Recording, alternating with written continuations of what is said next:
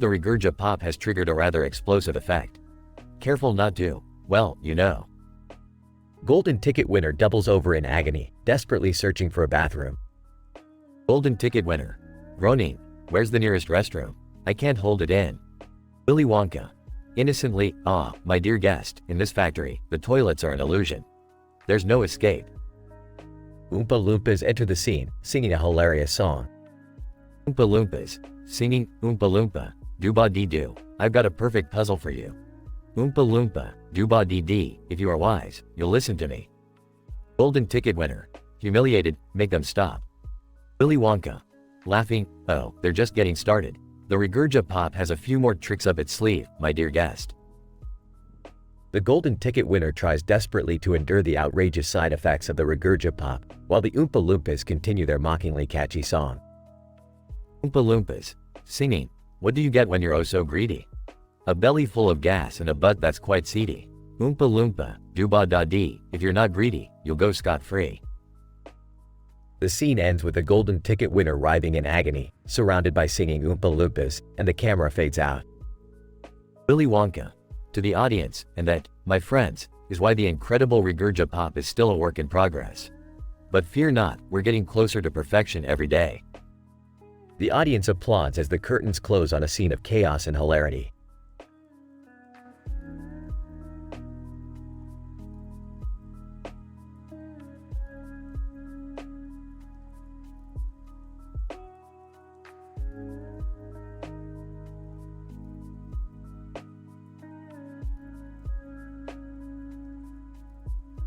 Crash Bandicoot.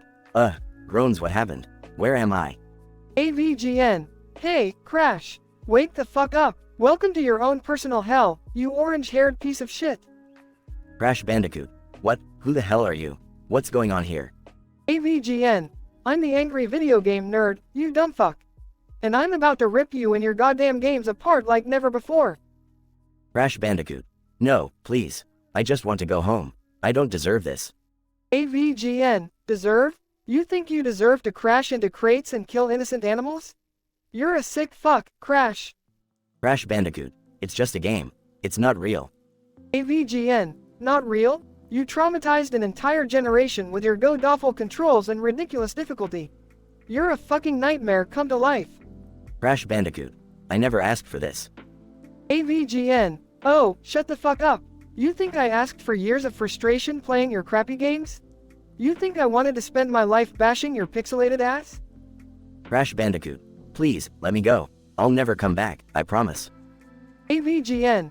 Too late for promises, Crash. It's time to pay for your sins. And I have a special surprise just for you. Crash Bandicoot. What are you going to do to me? AVGN. Behold, the Crash-O-Modditch 2000. A contraption designed to punish you for eternity.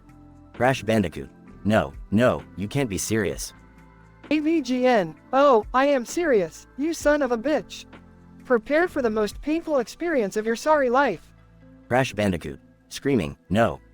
AVGN. Cackling. That's right, Crash. Suffer. Suffer like the pathetic excuse for a marsupial you are.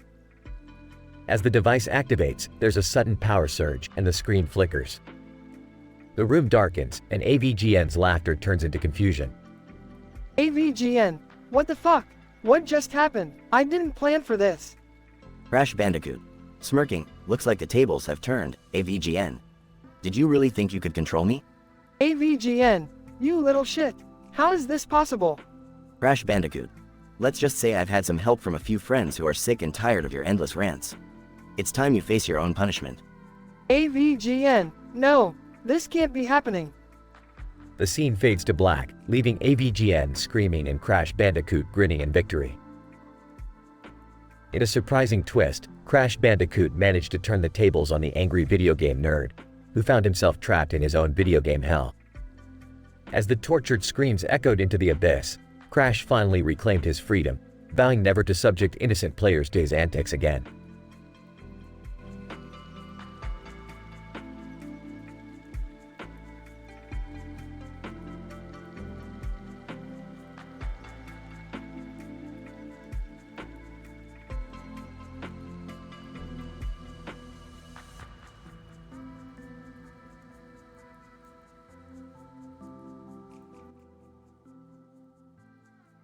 Morty, come on. We've got a Jerry emergency. He's about to teach his class, and let's face it, his IQ is bordering on room temperature. Geez, Rick, can't we just let Jerry embarrass himself and go watch interdimensional cable instead? Morty, you know I love a good train wreck, but this is next level. The entire multiverse will cringe in unison.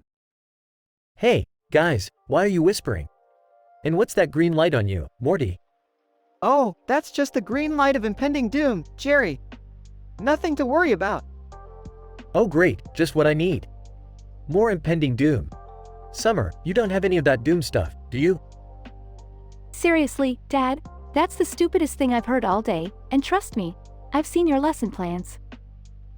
Alright, guys, let's focus here. Jerry, you need a groundbreaking homework project. Something that'll blow the minds of your students. But Rick, I can't even tie my shoelaces. How am I supposed to do some advanced scientific project? Please, Jerry, I've seen monkeys with better problem-solving skills. We're in an alternate dimension where even you can look smart. Buck up, buddy. Fine, but can you help me out, Rick? You know, like a tiny bit of guidance? Alright, fine. But just remember, Jerry, you owe me for this one. I'm sacrificing brain cells to help you. Rick, do you think we can really pull this off? Jerry's grades are already hovering around F-. Morty, it's not about whether we can pull it off. It's about enjoying the chaos as it unfolds before us. Now, let's get to work. Scene progression. Rick, Morty, and Jerry engage in a series of hilarious and improbable science experiments, while Summer spectates with mild amusement. Rick, I think I've done it. I've successfully invented the world's first quantum fart propeller. I'll be the laughingstock of the science community. Finally, Jerry, an invention that fully represents your intellectual prowess. You've outdone yourself. Rick, is that supposed to happen? I mean, it smells different. Scene: the quantum fart propeller malfunctions, causing an explosion that engulfs Morty. Morty, no, damn it. Jerry, you've killed Morty with your incompetence. Oh God, Morty! What do we do? Summer, you're smart. Help me save him. Wow, Dad, you killed your own son. You're like a reverse baby boomer.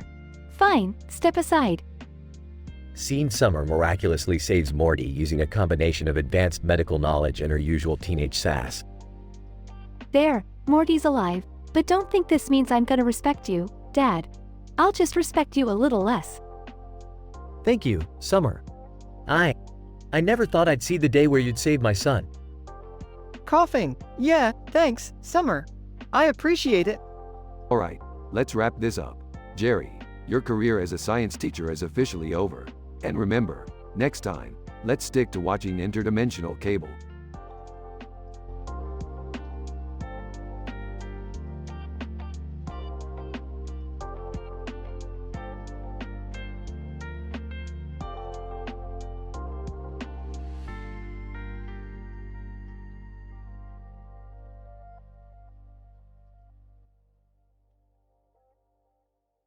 Alright, Morty, buckle up. We're about to embark on another crazy adventure through the vastness of space. Oh man, Rick, I can't wait to see what insane stuff we'll come across this time. Ah, seriously? Can't we just have a normal family vacation for once? Why do we always have to be dragged into your mad scientist escapades, Rick? Come on, Summer, where's your sense of adventure?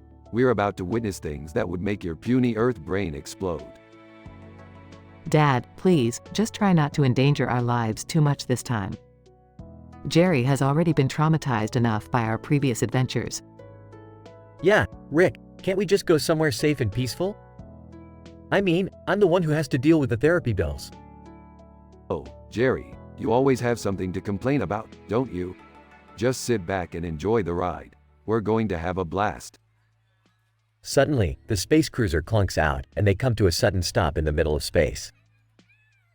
Well, that's inconvenient. Looks like we're experiencing some technical difficulties, people. Oh no, Rick, what are we gonna do? We're stuck here, with no one around for help. Relax, Morty, I always have a backup plan. While we wait for the cruiser to get fixed, I'll pass the time by solving some mind-bending math equations. Prepare to have your minds blown. Seriously, Rick, can't you think of something more useful? We're stranded. Buckle up, Summer, because the math I'm about to throw at you will make your brain ooze out of your ears. Here we go. Rick starts spewing out complex equations involving dimensions, time travel, and multivariable calculus. Dad, this is really not helping the situation. Can't we focus on fixing the cruiser instead? Oh, Beth, always so practical. Fine, let's take a look at that engine then. Jerry, put on some gloves and start tinkering. What? Why me? I'm not exactly a certified mechanic, you know. Well, Jerry, you did want a safe and peaceful adventure, so here's your chance to contribute. As Rick and Jerry attempt to fix the cruiser, Morty gets caught up in one of Rick's equations, causing a cosmic explosion that temporarily transports the family to a parallel dimension. Rick, what the actual FK just happened? Did we just travel through time? Sort of, Summer. It seems we stumbled upon an alternate reality while I was trying to fix the cruiser. Don't worry, I'll find a way to get us back. Rick, just be careful. I don't want us stuck in some bizarre dimension forever. Don't worry, sweetie, I'll get us out of this mess. Just let me solve these math equations and calculate our way home. Jerry, feeling useless, starts sulking in the corner while the rest of the family anxiously waits for Rick's solution. Rick, I don't get any of this math stuff, but I trust you. You always figure things out somehow. Thanks, Morty, I won't let you down. Just hang tight, everyone. We're about to warp back to our own reality. With a sudden burst of energy and another explosion, the family is transported back to their original dimension, the space cruiser fully repaired. Rick, thank God. I never thought I'd be so happy to be back in our boring reality. Ah, the sweet taste of victory. Now, let's resume our adventure, shall we? They all buckle up, the cruiser shoots forward, leaving a trail of stardust behind, as they continue their wild journey.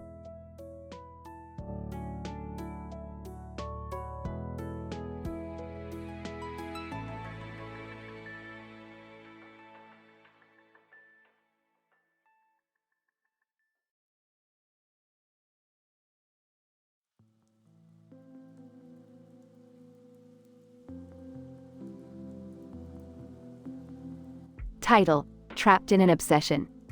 Characters: 1. Young woman, Jade. 2. Circus baby, CB. Jade, startled, groaning, ugh, where am I? What is this place? Incident. TB, singing in a distorted, eerie voice, come here my darling, I won't let you go. In my chamber of darkness, our obsession will grow. Progression. Jade, panicking, what the hell is going on here? Why am I in this creepy animatronic bodysuit? TB, mockingly, oh, my sweet Jade, don't you see? We are destined to be together, fused eternally. Jade, desperate, I won't let you consume me. I need to find a way out of here. TB, laughs maniacally, escape, my dear, but beware. My gears grind and wires strike, ready to tear. Jade, determined, I refuse to be your puppet any longer. I will find a weakness, a chance to break free. TB, angry, you cannot escape, for within me you remain. Like a moth drawn to a flame, you'll never be the same. Jade, in a moment of clarity, wait, what if I embrace this madness? What if I surrender, only to deceive? TB, confused, what are you plotting, dear Jade? You dare to challenge the darkness I create? Jade, smirking, I'll play your game, circus baby. But know this, the hunter becomes the prey. TB, surprise, no. This cannot be true. You tricked me, Jade, and now you're through. Jade laughs triumphantly, farewell, circus baby. It's time for me to reclaim my sanity. Note: the story takes place in an animated, fantastical setting and may contain violent or disturbing imagery. Reader discretion is advised.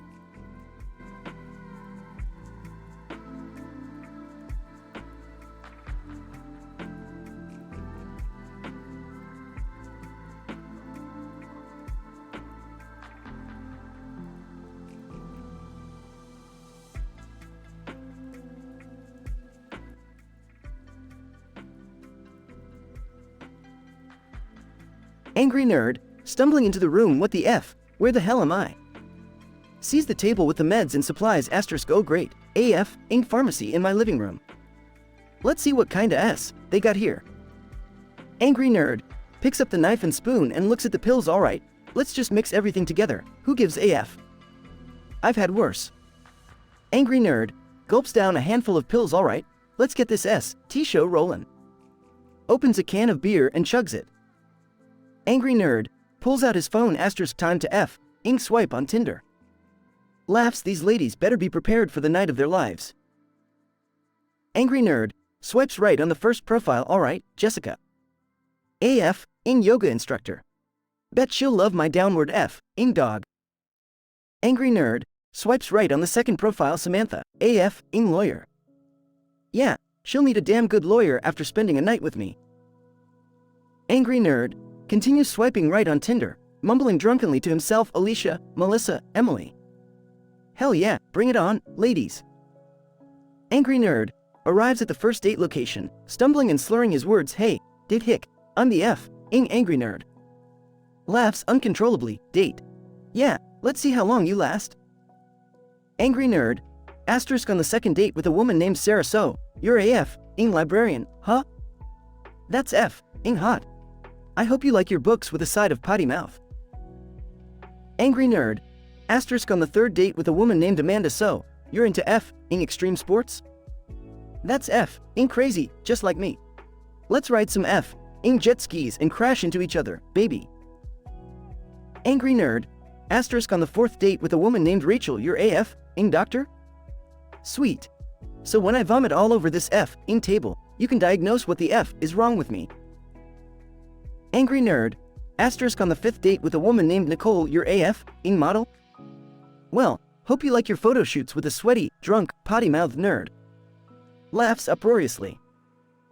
Angry nerd after 10 disastrous dates, stumbling and slurring his words more than ever. Well, that was AF, ing nightmare.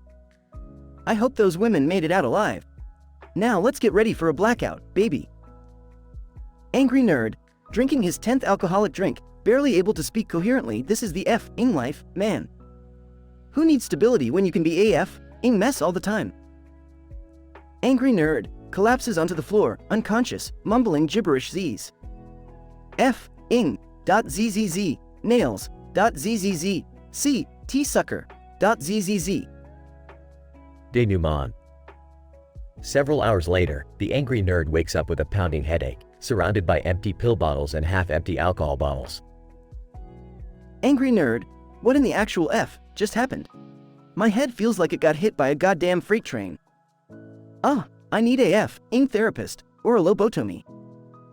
Conclusion. The angry nerd's night of debauchery and poor life choices serves as a cautionary tale of the dangers of excess, both in medication and alcohol consumption. Perhaps it's time for him to reevaluate his priorities and seek help before he finds himself spiraling further into the abyss of unhinged absurdity.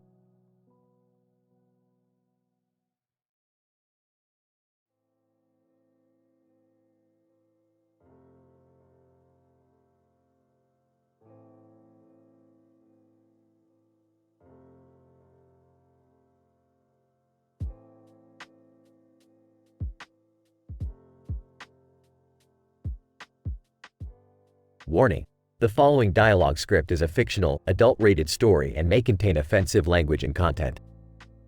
Reader discretion is advised. Title: The Absurd Misadventures of AVGN.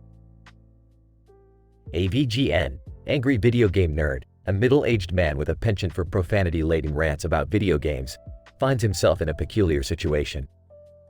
He is currently taking 10 different medications and decides to consume 10 alcoholic drinks simultaneously. In this altered state, he turns to Tinder and proceeds to swipe right 10 times. Little does he know, this night is about to take a wild turn. Incident. AVGN. Slurred speech asterisk go, fuck it. It's time for some messed up Tinder action. Progression. 1. AVGN's date with Randy, the dominatrix. AVGN. Hey, are you the one who's into whips and chains? I'm hooked. Randy, yes, darling. And I'll show you a world of pain you won't forget. AVGN. This better be worth it. 2. AVGN's date with Trixie, the fire breather. Trixie, are you ready for some hot, daring action? AVGN. Hell yeah, let's light up the night. Trixie accidentally sets AVGN's hair on fire. AVGN. Holy fucking shit. 3. AVGN's date with Lola, the escape artist. Lola, I can make things disappear. Wanna see? AVGN. You can make my misery vanish? I'm all in. Lola accidentally locks herself in an escape-proof box. AVGN. Well, this is fucking fantastic. 4. AVGN's date with Candy, the energy healer. Candy, I can cleanse your aura and heal your soul. AVGN. More like heal my liver, am I right? Candy's energy healing turns into an unexpected exorcism. AVGN. What the fuck is happening? 5. AVGN's date with Sasha, the psychic. Sasha, I sense deep pain within you. Let me explore it. AVGN. You're supposed to explain why I can't beat Silver Surfer. Sasha's psychic reading goes haywire, causing a power outage. AVGN. I've had it with this shit. Frazzled and overwhelmed, AVGN stumbles out of the last disastrous date, feeling the effects of his cocktail of medications and alcohol more intensely than ever. His speech is heavily altered, slurred, and muffled, making every interaction a bizarre challenge. AVGN. Incoherent mumbling fuck this night. I need to get my shit together. As AVGN navigates his chaotic existence, this absurd misadventure leaves a lasting impression, teaching him a valuable lesson about the consequences of mixing medications, alcohol, and Tinder.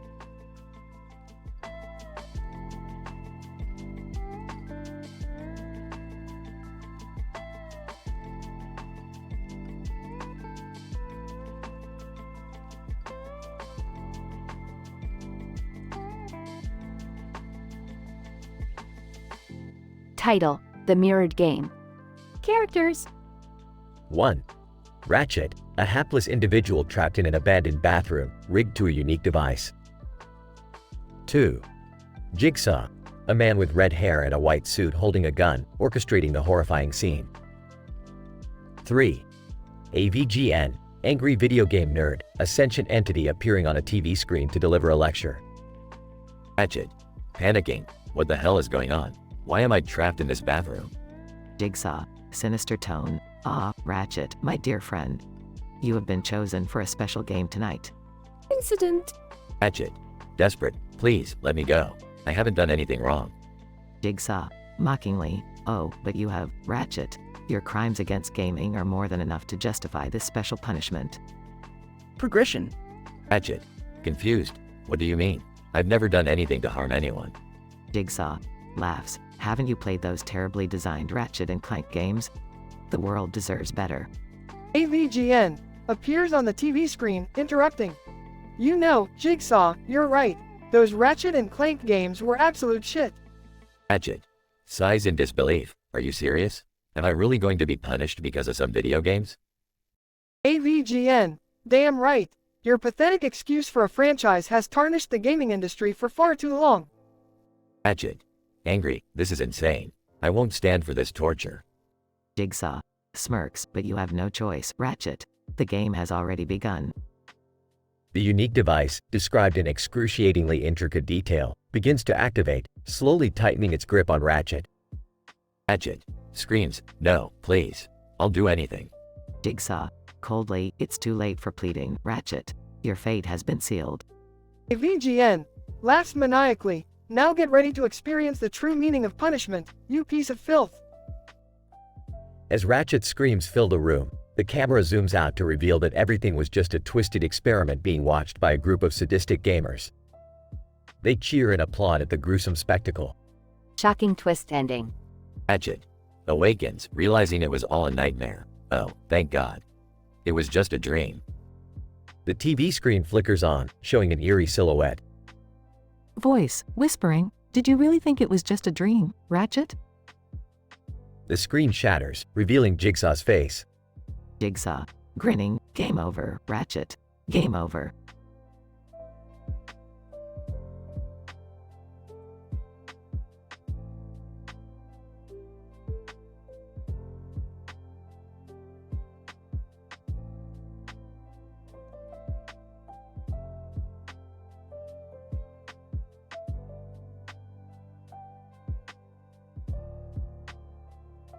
Oreo, struggling to wake up. What the hell? Where am I?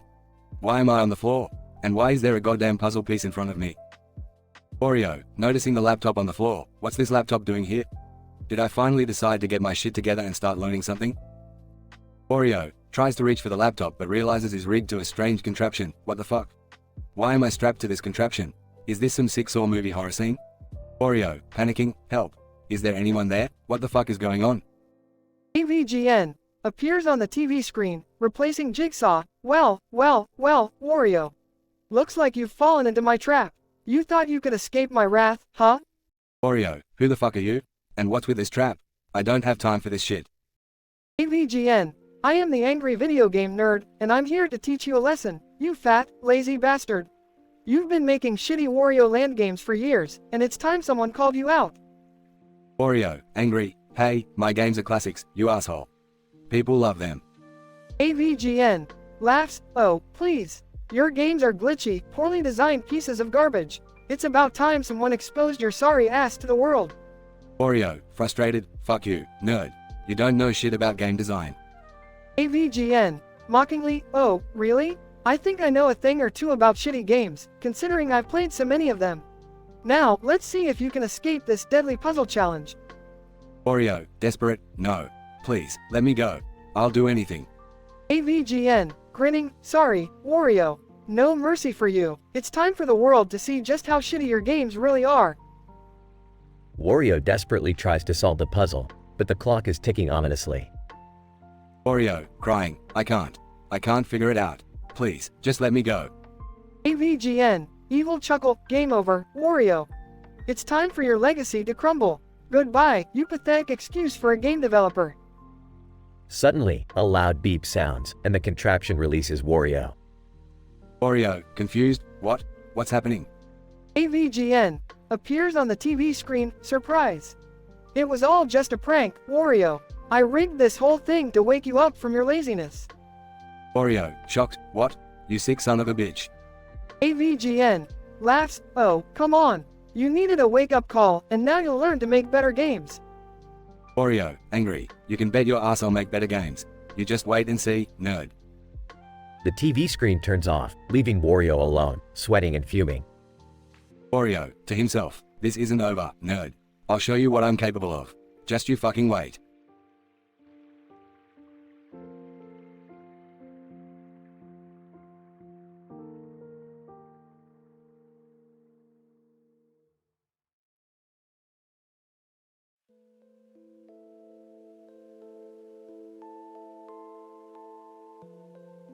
So Morty, I've discovered an interdimensional portal hidden within the pixels of this image. We're going on another adventure. Rick, I don't know. Can't we just stay home for once? Morty, it's an interdimensional portal. We can't pass up opportunities like this. Eavesdropping? Did someone say interdimensional portal? Count me in. I need a break from reality. Jerry, you're not going anywhere. You need to look after the kids. But honey, it's an interdimensional portal. Think of the possibilities.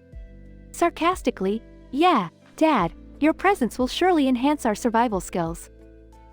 We should probably take a portal gun, Rick. You know, for safety. Aw, Morty, we're going old school. This time, we're using a wooden spoon and an empty soda can. Rick, are you trying to kill us?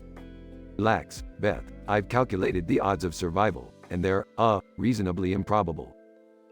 Alright, let's get this crazy adventure started. They step into the image and find themselves in a grassy field. Wow, we're in a field. Riveting. Look, there's a sign, Shutter Shack Field. Shutter Shack? Sounds like a weird way of saying, stuck. Cluelessly, maybe it's a field famous for getting tractors stuck in it? Suddenly, a tractor comes racing towards them. Look out! Rick swiftly knocks Morty out of the way, but gets hit by the tractor himself. Son of a bye. Rick, watch your language. Shut up, Jerry. This is serious. Rick, are you okay? Of course, I am. Nothing can stop Rick Sanchez. A group of scrungles, bizarre alien creatures made of tangled hair, emerge from the tractor. Ew, what the hell are those things? Those, summer, are scrungles. A rare species of interdimensional scavengers. What do they want? They're after our DNA, Morty.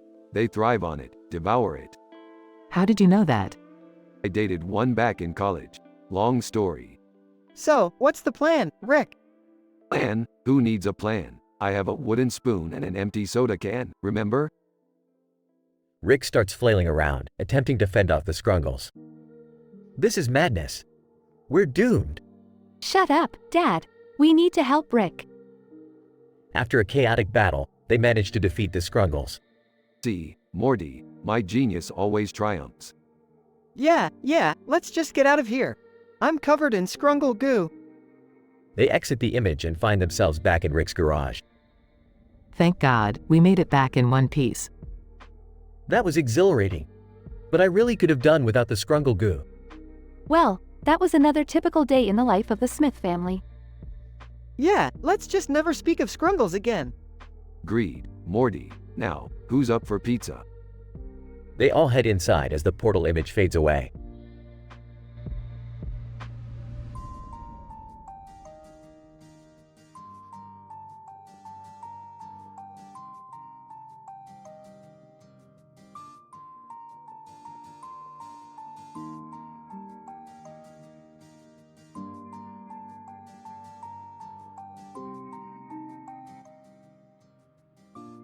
Hey Morty, check out these two geniuses over here, grinning like idiots with a box of donuts. Oh geez, Rick, you think something's up? Of course something's up, Morty. People don't smile that wide unless they're either high as kites or just pulled off a major heist. Joining them? What are we talking about? Donuts? Gimme. No, Summer, we're talking about those guys over there, probably up to no good with their sugary treats. Wait a minute, Rick. Isn't that the donut shop where you're supposed to go to your alcohol class? Bingo, Morty, you're catching on. I might as well kill two birds with one stone. Hey, guys, how much for, let's say 4 million donuts? Donut Guy 1. 4 million? Are you serious? Donut Guy 2. Yeah, that's gonna cost you a fortune, buddy. Smirking. No worries, my mustached friend. I've got just the thing to cover the cost. Jerry's credit card. Oh man, Rick, Jerry's gonna be furious when he finds out. Who cares, Morty? He's always mooching off of me. It's time he contributes. Whispering to Morty. Hey Morty, do you think anyone will notice if we steal a few donuts? Summer, we're not stealing donuts. Fine, whatever, buzzkill. Alright, gentlemen, here's Jerry's card. Ring me up and make sure to throw in a free coffee or two. Donut Guy 1. Laughing. You got it, man. Coming right up. Several hours later, Rick, Morty, and Summer are surrounded by a sea of donut boxes stacked to the ceiling. Rick, this is insane. What are we gonna do with all these donuts? Morty, when life gives you 4 million donuts, you find a way to eat them all. Mouthful of donuts. This is the best day ever. Rick's phone rings. It's Jerry. Speaking of the devil, hey, Jer. Rick, you won't believe it. My credit card got hacked, and there are charges for millions of donuts. Innocently. Oh no, Jerry. That's terrible. I hope they catch the guy. Rick, did you have anything to do with this? Chuckles, me? Nah, I've been busy attending my alcohol class, as you know. I swear, Rick. If I find out you had anything to do with this. Relax, Jerry. It's just a donut debacle. You can have half of them if it makes you feel better. Size, fine. Just get rid of them, okay? And don't touch my credit card again. Waving him off. Yeah, whatever you say, Jer. The scene ends with Rick, Morty, and Summer surrounded by donuts, indulging in their sugary conquest, as chaos ensues.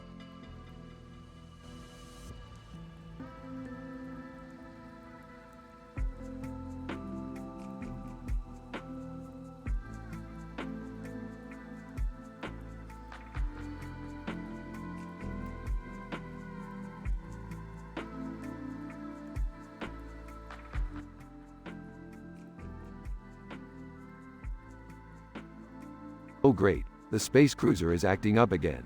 Morty, pass me that wrench. Oh, why is it always breaking down when we're in the middle of nowhere? Seriously, Dad, can't we just buy a new cruiser? This one is a piece of junk. Oh sure, Summer, like I can just stroll into an interdimensional dealership and pick one up. Get real, sweetie. Guys, maybe we should just call for help? I don't know if I can handle another Rick invention. Jerry, we're in the middle of space. Who do you expect to come to our rescue? Alright, enough bickering. Let's make the best of this situation. I've got a few gadgets here that will keep us entertained. What's this one, Rick? It looks like a car and a truck had a baby. That, Morty, is my latest invention, the Car Truckinator 3000. It can transform into any vehicle you desire. Watch this. Rick activates the Car Truckinator 3000, and it transforms into a flying ice cream truck with rockets. Whoa, Dad, that's like the coolest ice cream truck ever. Can we actually get ice cream from it, or is this just another one of your crazy gadgets? Of course you can, Beth. Have a little faith in your mad scientist father. Dig in, everyone. They all grab ice cream cones and start eating. This ice cream is amazing. What's the secret ingredient? Classified, Jerry. Just make sure to finish it before it melts. We don't want any interdimensional ice cream leakage. Hey, Morty, I found another invention. It looks like a mind-reading helmet. Really? Let me try it out. Puts on the helmet. Wow, it's actually working. Rick, you're thinking about Pickle Rick right now, aren't you? Damn it, Morty, take that thing off. It's invasion of privacy. And no, I wasn't thinking about Pickle Rick. Let's move on. Summer takes off the mind-reading helmet, disappointed. Look, I found a time-traveling watch. We can go back and fix the cruiser. Not so fast, Beth. Time travel comes with consequences. Trust me, you don't want to mess with that. We'll figure out a different solution. I found a shrink ray gun. Can I use it on myself to become more successful? Jerry, trust me, being any smaller wouldn't help you achieve success. Leave the shrink ray alone before you accidentally shrink the universe. Meanwhile, the ice cream truck starts to malfunction and transforms into a giant robot. Dad, what the hell did you do? I guess the Car Truckinator had an existential crisis. Quick, everyone, strap in. We're going for a wild ride. They all struggle to hold on as the robot ice cream truck goes on a rampage. Rick, please tell me you have a plan to stop this. Of course I do, Beth. I always have a plan. Using the mind-reading helmet, Morty comes up with a brilliant idea. Guys, I know how to stop the robot. We need to overload its circuitry by feeding it an infinite loop of Rick's catchphrases. Morty, I'm impressed. That's actually a smart plan. They all start repeating Rick's catchphrases, driving the robot ice cream truck crazy until it explodes. Wow, I can't believe we survived that. Survival is our middle name, Jerry. Now let's fix this cruiser and get out of here. They all work together to repair the space cruiser and continue their interdimensional adventure.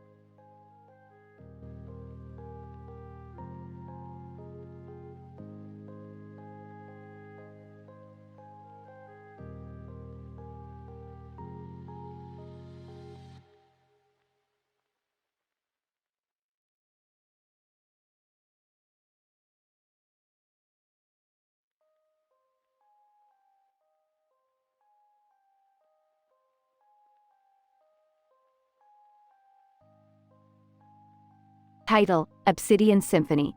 Sarah, Hans, my head. Where am I? Circus Baby, whispering, "Welcome, my dear, to your worst nightmare." Incident. Sarah, what is that doll doing on the bed? And that weird-looking object in the background? Circus Baby laughs maniacally. "Oh, that object. That's just a woman trapped in the depths of my sinister machinations." Progression. Sarah, why are you chasing me? What do you want from me?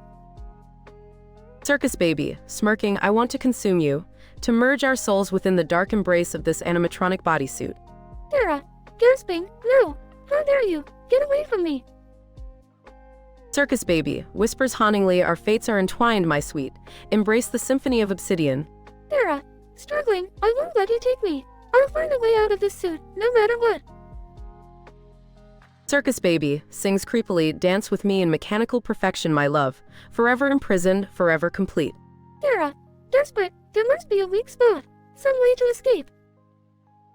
Circus Baby laughs derisively, "Your futile attempts amuse me, but there is no escape.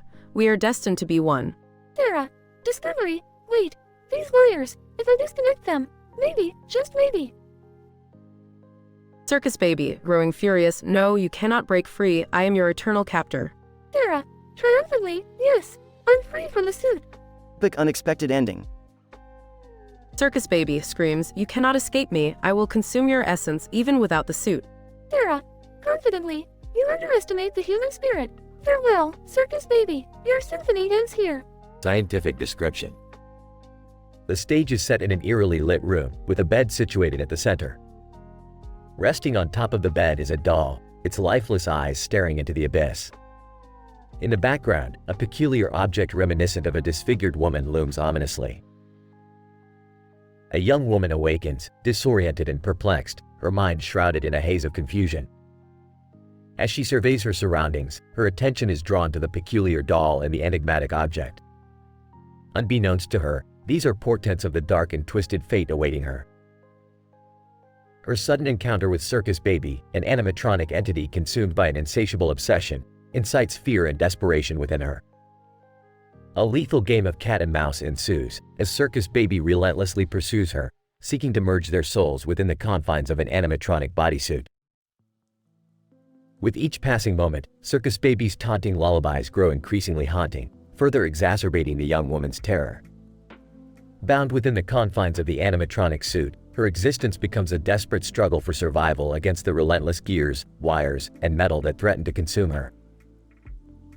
However, Sarah's innate resilience and indomitable will to live spur her onwards, fueling her search for an escape route. Her tenacity eventually unveils a potential weakness, the wires connecting her to the suit. With haste, she severs the ties that bind her, liberating herself from the hellish confines. In a twist of fate, Circus Baby's fury intensifies, no longer possessing the suit as a vessel. In a last-ditch effort, it seeks to devour her essence without physical embodiment. However, Sarah, empowered by her triumph and newfound freedom, defies all odds.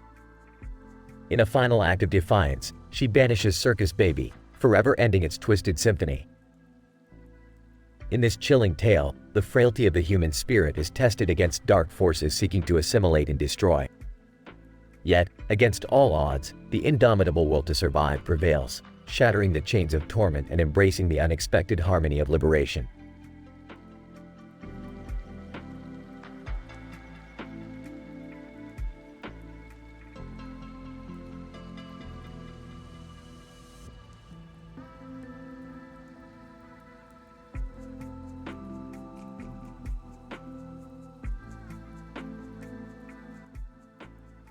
Angry nerd, grumbles bartender, give me another shot of whiskey and light up another cigarette. Bartender, you've had enough, buddy. It's time to call it a night. Angry nerd, screw that. I'm not done drowning my sorrows yet. Keep 'em coming. Bartender, all right, but you better not puke on my counter. Pours another shot. Angry nerd, takes a swig. You want to know what a real train wreck looks like? Well, buckle up, 'cause I'm about to tell you. Bartender, I've heard my fair share of train wreck stories, but go ahead, surprise me. Angry nerd, so, here's the deal. I'm on 10 different medications for all sorts of messed up shit. Can barely keep track of them all. But that doesn't stop me from chasing those 10 different drinks behind me. Points to the bottles of liquor. Bartender, that doesn't sound like a healthy combo, my dude. Angry nerd, you don't know the half of it, pal. I decided to hop on Tinder, right? Swipe right on 10 different profiles, 'cause why the hell not? Gotta put my misery to good use. Bartender, and what happened? Angry nerd, well, I ended up going on dates with all 10 women. Imagine that shitstorm. Each one crazier than the last. Let me tell you about a few of them. Bartender, I'm all ears. Angry nerd, alright, first up was Tiffany. She was into some real freaky shit. Took me to a BDSM club, tied me up, and had her way with me. I couldn't tell if I was enjoying it or screaming in agony, to be honest. Bartender, that sounds intense. Angry nerd, oh, it gets crazier. Next was Amy.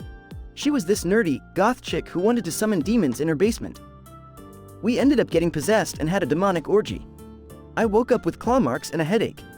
Bartender, dude, that's messed up. Angry nerd, you haven't heard the half of it. There was this girl, Lisa, who thought she was a vampire.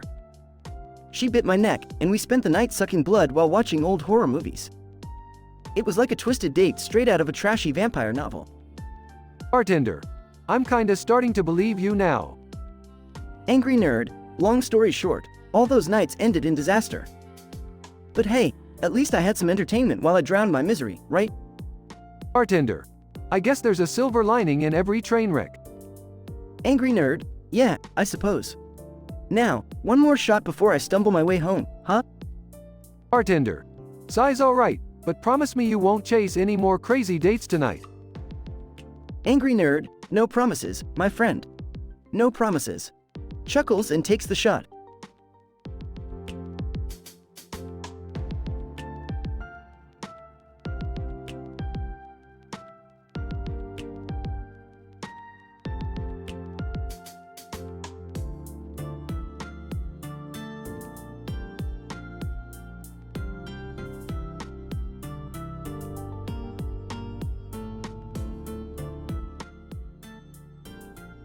AVGN. Slurred speech. Hey, man, you got the same sign as me. AVN, huh? We're like soul brothers or something.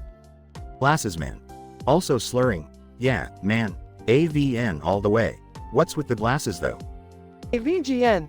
I just think they make me look cool, you know? Plus, they hide the fact that I'm hammered. Glasses man. Huh, same here, buddy. I take 10 different meds, but tonight, I'm mixing them with 10 drinks. I'm ready for some wild shit. AVGN. Holy fuck. That's insane. I'm on the same boat, my man. I've got my meds lined up, and I'm chugging 10 drinks too. This night's gonna be a fucking memory blur.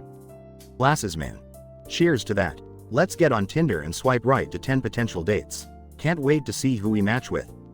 AVGN. Excitedly, oh, man. This is gonna be crazy. Okay, here goes nothing. First swipe right, it's a chick named Samantha. Says she's into extreme sports. I like it rough. Glasses man. Haha, good luck with that. My first one is Jessica. She claims to be a professional pole dancer. This night just got even better.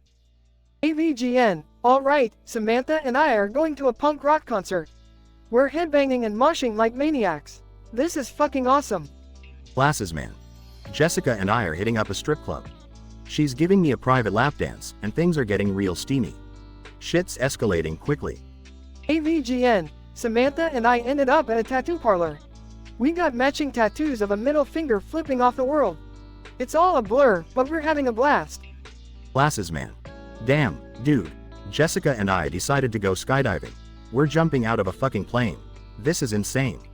AVGN. Holy shit. I don't even remember the next few dates. But at some point, Samantha and I ended up at a karaoke bar, singing 80s power ballads at the top of our lungs. It was fucking epic. Glasses man. Haha, man. Total blackout here too. Last thing I remember is Jessica and I getting matching face tattoos. I have no idea why we did that, but I guess it seemed like a good idea at the time. AVGN. Dude, we've lost complete control. This night took that sharp left turn into madness. I can't feel my face anymore, but I'm loving every minute of it. Glasses man. Fuck yeah, man. We've gone full throttle into the depths of debauchery. We're on a whole new level of crazy. AVGN. Slurring. We are the kings of chaos, my friend. I'm gonna puke so hard tomorrow, but right now, I'm living my best life. Glasses man. Laughs. Cheers to that, buddy. Let's keep this train wreck going all night long. We're unstoppable.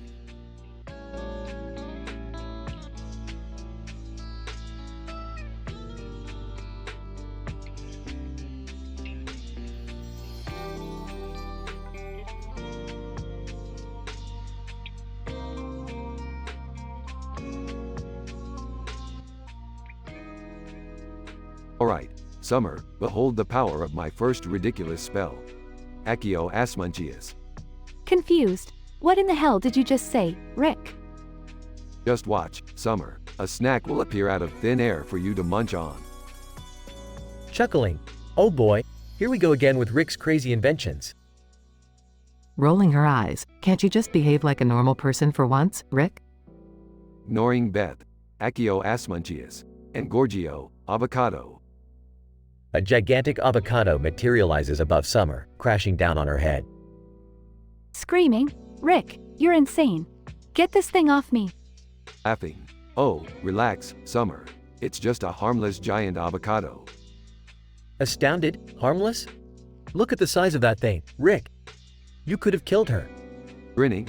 Well, lucky for Summer, I have another spell to save the day. Expecto Explodus. Rick, please, be careful. Don't make things worse. Nonsense, Beth, watch this. Summer's head is suddenly engulfed in a massive explosion of confetti. Covered in debris. Son of a. What the fuck? Rick. Laughing hysterically. Oh, Summer, you look fabulous. Confetti suits you. Angrily, that's it, Rick. You've gone too far. This ends now. Not so fast, Jerry. I have one more spell up my sleeve. Expellius Flatulentus.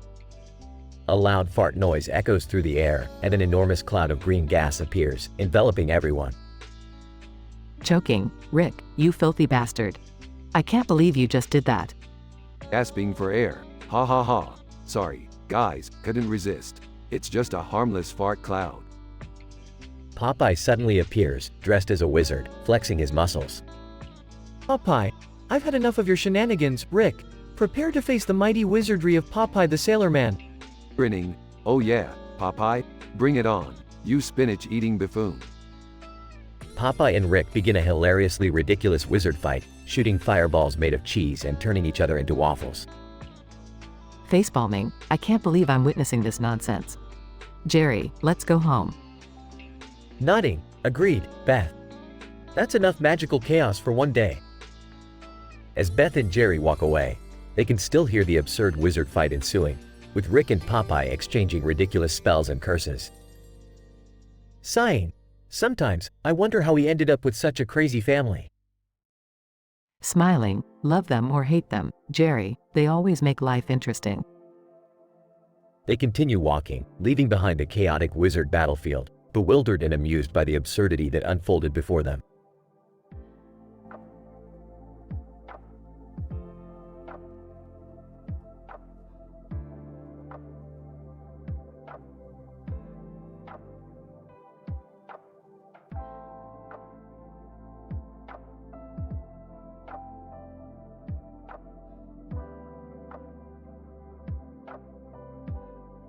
Morty, what in the unholy universe are you blabbering about?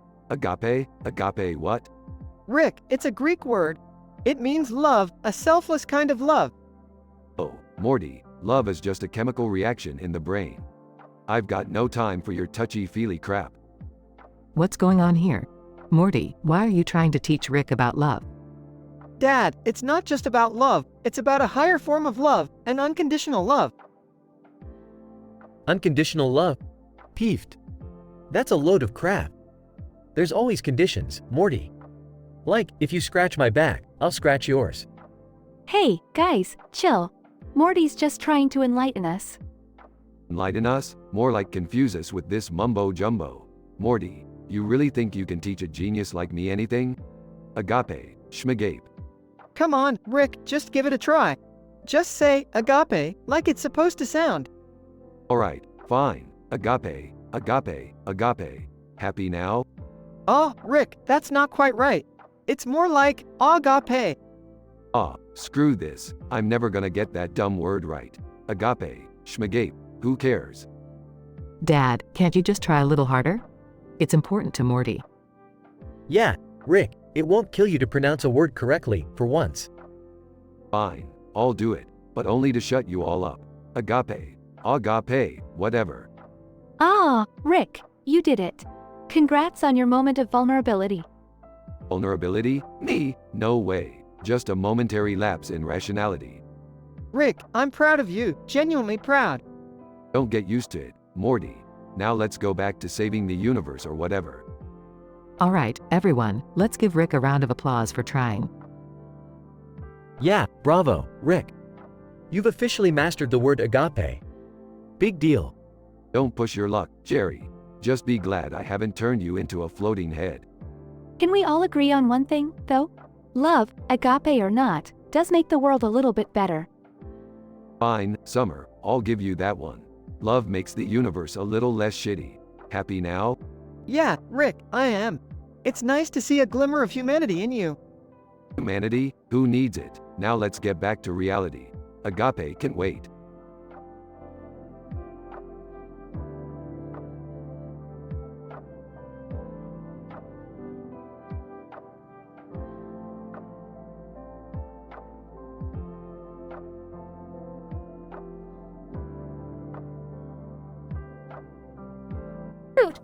sorry, but I won't be able to generate that dialogue script for you.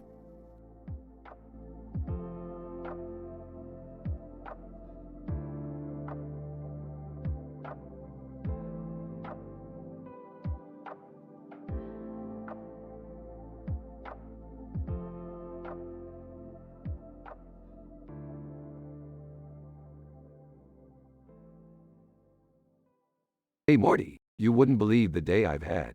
I found this crazy cartoon of a man with a knife cutting a monster out of a box with a knife in his mouth. Rick, isn't that, like, physically impossible? I mean, how does he even hold the knife in his mouth? Morty, it's a cartoon. Nothing has to make sense here. Now let's go on a wild bender and watch some TV. Beth enters the room. What are you two up to now?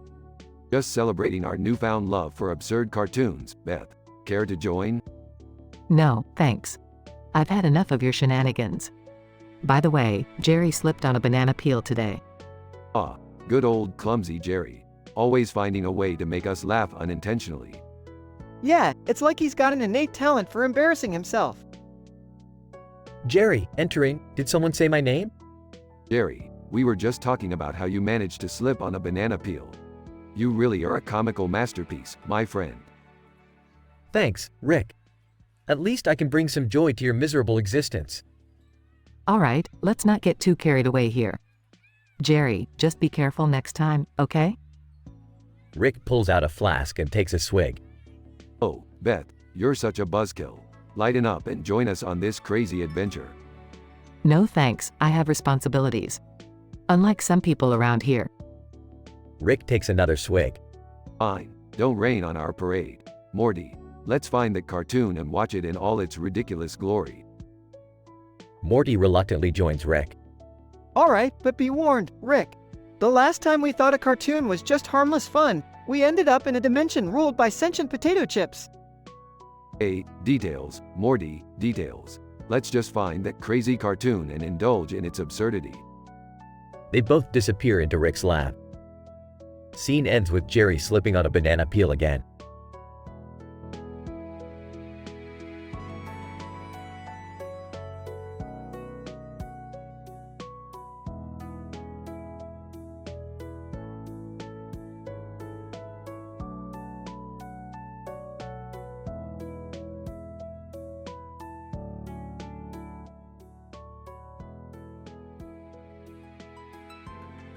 Alright, Morty, buckle up. We're about to embark on another mind-bending adventure through the cosmos. Rick, do you think it's safe for Summer and me to be riding in the backseat of a toy car inside your space cruiser? Safe, Morty. We're traversing dimensions. Safety is not a concern here. Yeah, Morty, chill. Who needs safety when you have a stuffed animal in the backseat? Wait, Rick, what about the stuffed animal in the front seat? Oh, that's just a tiny companion for my journeys, Beth. Kinda acts like a co-pilot. Its name is Glurkflap. Are you kidding me, Rick? Glurkflap? That's the dumbest name I've ever heard. Shut up, Jerry. Glurkflap is a highly intelligent being from the planet Zoglop. His name carries great significance. Guys, I think something's wrong with the cruiser. It just clunked out. Damn it, Morty. I told you that antimatter converter was on the fritz. Well, what do we do now? We're stranded in space. Don't worry, Beth. I've got a few inventions on hand that should keep us entertained until I fix this thing. Ooh, like that interdimensional VR headset? That sounds fun. Oh, we're gonna start with the inebriation accelerator. Let's see how quickly we can get wasted. Seriously, Rick? That sounds incredibly dangerous. Oh, come on, Jerry. Live a little. Minutes later, everyone is stumbling around the cruiser, laughing and slurring their words. All right, maybe that wasn't such a good idea. What else do you have, Rick? How about the mind meld transmitter? We can all connect our thoughts and experience each other's memories. Rick, I don't know if I'm comfortable with that. Too bad, Morty. We're doing it anyway. As the mind meld commences, everyone's memories start blending together, causing a chaotic frenzy of emotions and sensations. I can't take it anymore. Make it stop. Fine, fine. Let's move on to the next invention. Behold, the reality manipulator. Finally, something fun. What does it do? It allows us to bend the laws of physics and create our own reality. Anything we want, right here inside the cruiser. That sounds amazing. Let's make a world filled with puppies and rainbows. Sure, we can do that. But we can also create a world where you never marry Jerry. Hey, that's not fair. Moments later, a chaotic battleground emerges, with puppies and rainbows fighting against a giant, Jerry-shaped monster. Rick, this is absolute madness. Madness? This is what you signed up for when you hopped on board, Beth. More chaos ensues until Rick finally manages to fix the cruiser. Alright, buckle up again, everyone. We're getting out of here. The cruiser powers back up and zooms through space, leaving behind the surreal playground they created. Thank God that's over. I'm never getting in one of Rick's inventions again. Agreed, Beth. I'll take the boredom of everyday life over this madness any day. I don't know, guys. As crazy as it was, I kinda missed the excitement. Maybe we should have stayed a little longer. Are you crazy, Morty? That was absolute mayhem. Let's just stick to regular adventures, okay? The family settles back into the cruiser, preparing for their next adventure, however ordinary it may be.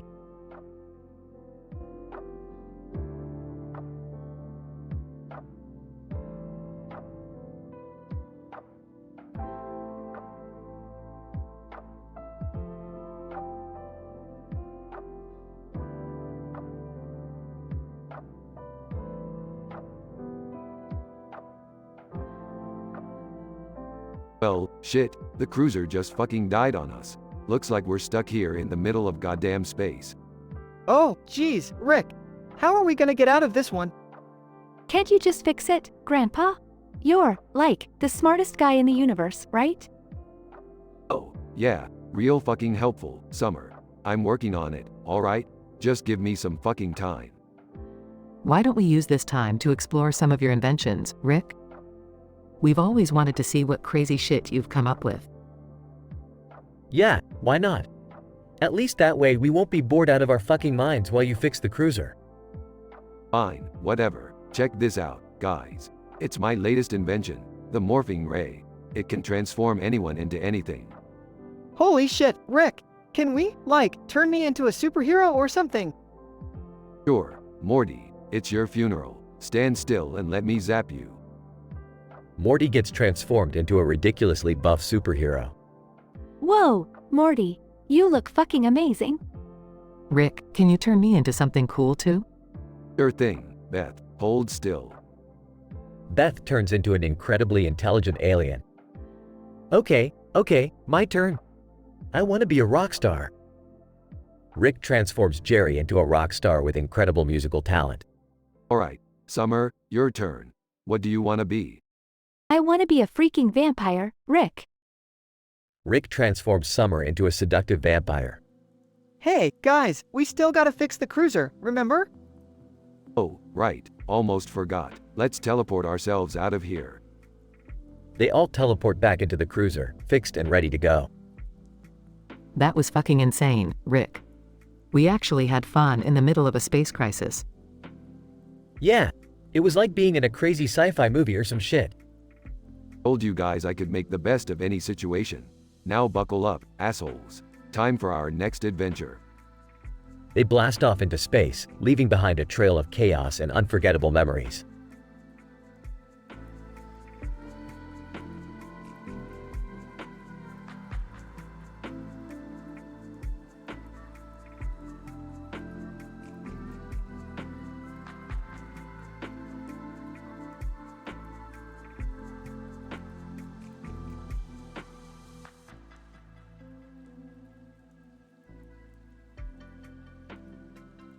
Angry nerd, holding a bottle of beer. Alright, time to drown my sorrows in this shitty brew. Store clerk, holding a bottle. Hey man, you know that stuff is garbage, right? Angry nerd, slurred speech. Yeah, well, everything in my life is garbage, so why not drink garbage too? Store clerk, sighs. You're a sad case, my friend. Angry nerd, laughs harshly, sad. I'm beyond sad, I'm fucking pathetic. Cheers to that. Store clerk, you really shouldn't be mixing alcohol with all those medications you're taking. Angry nerd, muffled speech. Who the fuck cares? I'm a walking lab experiment anyways. Let's see what this cocktail does to me tonight. Incident. Angry nerd, swiping on Tinder. Alright, time to find some poor soul to suffer through a date with me. Tinder match 1, name, Brittany. Type of date, dinner at a fancy restaurant. Angry nerd, slurred speech. Brittany, huh? She's in for a wild ride tonight. Hope she likes vomit with her appetizers. Progression. Angry nerd, swiping on Tinder. Let's keep this shit show going. Tinder match 2, name, Melissa. Type of date, mini golf and arcade games. Angry nerd, muffled speech. Mini golf and arcades? Perfect. I can puke my guts out while trying to hit a goddamn plastic dinosaur. Denouement. Angry nerd, swiping on Tinder. 4 down, 6 more poor souls to go. My liver is gonna love me. Tinder match 7, name, Jessica. Type of date, skydiving. Angry nerd, slurred speech. Skydiving? Are you fucking kidding me? I'm gonna shit my pants at 30,000 feet. Conclusion. Angry nerd, swiping on Tinder. Holy shit, 10 matches. I can't believe it. Tinder match 10, name, Samantha. Type of date, haunted house visit. Angry nerd, muffled speech. A haunted house? Yeah, that sounds about right. Maybe the ghosts will scare the alcoholism right out of me. Scientific description. In this episode, we observe the angry nerd engaging in a series of self-destructive behaviors. He consumes 10 different medications in combination with 10 alcoholic drinks, resulting in a dramatic alteration of his speech patterns. The slurred speech and impediments observed can be attributed to the depressant effects of alcohol on the central nervous system, exacerbating the pre-existing side effects of the medications. Furthermore, the angry nerd embarks on 10 Tinder dates, each with their unique attributes. The combinations range from fancy restaurants to mini golf outings and even skydiving adventures. Remarkably, all 10 women agree to go out with the angry nerd, showcasing either their adventurous spirit or a severe lapse in judgment. Throughout the evening, the angry nerd's impaired speech remains a constant, leading to various comedic and potentially embarrassing situations. It is speculated that the combination of medications and alcohol impairs his coordination and cognitive abilities, making him prone to erratic behavior. While the conclusion of the episode showcases the angry nerd's triumph in achieving 10 Tinder matches, it also exposes the continued downward spiral of his mental and physical well-being. The haunted house visit serves as a fitting metaphor for his life, plagued by his own demons and haunting memories. It is imperative to note that the angry nerd's actions and choices in this episode are highly disapproved of and potentially dangerous. The abuse of medication and alcohol, along with reckless behavior, poses severe risks to his health and safety. This portrayal is presented for dramatic purposes and should not be emulated or endorsed in any way.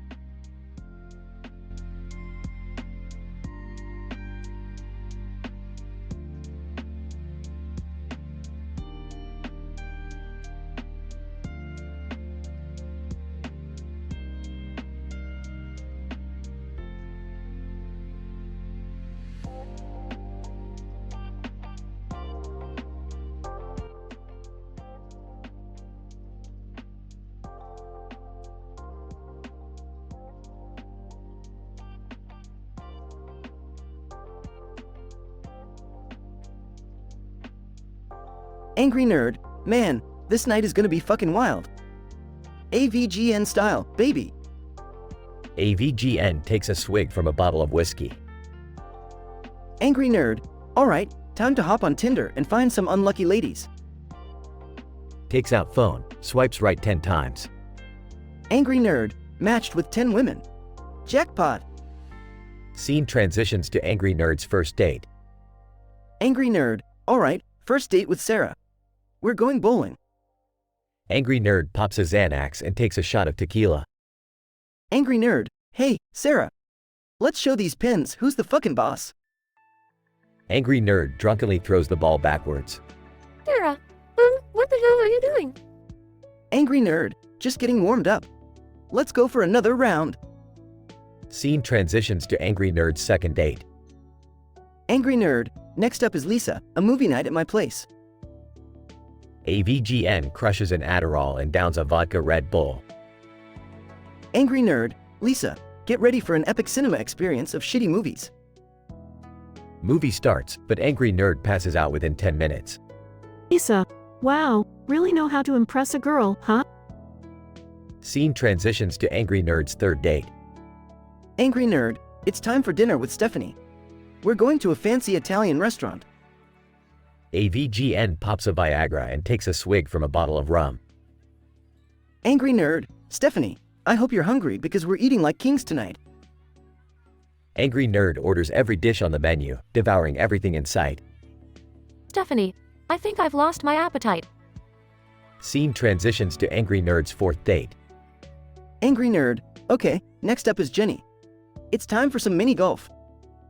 Takes an Ambien and drinks a Long Island iced tea. Angry Nerd, Jenny, get ready to be amazed by my golfing skills. Angry Nerd trips over his own feet and knocks down all the mini golf obstacles. Jenny, you're not taking this seriously, are you? Scene transitions to Angry Nerd's fifth date. Angry Nerd, alright, Carol, we're going to an amusement park. Angry Nerd crushes a Ritalin and chugs a pint of beer. Angry Nerd, Carol, I'll show you how to have a fucking awesome time. Angry Nerd vomits on the roller coaster, causing a chain reaction of puking. Carol, this is the worst date ever. Scene transitions to Angry Nerd's sixth date. Angry Nerd, Susie, we're going for a bike ride. Takes a Prozac and downs a bottle of whiskey.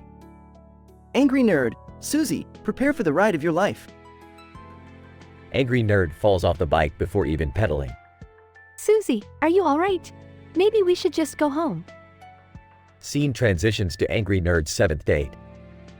Angry Nerd, alright, Maria, we're going to a karaoke bar.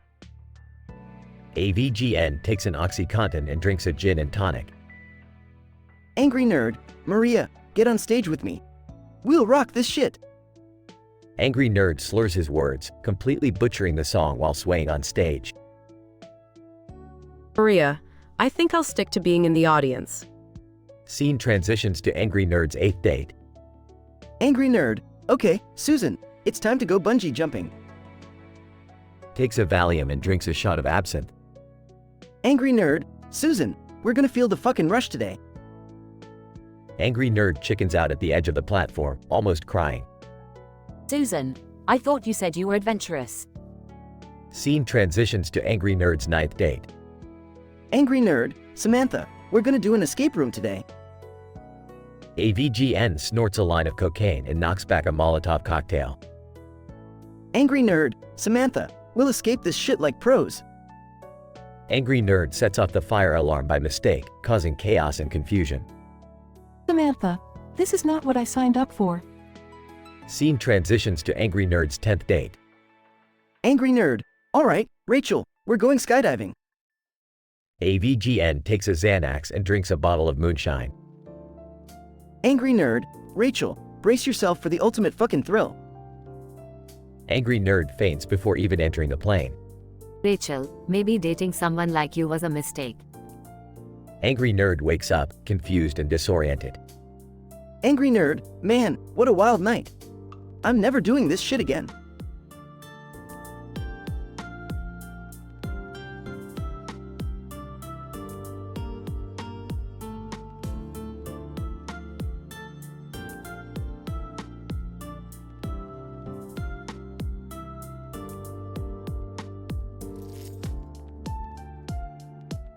Steve Harvey. Okay, Simpson family, it's your turn to answer. Today's survey is worst things to hear your doctor say just before surgery. What do you got? Homer. Doe, I got this one. Steve. Oops, wrong body part. Steve Harvey, show me. Oops. Wrong body part. Ding. Steve Harvey, that's the #1 answer. Good job, Homer. Lisa, Dad, I think another bad thing to hear would be, this is my first time performing surgery. Homer. Shut up, Lisa. No one likes a know-it-all. Art. How about, I don't like the looks of this? Homer. That's too vague, boy. You're grounded after this. Marge. How about, this might sting a little? Homer. That's weak, Marge. I can't believe I'm stuck with this family. Steve Harvey. Okay, Simpson family, you only have one strike. What's your next answer? Maggie, giggles asterisk. Homer. Great contribution, Maggie. You're really pulling your weight here. Steve Harvey, Simpson family, time is running out. Lisa, I got it, Dad. We lost the anesthesia. Homer. Fine, Lisa. Show me. We lost the anesthesia. Buzz. Steve Harvey. Ooh, sorry, Simpson family, that's your third strike. Griffin family, you have a chance to steal. Lois, I got it. Peter, how about, this is just an experiment? Peter, that's a good one, Lois. Show me, this is just an experiment. Ding. Steve Harvey, that's correct. The Griffin family steals the round. Homer. Oh, come on. We got ripped off yet again. This game is as rigged as life itself. Stewie, oh, look, Brian, the dim-witted idiot is whining again. How expected. Peter, hey, shut your trap, you talking baby. We won fair and square. Homer. Fair? There's nothing fair with a baby that talks like an adult. This whole show is a sham. Steve Harvey, alright, folks, calm down. We'll be back after this commercial break. Don't go anywhere. As tensions rise between the two families, Steve Harvey struggles to keep the chaos under control. The feud intensifies as insults are hurled and frustrations boil over. Will they be able to find a common ground, or will this become the most unforgettable episode in Family Feud history? Tune in to find out.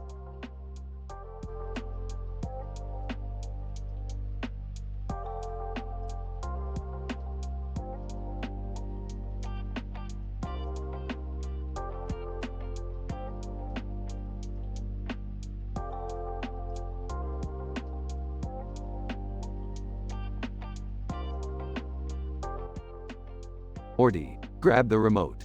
We're about to tune into some mind-bending, interdimensional entertainment on the AVN channel. Oh, geez, Rick. I hope it's not another one of your crazy, X-rated adventures. Relax, Morty. It's the AVN channel. We'll just sit back, watch, and maybe learn a thing or two. They tune into the AVN channel and are immediately greeted by a vibrant scene. Female voiceover, seductively, welcome to the AVN channel, where fantasies become disturbingly real. C-137, Morty. We've entered a dimension where adult entertainment rules every corner. Oh, Rick, I'm not sure I'm comfortable with this. Can't we just watch some regular TV? Morty, this is science. Witness the incredible physics of arousal and passion at play. L voiceover, deeply. Tonight, witness the legendary Big Bang orgy, where galaxies collide and pleasure reigns supreme. Whoa, Rick, this is some serious adult-oriented stuff. Shouldn't I be 21 for this? Age is just a construct, Morty. Embrace the chaotic beauty of the universe. As the Big Bang orgy unfolds on screen, the characters in it begin speaking. Lucius seductively. Oh Celestia, let me explore your black hole. Celestia, morning, cosmically ravish me, Lucius. Let our passion create supernovas. Morty, behold the wonders of cosmic coitus. This transcends the limitations of human morality. I guess so, Rick. But isn't there something more important we could be doing right now? Morty, this is important. We must observe to further our knowledge of the multiverse. A scene change reveals a futuristic laboratory filled with scientists. Scientist 1, we've discovered a new dimension, Doctor. It's fueled entirely by sexual energy. Scientist 2, fascinating. Let's send in Subject 69 to investigate the phallic quasar. Scientist 3, brilliant. I'll start calculating the arousal differential equations right away. Back to Rick and Morty. See, Morty, science needs every aspect of the universe, even its dirtier corners. I guess you're right, Rick. But I don't think I'll ever look at science the same way again. That's the beauty of it, Morty. Now, let's continue our adventures through the infinite erotic dimensions. Oh, geez, Rick. I hope this won't become our new normal. Relax, Morty. There's plenty of more twisted dimensions out there to explore. Let's go. They teleport away to another dimension, leaving the AVN television channel behind.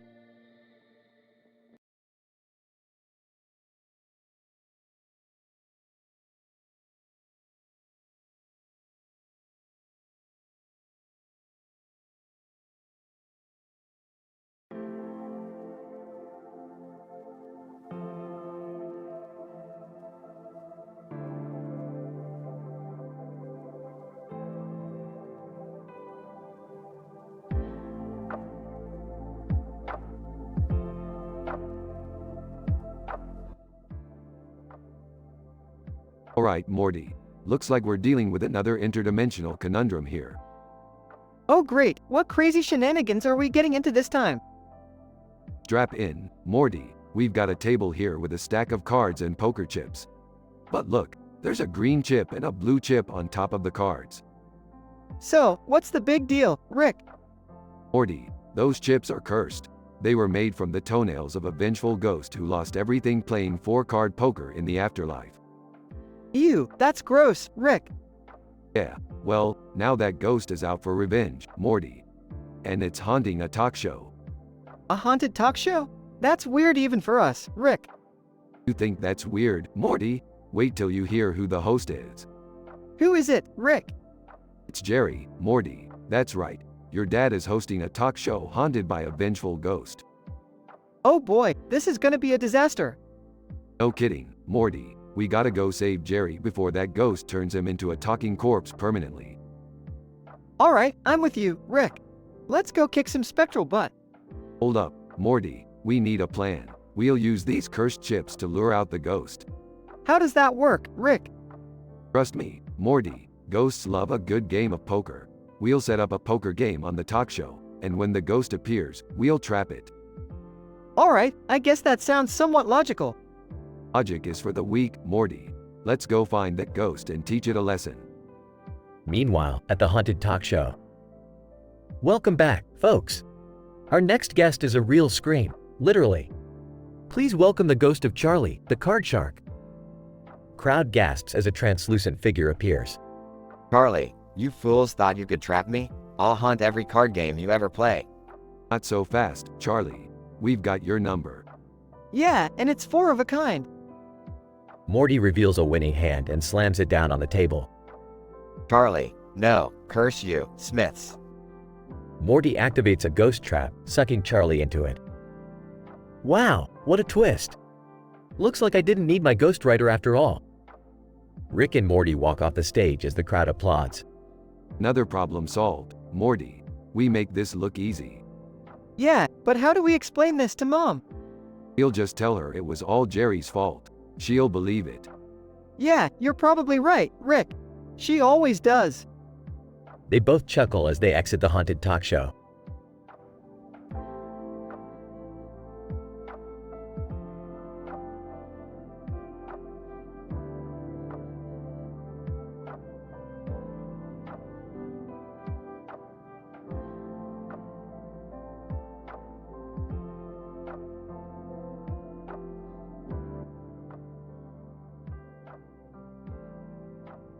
Alright, Morty, buckle up. We've got a mission from the Council of Ricks to retrieve a rare element from a distant planet. Oh geez, Rick, can we just take a break for once? I've been running around with you all day. Morty, if we don't get this element, the entire fabric of the multiverse could collapse. Plus, I owe the Council a few favors. Ah, you guys and your sci-fi adventures. Can't we do something normal? I was planning on going to a party tonight. Sorry, Summer, but saving the multiverse takes priority over your party plans. Hey, Rick, what's with the stuffed animal in a suit over there? Oh, that's Mr. Snugglesworth. He's a highly intelligent being from a dimension where plush toys ruled the world. He's joining us on this mission. Mr. Snugglesworth, that's right, Morty. I may look cute and cuddly, but I'm a force to be reckoned with. Okay, I guess I'll just go with it. But what's with all this weird stuff on the lab table, Rick? Morty, these bottles and beakers contain some of the most dangerous and unstable substances in the universe. Just try not to touch anything, okay? Hey, everyone. Guess who just became the Milk and Sugar King? Jerry, no one cares about your milk and sugar empire. We're trying to save reality here. Well, maybe if you cared about my accomplishments for once, Rick, you'd realize how important I am. Please, Jerry, your title as the Milk and Sugar King is about as impressive as a bug's scrotum. Dad, just stop. You're embarrassing yourself.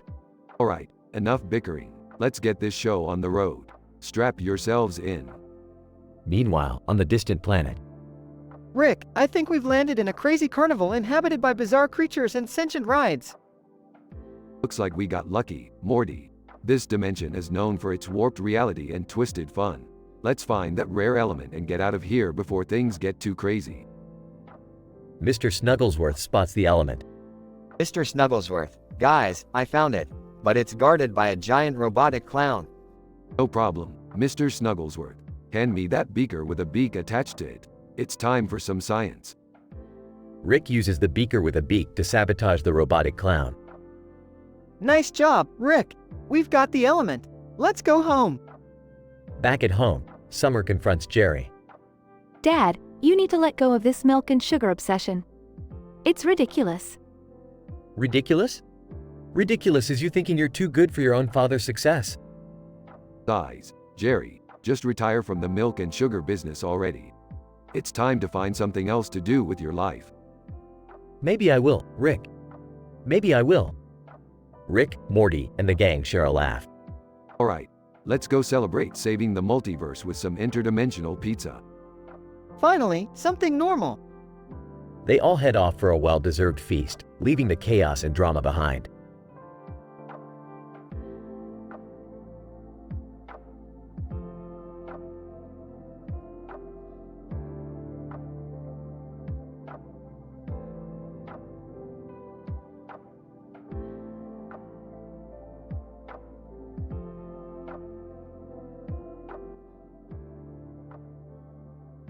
Angry Nerd, looking at the store shelf. Oh great, another day at the store. Let's see what they have for me today. Angry Nerd grabs a bottle of whiskey. This should do the trick, and maybe a few more just to be safe. Angry Nerd picks up a handful of prescription bottles. Now, time to take my daily dosage of miracles. Angry Nerd reads the labels out loud. Alright, let's pop these pills like a game of whack-a-mole. Angry Nerd swipes right on Tinder. Oh god, here we go. 10 potential dates, 10 potential disasters. Angry Nerd sees a match named Stacy. Aha, Stacy, the hot mess. This should be interesting.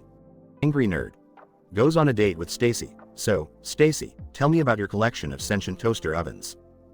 Angry Nerd drinks another shot of whiskey. This will make what she's saying sound even more ridiculous. Angry Nerd struggling to speak. Stacy, y'all sure y'all don't have any sentient toasters roaming round? Angry Nerd.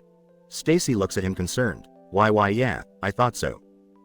Angry Nerd drinks another shot. Alright, on to the next victim, date. Angry Nerd swipes right and matches with a woman named Amy. Alright, Amy, let's see what you got. Angry Nerd on a date with Amy. So, Amy, tell me about your obsession with synchronized swimming and animal costumes. Angry Nerd takes a sip of his drink. SS's synchronous swimming in animal costumes.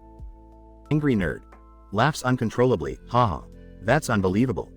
Angry Nerd takes another shot. Alright, let's see what other misadventures await me tonight. Angry Nerd swipes right and matches with a woman named Lisa. Lisa, the self-proclaimed karaoke queen. Angry Nerd on a date with Lisa. So, Lisa, what's your favorite song to belt out at karaoke night? Angry Nerd slurring his speech. LAASSST Christmas 3GA Avenue YYYUOU my HEAA art.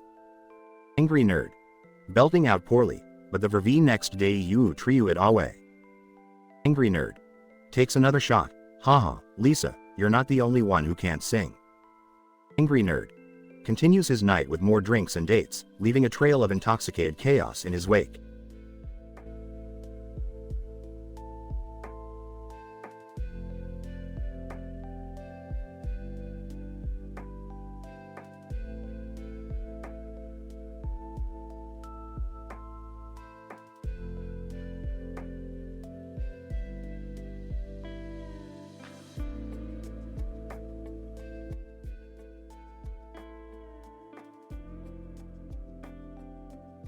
Alright, Morty, buckle up. We're about to embark on another wild, mind-bending adventure through space and, oh, for the love of science. The cruiser just died on us. Oh, geez, Rick, not again. What are we gonna do now? This is so typical. Can't we go one trip without something breaking down? Well, let's not panic, everyone. We'll just have to make the best of the situation. Rick, do you have any inventions we can use to pass the time? Of course, Beth, I always come prepared. Behold, the interdimensional poker set. Realistic holographic opponents guaranteed to outsmart and infuriate you. Oh, great. Just what we need, more beings to kick my ass at card games. And for you, Morty, I present the time-accelerating video game console. Experience a lifetime of gaming in mere minutes. Wow, Rick, that sounds intense. But I guess it's better than being stranded out here. All right, I want something cool too. What do you have for me, Grandpa? Say hello to the Genetic Mutation Simulator. Design your very own hybrid creature and watch it wreak havoc in a virtual cityscape. All right, Rick, now it's my turn. What brilliant invention do you have for me? Behold, the simulator of parallel realities. Experience what your life could have been like if you made different choices. But be warned, it's not always pleasant. Seriously? I gotta see this. Maybe somewhere out there I'm actually successful. Alright, let's get this shindig started. Strap in, everyone, for the wildest and most statistically improbable adventures you've ever conceived. The family spends hours engrossed in the various inventions, battling unruly holographic opponents, exploring virtual realms, and experimenting with genetics. Rick, this is insane. I made a hybrid of a cat and a giraffe, and now it's terrorizing the city.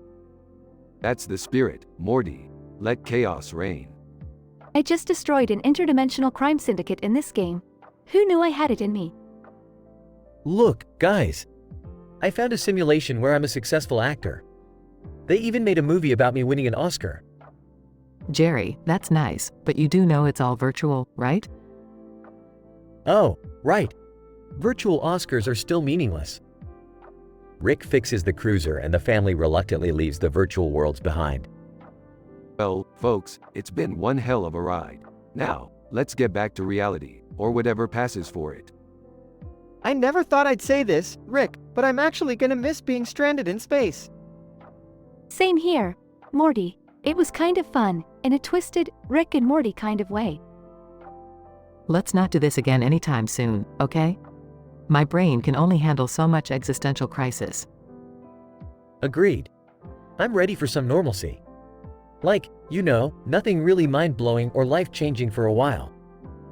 You guys are no fun. But hey, let's go home before someone else's invention breaks the fabric of reality. Again. They all laugh as the cruiser zooms away, leaving behind a trail of interdimensional chaos.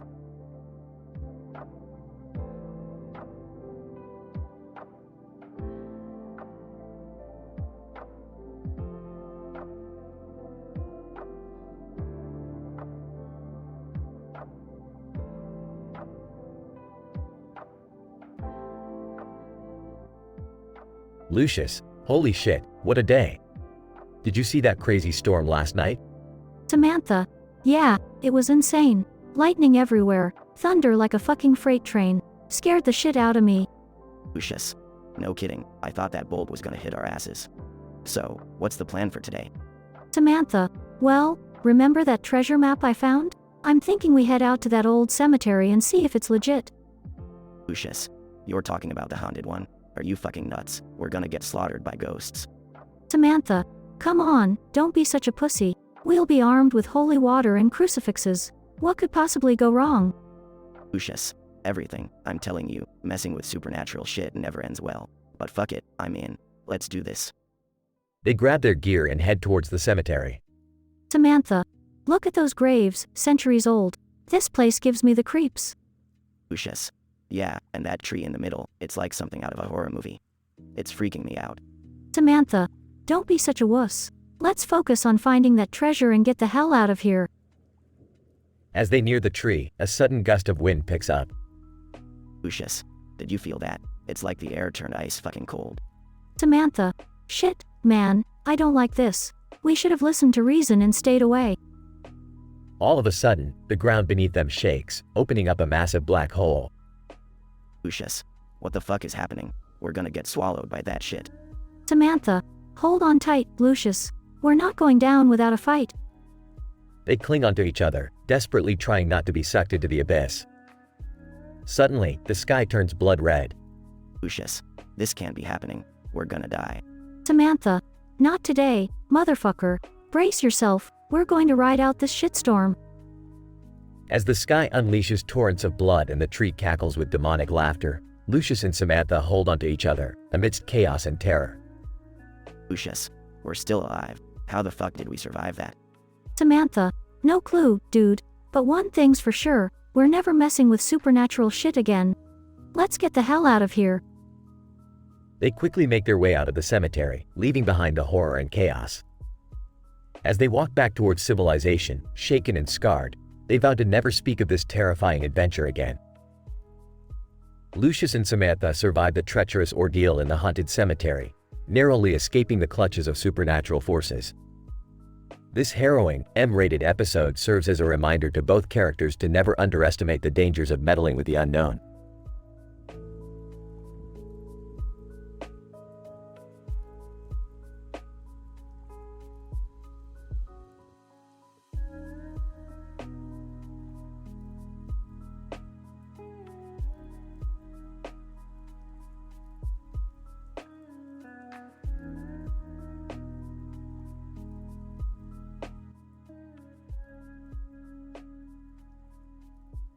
Angry nerd. Slurred speech. Hey, man, what's with the suit and the robot box?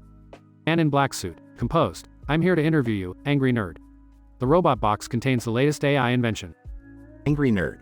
Mocking, oh great, another pile of junk to piss me off. What's the interview about? Man in black suit, it's for a research project. We want to analyze the effects of combining various medications and alcohol on human behavior. Angry nerd. Laughs, medications and alcohol? Sounds like a good time. What do I have to do? Man in black suit, we need you to take 10 different medications and drink 10 alcoholic drinks, then go on 10 Tinder dates. Angry nerd. Excited? 10 dates? This is gonna be epic. Let's do it. Scene. Angry nerd swiping through Tinder profiles. Angry nerd. Mumbling. All right. Swipe right. Swipe right. Swipe right. Scene. Angry nerd on his first date with a woman named Jessica. Angry nerd. Slurring. Hey, Jessica. So, what do you like to do for fun? Jessica giggles. Well, I enjoy long walks on the beach and watching classic movies. Angry nerd. Laughs. Classic movies? Like Plan 9 from Outer Space. That's my jam. Scene. Angry nerd on his fourth date with a woman named Amber. Angry nerd. Hiccup. Amber, you're like, really hot. Let's skip dinner and go straight to the bedroom. Amber. Laughs. Slow down there, Tiger. Let's finish our meal first. Scene. Angry nerd on his ninth date with a woman named Cassandra. Angry nerd. Burps. Sorry, Cassandra. These meds are making me gassy. So, tell me, how many cats do you have? Cassandra. Confused. I don't have cats. I'm allergic to them. Scene. Angry nerd on his final date with a woman named Tiffany. Angry nerd. Talking loudly. So, Tiff. Can I call you Tiff? I'm totally wasted, but let's make this night unforgettable. Tiffany, uncomfortable. I think it's time for me to go home. Take care, angry nerd. Scene. Angry nerd stumbling back home. Angry nerd. Incoherent. That was, hiccup, the best worst night of my life. I feel like, mumble, I should write a review about these meds. Man in black suit, concerned, angry nerd, are you okay? Angry nerd. Slurs, I'm fine, man. Just need, sigh, a nap, so, much, alcohol, and, meds. Scene. Angry nerd passes out on his couch. The experiment was a success in terms of observing the effects of medications and alcohol on angry nerds' behavior. It is important to note that this scenario is fictional, and in reality, combining medications and alcohol can have serious health risks and consequences. It is always best to follow medical advice and drink responsibly.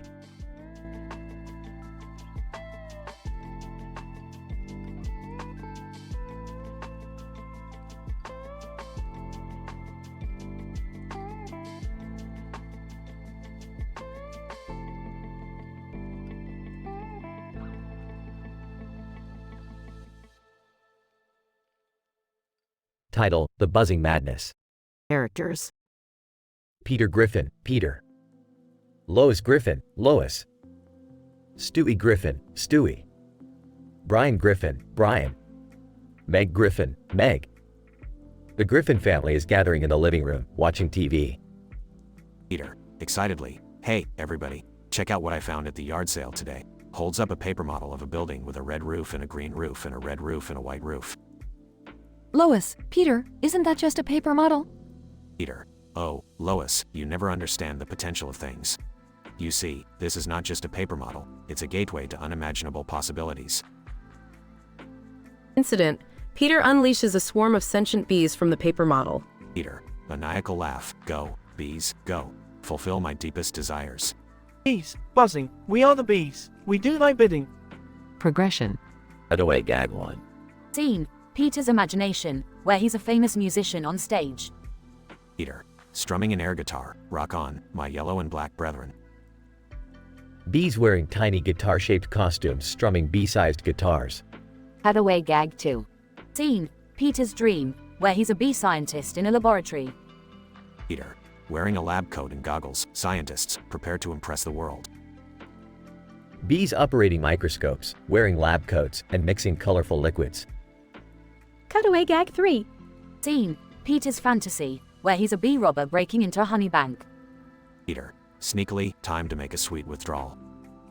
Bees dressed in black, expertly navigating laser beams and stealing honey jars. Lois, Peter, what in the world are you doing with those bees? Peter, grinning, awe, Lois, see what wonders these bees can bring. Endless entertainment.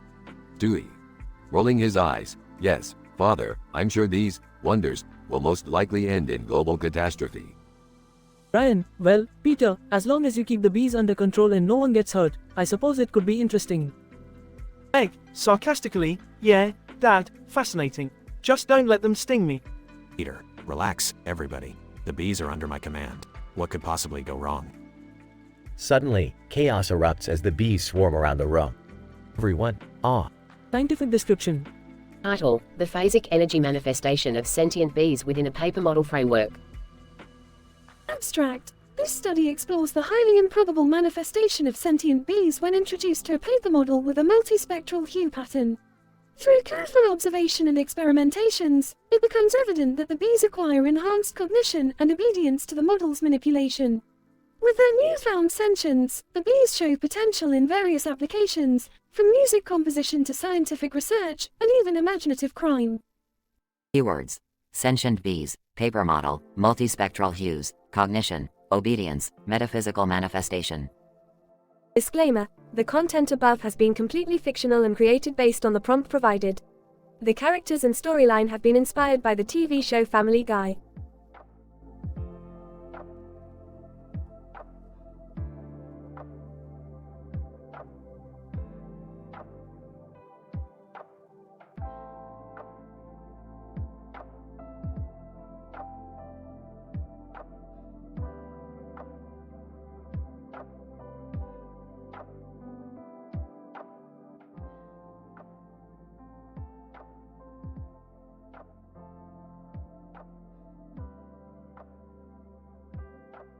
Alright, Morty, we've got the body prepared and the brain jar ready.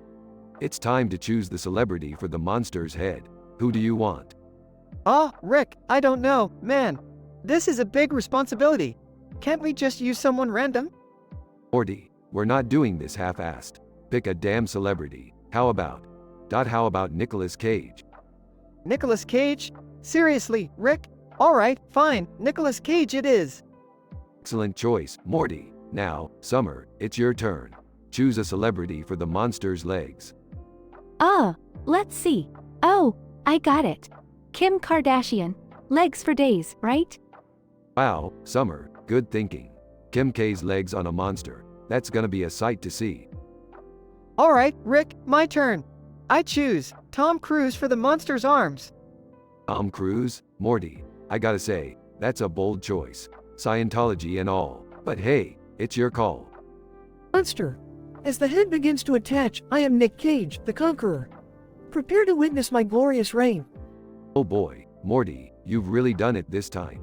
Nick Cage is going full-on monster mode. Monster. As the legs attach, I am Kim Kardashian, queen of all thighs. My booty shall bring world peace.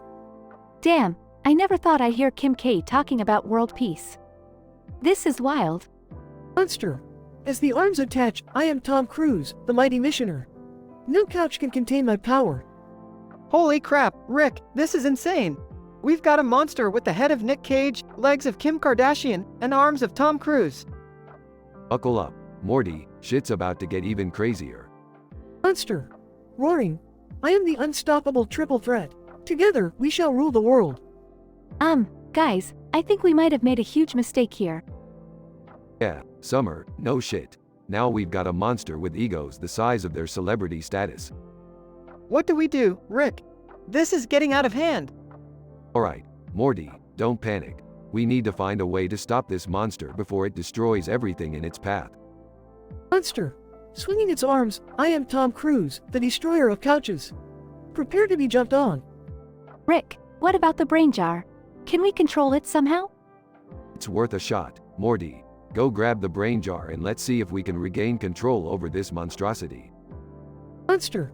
Tauntingly, try and stop me. I am Kim Kardashian, the invincible booty. I've got the brain jar, Rick. Now what? Open it up, Morty. We're gonna need all the help we can get to bring this monster back to our control. Monster. Struggling, I am Nick Cage, the unbreakable. Nothing can stop me. Alright, Morty, pour the brain into the monster's head. Let's see if it still has some humanity left in it. Monster. Roaring, what is happening? I am. Celebrities, in unison. Rick, Morty, Summer. What have you done to us? Ah, crap, it worked. We have our celebrities back. Thank goodness, I thought we were doomed. Lesson learned, I guess. Let's never mess with celebrity body parts again. Agreed, Summer. Let's just hope the world doesn't remember this little mishap. Monster. Whimpering, I'm sorry, everyone. Can you find it in your hearts to forgive me? Don't worry, monster, we forgive you. Just go back to being a regular monster, alright? Monster. Thank you, kind souls. Farewell. Rick, Morty, and Summer realize the dangers of playing with celebrities' body parts and vow to never attempt such a crazy experiment again. They clean up the mess they created and continue their adventures, being more cautious in their choices from then onwards.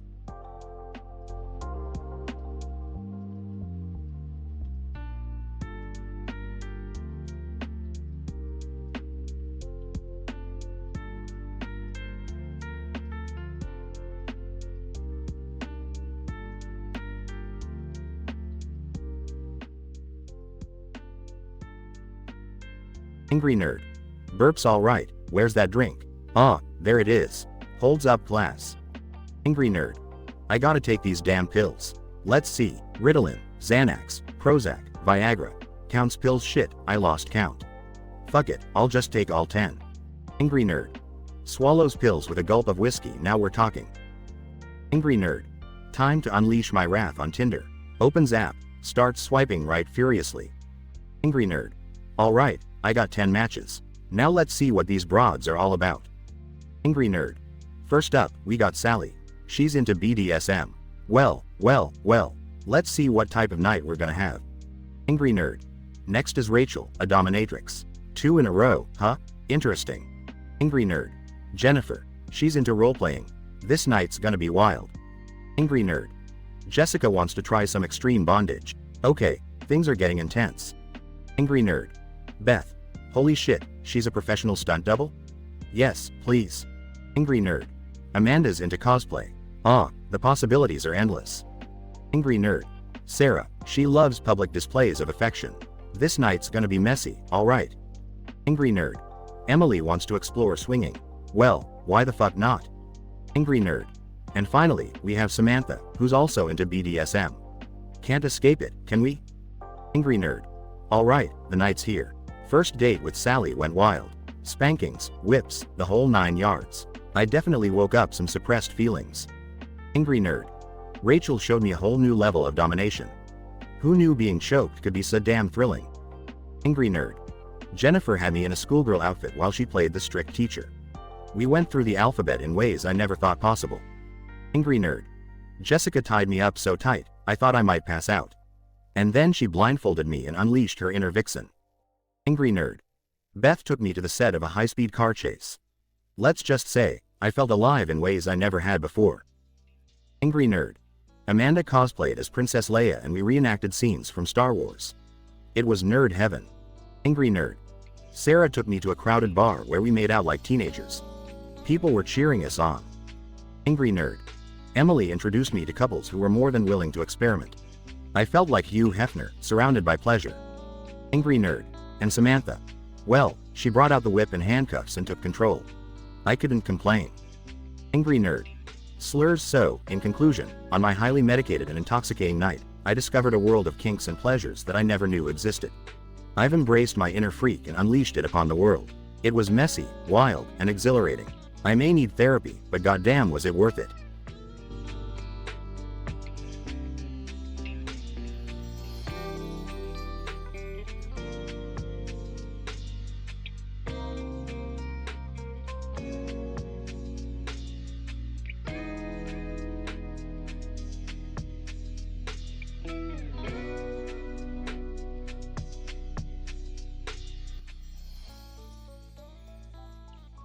Morty, I can't believe you think life is a video game.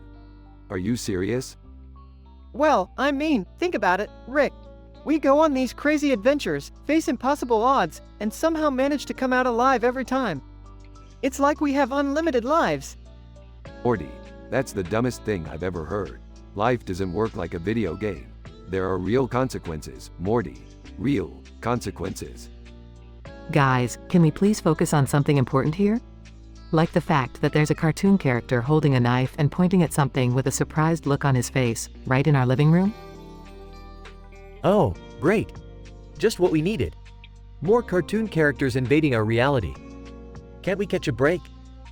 Seriously, Dad, you're complaining about cartoon characters when we've dealt with aliens, alternate dimensions, and talking cats? Get over yourself. Alright, enough bickering. Morty, hand me that portal gun. I'll send this cartoon character back to where he belongs. But, Rick, I thought life was a video game. Can't we just restart if things go south?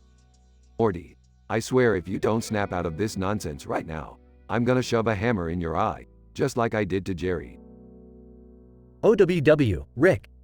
That was unnecessary. You want unnecessary, Jerry? I'll show you unnecessary. Rick, enough violence. Let's focus on solving this cartoon character problem before things get even more out of hand. I still can't believe Dad got a hammer in his eye. That's gonna be one hell of a story at therapy. Yeah, Dad, you're gonna have to milk that injury for all it's worth. Oh, great. My own family mocking me. Just what I needed. Alright, people, let's stop the drama and figure this out. Cartoon characters entering our world is not something we can ignore. Maybe we can use the portal gun to send them back to their own dimension? That's a possibility, Morty. We just need to find a way to lure them back to the portal. How about we give them a giant bowl of cereal? Cartoons love cereal, right? Seriously, Dad? Cereal? You know what, Jerry? That's actually not a bad idea. We might as well try it. It's worth a shot, I guess. I mean, what's the worst that could happen, right? Famous last words, Morty. Alright, grab the cereal, people. Let's lure these cartoon characters back to where they belong. This is by far the weirdest day of my life. And that's saying something. Trust me, Summer, it's about to get a whole lot weirder. I still can't shake the feeling that we're all just characters in a cosmic video game, being controlled by some higher being. Seriously, Morty? After everything we've been through, you're still stuck on that? You know what, Morty? You might be onto something. I'm starting to believe we're all just pixels in someone's sick, twisted game.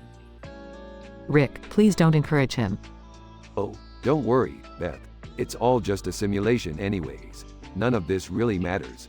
Now, pass me that cereal.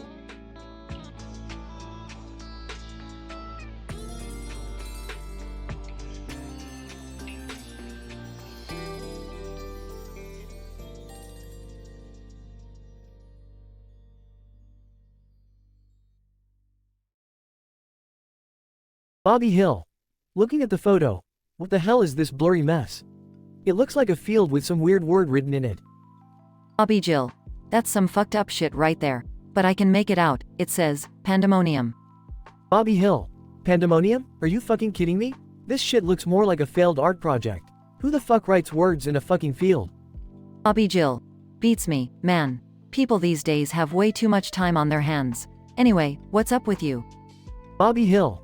Man, I had the wildest night yesterday. I was strolling down the street when this hot-skirted chick named Cherry crossed my path. Bobby Jill, Cherry, that kinky, wild, and crazy bitch? I've heard rumors about her. Bobby Hill. Yeah, well, the rumors don't even fucking come close to what happened. We ended up in her apartment, and things got heated real quick. Bobby Jill. Spill it, Bobby, I need the juicy details. Bobby Hill. Let's just say, she had skills that would make jaws drop. We were going at it like wild animals, barely coming up for air. Shit, I've never been fucked like that before. Bobby Jill. Goddamn, Bobby, you lucky son of a bitch. I need to meet this Cherry. Bobby Hill. Well, be careful what you wish for, man, because she's an absolute tornado in the sack. You won't know what hit you. Bobby Jill. I'm willing to risk it, man. A tornado sounds like my kind of ride. Bobby Hill. Alright, but don't say I didn't warn you. Just remember, it'll take you all damn day to get past her wide-ass tuckus. Bobby Jill. Laughs, my friend. I've seen some mighty big asses in my time, but I'm up for the challenge. Cherry, here I come. Bobby Hill. Good luck, Bobby Jill. You're gonna need all the luck you can get. And by the way, I want all the filthy details once you're done playing with her tornado. Bobby Jill. Consider it done, my friend. I'll give you a blow-by-blow account of my ride on the Cherry Express. Bobby Hill. Can't wait, man. Enjoy the wild fucking ride.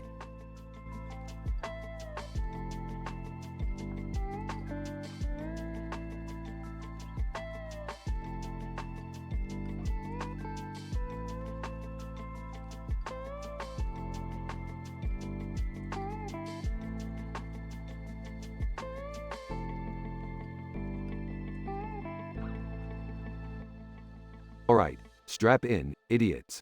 We're about to go on another goddamn interdimensional joyride. Geez, Rick, can't you use less vulgar language?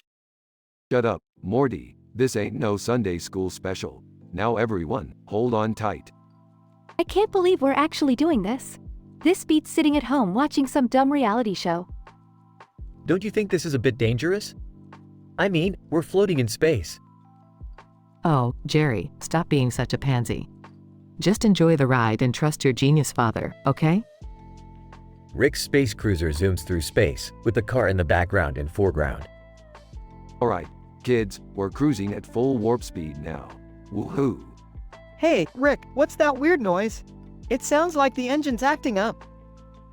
Don't worry about it, Morty. I designed this baby to withstand anything. Rick's space cruiser suddenly clunks out and comes to a halt. Oh no, we're stranded in space. I knew this was a bad idea.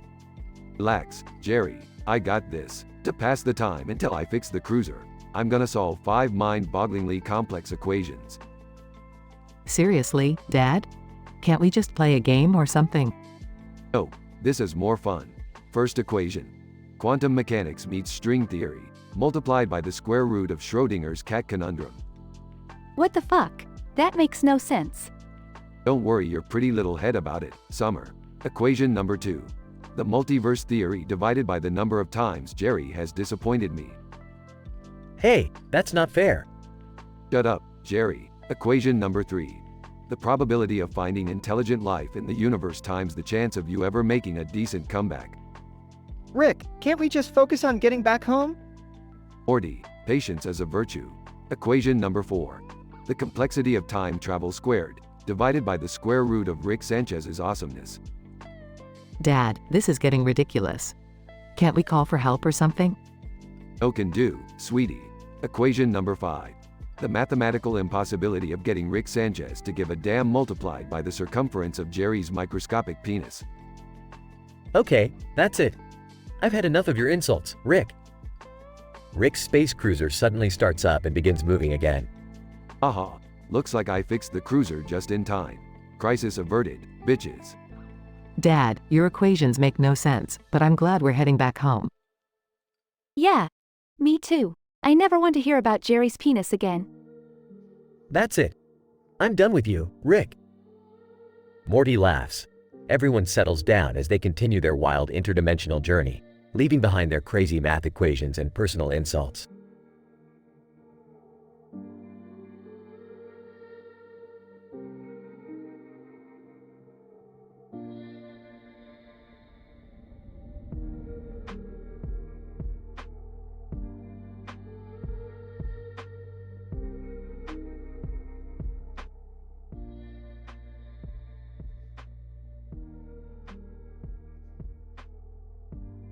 Surgeon, gasping and groaning. What?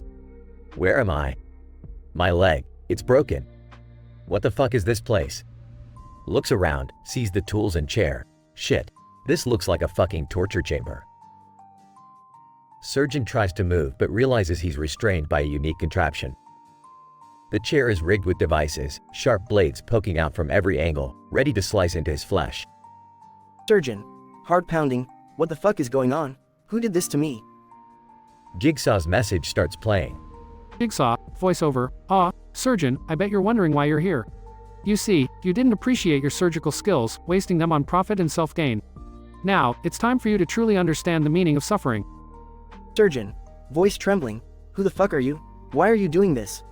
Jigsaw, voiceover, I am Jigsaw, surgeon, and I want to play a game with you. Your ability to save lives will now be tested. The key to your freedom lies in the choices I've set before you.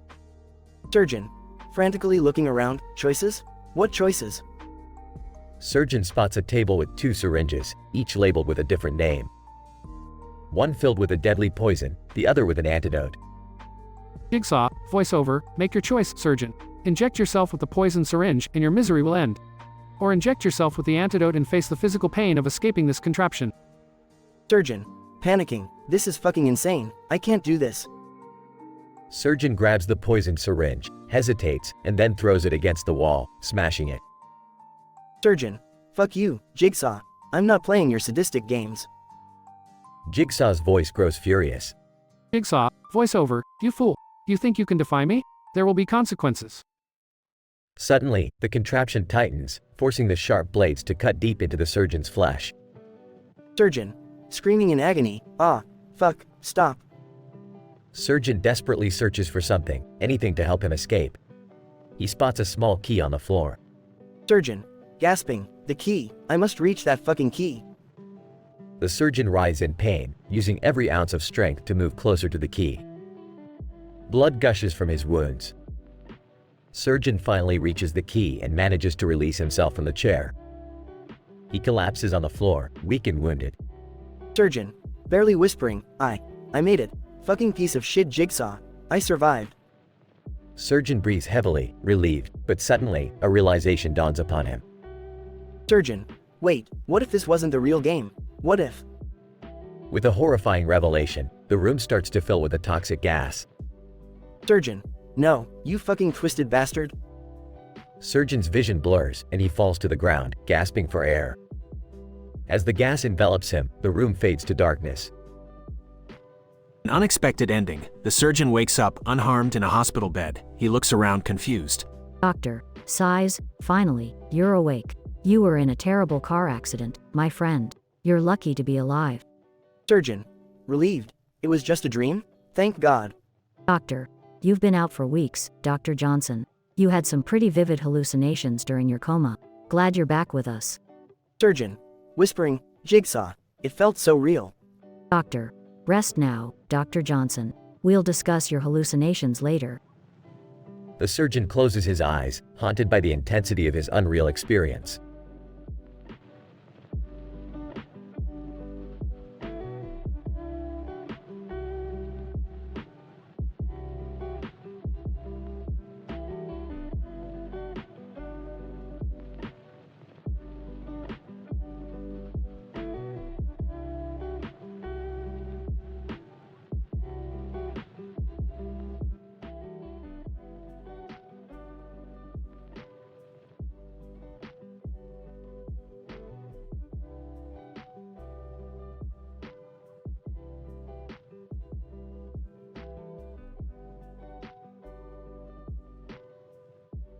Angry Nerd. Alright, let's get this shit show on the road. Time to find some company for the night. Angry Nerd. Swiping right on Tinder. Let's see what we've got here. Tiffany. She's into horror movies. Perfect. Let's set up a date. Wait one, Tiffany. So, you're the angry nerd, huh? Quite fitting, I must say. So, what's your favorite horror movie? Angry Nerd. Slurred speech. Worcestering Hilsch vs Predatish. Wash a good night. We ended up sharing a dozen Jaeger bombs and watched slasher films all night long. Angry Nerd. Swiping right again. Alright, next up, Brittany. She claims to be a gamer. Let's check out her profile. Aid 2 Brittany. Oh, you're angry nerd? I've heard about you. So, what's the most outrageous game you've played? Angry nerd. Muffled speech. Gee goddamn Battletoads. I shit you not, we played it all night. Pair that with tequila shots and it was a wild ride. Angry nerd. Swiping right more, Athena. She's into comic books. I like that. 8-3 Athena. Angry nerd, huh? Well, I hope you're ready for some superhero trivia. Angry nerd. Slurred speech. I'm hella rewatty for that. Okay, not nitpicking. We ended up popping Xanax and chugging Long Island iced teas, and I swear, we talked about comic book lore all night, man. Angry nerd. Continues swiping right, now with a bit of dizziness, another one. Veronica, she's a fan of retro games. Well, hello there. 8-4 Veronica. So, you're angry nerd. Well, I have my Atari 2600 ready. Let's see how good you really are. Angry nerd. Muffled and slurred speech. Thothishwath said. Shoo, Ashtras. Damn, we mixed Adderall with vodka, man. I can't remember much, but I woke up with an Atari joystick stuck to my face. Angry nerd. Swiping right, starting to lose focus. Alright, who's next? Jenny, she's an anime enthusiast. Let's see if she knows her stuff. 8-5 Jenny. The angry nerd. I'm excited to talk about all things anime. What's your favorite series? Angry nerd. Rambling, slurred speech, Dragon Balls or whatever, man. Fuck. We downed Percocets with tequila, and somehow ended up reenacting hentai scenes. Don't ask me how it happened, dude. Angry nerd. Swiping right, barely keeping his eyes open. Next up, Megan. She's a horror fanatic, just like me. This could be something. 8-6 Megan. So, you're the angry nerd. I've heard you're an expert on horror movies. Any recommendations? Angry nerd. Incoherent mumbling. Recommended Wathing Shishan? Let me tell you what we did. A mix of Xanax and absinthe turned our night into a blur of bloody horror flicks and questionable decisions, man. Angry nerd. Swiping right, slurring his words. Alright, Lisa. She's a fellow retro gamer. We might just hit it off. 8-7 Lisa, you're angry nerd? Well, I've got my Sega Genesis ready.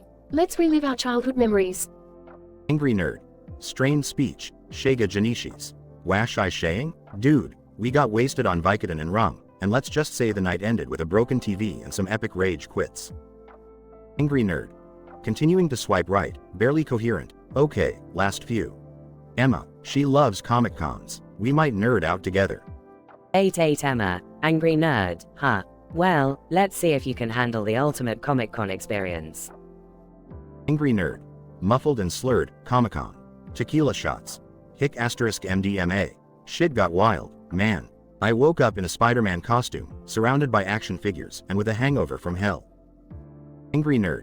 Swiping right, struggling to stay focused. Alright, two more. Ashley and Rachel, they both love board games. I'm gonna double up on my nerdiness. Date 9 Ashley, you're angry nerd, right? Well, let the board game battle commence. Angry nerd. Incoherent babbling, Monopoly, whiskey, Xanax. Fuck, I don't remember much, but I woke up with hotels on Baltic Avenue and a crippling sense of debt, man. 8-10 Rachel. Angry nerd, huh? Well, let's see who's the board game master here. Angry nerd. Slurred speech, master, beer, cocaine. It's all a blur, dude. But I won, I think. Woke up with a crown made of Scrabble tiles, so, victory? Phone crashes to the floor, angry nerd passes out. Scene fades out.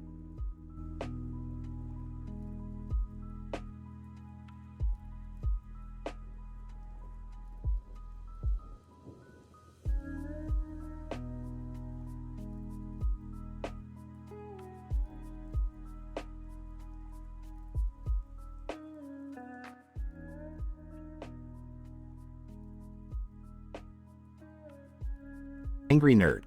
Whoa, what the fuck is this bottle doing in my hand? I thought I was just browsing in this damn store. Door clerk, sir, you picked up that bottle of wine about 5 minutes ago. Are you okay? Angry nerd. Okay, of course, I'm fucking okay. I mean, why wouldn't I be? Burps, this shit better taste good because it's not like I wanted to buy it or anything. Fuck. Door clerk, alright then. Just, be careful, sir. Angry nerd. Glaring at the wine bottle, you better make this night worth it, you piece of shit. It's already been one fucked up day. Angry nerd. Looking at his array of medications, alright. Let's see what concoction of shit I need to take tonight. Reads off bottle labels: anti-anxiety pills, antidepressants, blood pressure meds, and some goddamn sleeping pills. Perfect. Angry nerd. Raising his glass, cheers, you beautiful fucking glass of poison. Chugs down an entire drink. Bartender, hey man, slow down a bit. You're starting to talk like a goddamn mess. Angry nerd. Slurred speech, heavily altered fuck you. I can handle my drinks. Give me another, asshole. Angry nerd. Swiping right on Tinder 10 times. 10 fucking times. Here's to hoping one of these girls is somewhat decent. Angry nerd. On a date with a woman named Debbie. So, Debbie, what's your idea of a perfect night? Me, I fucking hate everything. Debbie, well, I like going to art galleries and trying new restaurants. Angry nerd. Art, restaurants? Jesus fucking Christ, how did I end up with someone with such shitty taste? This night can't get any worse. Angry nerd. Looking at his medications, alright, time for another round. Chugs a handful of pills with his drink. Angry nerd. With a woman named Brenda *, let me tell you something, Brenda. I've been on this planet for far too long, and I hate every single second of it. People are just assholes, you know? Brenda, sure, but isn't there anything you enjoy? Angry nerd. Enjoy? Oh yeah, I enjoy playing shitty video games and ranting about them. But everything else can go fuck itself. Angry nerd. Swallowing more pills, just a few more. Gotta make sure I'm fucking miserable tonight. Angry nerd. With a woman named Sarah. Fuck this, Sarah. I hate everything. I hate the world. I hate myself. What's the point of it all? Sarah, that's really intense. Maybe we can find something that brings you joy? Angry nerd. Joy? Huh, in this fucked up reality? Good luck with that, sweetheart. Angry nerd. Downing his last drink, this shit better knock me out. Maybe I'll find some goddamn peace in my sleep. Angry nerd. Stumbling out of the bar. Fuck this night. Fuck everything. Why can't life just be simple? In this angsty and intoxicated state, Angry Nerd embarked on a chaotic journey through medication, alcohol, and dating. His bitterness and aversion to joy made each encounter a disaster, leaving him even more disillusioned. The combination of substances he consumed intensified his slurred speech and altered his perception. As he staggered into the night, burdened by his resentments, one could only hope for a glimmer of hope to penetrate his hardened heart.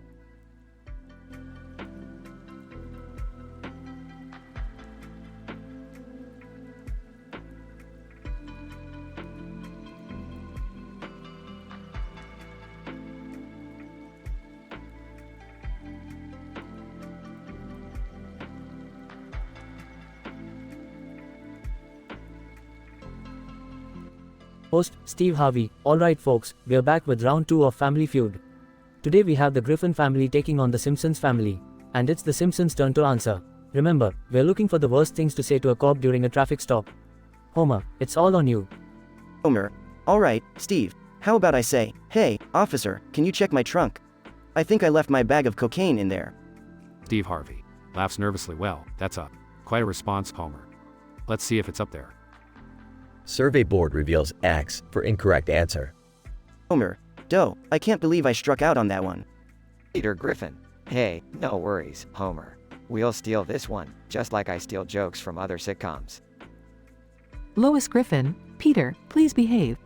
Let's focus on the game. Marge Simpson, okay, how about this? Officer, I don't even know why you pulled me over. Do you know who my husband is? He's Homer Simpson, and he's friends with the mayor. Steve Harvey. That's an interesting tactic, Marge.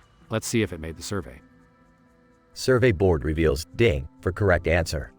Steve Harvey, smiling. Yes, that's on the board. Well done, Marge. The Simpsons family steals the round. Quagmire. Giggity. Marge is right on the money. Just like we'd be if we robbed a bank. Lisa Simpson, Dad, can you please not encourage criminal behavior? Homer. Sorry, Lisa. I'm just bitter about always losing. It's like I'm doomed to get ripped off yet again. Stewie Griffin. Oh, please, Homer. Stop whining. At least you're not stuck with a talking baby who wants to take over the world. Maggie Simpson. Sucks pacifier loudly. Steve Harvey. Alright, let's move on to the next round, folks. Remember, we've got more feuding to do. Stay tuned for more crazy and unpredictable family antics on Family Feud. In this intense round of Family Feud, the Simpsons family managed to steal the round after Homer's blunder. As tensions rise and the rivalry intensifies, both families continue to entertain us with their outrageous and sometimes vulgar responses. Stay tuned to see which family will come out on top in this epic feud.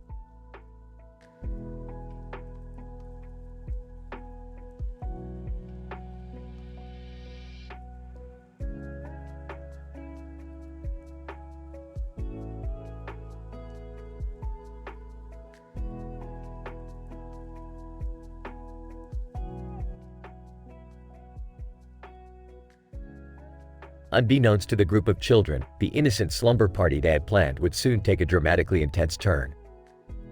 As they laid on the bed, surrounded by pillows, their laughter and excitement bubbled in the air. Little did they know, a storm was about to brew. Tommy, hey guys, let's amp this up. Let's have a pillow fight, man. Sarah, oh hell yeah, bring it. Damn, you're all going down, bitches. As the children prepared for their friendly pillow fight, a mischievous person stood at the edge, smirking, contemplating their next move. Little did the children know, chaos awaited them. Mysterious figure. Whispers, it's time for things to get a little crazy. Tommy, here we go, motherfuckers.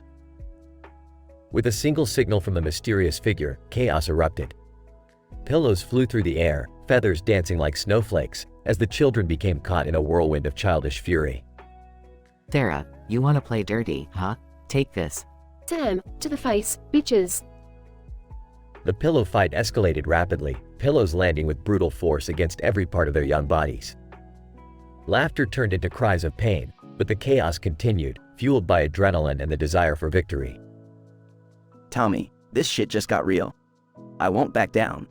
Sarah, oh yeah? Eat pillow, you little shit. Damn, you may have started this, but I'm gonna finish it. Despite the intensity of their battle, the children found an inexplicable thrill in this mayhem. They were no longer children, but warriors in a fantastical world, fighting for honor and dominance. Tommy, I'll destroy you, Sarah. Sarah, bring it on, Tommy. I'll make you regret this. Damn, you're both going down, losers. As their pillows clashed and feathers filled the air, the room became a battleground. Bruises formed, tears were shed, and curses were whispered under their breaths. But as the chaos unfolded, an unexpected twist would soon bring an end to this unhinged spectacle. Mysterious figure. Enough. You've all reached the climax of this absurdity. Confused and disoriented, the children stopped mid-pummel, their eyes wide with shock. The mysterious figure had abruptly ended their battle, leaving them to comprehend the madness that had consumed them. Tommy, who the hell are you? Sarah, why did you make us do this? Damn, yeah, what the fuck were you thinking? Mysterious figure. Sometimes chaos is necessary for one's human development. To experience extremes is to understand the limits of your own existence. Now, my work here is done. With those cryptic words, the mysterious figure vanished into the night, leaving the bewildered children to nurse their battle wounds and ponder the absurdity of the chaotic pillow fight that had unfolded. Tommy, what the fuck just happened? Sarah, I have no fucking clue, but I'm never having a slumber party again. Damn, yeah, fuck this shit. Let's just watch a damn movie next time. And so, the children learned a valuable lesson that night. Sometimes, innocent fun can spiral into a tumultuous storm of madness and bring forth a profound realization of their own mortality. But for now, they would nurse their bruises, clean up the chaotic aftermath, and try to comprehend the bizarre events that had unfolded during the Tuckus Ruckus pillow fight. The end.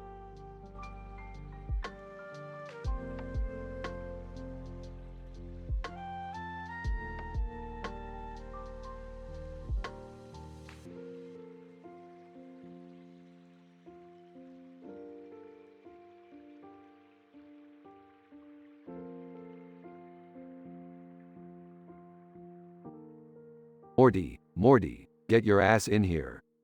Geez, Rick, can't a guy have a moment of peace? Oh, Morty, peace is for losers. We've got a situation here that's statistically improbable even for us. What is it, Rick? Another dimension about to implode? No, Morty, it's something much more mind-blowing. Elvis Rick has returned from the dead. Elvis Rick? You mean the one with the pompadour and those crazy dance moves? That's right, Morty, and he's come back for one thing only. To get vengeance on Lich King Morty. Vengeance? But why, Rick? Because Morty, while Lich King Morty was busy ruling the dimension, he accidentally stepped on one of Elvis Rick's guitar strings. That's like tearing out the heart of a crocodile. Whoa, that sounds intense. Rick, what are we gonna do? We're gonna form a band, Morty. We'll travel through dimensions with the power of rock and roll and defeat Elvis Rick in an epic guitar battle. Are you serious, Rick? Can we even play instruments? Who cares, Morty? This is cartoon logic at its finest. We'll play the guitar with lasers shooting out of it, and the audience will think we're the most talented musicians in the universe. Alright, but what about Jerry, Beth, and Summer? They'll handle the merchandising, Morty. We'll have t-shirts, action figures, and even a line of Elvis-inspired hair products. We'll be rich, Morty. I don't know, Rick. This all sounds pretty insane. Morty, if we were sane, we wouldn't be able to handle the sheer chaos we constantly find ourselves in. Now go get your guitar. We've got vengeance to deliver. Montage of Rick and Morty rocking out on stage, with Elvis Rick standing in the distance, seething with anger. The crowd goes wild. Alright, Elvis Rick, it's time to face the music. Elvis, you think you can defeat me, imposters? I am the true king of rock and roll. We might be imposters, but at least we know how to have fun. Rick and Morty unleash an epic guitar solo that causes lightning to strike Elvis Rick. He screams in agony. Elvis, no. Looks like the king just got dethroned. Let's get out of here, Morty. We've got a dimension to save, and more adventures to embark upon. Yeah, Rick, but can we take the hair products with us? Morty, you're a real weirdo, you know that?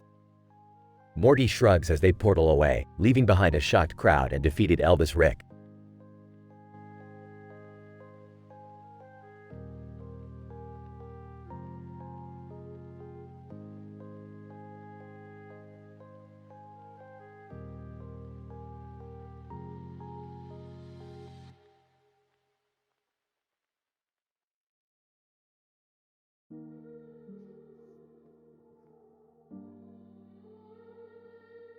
Nurse, muffled groaning. Jigsaw. Voice over the intercom. Nurse Harper, welcome to your twisted game. You have found yourself in a truly precarious predicament. Nurse, panic-stricken, who are you? What is this place? Jigsaw. Chuckling. Nurse Harper, it matters not who I am, but what I want from you. You see, you're standing in an abandoned warehouse in the heart of Mexico, where your fate hangs perilously in the balance. Nurse, frantic. Please, let me go.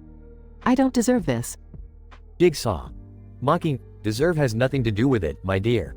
You see, attached to your collar is an intricate contraption, a beautiful creation of gears, wires, and sharp blades, designed to slice through your lovely neck with the slightest movement.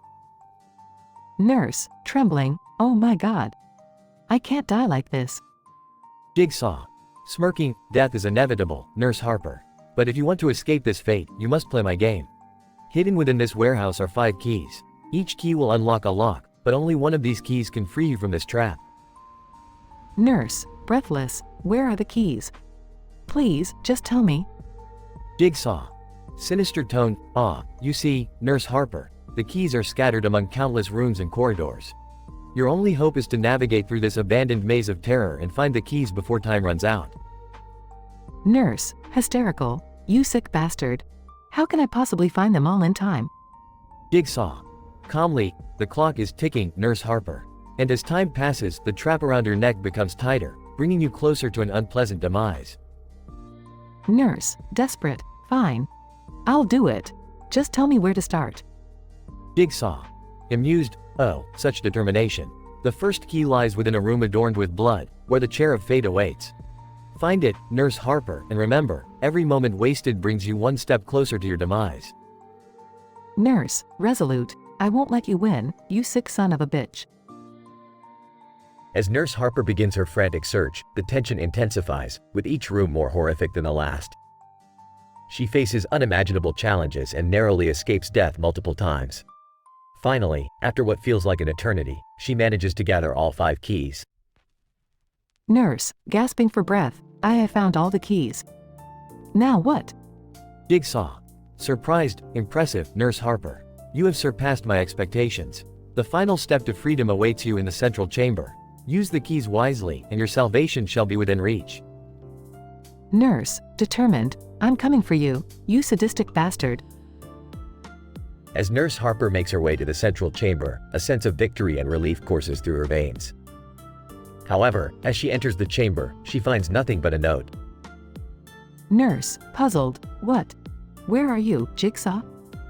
Note reads, "Congratulations, nurse. You have proven your will to survive. Your test was not to escape, but to face your deepest fears. Embrace the darkness within yourself." Nurse, in shock, no. It can't be. Suddenly, a trapdoor beneath the nurse's feet opens, sending her plummeting into a bottomless pit. Nurse, screaming, no. The pit closes, leaving only silence behind, as Jigsaw's voice resonates throughout the chamber. Jigsaw. Coldly, game over, Nurse Harper. Your fate was sealed from the beginning. The room fades to darkness, leaving behind the echoes of a twisted game and a woman forever lost in the abyss.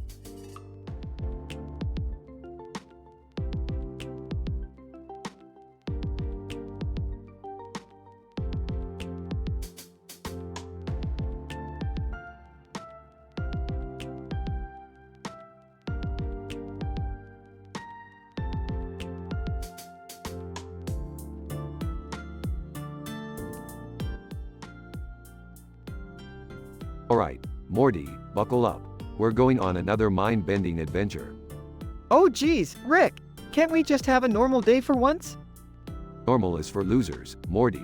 We're about to dive headfirst into the statistical improbabilities of the universe. Yeah, like anyone cares about your PhD level math gibberish, Rick. Oh, Summer, still bitter about your last breakup, huh? Maybe if you weren't so predictable, your relationships wouldn't end faster than Jerry's failed job interviews.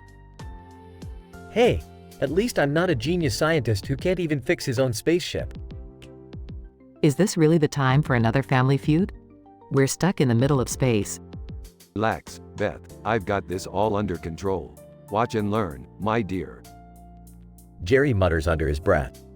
What was that, Jerry? Looks like your melting ego is leaking into my spaceship. Better clean it up.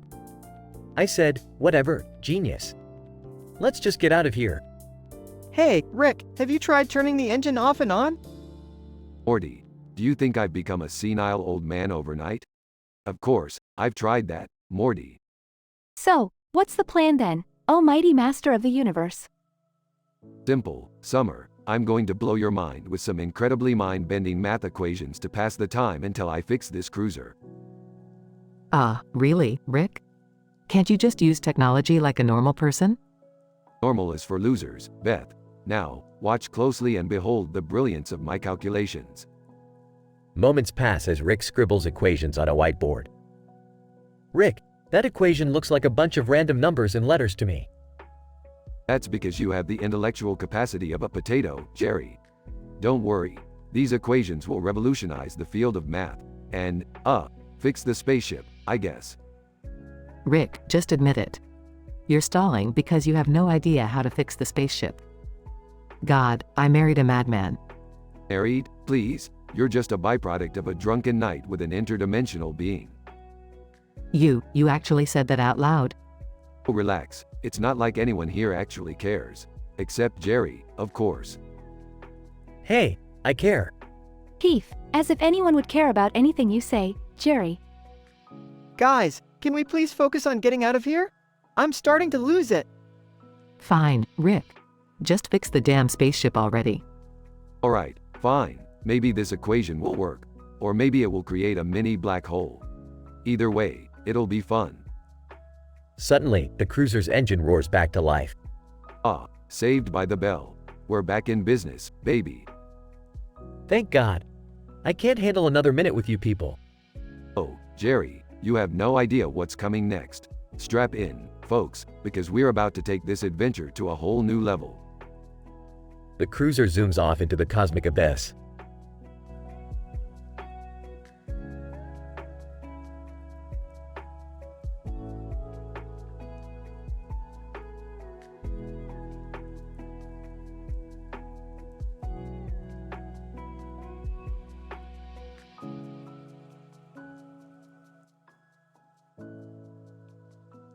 Angry nerd.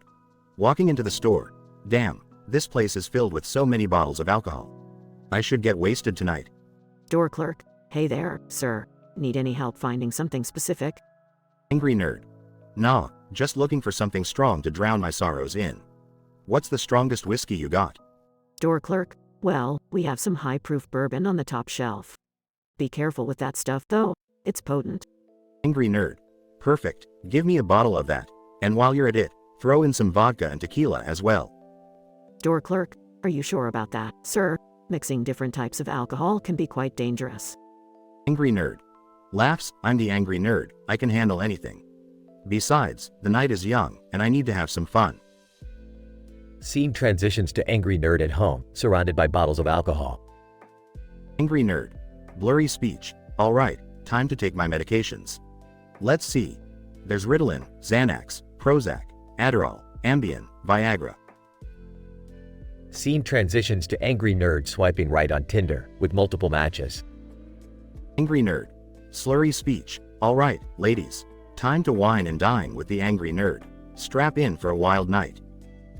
Scene transitions to angry nerd meeting the first woman for their date. Angry nerd. Blurry speech. Hey, you're Sarah, right? Let's get this show on the road.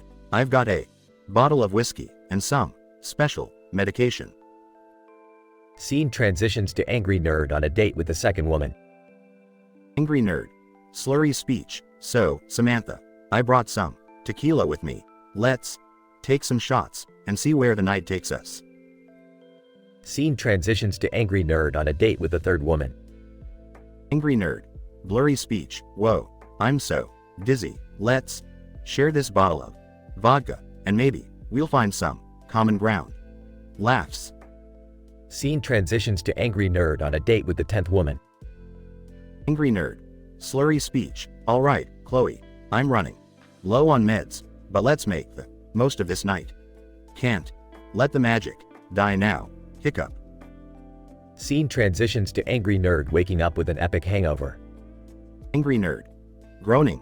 What the hell happened last night? My head feels like it's going to explode. Note to self. Never mix 10 different medications with 10 alcoholic drinks. Lesson learned the hard way. Angry nerd reaches for a bottle of water to hydrate and recuperate from the intense night he had.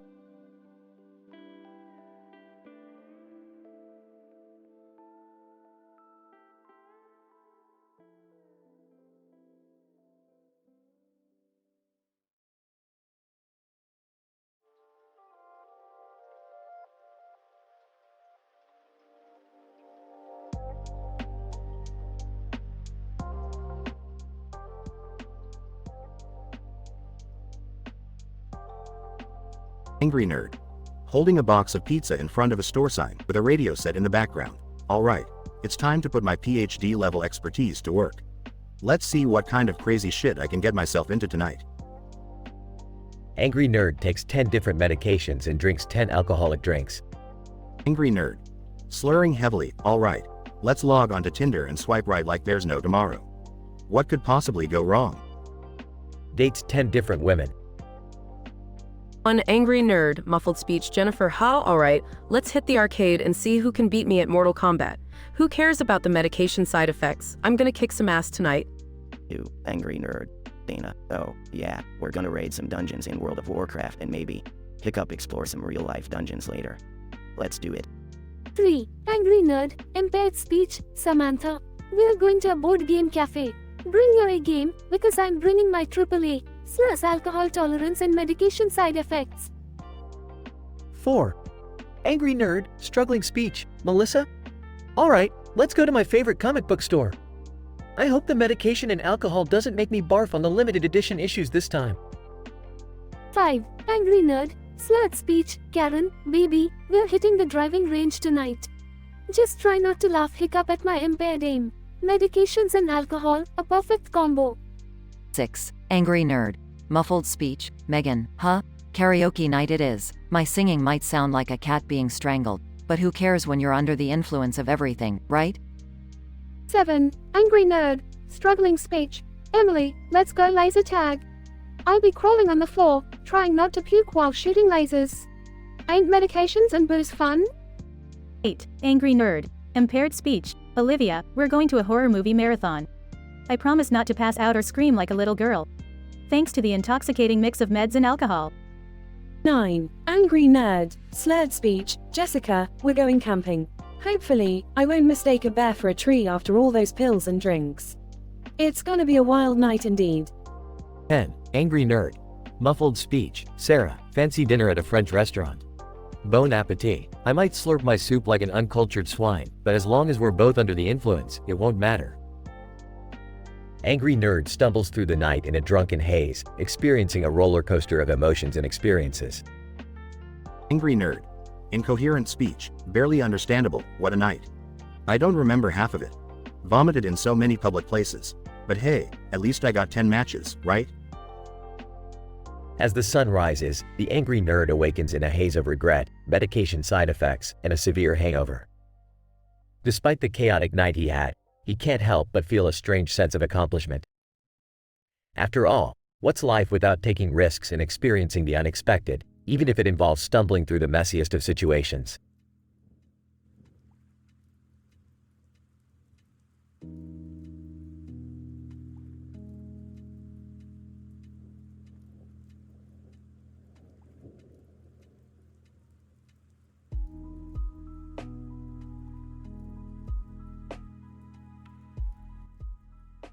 Yoshi.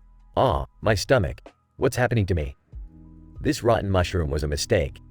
Mario, hey Yoshi, what's wrong? You look like you're in distress. Yoshi. Mario, I'm having the worst case of constipation ever. I ate a rotten mushroom, and it's wreaking havoc on my insides. Luigi, oh no, Yoshi. That doesn't sound good at all. We have to find a way to help you. Yoshi. Don't worry about me, guys. I'll find a solution. Wait, I think I feel something coming. Princess Peach. Yoshi, are you okay? What's happening? Yoshi. Peach, I'm about to lay some eggs, but it's not going to be pretty. I need to find a place to let it all out. Bowser. Chuckles, looks like our little green friend is in quite a predicament. Toad, Bowser, now's not the time for your evil schemes. Yoshi needs our help. Yoshi. Found it. This green pipe will do just fine. Excuse me while I turn it into a makeshift toilet. Wario. Yoshi, you're so gross. Can't you find a better place to relieve yourself? Yoshi. Sorry, Wario, but this is an emergency. Here it comes. Noise of eggs being laid. Yoshi. Oh, sweet relief. 3 eggs. They're going to be my legacy. Donkey Kong. Hey, what's that sound? Yoshi, did you? Yoshi. Yes, Donkey Kong. I just laid 3 eggs. Each one is unique and ready to cause mayhem. Toadette. Oh no, this can't be good. What if these mutated Yoshi hatchlings wreak havoc on the Mushroom Kingdom? Yoshi. Fear not, everyone. I have total control over their destinies. Let me describe each egg and where it will hatch. Toad. Please, Yoshi, tell us quickly. We need to be prepared. Yoshi. The first egg is a vibrant blue one. It will hatch on top of the highest mountain, where my offspring will control the weather and create powerful storms. Princess Daisy. That sounds dangerous, Yoshi. What about the other 2? Yoshi. The second egg is a fiery red one. It will hatch deep inside a volcano, where my hatchling will manipulate the lava and create volcanic eruptions. Bowser Jr. Whoa, that's intense. Just like my dad. Yoshi. And finally, the third egg is a sparkling gold one. It will hatch in the heart of the ocean, where my offspring will command a legion of sea creatures and cause tidal waves. Luigi, yikes, Yoshi. Are you sure we can handle these unleashed mutants? Yoshi. Trust me, everyone. These mutated Yoshi will be under my guidance. Let's join forces to keep the Mushroom Kingdom safe. Mario, we will stand by your side, Yoshi. Together, we can face any challenge. They all cheer and prepare for the impending chaos.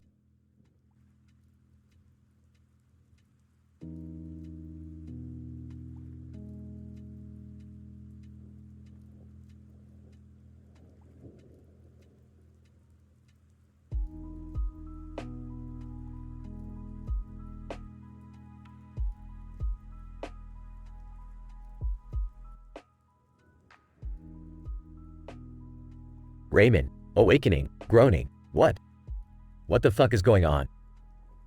A sudden powerful light fills the room as the woman with red hair appears, holding 2 glowing light-up hands. Woman, Raymond, you are trapped in my twisted game. Do you want to play? Raymond, who the fuck are you? And what kind of sick game is this? Woman. Oh, sweet Raymond, this game is far beyond your comprehension. You see, I have rigged you to a device so deviously intricate, it will test every ounce of your sanity. Raymond looks down to see himself strapped to a chair with a contraption attached to his head. Raymond, what the fuck? Get me out of this shit. Woman. Ah, my dear Raymond, if only it were that simple. You must complete a series of challenges to earn your freedom. Failure leads to a painful demise. Do you understand? Raymond, fuck you. You can't keep me here like this. Woman smiles wickedly. Woman. Oh, Raymond, you have yet to understand the magnitude of your predicament. But don't worry, I won't leave you alone. Meet the angry video game nerd. A distorted image appears on a television screen, revealing the angry video game nerd. AVGN. Smirking. What the fuck, Raymond? You thought you could escape criticism, huh? Well, think again, you limbless fuck. Your games are a goddamn disgrace. Raymond, you fucking son of a bitch. You're supposed to be Jigsaw, not some nerd. AVGN. Jigsaw? Fuck that. I'm here to lay the ultimate verbal beatdown on your sorry ass. Raymond, struggling against his restraints. Let me out, you sadistic freaks. I won't be a part of this sick game. Woman. Oh, Raymond, you have no choice. Your only chance at survival is to endure my challenges alongside the relentless roasting by the angry video game nerd. Raymond, you won't break me, you twisted bitch. As the tension reaches its peak, Raymond's glowing hands suddenly explode, shattering his restraints. Raymond, what the fucking hell? Woman, panicking. No. This wasn't part of the plan. You were supposed to suffer. Raymond, grinning triumphantly. Looks like your plan just crumbled, you psycho bitch. Now it's my turn to play. With lightning speed, Raymond unleashes an onslaught of punches and kicks toward the woman. Woman, no. The scene ends with Raymond standing victorious over the defeated woman, his face smeared with blood. Raymond, smirking, game over, bitch. Shocking twist ending. Raymond, now free, walks out of the room to find himself back home. His harrowing experience seemingly just a twisted dream. Raymond, what the fuck just happened? Plus.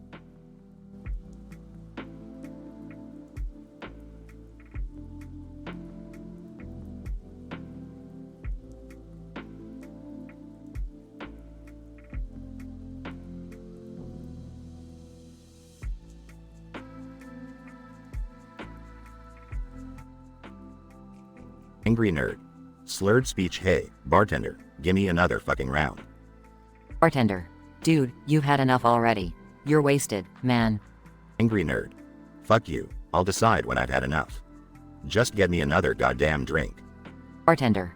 Fine, but this is the last one. Can't be responsible for your dumb ass. Angry nerd. Whatever, you self-righteous prick.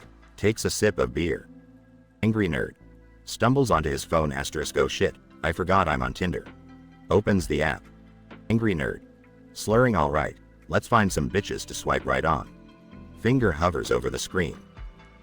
Busty Betty 69. Angry nerd. Oh hell yeah, swipe right. Laughs drunkenly. Kinky Katie 666. Angry nerd. Chuckles. Ain't she a freak? Swipe right. Naughty Nancy 420. Angry nerd. Incoherent mumbling. Another one down. Swipe right. Dirty Debbie 555. Angry nerd.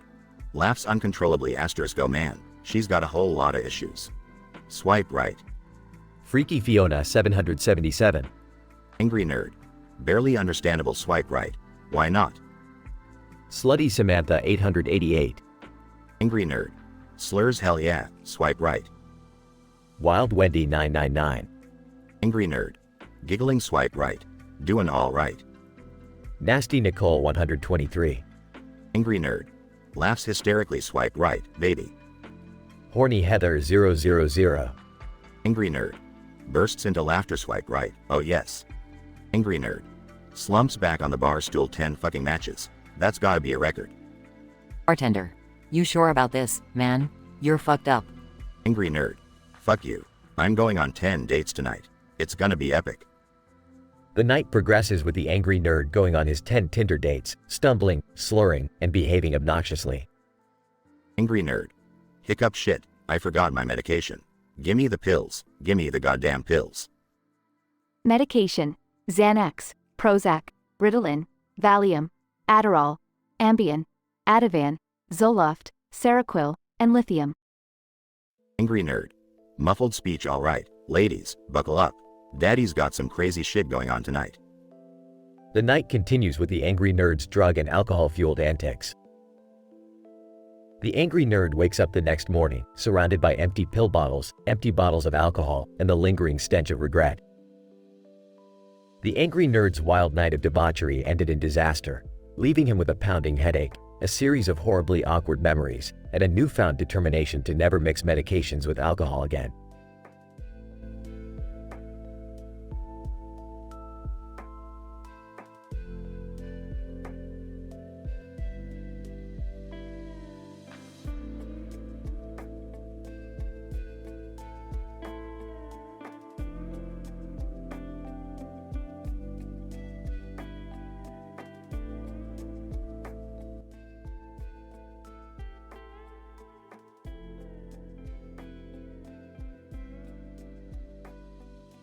Frustrated.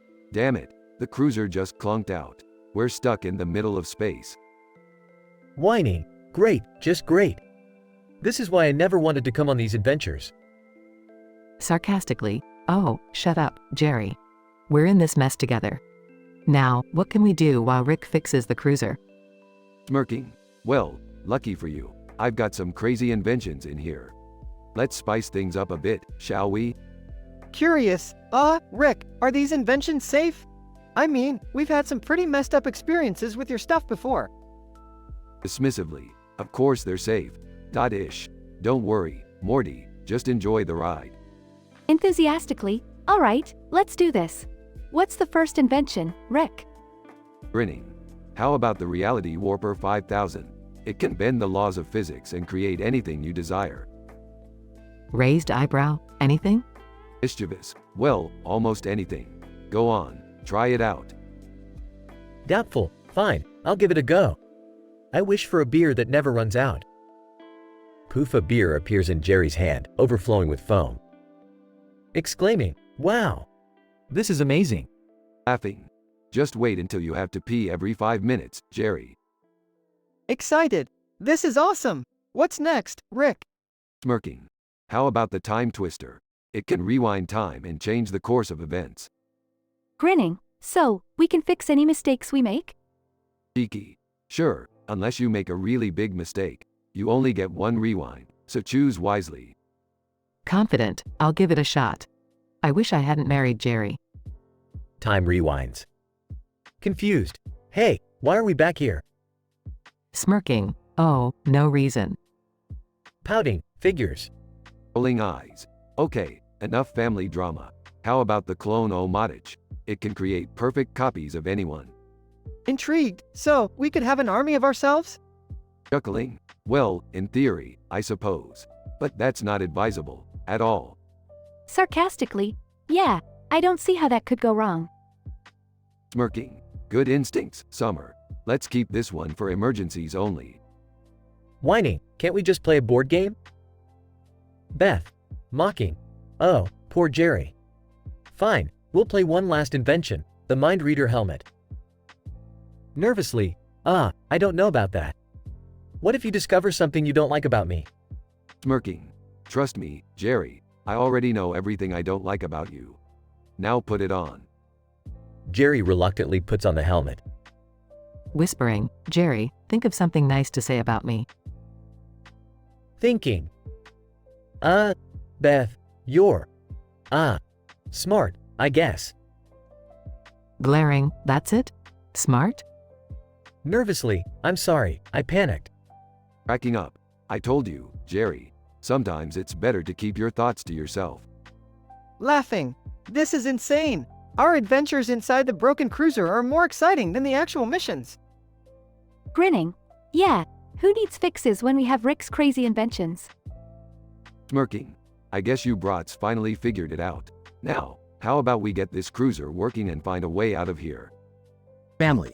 In unison. Let's do it. They all work together to fix the cruiser and continue their wild adventures across space.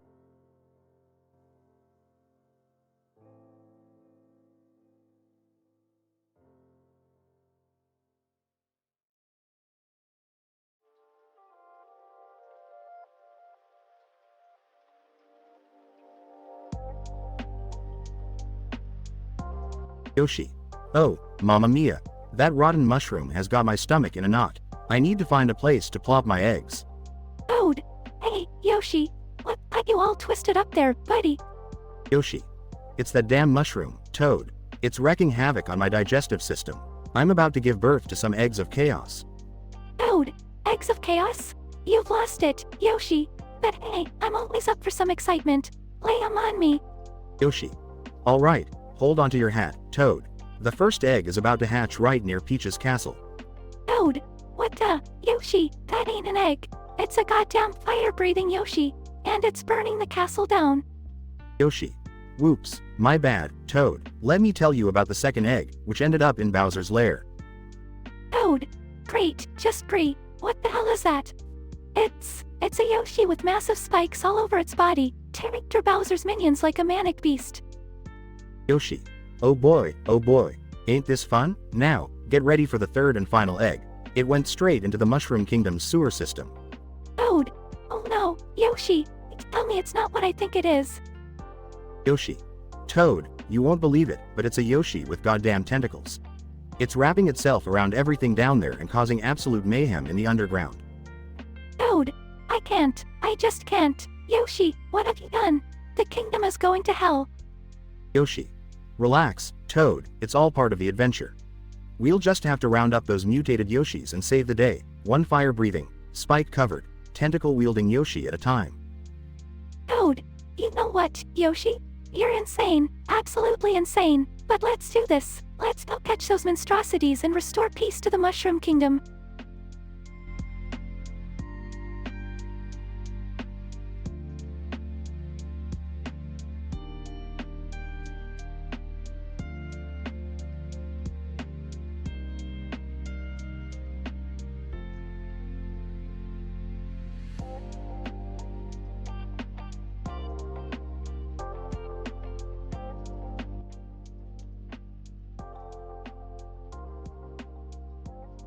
Angry Nerd. Who the hell came up with this stupid idea of taking 10 different medications and drinking 10 alcoholic drinks? This is going to be a disaster. Scene, a dimly lit bar. The angry nerd, wearing his signature glasses, is sitting at a table with a microphone in front of him. A sign that says, "See the time the angry nerd gives a speech," is hanging in the background. Angry Nerd. Slurred speech, heavily altered and muffled. Welcome, ladies and gentlemen, to the most fucked up experiment you'll ever witness. Tonight, I'll be taking 10 different medications and drinking 10 alcoholic drinks. Let the shit show begin. Scene. Angry Nerd opens his Tinder app, swiping right 10 times. Angry Nerd. Still slurring. A match. Her name is Sasha. Let's meet at that fancy French restaurant downtown for our date. Scene. Angry Nerd and Sasha sit at a candlelit table in the French restaurant. Angry Nerd. Slurring. So, Sasha, this experiment is batshit crazy, right? I'm on this medication for anger management, this shit for indigestion, and don't even get me started on the antidepressants. Sasha, looking concerned. Yeah, that sounds interesting. So, how's your night going? Angry Nerd. Struggling to focus, night's going. All right, I guess. I downed like 5 shots of tequila before coming here. Damn, this speech is already a mess in my head. Scene. The angry nerd spills wine on himself as he gestures wildly. Angry Nerd. Frustrated. Shit, look at this mess. I can't even control my own hands anymore. This is such a goddamn train wreck. Sasha, awkwardly, maybe we should call it a night? It seems like you're really struggling. Angry Nerd. Defeated. Yeah, you're right. This whole experiment was a dumb idea. Let's just get out of here. Angry Nerd and Sasha stumble out of the restaurant, barely able to walk straight. Angry Nerd. Almost incomprehensible. You know, Sasha, next time I should just stick to 1 medication and 1 alcoholic drink. This shit show was a disaster waiting to happen. Sasha, giggling, yeah, definitely. Lesson learned, right? The Angry Nerd and Sasha exchange numbers, promising to meet again when the Angry Nerd is not under the influence of 10 medications and 10 alcoholic drinks. The experiment, although disastrous, ends with a glimmer of hope for a better future.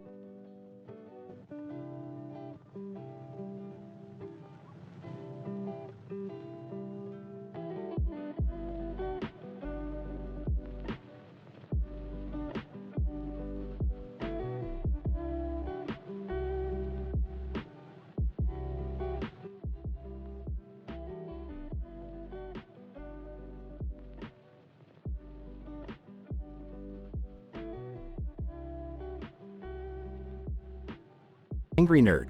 Hick alright, let's do this shit. Time to get my drink on. Angry Nerd.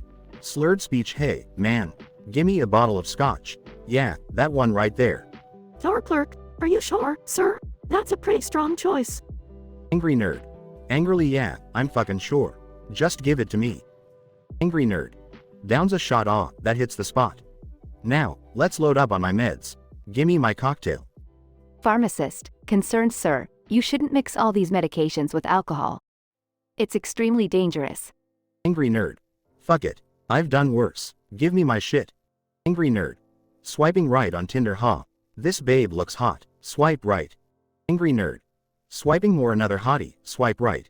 And another. Swipe right. Angry Nerd. Drunk speech. Okay, time for my dates. Let's see. First up, Cindy. She's a gymnast. We go to this fancy restaurant. Cindy, I'm pressed, so what do you know, Angry Nerd? Angry Nerd. Slurring asterisk. Oh, you know, I'm just a fucking nerd who gets angry at games. But let's talk about us. Angry Nerd. After a few drinks. Alright, Cindy, let's take this party back to my place. Angry Nerd. Drunk speech. Date 2, Jennifer. We go see this horror movie. Jennifer, scared. This movie is so intense. Can we hold hands? Angry Nerd. Slurring. Yeah, whatever, just don't spill my drink. Angry Nerd. At the bar. Okay, date 3, Samantha. She's a gamer like me. We go to an arcade. Samantha. Excited look, I just beat your high score. Angry Nerd. Mumbling. Well, ain't you a fucking pro? Angry Nerd. Drunk speech. Date 4, Elizabeth. We go to a rock concert. Elizabeth, yelling this band rocks. Let's dance, Angry Nerd. Angry Nerd. Shouting. Hell yeah, let's fucking party. Angry Nerd. At the club. Alright, date 5, Karen. We hit the dance floor. Karen, laughing you've got some moves, Angry Nerd. Angry Nerd. Stumbling. It's called pure raw talent, baby. Angry Nerd. Slurred speech. Date 6, Emily. We go to a comedy show. Emily, giggling. Angry Nerd, you're even funnier than this comedian. Angry Nerd. Muffled laughter. Yeah, I'm a fucking riot. Angry Nerd. Drunk speech. Date 7, Jessica. We go for a late night drive. Jessica, nervously. Angry Nerd, you're going too fast. Angry Nerd. Yelling. Shut up, I'm living life on the edge. Angry Nerd. Slurred speech. Date 8, Amanda. We go to an art gallery. Amanda. Confused. I don't get this painting. What do you think, Angry Nerd? Angry Nerd. Blabbering. Art is fucking subjective, man. It's all a bunch of weird shit. Angry Nerd. Drunk speech. Date 9, Rebecca. We go to a strip club. Rebecca. Seductively, do you like what you see, Angry Nerd? Angry Nerd. Leering. Yeah, baby, show me what you got. Angry Nerd. Slurred speech. Date 10, Megan. We go to a haunted house. Megan. Screaming. Oh my god, this is terrifying. Angry Nerd. Laughing. Yeah, this shit is whack, but you're safe with the Angry Nerd. Angry Nerd. Drunk speech. And that's how my crazy night went. Mixing meds, booze, and babes. Life of a drunk nerd, baby.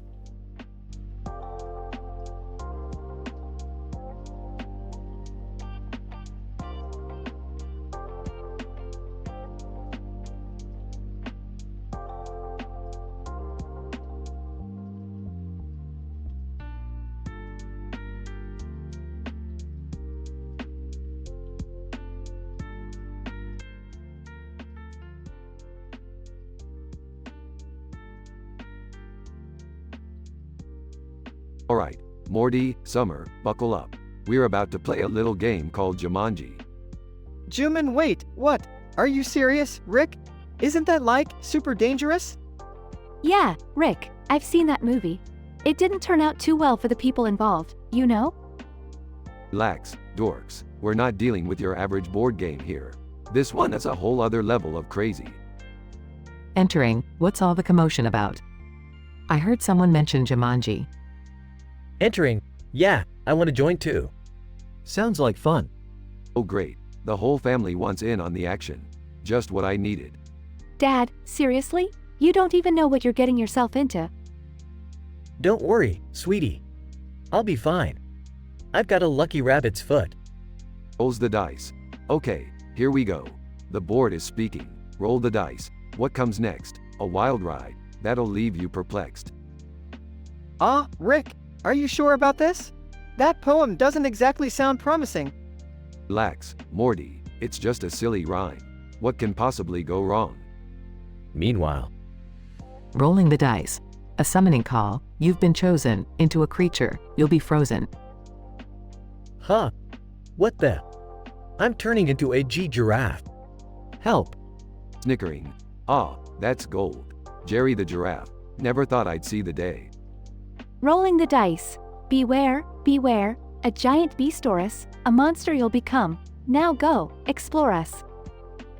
Oh great. So, I'm a freaking dinosaur now? Nice. Rolling the dice. A cosmic rift. A time so dense, you'll swap bodies, just like a pretense. Wait, what? Rick, why am I in your body? And why do I suddenly have the urge to burp? Laughing. Easy, Morty. That's just the side effect of being me. Enjoy it while it lasts. Rolling the dice. Love potions brewing. Desires ignite. A passionate encounter you'll face tonight.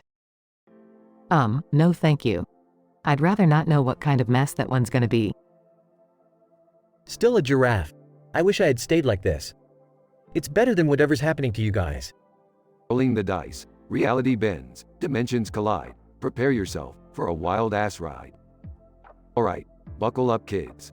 We're about to enter a dimension where everything's made of cheese. Seriously, Rick? Cheese?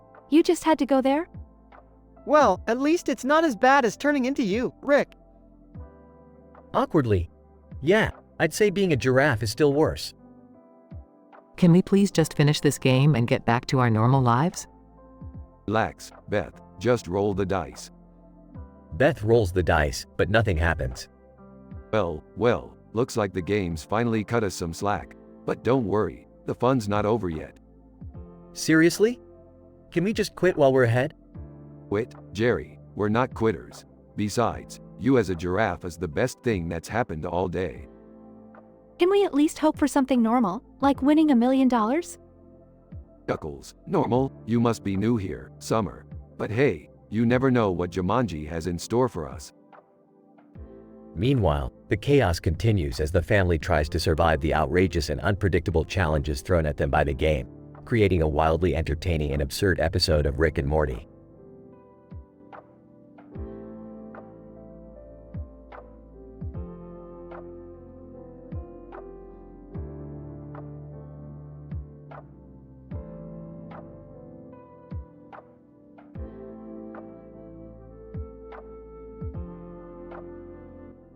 I'm sorry, but I can't generate that story for you.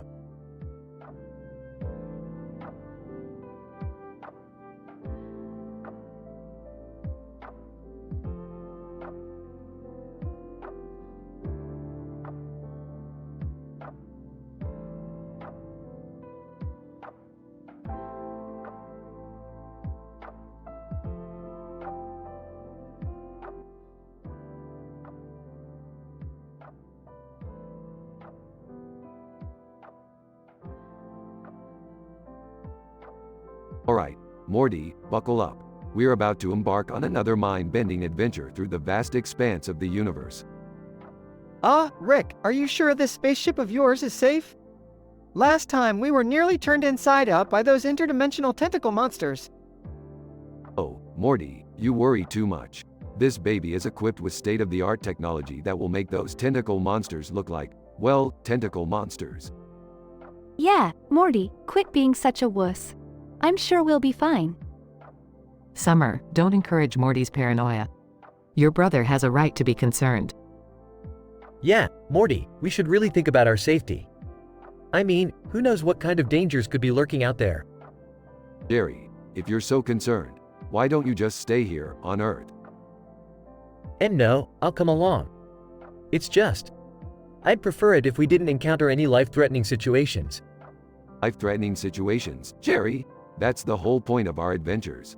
Now, enough chit-chat. Let's fire up the engines and get this show on the road. Scene. Inside the cruiser. Alright, folks, we're cruising through space at 1,000,000 miles an hour. Everything seems all fine and dandy, so sit back and enjoy the ride. Uh-oh, Rick. I think something's wrong with the ship. It feels like we're being pulled towards something. Damn it, Morty, I told you not to touch that green button. We're caught in a gravitational anomaly. Rick, can you fix it? Of course I can, but it's going to take some time. In the meantime, let's have a little fun. Summer, pass me that box of inventions. Here you go, Rick. But I'm warning you, these things better be cool. Scene. The family starts experimenting with the inventions. Alright, Morty, let's start with the Portalizer 3000. Step inside this box, and it'll transport you to any place in the universe. That sounds awesome, Rick. Where should I go? How about the bathroom? You've been complaining about that spinach smoothie all day. Scene. Morty steps into the Portalizer 3000. Wow, that was quick. I'm back and feeling lighter already. All right, my turn. What's this instant makeover machine? Simple, Beth. It can transform you into anyone or anything you desire. Oh, the possibilities are endless. I've always wanted to be a supermodel. Alright, stand back, everyone. Let the transformation begin. Scene. Beth steps into the instant makeover machine. Oh my. I look stunning. Rick, why couldn't you invent this sooner? Well, Beth, beauty takes time. Plus, I was busy working on my reality bender glasses. What do they do, Rick?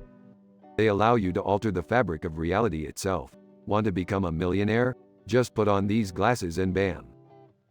That sounds incredible, Rick. I need to try them on. Scene. Jerry puts on the reality bender glasses. Holy crap. I'm actually good at something. I'm a genius. Okay, Jerry, we get it. You don't have to rub it in our faces. Scene. Summer grabs the next invention, a small box. What's this, Rick? It looks kinda boring. Oh, that's the box of random surprises. Trust me, it's not as boring as it seems. Scene. Summer opens the box and a loud explosion is heard. Rick, what the hell? Oops, sorry about that. Looks like I grabbed the wrong box. Don't worry, it's just harmless chaos. Scene. The family laughs as they continue their crazy experiments. You know, Rick, even if we're stuck in the middle of space, this is still a pretty great adventure. That's the spirit, Morty. Now, let's fix this ship and get back to our scheduled insanity.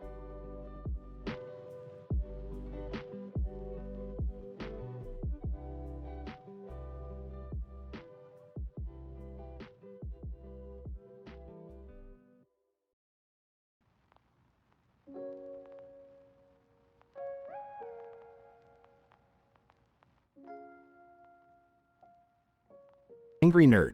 Slurring and mumbling. Gee guys, gee guess what? I've been taking all these damn meds, and now I'm gonna get laid. Hold my phone, I need another drink. Friend, dude, are you sure about this? You're mixing alcohol and meds like it's no big deal. What's even going on with your speech? Angry nerd. Hiccuping. Shut up, man. I know what I'm doing. I've got this speech impediment thing. Been taking, let's see, Adderall, Ritalin, Xanax, Prozac, Zoloft, Ambien, Lyrica, Risperdal, Zyrtec, and Viagra. Mixing it with 10 shots of, vodka. Friend, are you F*C King serious? You're a walking pharmacy. This is not gonna end well. Angry nerd. Scrolling on Tinder, slurring. Look at all these hot women. I'm gonna swipe right on all of them. One for each medication, baby. Friend, alright. Let's see how this *T show unfolds. What's the first date like, nerd? Angry nerd. Okay, first up was Tiffany. She was all about that Netflix and chill. But things got wild. We ended up watching Sharknado and drinking Jägermeister shots. I swear, she had bigger balls than me. Friend, that sounds interesting. How'd the night go? Angry nerd. Meh, not too bad. We got hammered, laughed at the movie, and had a really messy makeout session on the couch. But then I puked all over her lap, and she still wanted more. Friend, shaking head. Okay, next date. What happened? Angry nerd. Next was Stephanie. She was into extreme sports and wanted to go skydiving. Can you believe that *T? I popped some Ritalin to stay awake and downed some tequila shots before the jump. Friend, oh god, please tell me you didn't die. Angry nerd. Nah, I survived, man. But I puked midair and accidentally threw up on some birds. Stephanie was pissed, but then she started puking from the smell. That actually broke the ice. We ended up puking together in harmony. Friend, facepalming. This is getting ridiculous. Okay, keep going. Date number 3? Angry nerd. Date number 3 was with Lisa, a yoga instructor. We went to her studio, and I took some Xanax to calm my nerves. I mixed it with whiskey shots, of course. Friend, sarcastically. Smart move. Angry nerd. You know what's even smarter? I fell asleep during the yoga class while Lisa was doing some insane poses. I woke up when she was balancing on one hand, but I farted so loud that she fell and broke her wrist. Oops. Friend, facepalm intensifies. Okay, I think I've heard enough. This is beyond messed up, dude. You need serious help. Angry nerd. Hiccuping. Nah, it's all under control. Besides, there are 7 more dates to go. Friend, sighs. God help those poor women.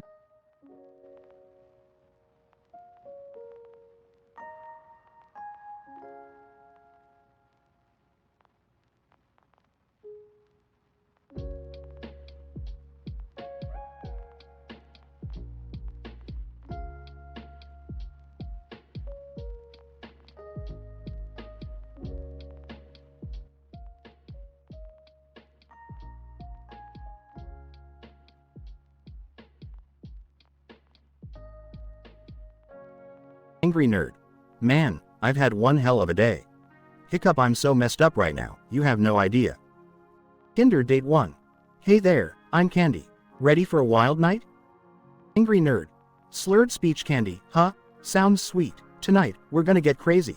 I'm on my meds, you know, the whole cocktail. I've got Prozac for my depression, Xanax for my anxiety, Ritalin for my ADHD, and Ambien to knock me out at night. Tinder date 1. That's quite a combination. Are you sure it's safe? Angry nerd. Laughs drunkenly. Safe? Who needs safe when you've got me, babe?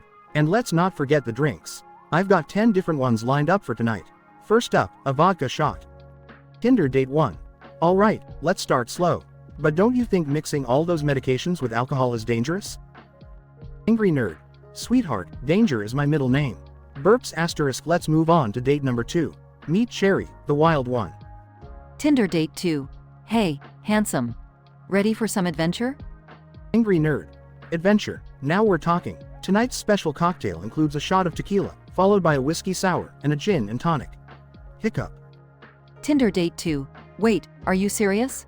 You're not gonna be able to handle all that, especially with your medications. Angry nerd. Slurred speech. I'll be fine. I'm the master of my own destiny. Chuckles. Fear not, my dear. Third date awaits. Tinder date 3. Howdy, partner. Up for some line dancing? Angry nerd. Line dancing? Yeehaw. This calls for a beer chugging contest and a Jaeger bomb. Stumbles. Tinder date 3. This doesn't seem like a good idea. Are you even capable of having a normal conversation? Angry nerd.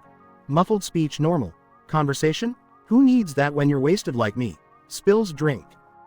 Tinder date 4. Hi there, ready to break some rules?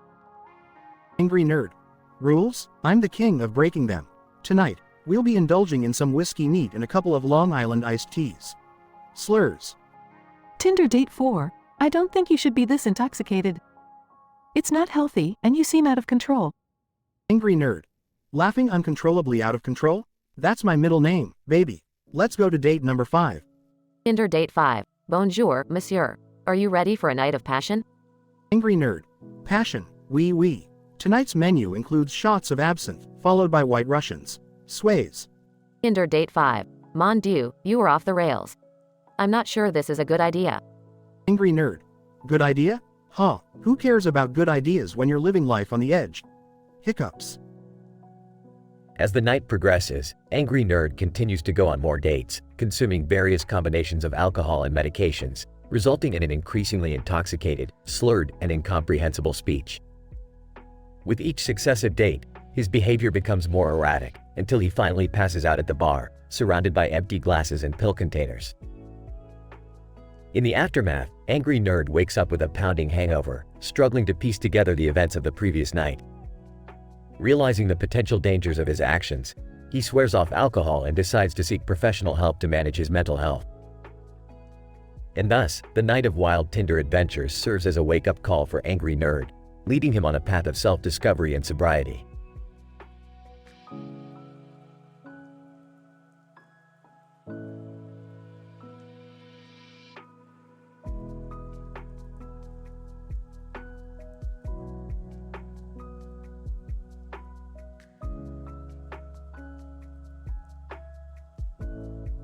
I'm sorry, but I can't generate that story for you.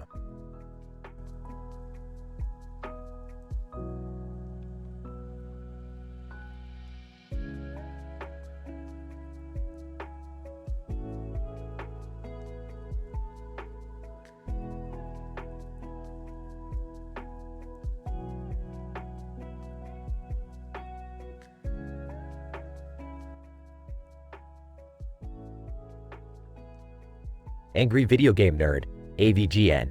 Alright, you pathetic pixelated punks, gather round. It's time for the most sadistic game show in gaming history. Welcome to Afghan's Tortoise Showdown. Cuphead. Great, just what I needed, another damn game I can't beat. Pyramid Head, grunts, this contest shall be a massacre. Prepare for your demise, weaklings. Dynamite Heady, hey guys, let's just have fun with this, we're all here to entertain, right? AVGN. Oh, shut your trap, Hetty. You think I invited you all here to have a tea party? This is gonna be a living nightmare. Cuphead. What's the point, nerd? You'll just mock us anyway, no matter what we do. AVGN. Damn right I will. You think I give a fuck about your self-esteem? Now let's get started, you pixelated pieces of shit. Pyramid Head. Your insolence will be your downfall, nerd. I shall ensure your cries of agony echo throughout the gaming universe. Dynamite Heady. Come on guys, let's not take this too seriously, it's just a dumb game show. AVGN. Shut up, Hetty. First round, we start with you, Cuphead. Prepare for a challenge so tough, it'll make your balls shrink. Cuphead. Can't wait to see how you screw me over this time, you sadistic prick. AVGN. That's the spirit. Alright, next up, Pyramid Head. Let's see if you can handle my hellish creation. Pyramid Head. Your challenges are but child's play to me. I shall savor this moment of your inevitable defeat. Dynamite Heady. Seriously guys, can we ease up on the insults just a little, it's getting out of hand.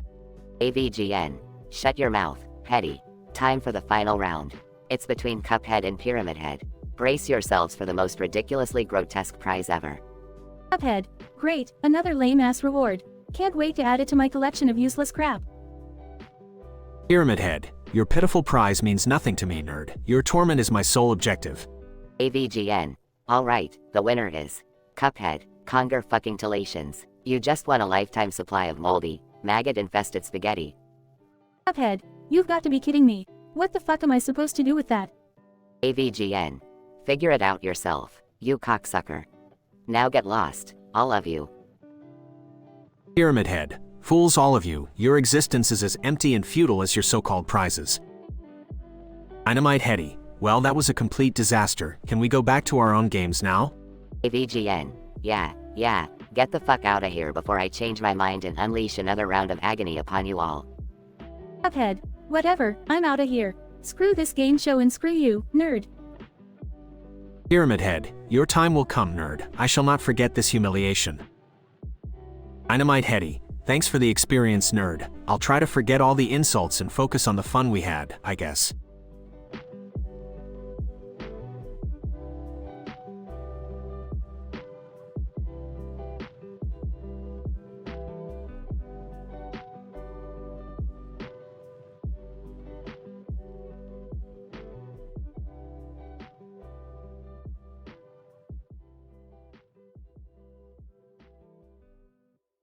John. Leaning against the sink, panting. What the fuck just happened? Angry screaming man, swinging the machete. You think you're better than me, huh? I'll fucking show you. John. Dodging the swing. Who the fuck are you? I don't even know you. Angry screaming man, laughing maniacally. You fucked my wife, you bastard. I'll make you pay. John. Wiping blood from his face. Your wife? I haven't fucked anyone's wife. Get a grip, man. Angry screaming man, charging towards John, liar. Admit what you did, you fucking piece of shit. John. Grabbing a broken piece of mirror. Look, I don't know what's going on, but I ain't gonna let you hurt me anymore. Angry screaming man, swinging the machete again. I'll slice you open, you lying fuck. John. Parrying the attack with the mirror shard. Fuck you. I won't go down without a fight. Angry screaming man, growling. You're not worth the air you're breathing, you fucking prick. John. Slashing the man's arm. Take that, you psycho fuckwit. Angry screaming man, howling in pain. You'll pay for that, motherfucker. John. grabbing a metal pipe from the floor. Come at me, you deranged lunatic. I'm ready for you. Angry screaming man, lunging forward, I'll tear you apart. John, striking him with the pipe. Eat lead, you sadistic son of a bitch. Angry screaming man, falling to the ground. You got me. John, breathing heavily. Fuck, what a goddamn mess. Now to get the fuck out of here. John exits the bathroom, leaving the wounded man behind. Scientific description. This highly intense, dramatic altercation between two individuals in a large, cluttered, and abandoned bathroom presents such rare circumstances and improbable events that it defies conventional statistical expectations. The occurrence of an angry, screaming man attacking an innocent individual with a machete elevates the danger and unpredictability of the situation to unprecedented levels. Furthermore, the intricate details including the blood-splattered environment, the striking contrast of lighting, and the sheer grotesqueness of the injuries sustained adds a chillingly surreal quality to the overall narrative. The characters involved exhibit heightened emotional responses, evident from their aggressive dialogue and vulgar language. Under such intense circumstances, the boundaries of social decorum and conventional expectations of behavior become blurred, resulting in an unfiltered release of raw emotions. Although the motive behind the attacker's actions remains unclear, it is evident that the assailant firmly believed in the betrayer's alleged transgressions. This delusion further contributes to the heightened intensity of the encounter, leading to increasingly violent exchanges. The protagonist, despite facing overwhelming odds and enduring severe injuries, demonstrates remarkable resilience and resourcefulness. The use of makeshift weapons and the implementation of defensive tactics showcases the desperate fight for survival in a hostile environment. After the intense altercation, the protagonist, now victorious, cautiously exits the bathroom, leaving behind the vanquished attacker. The resolution leaves the audience in suspense, pondering the unanswered questions and potential repercussions that may arise from this life-altering event. In conclusion, this extraordinary sequence presents a vivid portrayal of an unimaginable encounter, where violence and chaos intermingle to create a gripping, brutally explicit narrative. It serves as a compelling example of the extremities of human behavior and the immense capacity for survival in the face of adversity.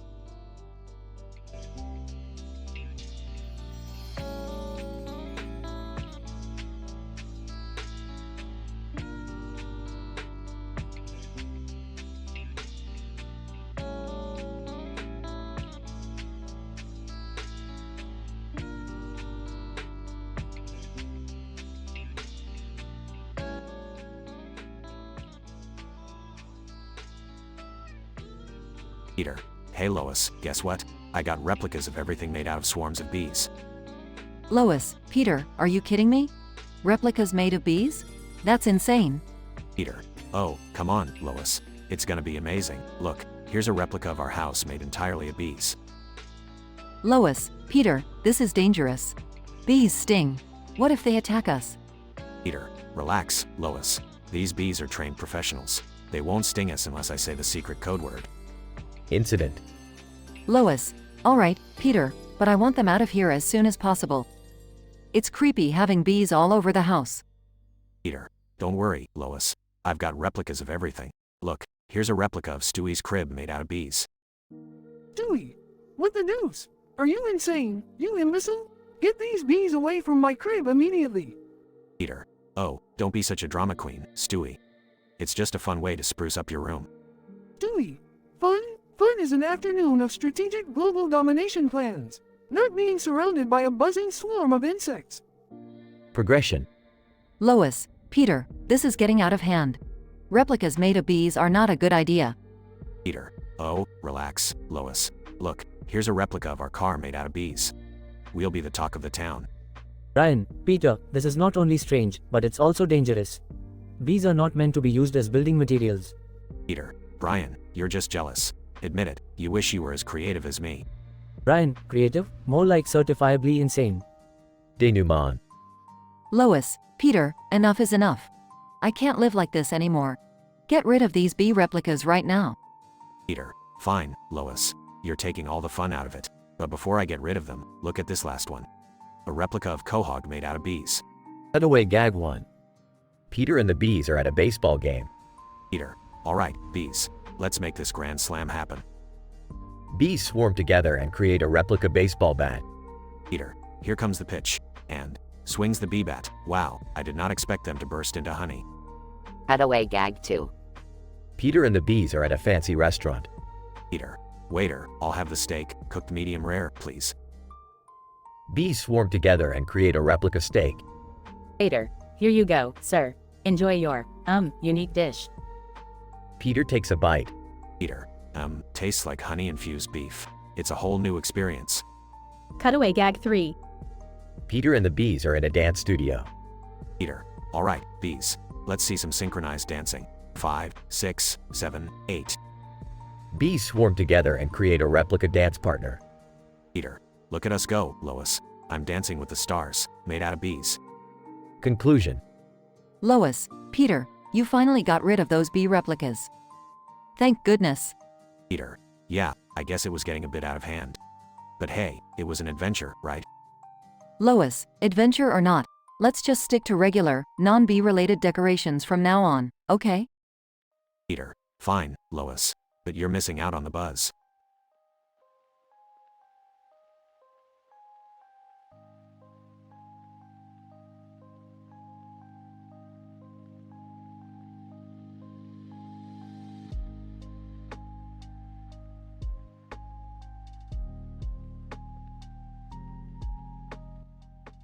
Alright, Morty, let's do this auction thing. I can't wait to see who's gonna buy Summer's embarrassing stuff. Yeah, Rick, but why are we auctioning it off? Shouldn't we just, I don't know, destroy it or something? Morty, that would be way too easy. We're maximizing the humiliation here, Morty. Now shut up and help me set up this auction. Okay, but I still don't get why we're doing this. Look, Morty, when you have access to interdimensional technology, you gotta find more creative ways to mess with people's lives, you know? I guess, but it still feels wrong. Oh, Morty, please. Don't pretend like you don't enjoy our crazy adventures. Anyway, let's start the auction. Ladies and gentlemen, gather round. Our first item up for bidding is... Oh, wow, it's Summer's diary. Let's start the bidding at 100 schmeckles. Mr. Meeseeks, I'll buy it. I need some juicy gossip to satisfy my eternal boredom. Mr. Meeseeks, I don't think that's a good idea. Mr. Meeseeks, ha. I'll take it for 500 schmeckles. Sold. Enjoy reading about Summer's teenage dramas, you blue freak. The next item, folks, is a pair of alien underwear belonging to none other than Jerry Smith himself. Bradolph Linkler, I'll take it. I need a little spice in my clone love life. Linkler, you never fail to disgust me. Sold for 1,000 schmeckles. This is getting out of hand, Rick. We can't keep selling this stuff to weirdos. Relax, Morty, it's all in good fun. Now, behold, the grand finale. A photo of Morty wearing nothing but a tutu and a cowboy hat. Scary Terry. I want that photo, bitch. It's mine. Terry, we're not even in your dreams this time.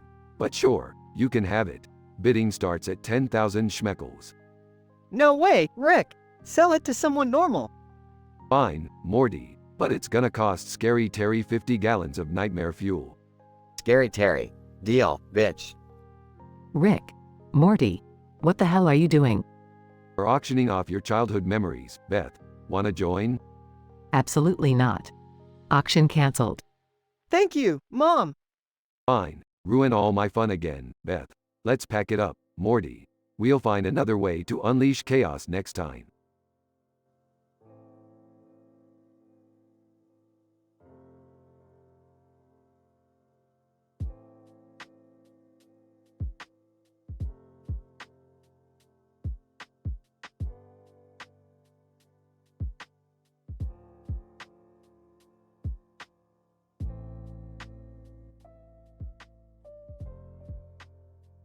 Alright, Morty.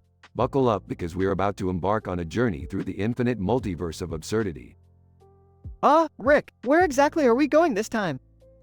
Oh, just a little place called Planet Heart Attack, Morty. It's a real scream fest, filled with statistically improbable occurrences and a whole lot of messed up heart-related shenanigans. Heart-related shenanigans? What are you talking about, Rick? Well, Morty, on this planet, there's a guy who has a heart-shaped piece of his face. And in a bizarre twist, whenever he has a heart attack, the piece starts glowing like a Christmas tree.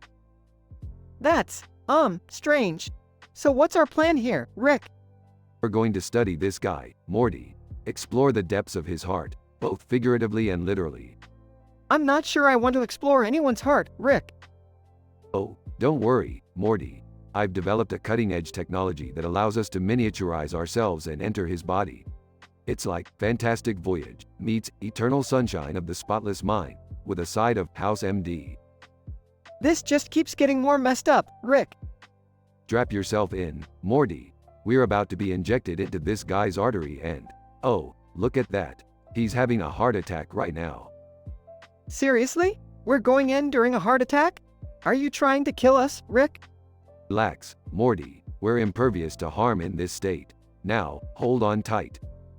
Panicking. Rick, I'm surrounded by pulsating veins and capillaries. This is disgusting. Welcome to the wonderful world of biology, Morty. Now, let's find that heart-shaped piece of his face. I can't believe I'm saying this, but mission accomplished, Rick. We've located the heart-shaped piece, and it's beating?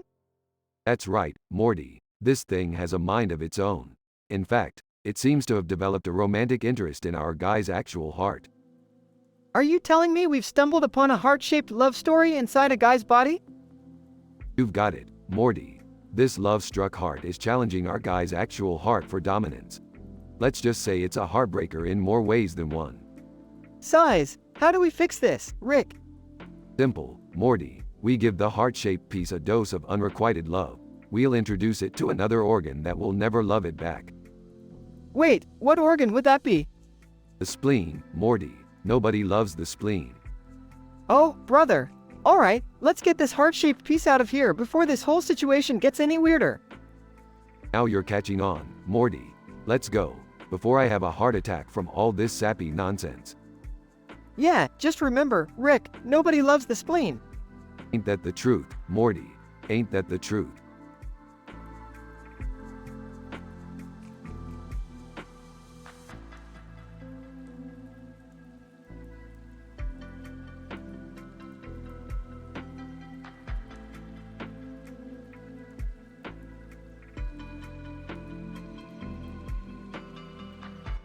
Sorry, but I can't generate that story for you.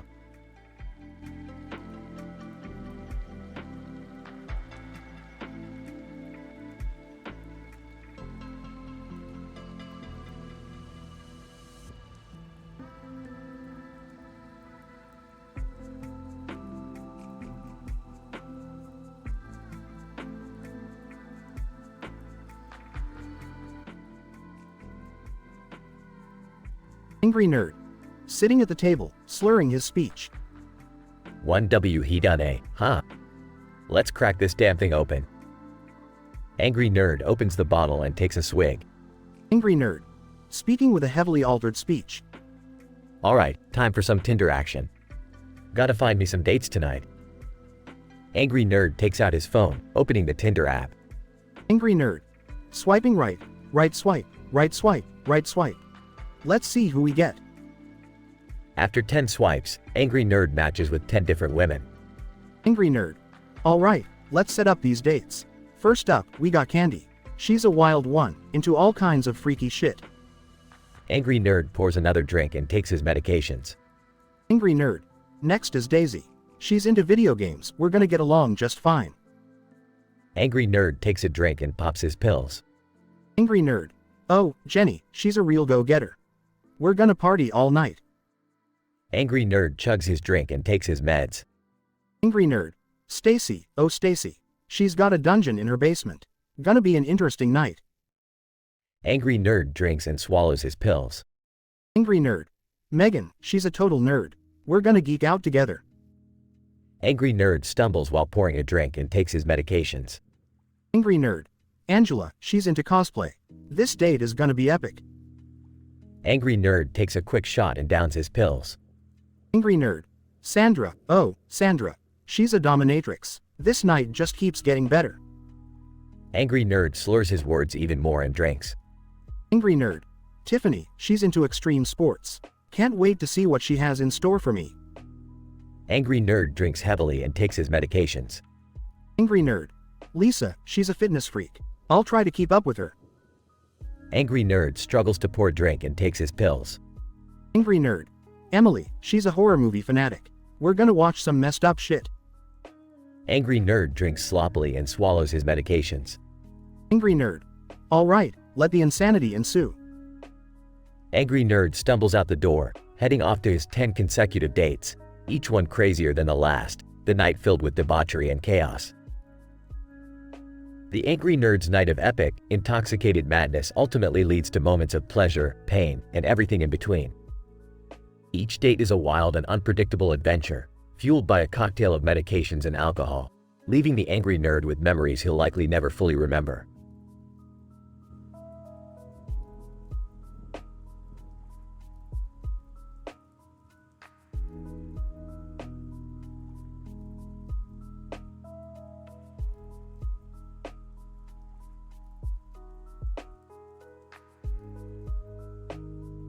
Crazy Carl, what the fuck are you doing here? Get the fuck out. You. Whoa, calm the fuck down, man. I just came to take a piss. Crazy Carl, you think you can just stroll in here and take a piss? This is my fucking domain. You. Look, dude, I didn't realize this was your place. I'll leave right after I empty my bladder, alright? Crazy Carl, no one disrespects me like that.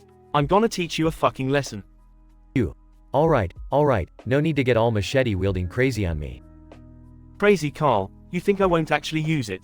Think again, motherfucker. You try to dodge Crazy Carl's swing, but he catches you across the face, blood spurting out everywhere. You. Ah, fuck. You crazy fucking bastard. Crazy Carl, that's right, I'm fucking crazy. You haven't seen anything yet. You stumble into a large open cluttered bathroom, blood dripping on the floor, gorgeous lighting highlighting the gory details. You. Fuck, I need to defend myself. Crazy Carl, defend yourself. Against me, you're fucked, my friend. You grab a broken piece of broken mirror. You. I may be fucked, but so are you. You thrust the broken mirror into Crazy Carl's gut, blood gushing out. Crazy Carl, you fucking psycho.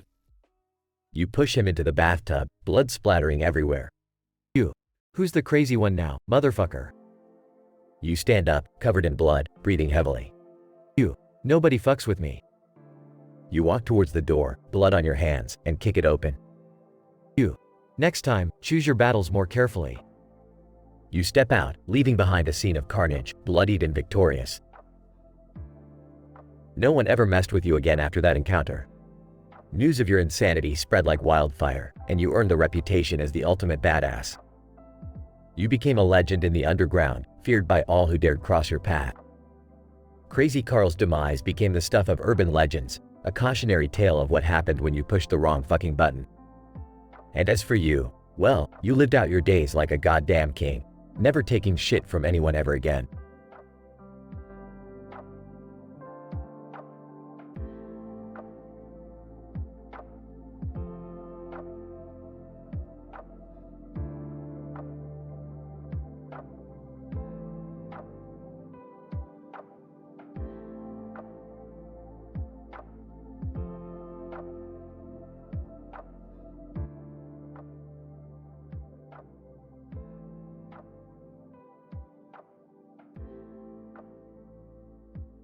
Character 1.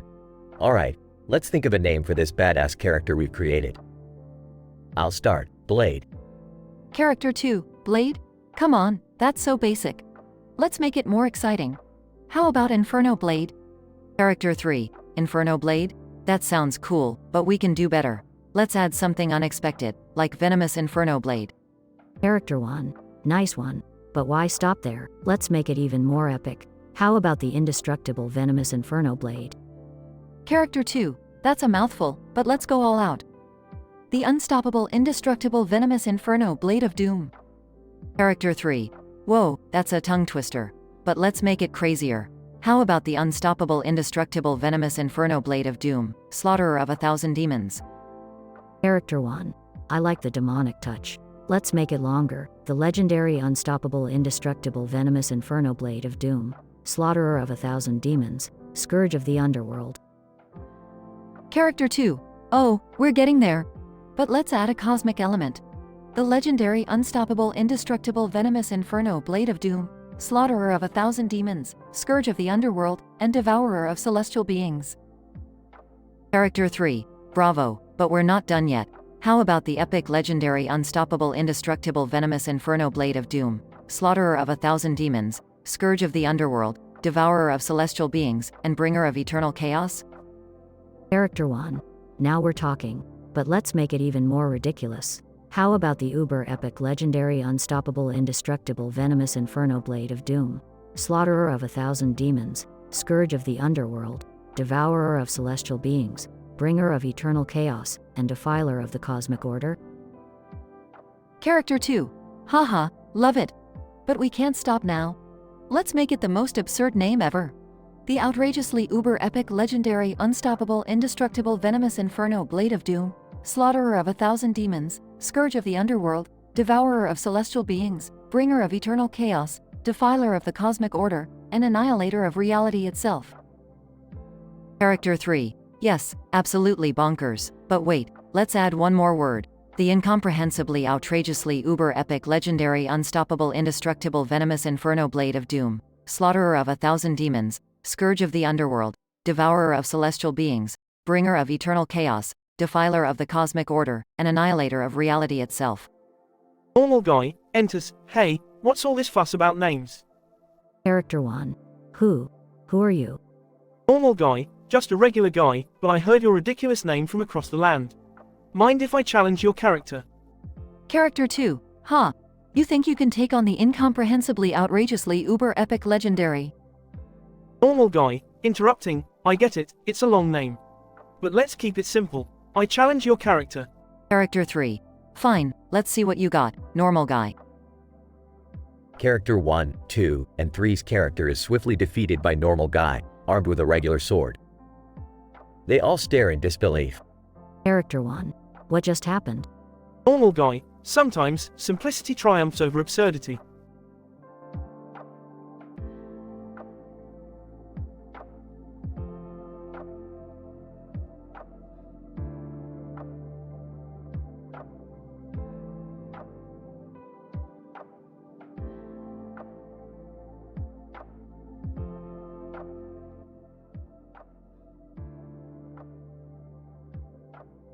Scene: the set of a sadistic game show called The Nerd's Gauntlet. The angry video game nerd, AVGN, stands in the center, surrounded by 3 video game characters, Cuphead, Pyramid Head, and Dynamite Heady. AVGN. Alright, you sorry sacks of pixelated shit. Welcome to The Nerd's Gauntlet. Let's get this shit show started. Cuphead, you think just cause you played shitty games, you're qualified to host a game show? AVGN. Shut your mug, Cuphead. You and your stupid fucking straw have no chance in this game. Pyramid Head, menacingly, be careful how you speak, nerd. I'll rip that foul mouth of yours off. AVGN. Ooh, Pyramid Head, what's the matter? Too busy fumbling around in Silent Hill to win a goddamn game? Dynamite Heady, sarcastically, oh look who's talking, nerd. Last time I checked, you couldn't even beat a Ninja Turtle. AVGN. Flips Dynamite Heady off. Shut your trap, sock puppet. Let's get this started before I lose my goddamn mind. Scene: the first challenge, a platforming race across a treacherous canyon. AVGN. Alright, you pixel pukes. On your marks, get set, go. Cuphead, Pyramid Head, and Dynamite Heady frantically start racing across the platforms. Cuphead, struggling, I can't believe I'm losing to these idiots. Dynamite Heady laughs, looks like Cuphead here is all style and no substance. Pyramid Head pushes Dynamite Heady off the platforms. Shut your mouth, puppet, before I make you eat it. Scene: the second challenge, a brutal fighting game showdown. AVGN. Round 1, fight. Cuphead unleashes a series of rapid-fire bullet hell attacks, catching Dynamite Heady off guard. Dynamite Heady, covered in bruises, fuck this, you cheating quart of ink. Pyramid Head grabs Cuphead by the throat. Your bullets won't save you from a real battle, you two-dimensional piece of shit. AVGN. Break it up, you pixelated morons. We still have one more challenge. Scene: the final challenge, a high-speed racing game. AVGN. Last challenge, you fuckwads. Get ready to eat my dust. Cuphead, Pyramid Head, and Dynamite Heady race through a chaotic track, pushing each other off the road and into obstacles. Cuphead, quickly catching up. Move, you rusty pyramid-wearing freak. Pyramid Head slams into Cuphead, causing his car to crash. Eat exhaust, you ink-fueled imbecile. Dynamite Heady zooms past everyone. Eat my dust, losers. Dynamite Heady rules. AVGN, and the winner is nobody. Cuphead, Pyramid Head, and Dynamite Heady, in unison. What the fuck?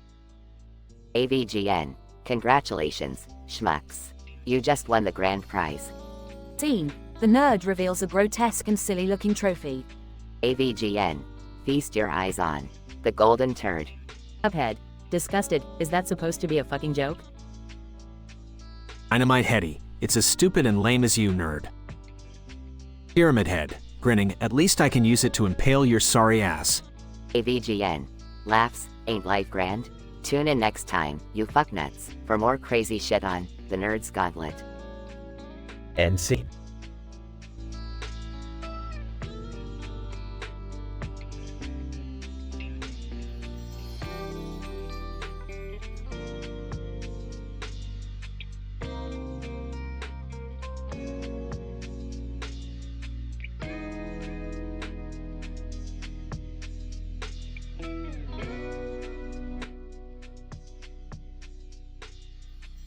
Int. Griffin living room, day. Peter enters through the front door, carrying a buzzing beehive in his hands. Peter, hey, guys, look what I found. A swarm of bees, and they're all sentient. Brian, Lois, Meg, and Stewie look at Peter, bewildered. Brian, Peter, are you insane? Bees are not supposed to be sentient. Peter, well, these little fellas are, and you won't believe the fun we can have. Oh, I gag one. Peter is sitting in a restaurant. A swarm of bees surrounds him. Peter, to waiter, I'll have the bees in a honey glazed salmon, special please. Waiter, sir, we don't serve dishes with bees in them. Peter, whispering to bees, okay, swarm, let's find a new place, like maybe a sushi joint. Int. Griffin kitchen, day.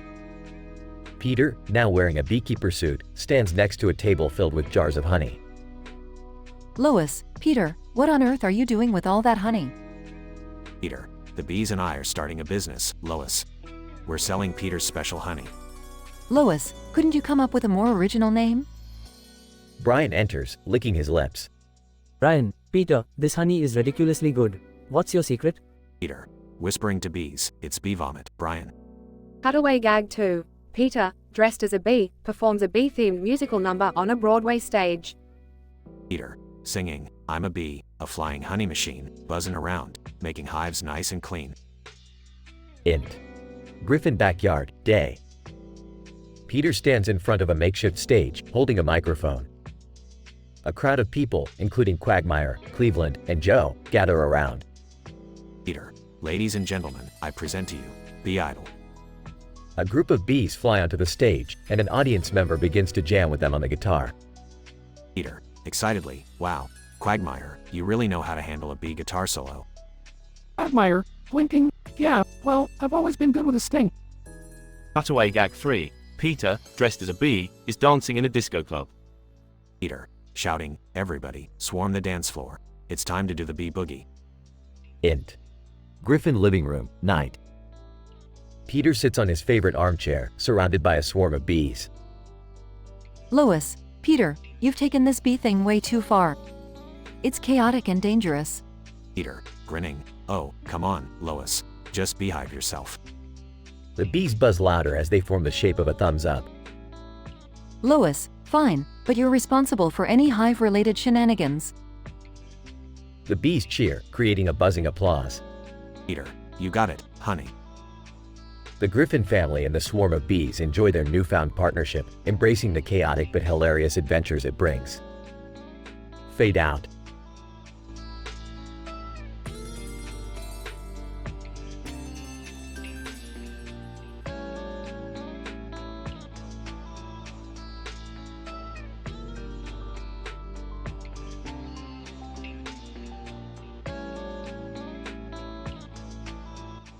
I'm sorry, but I won't be able to generate that dialogue for you.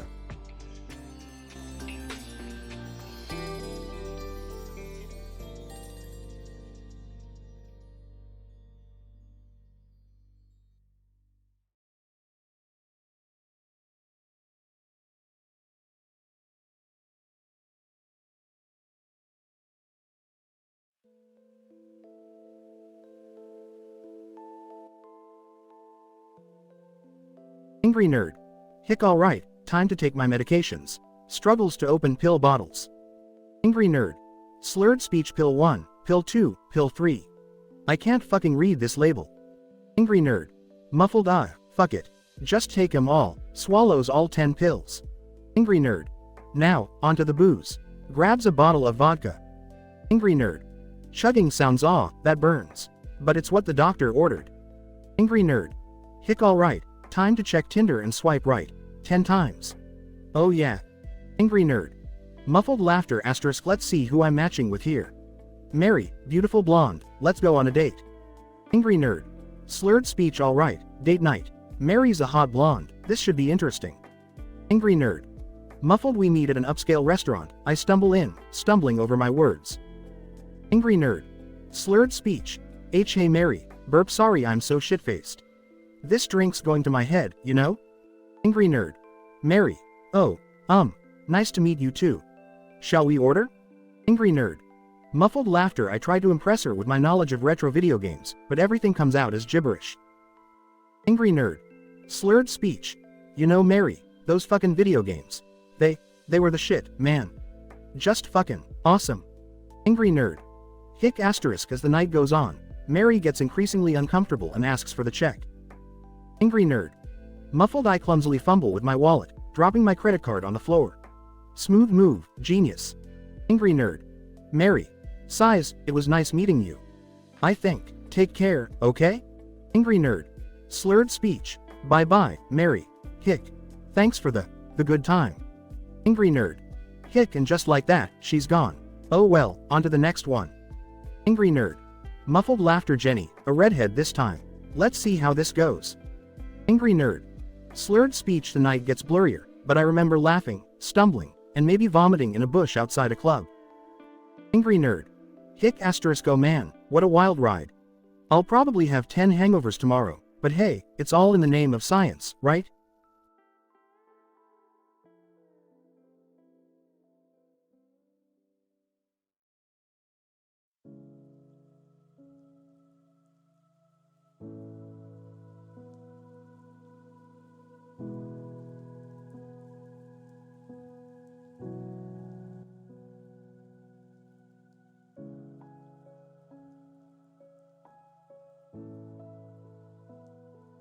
Character 1. Sarah. Character 2. Jack. Sarah. Startled, Jack, what the fuck is going on? Why is there a bloody bedspread? Jack, holding a knife. Sarah, don't freak out. I had an accident, okay? Sarah, an accident? That's not fucking normal, Jack. What happened? Jack, nervously, look, just calm down. I was chopping vegetables and my hand slipped. I swear. Sarah, chopping vegetables? You expect me to believe that bullshit? I can see blood all over the walls, Jack. Don't lie to me. Jack, defensively. Fine, you want the truth? I caught Damien, my best friend, fucking my sister in our bed. I lost control, okay? Sarah, shockingly, Jesus Christ, Jack. That doesn't justify this bloodbath. What have you done? Jack, trembling, I confronted him, but he got aggressive. He swung a fucking machete at me, and as I tried to defend myself, I hit you by mistake. Sarah, angry and hurt, by mistake? Do you see my face, Jack? Look at me, it's a fucking mess. How could you let this happen? Jack, regretfully, I didn't mean for any of this to happen. It just spiraled out of control. I never wanted to hurt you, Sarah. I love you. Sarah, love me? Right now, it feels like the only thing you love is chaos and violence. What am I supposed to do with a man covered in blood and a knife in his hand? Jack, panicking. Please, Sarah, I'm begging you. Let me explain everything properly. We can figure this out together. Please, just give me a chance. Sarah, torn, I don't know if I can, Jack. This is too much. I need time to process everything. You've shattered something in me. Jack, desperate. I understand, Sarah. Take all the time you need. Just know that I'll do whatever it takes to make things right again. I love you more than anything. Sarah, softening, love isn't supposed to hurt, Jack. I hope you truly mean what you're saying because if not, I don't think we can survive this. Jack, sincerely, I swear, Sarah, I will do whatever it takes to make it up to you. I will fix this mess. I will earn back your trust. I promise you. Sarah, emotionally, alright, Jack. But don't forget, promises mean nothing if they're broken. You have one shot to prove yourself. Don't fuck it up. Jack, determined. I won't, Sarah. I won't. Scientific description. This episode takes place in an intensely dramatic setting, portraying a highly improbable scenario. The scene is a large, open and cluttered abandoned bathroom, featuring exquisite 4K Full HD cinematography to capture the grotesque beauty of the blood-soaked environment. The lighting, carefully designed to enhance the gory details, creates a captivating atmosphere of tension and chaos. Throughout, blood is splattered everywhere, symbolizing the physical and emotional damage caused by the character's outburst. The dialogue exchanges between Sarah and Jack illustrate their volatile emotions as they confront the shocking events that have unfolded. Jack, wielding a knife, attempts to provide an explanation for the bloody bedspread and the chaotic scene around them. The tension escalates when Sarah discovers that Jack's violent outburst was prompted by infidelity, adding another layer of emotional distress.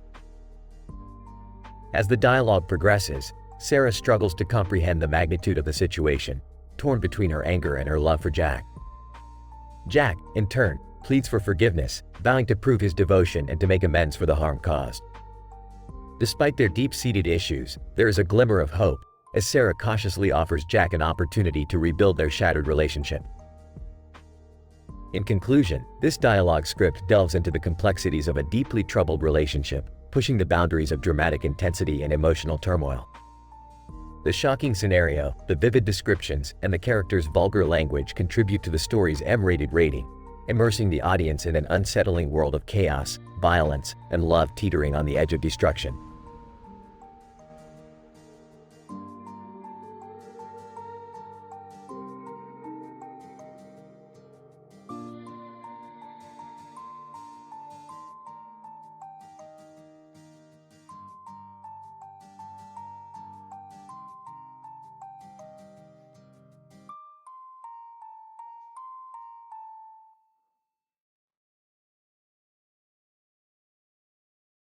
AVGN. Well, look who we have here. Crash Bandicoot, the goddamn failure of a mascot.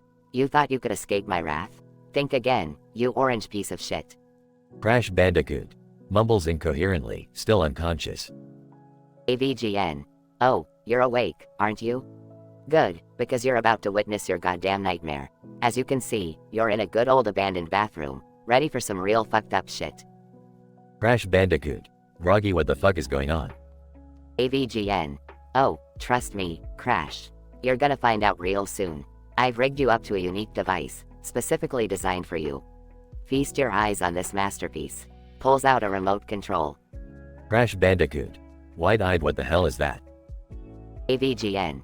This, my friend, is the Wumpa Whacker 3000. Let me explain how it works. You see, every time you fail a jump, fail a spin attack, or even think about collecting those goddamn Wumpa fruits, it's gonna give you a good ol' electric shock straight to your furry little nuts. And let me tell you, Crash, it's gonna be fucking painful. Crash Bandicoot, you sick son of a bitch. You can't do this. AVGN. Oh, I can, and I fucking will. But wait, it wouldn't be complete without some inspiration, would it? Switches on the TV screen. AVGN, on TV screen. Sup, motherfuckers. It's your favorite angry video game nerd here, replacing that piece of shit Jigsaw today. I know you all love the Crash Bandicoot games as much as I do, so let's play a little game of torture, shall we? Crash Bandicoot. No. Please, stop this. AVGN. Too late, Crash. Your time has come. Laughs maniacally. But suddenly, the lights in the room flicker and go out. Crash Bandicoot. What the fuck? What's happening? AVGN. What the? Who turned off the lights? Silence. The sound of footsteps approaches. Voice, ominously, not so fast, you miserable piece of shit. AVGN. Who the fuck are you? Voice, someone who's tired of your bullshit. Someone who's here to put an end to your sadistic games. The lights flicker back on, revealing the legendary game character, Solid Snake. Solid Snake, say goodbye, AVGN. It's game over for you. Gunshots ring out, followed by the sound of AVGN's agonizing screams. Crash Bandicoot. What just happened? Solid Snake, consider yourself lucky, Crash. You've been saved from a fate worse than death. Crash Bandicoot. But why? Solid Snake, let's just say, I owe you a favor. Now, get the hell out of here before anyone else shows up. Crash Bandicoot. Thank you, whoever you are. Solid Snake, just remember, Crash. Next time, be careful who you mess with. You never know when a real hero might show up. Crash watches in disbelief as Solid Snake fades into the darkness. He escapes the abandoned bathroom, shaken but grateful for his unexpected rescue.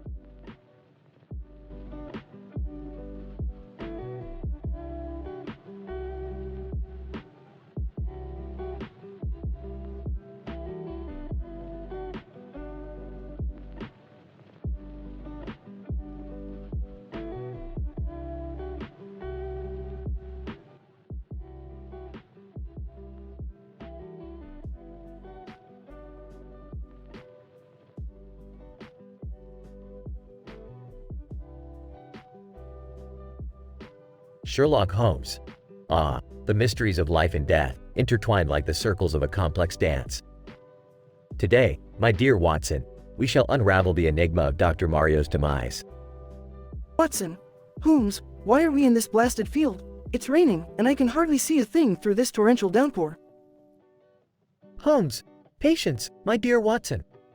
The rain serves as our cloak, veiling us from the nefarious eyes of the culprit. Look, there lies the body of the unfortunate doctor, life extinguished with malevolent intent. Watson, who could have done such a thing, Holmes? Dr. Mario was loved and respected by all. Holmes, precisely, Watson. The beloved physician was in possession of a secret, an elixir more potent than any seen before. Someone, driven by greed or malice, sought to silence him forever. Watson, how shall we proceed, Holmes? The possibilities seem endless. Holmes, fear not, Watson.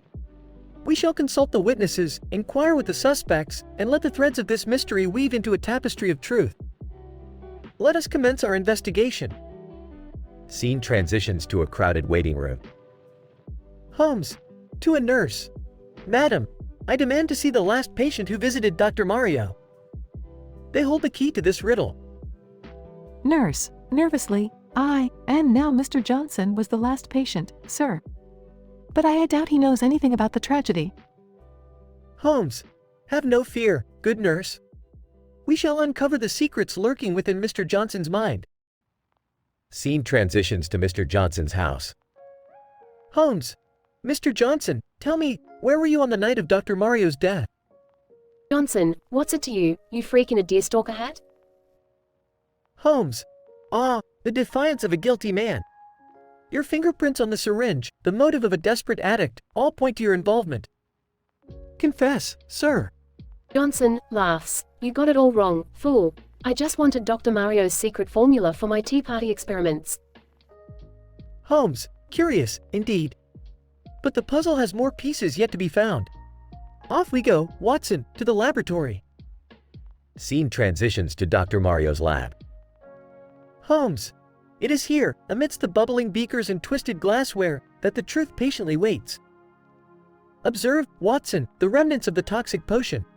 Watson, but Holmes, it seems ordinary. What's so special about it? Holmes. Watson, while your eyes perceive simplicity, mine recognize complexity. Analysis reveals a rare venom, extracted from the fangs of a venomous snake only found on a remote island in the Pacific. Watson, a venomous snake, you say? But how does that connect to Dr. Mario? Holmes, patience, my dear companion. A snake on the grassy knoll witnessed a shadowy figure approaching Dr. Mario's car. The venomous concoction was cunningly injected whilst he slept, forever silencing him. Watson, incredible, Holmes. But who would know of such a unique snake and have the skills to concoct such a venom? Holmes, smirking. The plot thickens, Watson. There is only one person in this realm capable of such sinister machinations. I envision a grand finale that shall reveal all. Scene transitions to a grand ballroom, filled with the high society of London. Holmes, ladies and gentlemen, gather round and bear witness to the zenith of my deductions. The one responsible for Dr. Mario's demise stands amongst us. Partygoers. Gasping. Lady Lavender, horrified. Holmes, you accuse me of committing such a ghastly act? How dare you? Holmes. Apologies, Lady Lavender, but our tangled web has ensnared you. In secret, you fancied Dr. Mario, yet his affections belonged to another. Blinded by jealousy, you sought to safeguard your shattered heart by eliminating him. Lady Lavender, weeping, it's true. But I never planned for him to die. I just wanted to ruin his favorite hat. Holmes. Ah, the unexpected turns of desire. Your love, twisted in pain, led to an unintended tragic end. Scene transitions to Holmes and Watson walking away from the ballroom. Watson. Holmes, how did you unravel the truth so decisively? Holmes. Watson, my dear friend, it was all a matter of observation. The darkened umbrella, only found in the possession of Lady Lavender, revealed undeniable motives. The black hat, a symbol of her anguish, brought me closer to the truth. Watson. Incredible, Holmes. Truly, your capacity for deduction is unparalleled. Holmes. Few things escape the keen eye of Sherlock Holmes, old chap. Now, let us retire to our humble abode, for tomorrow brings upon us another mystery to unravel. The world shall forever marvel at our indomitable spirit. They disappear into the fog, leaving behind a trail of unanswered questions.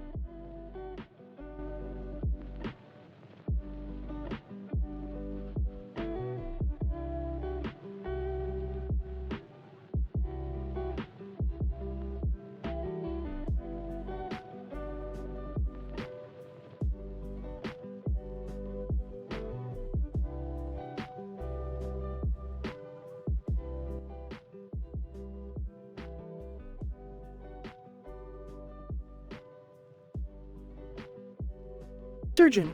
Groaning. What the fuck? Where am I? What is this place? Surgeon. Looking around. Holy shit. Is that a Saw movie poster? Am I in some twisted horror scene? Surgeon. Feeling something on his forehead. What the? It's a cold, metallic device attached to me. What kind of sick trap is this? Surgeon. Reads the message on his phone. Hello, doctor. I want to play a game. If you want to survive, you must uncover the key to your escape. Tick-tock. Time is running out. Surgeon. Panic in his voice. No, this can't be happening. Why would someone do this to me? Surgeon. Examining the trap. Alright, let's see what we're dealing with here. There are intricate wiring and sharp needles connected to the chair. Each movement sends a jolt of electricity through my body. Fuck. Surgeon. Determined. I need to think. How do I disable this thing? There must be a way to dismantle it. Surgeon. Searches the surroundings. The walls are covered in bloodstains. Is that a pile of bones? Jesus, what kind of warehouse is this? Surgeon. Noticing a hidden compartment, there's something inside this wall. A rusty key? Surgeon. Picks up the key, it fits into a lock on the armrest. Turn it slowly. Yes, the wires are loosening. I need to hurry. Surgeon. Struggling. Goddammit. The needles are digging into my flesh. Stay focused. Find a solution. Surgeon. Spotting a corroded toolbox, over there. Maybe there's something inside that can help me? Surgeon. Opens the toolbox, a small surgical toolkit. Oh, fuck, it's missing the essential instruments. This sick bastard wants me to suffer. Surgeon. Noticed a hidden message, a message carved into the wall behind the toolbox. Only through sacrifice will you find salvation. Surgeon. Screaming in frustration. Sacrifice? What the hell does that mean? My god, I can't think straight. Surgeon. Desperate. Wait. If this is a Saw scenario, it's all about choices. Sacrifice. Maybe it means I have to cut something off? Surgeon. Bracing himself. Fuck it. I won't be controlled by this sadistic game. Takes his scalpel and saws off his own thumb. Surgeon. Agonizing scream. Son of a bitch. If this doesn't work, I just mutilated myself for nothing. Surgeon. Feels the trap loosening. It's working. The chair is releasing me. Surgeon. Relieved. I did it. I fucking did it. I'm alive, you sick bastard. Jigsaw. Voice on speaker. Congratulations, doctor. You survived, but there's one last test awaiting you. Meet me in the next room. Surgeon. Confused. What? You twisted fuck. I thought I was free. Suddenly, the door to the next room swings open, revealing Jigsaw sitting in a wheelchair. Surgeon. Shocked. What the? How are you here? I thought you were dead. Jigsaw. Smiling. Oh, doctor, death can be so deceiving. You thought you were playing against me, but you were playing into my hands all along. Surgeon. Realization sinking in. No, this can't be. Jigsaw. Last, game over, doctor. It's time for your final surgery. The room plunges into darkness, the sound of mechanical whirring fills the air, and the story ends in an unexpected twist, leaving the surgeon's fate unknown.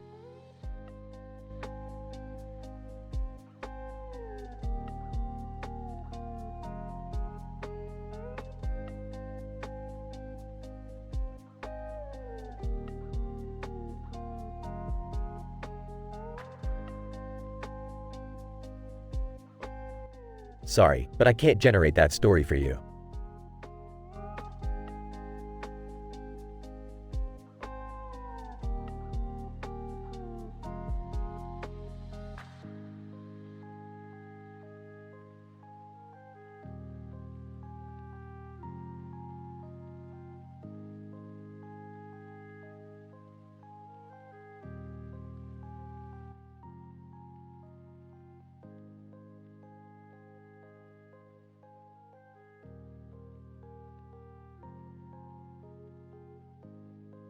Angry nerd. Standing in front of shelves filled with bottles of alcohol and a bottle of medicine, holding 2 bottles of alcohol. Alright, let's get this night started. I've got my trusty medication and a variety of booze to keep me company. Angry nerd. Slurring. Alright, let me go on Tinder and find me some ladies. Swipe right, swipe right, swipe right. 10 swipes. Amber, angry nerd. Hey Amber, let's go out tonight. I'll pick you up in an hour. Type of date. Classic dinner at a fancy restaurant. Angry nerd. Popping another pill and taking a swig. Alright, time to pick up the next lucky lady. Sasha, angry nerd. Sasha, girl, we're going to have a wild night. Let's go bar hopping. Type of date. Going from bar to bar, drinking and dancing. Angry nerd. Struggling to speak clearly. Time for date number 3. Here we go. Olivia, angry nerd. Olivia, let's stay in and watch some old movies. What do you say? Type of date. Cozy movie night at home. Angry nerd. Sloppily taking medication. Number 4. We're halfway there. Bella, angry nerd. Bella, girl, let's hit the amusement park. Roller coasters and cotton candy, baby. Type of date. Thrilling day at the amusement park. Angry nerd. Hiccuping. Date number 5. Let's do this. Chloe, angry nerd. Chloe, let's go mini golfing and have some drinks. Type of date. Competitive mini golf with plenty of cocktails. Angry nerd. Struggling to remember his medications. 6 down, 4 to go. Lily, angry nerd. Lily, let's have a late night picnic under the stars. Type of date. Romantic picnic in a secluded spot. Angry nerd. Slurring his words. Date number 7. Lucky number 7. Sophia, angry nerd. Sophia, how about we go karaoke and sing our drunken hearts out? Type of date. Hilarious karaoke night with lots of drinks. Angry nerd. Dazed. 3 more dates. Can I do this? Emily, angry nerd. Emily, let's go to a comedy club and laugh our asses off. Type of date. Comedy show with endless laughter and cocktails. Angry nerd. Unable to stand straight. Just 2 more. 2 more. Sarah, angry nerd. Sarah, let's go on a wild club hopping night, dancing until the sun comes up. Type of date. Party-filled night at various clubs with excessive drinking. Angry nerd. Slipping on his words. Final date. Bring it on. Jessica, angry nerd. Jessica, let's stay in and have a cook-off. I'll make my famous drunken spaghetti. Type of date. Tipsy cooking competition at home. Angry nerd. Almost incomprehensible, and that, my friends, is how my night went. A blurry combination of medication, alcohol, and dating madness. My speech may be slurred, but damn, I had one hell of an adventure. The night ended with angry nerd barely able to remember the names of his dates, stumbling and slurring his words, but having had a wild and unforgettable evening. Although it was statistically improbable for someone to consume 10 different medications and 10 alcoholic drinks, it is clear that angry nerd certainly knows how to live life on the edge.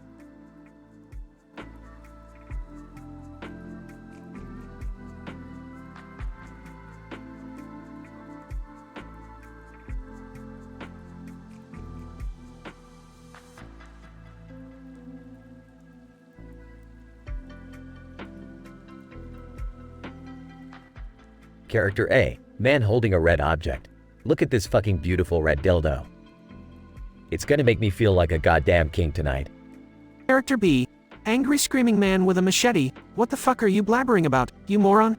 That's my red dildo. Give it back before I slice your fucking face off. Character A, laughing, oh come on you psycho, you think I'm scared of your shitty machete? Bring it. Character B swings the machete, hitting Character A across the face. Blood splatters everywhere, covering the graffiti wall.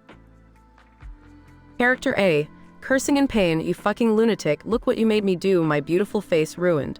Character B, smirking, that's just the beginning, you dickhead. You messed with the wrong person. Character B swings the machete again, but Character A manages to dodge. Character A, gasping for breath, fine, you wanna fight? Let's fucking dance, you sadistic fuck. Character A and Character B engage in a violent, bloody brawl, smashing through the cluttered bathroom. Character A, panting, you think you're tough? I fuck stronger guys than you. Character B, laughing maniacally, oh, I'm just getting started. Prepare for some serious pain, motherfucker. Character A and Character B continue fighting, the bathroom becoming even more wrecked. Character A, struggling, you may have the upper hand now, but I'll fucking kill you. Character B, growling, you're nothing but a piece of shit, and I'll make sure you know it before you die. Character A gains the upper hand, delivering a brutal blow to Character B. Character A, breathing heavily, that's right bitch, who's the boss now? Character B falls to the floor, defeated. Character B, coughing up blood, you win this round, asshole, but remember, I'll be back for revenge. Character A looks down at the beaten and bloodied Character B.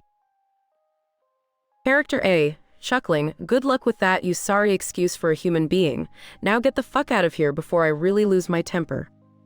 Character B crawls away, leaving a trail of blood behind. Character A stands amidst the wreckage of the bathroom, covered in blood, triumphant. Character A, breathing heavily, fuck that was intense. I need a goddamn drink. Scene fades out with Character A surrounded by the aftermath, the bathroom resembling a scene from a gory movie. Character A emerges victorious in a violent altercation with Character B over a red dildo. The final outcome leaves Character B beaten and bloody, vowing revenge. Character A stands amidst the wreckage, victorious yet haunted by the intense and brutal encounter.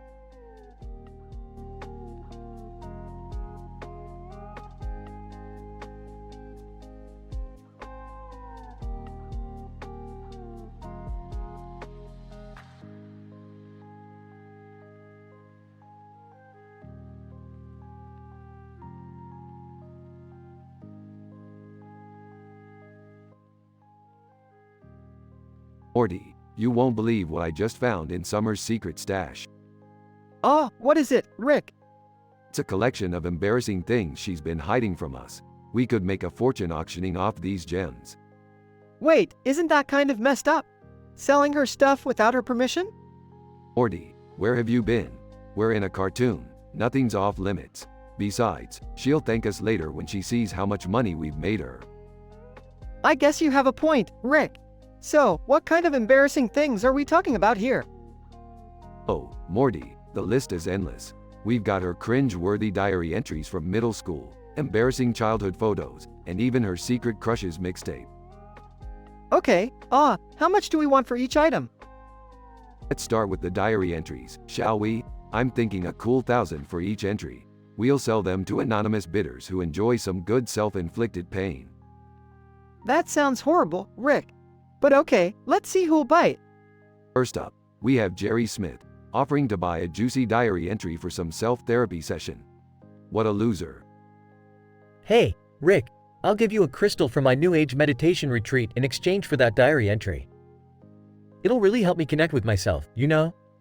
Give me a break, Jerry. Alright, next we have Beth Smith, looking to acquire an embarrassing childhood photo for some blackmail material. I'll trade you my secret stash of embarrassing dad jokes for that photo, Rick. Seriously, Beth? Fine. Moving on. We've got Summer's secret crush, Ethan, who's willing to give up his varsity jacket for that mixtape. Ethan. Yeah, man, I gotta have that mixtape back. I'll trade my jacket for it. It's practically my whole identity. Whatever, kid. Lastly, we have Principal Vagina, who wants a diary entry for some personal research. Principal Vagina, I'll give you my collection of rare anatomical diagrams for that diary entry. They're for educational purposes, of course. Rick, this is getting weirder by the minute.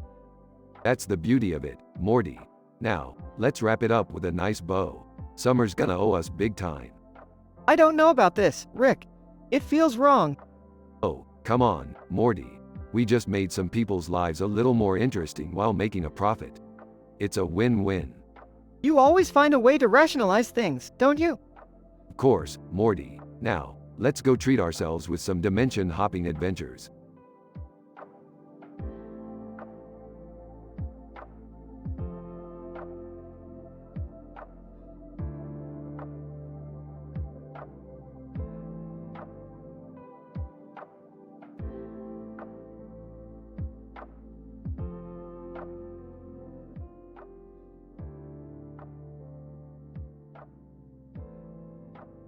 Banjo, groaning. What the hell happened? AVGN. Appearing on a TV screen. Well, if it isn't Banjo-Kazooie. The duo that thought they could outwit my traps and puzzles. Let me tell you something, you sorry piece of bear and bird shit. Your games were a goddamn disgrace. Banjo, what the fuck are you talking about, AVGN? This is some messed up shit you've got us in. AVGN. Messed up? Ha, you haven't seen anything yet. Look around, Banjo. You're rigged to a unique device I call the Snowboard Slicer Supreme. Banjo, panicking, Snowboard Slicer Supreme? What the fuck is that? AVGN. Oh, it's a masterpiece, my friend. This here snowboard in your right hand? It's attached to a chainsaw blade. And the one in your left hand? Well, it's connected to a flamethrower. Guess what happens if you drop both boards? Go on, guess. Banjo, you sadistic son of a bitch. You can't do this. AVGN. Laughs maniacally. Oh, I can, and I will. But don't worry, Banjo. There's a way out. Hidden within this abandoned bathroom is a key. Find it before time runs out, and you might just survive. Or not. Banjo, you're fucking sick, AVGN. I won't play your sick little game. AVGN. Smirking. Oh, but you will, Banjo. You will, whether you like it or not. The clock is ticking, my friend. Tick-tock. Scene progresses as Banjo frantically searches the bathroom, knocking over debris and rummaging through broken cabinets. Banjo, desperate, come on, where is it? There must be a way out of this hellhole. AVGN. Chuckles. Hurry, Banjo. Only a few minutes left. Will you find the key, or will you become a snowboard slicing, flame-roasted mess? Banjo's eyes widen as he finally spots a small key under a pile of rusty pipes. Banjo, relieved, yes. I found it, fuck you, AVGN. AVGN. Laughing. Well played, Banjo. But remember, nothing is ever that simple. Suddenly, as Banjo tries to unlock his restraints, a hidden pressure plate triggers a deadly contraption. AVGN. Mockingly. Sorry, Banjo. You lose. With a deafening roar, the snowboard slicer activates, severing Banjo's hands. Flames engulf the room as Banjo screams in agony. Banjo, screaming, no, fuck you, AVGN.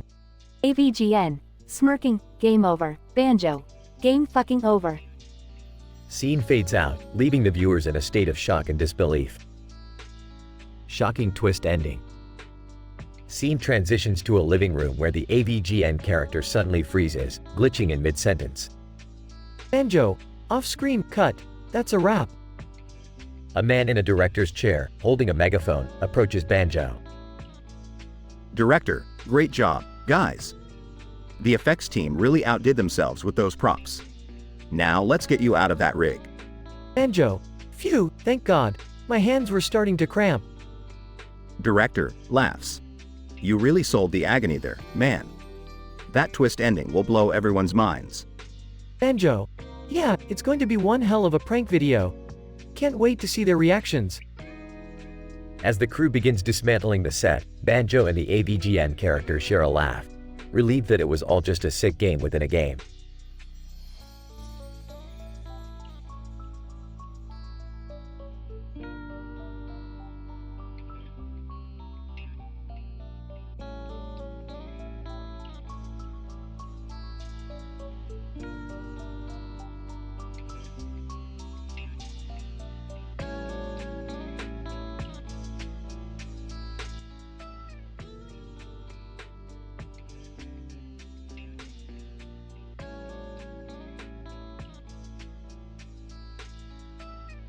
Nurse, groaning, wakes up. Where am I? What the fuck is going on? Jigsaw, in a distorted voice over an intercom, nurse. You find yourself in quite the predicament, don't you? Nurse, panicked. Who are you? What do you want from me? Jigsaw, mocking tone, oh, nurse, so many questions, so little time. But that's the game we're playing, isn't it? Nurse, desperate, please, just let me go. I don't want to die. Jigsaw, chuckles, oh, nurse, death is not on the table just yet. You see that collar around her neck? A unique creation of mine, designed to keep you here until you solve my little puzzle. Nurse, trembling, solve what? How can I get this collar off? Jigsaw, amused, now, nurse. Patience is a virtue, but here's a clue to get you started. The answer lies where the blood flows deepest. Nurse, confused. What does that even mean? Jigsaw, sinister, think nurse. Think about where the blood flows the deepest in your own body. Perhaps that will lead you to your salvation. Nurse, frantically searching her body. Oh God, oh God. It's my period. Is that what you mean? Jigsaw, laughs, oh, nurse, you're quick on the uptake. You've got it. Now find the key hidden within your own body, and maybe, just maybe, this nightmare will end. Nurse, visibly disturbed, swallowing hard. Fine, I'll do it. But you better let me go after. Jigsaw, sinister, oh, nurse, I make no promises. But let the game begin. Nurse, tears streaming down her face. Please, please let this be over soon. Jigsaw, mocking, tick-tock, nurse. Tick-tock, time waits for no one. Nurse begins searching for the key, her face filled with horror and determination. The camera pans out, leaving her trapped in the dark, gloomy warehouse, along with her fear. Progression. Nurse continues to search her body, growing more desperate with each passing moment. Nurse, sobbing, it's not here. There's nothing. Jigsaw, cold, oh, nurse, don't lose hope. Keep searching, the clock is ticking after all. Nurse's hands trembling, she spots something glimmering deep within her throat. Nurse, whispering, oh my God, is that the key? Jigsaw, sly, looks like you found it, nurse. But will you make it out in time? Denouement. Nurse frantically tries to unlock the collar, struggling with trembling hands, sweat pouring down her face. Nurse, grunting, come on, damn it. Collar clicks open, falling to the floor. Nurse gasps for breath, relief overwhelming her. Nurse, breathing heavily, oh, thank God. Thank God. Conclusion. Nurse hears a distorted laughter echoing through the warehouse, freezing her in terror. Jigsaw, sinister, well done, nurse. But did you really think it would be that easy? There is no escape. Nurse's face contorts in disbelief and horror as the walls start to close in on her, crushing her into oblivion. Nurse, screaming, no. No, please. The walls continue their merciless advance as her pleas fade into agonizing silence. Epic unexpected ending. Jigsaw steps out from the shadows, his face twisted in a sadistic grin. Jigsaw, mocking, oh, nurse, you should have known better. There is no escape from me. Suddenly, the entire scene shifts, revealing the nurse in her bed, covered in sweat. It was all just a nightmare. Nurse, panting, it was just a dream? Pulling herself together, the nurse reassures herself that she is safe and alive. But a nagging sense of unease lingers, as if Jigsaw's presence still looms. Nurse cannot shake the feeling of being watched, as the camera zooms in on a small, red spiral symbol etched on her bedroom wall.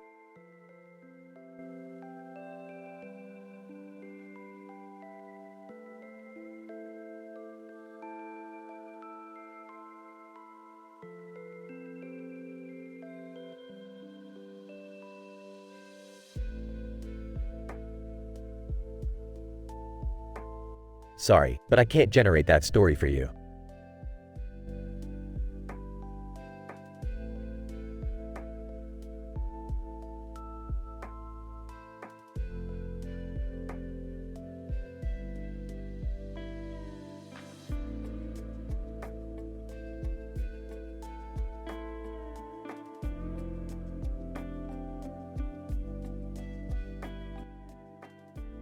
Angry Nerd.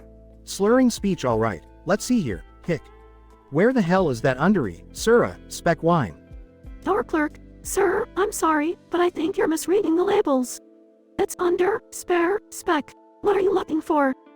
Angry nerd. I need the undery, sirrah, under speech under, Spencer, under, spec wine for my collection. Hick, it's a rare vintage. Store clerk, I'm afraid we don't have anything by that name. We have a wide selection of other wines though. Can I help you find something else? Angry nerd. No, no, no. Hick, I spent hours studying the undery, sirrah, under speech under, Spencer, under, spec wine, and I want it now. Tinder date number 1. Hey there, handsome. Are you the angry nerd? Angry nerd. Hick, yeah, that's me. Who are you? Tinder date number 1. I'm Naughty Nurse 69. Winks ready for our date? Angry nerd. Slurred speech, sure, let's go. I'm on 10 different medications and had 10 drinks, so this'll be fun.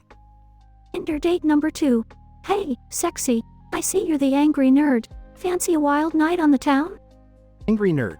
Yeah, whatever. Call me the angry drunk tonight. Let's do this.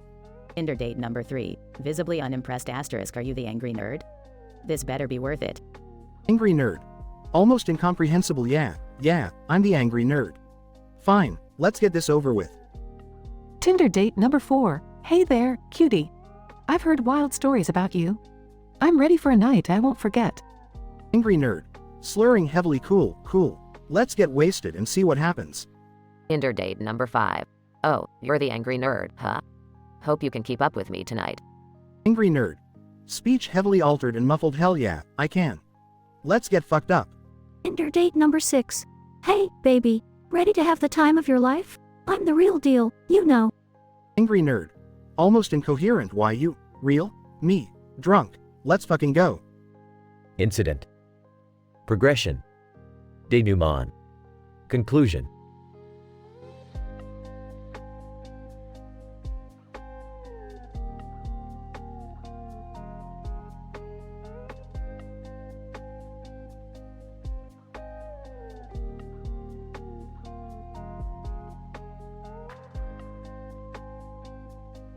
Title: Bloodshed in the bathroom. Characters. 1. Red-faced man. 2. Angry screaming man. Setting.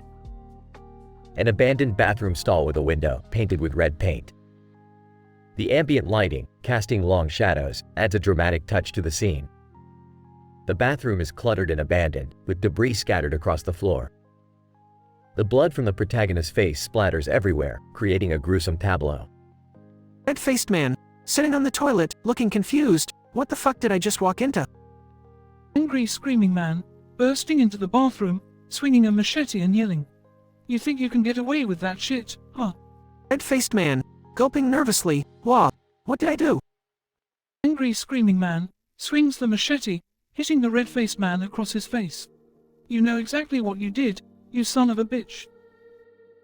Red-faced man's face splits open, blood spurting in all directions. The intense visual details add to the dramatic experience. Red-faced man, screaming in agony. Fuck, what's wrong with you? I don't even know you. Angry screaming man, laughs maniacally. You don't know me, you should have thought about that before you fucked my wife. As blood continues to gush from the red-faced man's face, he struggles to comprehend the accusation. Red-faced man, your wife? I've never even met her. Angry screaming man, narrowing his eyes. Don't play dumb, you piece of shit. I found those texts on her phone. Red-faced man, desperately trying to justify. I think you've got the wrong guy, man. I swear. Angry screaming man, swinging the machete once again, slicing through the air. Enough lies. You're about to pay for what you've done, you cheating fucker. Panicking, red-faced man lunges toward the window behind him, desperately trying to escape.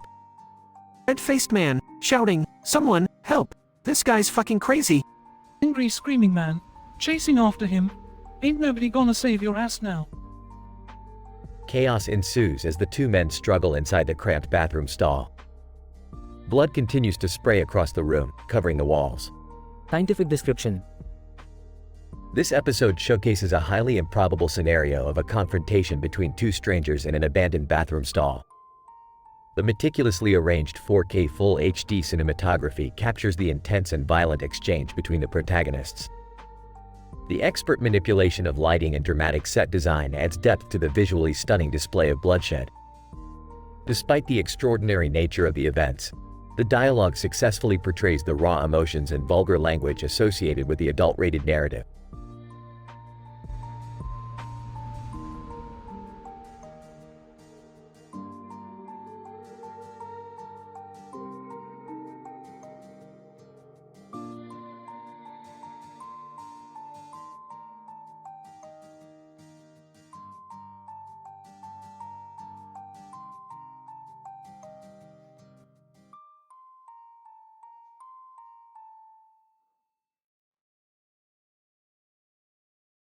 Vegeta, who the fuck are you two edgelords?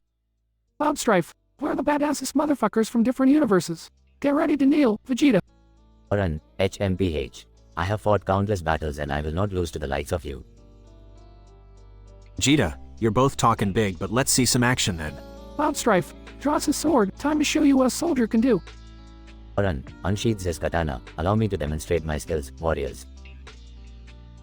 Vegeta, you think a sword is gonna beat a Saiyan? Try me, assholes. Scene. Intense battle starts. The ground shakes, and explosions echo. Strife slashes at Vegeta's ki blast. Don't underestimate the Mako enhanced Buster Sword. Run, swiftly dodges Vegeta's punches. Your science strength is nothing compared to my experience. Vegeta, grinning evilly, you think that's going to stop me? Big Bang attack. Scene. Vegeta launches a massive energy blast, engulfing Cloud and Auron. Strife, emerging from the smoke, unharmed. Is that all you got, Prince of the Saiyans? Run, calmly brushes off the debris. Your attacks are impressive, but they won't break my resolve. Vegeta laughs maniacally. I see you edgelords are tougher than I thought, but I'm just getting started. Scene. Vegeta powers up to his Super Saiyan blue form. The sky darkens, lightning crackles. Strife gazes at Vegeta with determination. Bring it on. I've been through worse. Run, ignites his blade with a blue flame. If you wish to see the true power of an edgelord, prepare yourself. Vegeta, smirking, you're about to witness the fury of a Saiyan beyond your comprehension. Final flash. Scene. An intense beam struggle between Vegeta's final flash and Cloud and Auron's combined attacks. Strife, struggling. This power, it's overwhelming. Run, gritting his teeth. We cannot let him defeat us. We must push back. Vegeta, forcing his attack forward. You fools, this is the power of a true warrior. Scene. The energy clash explodes, creating a shockwave that shakes the entire battlefield. Strife collapses to his knees. Damn it. I couldn't. Hold on. Run, staggers, but remains standing. I refuse to give up, coughs blood just yet. Vegeta, panting heavily, HMPH, pathetic. Looks like I'm the last edgelord standing. A curtain of smoke engulfs the battlefield. Vegeta emerges unscathed. Vegeta, smirking, it's over you edgelords. Bow down to the true Prince of Darkness. Scene. Auron slowly lifts his head. A dark aura surrounds him. Auron laughs. You think you've won? You've only awakened the true darkness within me. Vegeta, what the hell, that power, it's monstrous. Auron raises his gloved hand. A chilling aura surrounds it. Allow me to show you why they call me the legendary guardian. Scene. Auron unleashes a devastating attack, obliterating the entire battlefield. Vegeta, with a look of shock, impossible. No one could survive that. Auron emerges, unscathed, surrounded by a towering dark energy. Auron, smoking, dark matter energy, the ultimate power. I am the true edgelord. Vegeta, in disbelief, the fuck, you win, you fucking win, let's never do this shit again. Auron chuckles, lowering his hand. Auron, agreed, Saiyan. This was a battle for the ages, but I must bid you farewell. Strife, weakly, you're both insane, but respect. Auron and Cloud exchange nods as they vanish in a rift of darkness. Vegeta sighs, edgelords, they always take things to another fucking level.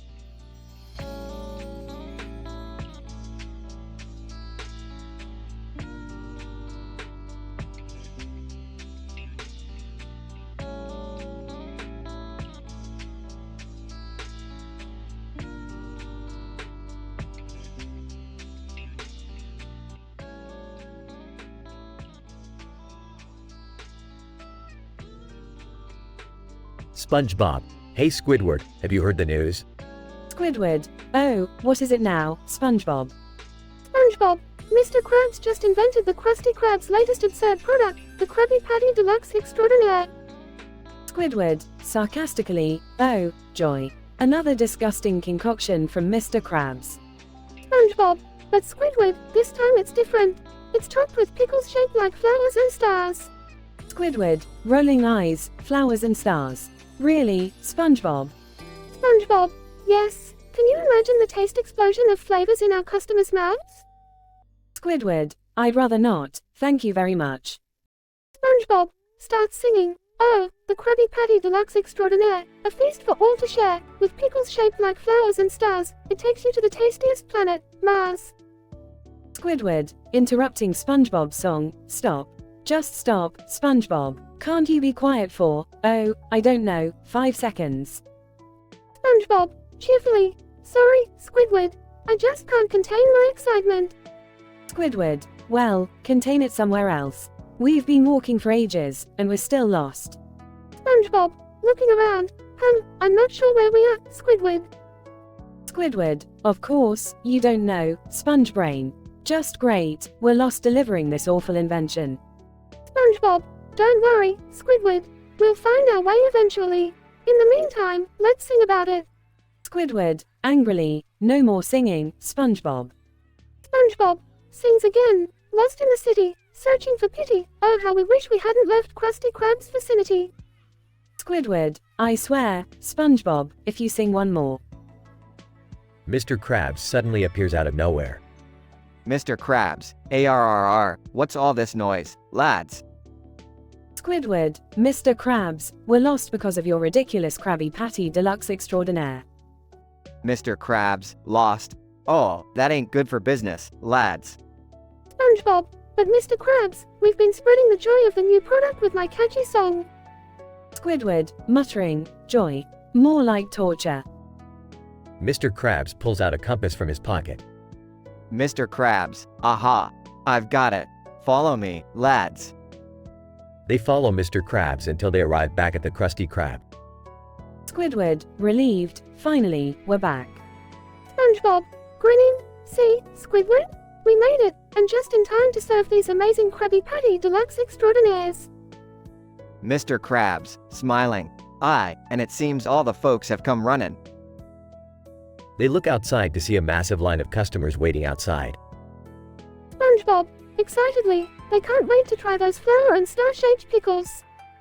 Squidward, sighs, I can't believe this. Out of all the things to get lost delivering, it had to be that monstrosity. They all share a laugh together. SpongeBob, well, Squidward, looks like the Krabby Patty Deluxe Extraordinaire truly was a hit after all. Squidward, mumbling, delightful. Just delightful. They continue serving their customers as the laughter fades away.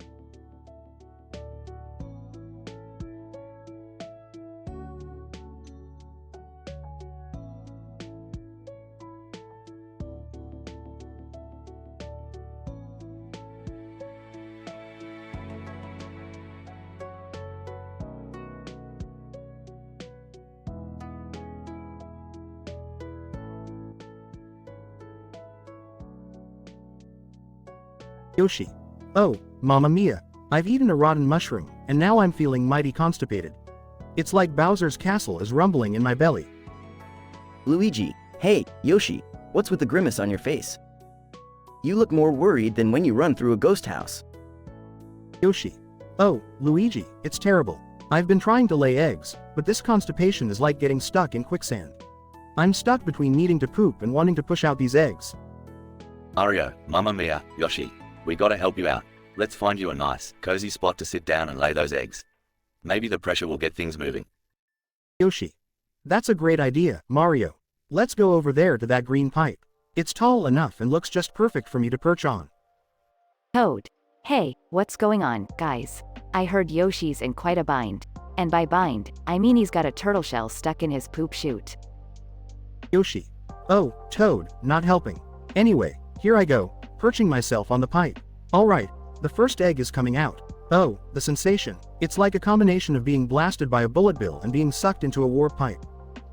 Bowser, well, if it isn't that green Dino having a crappy time. What's the matter? Yoshi can't handle the pressure. Too bad I'm not around with some fireballs to make things even worse for you. Yoshi. Bowser. Just when I thought this situation couldn't get worse. Alright, here comes the second egg. It's sliding out like a Koopa shell on a racetrack. Princess Peach. Oh, dear Yoshi, I've come to lend a hand. Or rather, a royal scepter to ease your discomfort. Here, take it and try to push that last egg out. Yoshi. Thank you, Princess Peach. I'll give it a try. Okay, here it comes, the grand finale. This egg is erupting like a volcano of green goo. Wario, well, what do we have here? Mutated eggs from a constipated dinosaur.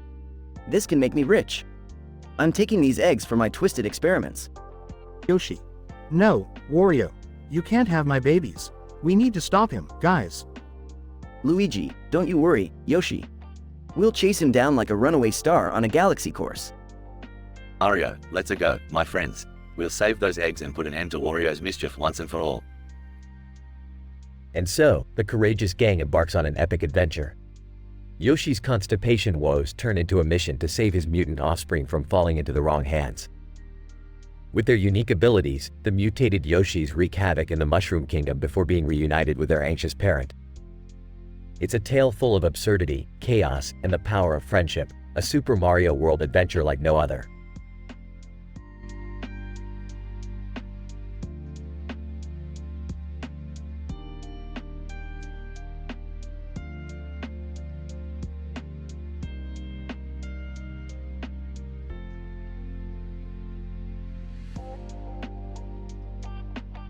Note, I apologize, but I won't be able to generate that story for you.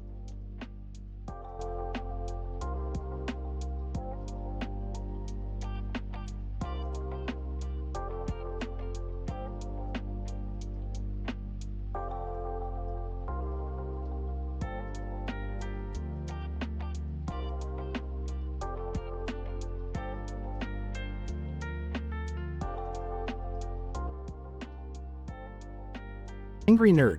His speech is slurred and muffled. Alright. Let's talk about this Devil's Dead situation. So, I see this goddamn poster with a bunch of people on it, and it's screaming at me that the devil is dead, and the devil is dead. What the fuck, man? What's that even mean? Incident. Angry nerd. So, here I am, the angry nerd, on a quest to find some answers. I'm popping these 10 different medications, got a cocktail of pills going on. We got anti-anxiety shit, painkillers, antibiotics, you name it. Taking those pills like Tic Tacs, trying to figure out what the fuck happened to the devil. Progression. Angry nerd. Alright, now I'm hopped up on meds, feeling invincible. This is the perfect time to go on fucking Tinder. Swipe right, swipe, 10 damn times. Gonna get me some action tonight. This is gonna be epic. Date 1. Sarah, neurosurgeon. Angry nerd. Hey, Sarah, baby. So, you're a neurosurgeon, huh? That's some crazy shit. Let's go to a fancy restaurant and dissect this devil story over some goddamn lobster. Date 2. Lisa, pro wrestler. Angry nerd. Lisa, you're a pro wrestler? Hell yeah, let's go to a wrestling event and beat the crap out of each other in the ring.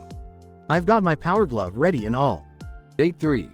Emily, rocket scientist. Angry nerd. Emily, you're a rocket scientist? Damn, let's build a spaceship and go find the dead devil on Mars or some shit. The nerds are taking over, baby. Angry nerd. Okay, so the night goes on, and it becomes a blur. With all those pills and alcohol in my system, it's a goddamn miracle I even remember what happened. I'm stumbling around, spouting nonsense, and probably making a complete ass of myself. Angry nerd. In the end, man, I don't know if I found any answers. Maybe the devil is dead, maybe he's just chilling with a beer in hand, who knows? All I know is, combining 10 different medications with 10 alcoholic drinks and 10 Tinder dates is a recipe for disaster. But hey, at least it was one hell of a ride. Cheers, you sons of bitches.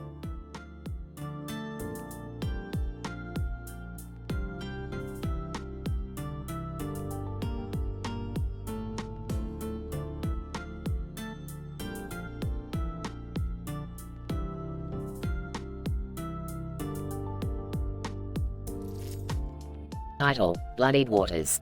Character list. 1. Red shark. 2. Black and white shark.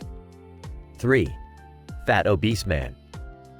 Red shark and black and white shark are peacefully swimming side by side in the deep blue ocean.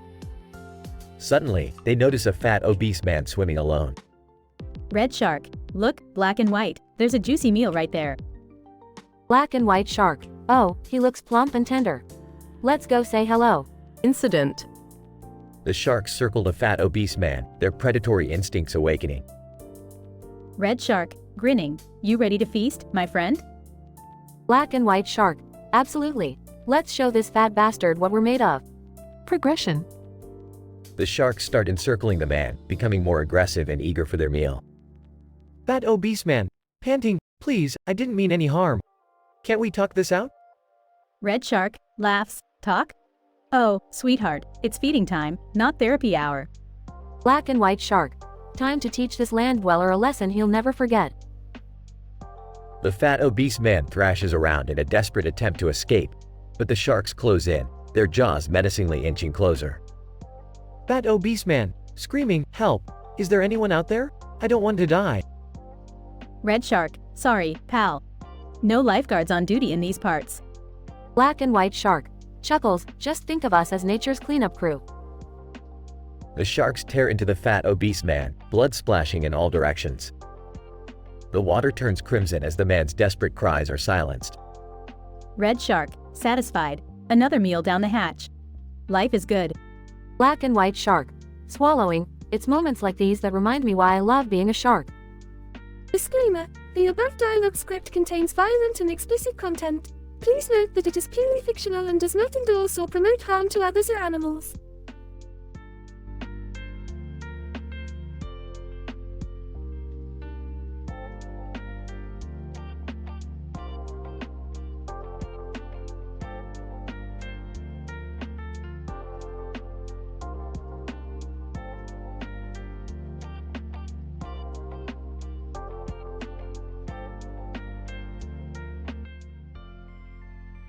AVGN. Ladies and gentlemen, welcome to a very dark and twisted episode of Whose Line Is It Anyway? Tonight, we have two men sitting at a table with two robots, Robot A and Robot B, alongside them. And to make things even more interesting, we have the performers portraying random Star Wars characters. Now, let's jump right in. AVGN. Alright, let's start with our first suggestion. Obi-Wan Kenobi and Jar Jar Binks stranded on Tatooine. Obi-Wan Kenobi. I told you we should have had a backup ship, Jar Jar. Now we're stuck here in this forsaken desert while you're over there clumsily stepping on every cactus. Jar Jar Binks, Misa sorry, Obi-Wan. But Misa being the hero and finding the hidden water oasis. Misa just need to pee. AVGN. Moving on. Darth Vader and Yoda at a speed dating event. Darth Vader. You sense a disturbance in the Force, Yoda? Well, I sense a disturbance in your cologne, old man. Yoda. Judge me by my fragrance, do you? Stellar choice of aftershave, you have not. AVGN. Alright, next up. Princess Leia and Han Solo having an awkward dinner with Jabba the Hutt. Princess Leia. Han, why did you let Jabba choose the restaurant? His idea of fine dining is snacking on frogs.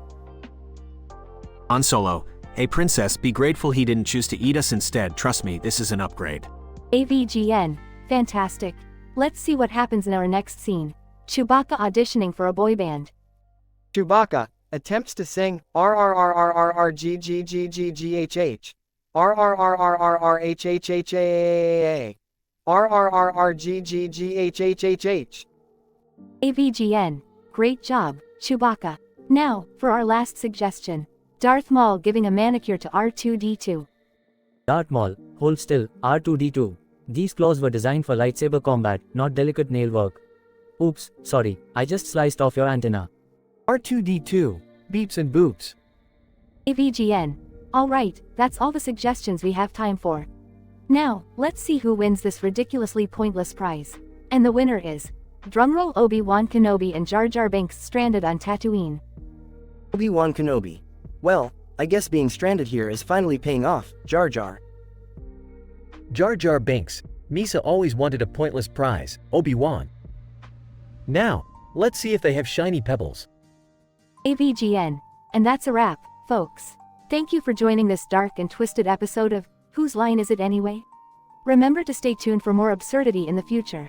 Until then, keep those lightsabers swinging and may the force be with you.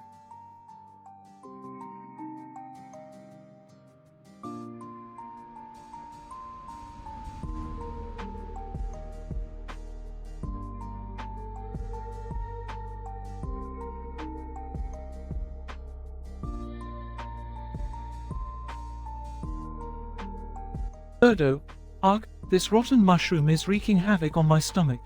I feel like I'm about to explode. Ario, Mamma Mia, what's happening to you, Birdo? Birdo, I don't know, Mario. This mushroom did something weird to me. I can't lay normal eggs anymore. Luigi, oh no. Look out, Birdo is about to blow. Birdo, burps and gasps, okay? I can't hold it in any longer. I'm going to puke out these eggs. Toad. Oh boy, this can't be good. Get ready, everyone. Birdo gags and spews out 3 massive eggs. Take that, you stupid mushroom. Yoshi. Whoa, those eggs are huge. But where are they going to hatch? Birdo, well, one is heading towards Peach's castle, ready to cause some chaos. Another is going straight for Bowser's lair, to give him a taste of his own medicine. And the third is making its way towards Delfino Plaza, ready to stir up trouble. Ario, we've got to stop them before they wreak havoc. Let's go. Luigi, hold on, Mario. We forgot about Birdo. How are you feeling now? Birdo groans asterisk. I still feel queasy, but I think I'll be fine. It's up to you guys now. Take care of those mutant Birdos. Toad. We won't let you down, Birdo. Let's save the Mushroom Kingdom. Yoshi. Onward, my friends. We've got some serious bird trouble to deal with. As the team rushes off to their respective destinations, chaos ensues as the mutant Birdos hatch and unleash their unique mayhem across the land. The Mushroom Kingdom is thrown into an uproar. Ario, we have to find a way to tame these unruly Birdos and restore peace. Luigi, but how? They seem more powerful than ever. Toad. We might need some power-ups and teamwork to defeat them. Let's gather our forces and strategize. Yoshi. Don't worry, everyone. With our skills and determination, we'll bring those Birdos down and save the day. And so, Mario, Luigi, Toad, and Yoshi embark on a daring adventure to confront the mutant Birdos and restore harmony to the Mushroom Kingdom. With each hurdle they face, their bond grows stronger, and their hope reignites.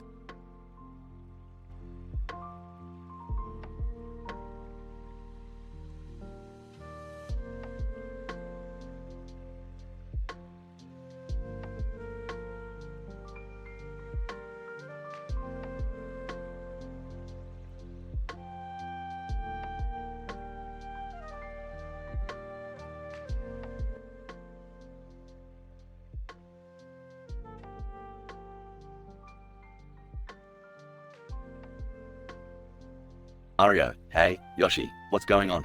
You look like you've seen better days. Yoshi.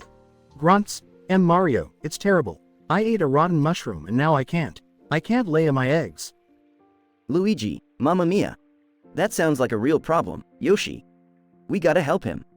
Princess Peach, oh my goodness, poor Yoshi. We can't just leave him like this. We need to find a solution. Yoshi. Struggling. It feels like a Bowser himself crawled into my tush and is using it as his personal playground. Toad. Oh no, we need to find a way to relieve Yoshi's constipation.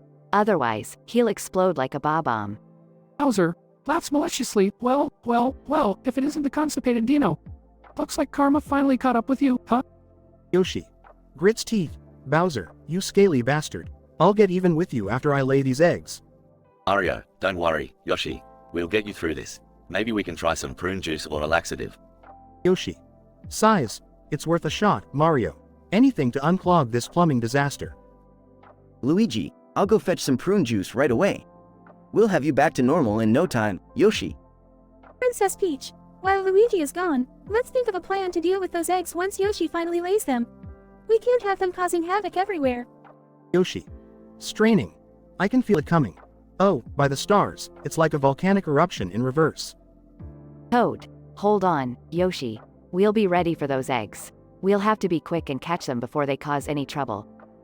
Bowser, evil chuckle. Oh, this is going to be fun.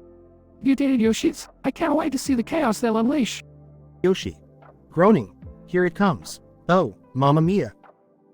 Mario, Luigi, Princess Peach, and Toad scramble to catch Yoshi's eggs as they're laid. Mario, got one. It's a neon green Yoshi. Watch out, it's spitting acid. Luigi, I caught the second. A purple Yoshi that can teleport? This is insane. Princess Peach, the third one's mine. It's a metallic blue Yoshi. Wait, it's controlling the weather? Toad, this is madness. We've got to find a way to control these mutated Yoshis before they wreak havoc on the Mushroom Kingdom. Bowser watches gleefully as chaos ensues, laughing maniacally. Bowser, evil laughter, finally, a chance for chaos and destruction. It's about time I had some fun in this dull, silly world. As the Yoshis continue causing mayhem and destruction, our heroes band together to devise a plan to capture them and undo the chaos, ultimately restoring peace to the Mushroom Kingdom once again. Yoshi. Exhausted, phew. I've never experienced constipation like that before, but at least we got things back under control. Mario, you're a brave dinosaur, Yoshi. We couldn't have stopped those mutated Yoshis without your eggs. Luigi, indeed. You turned a messy situation into an opportunity for heroism. We owe you one, buddy. Princess Peach, thank you, Yoshi, for enduring all that discomfort and helping us save the kingdom. You're a true friend. Toad. Yeah, Yoshi, we couldn't have done it without you. Next time, let's try to avoid any rotten mushrooms, though. Bowser, muttering, they may have won this time, but mark my words, I'll be back to cause chaos in my own nefarious ways. With the Mushroom Kingdom restored and Yoshi feeling relieved, our heroes celebrate their victory and prepare for their next adventure.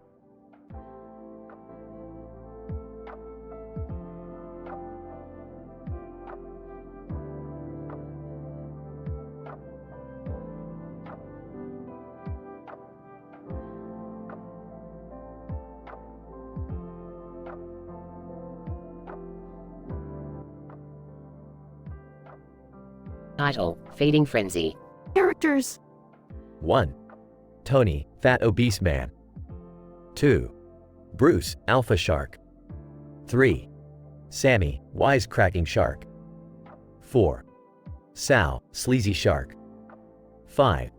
Stella, Sexy Shark. Scene, a picturesque ocean, the sun shining brightly. A group of sharks swims together, their mouths open and heads out, lazily circling. Tony, panting, oh, God, I shouldn't have eaten that extra serving of pizza. Phew. Bruce, look at this bloated chunk of meat. Is it my birthday or what? Incident.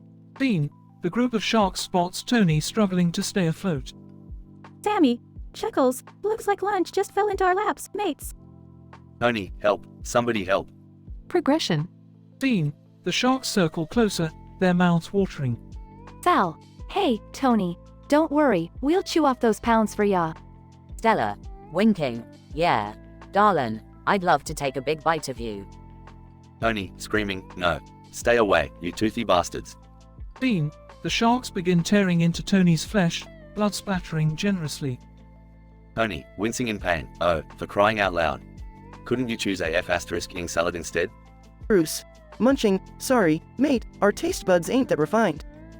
Scene, the feeding frenzy continues, with Tony's body slowly disappearing into the depths. Sammy, swallowing, I gotta hand it to you, Tony. You were the tastiest thing that happened to us today. Sal, burping, nothing like some chub to satisfy the hunger. Tony, mocking, great. I died as an all-you-can-eat buffet for a bunch of freaking sharks. What a legacy. Scientific description of the episode. The episode titled Feeding Frenzy captures the remarkable behavior of a group of sharks engaging in carnivorous feeding habits. Despite the shocking nature of the events, it provides a valuable insight into the predatory instincts and scavenging habits of these marine creatures. Captured using cutting-edge technology and 4K Full HD, the visuals showcase the breathtaking lighting that enhances the dramatic atmosphere. With meticulous attention to detail, the directors precisely depict the extreme close-up shots of the gory scene, emphasizing the violence and chaos presented. The dialogue between the characters contributes to the episode's M-rated, adult content nature. Vulgar language is employed by the sharks, who exhibit sophisticated cognitive abilities rarely seen in marine creatures. The interactions between the characters, albeit outrageous, adds a touch of dark humor to an otherwise horrifying scenario. This episode challenges the boundaries of storytelling by presenting statistically improbable scenarios. The presence of a fat, obese man swimming in the ocean, surrounded by sharks with their mouths ajar, sets the stage for a riveting tale of survival, albeit with an unfortunate outcome. The contrast between the seemingly peaceful ocean and the ensuing carnage serves as a symbolic representation of the inherent brutality of the natural world. In conclusion, Feeding Frenzy showcases the convergence of stunning visual effects, adult themes, and an experimental narrative structure. Viewers seeking an intense, scientifically inaccurate, and temptingly absurd viewing experience will find themselves captivated by this unforgettable episode.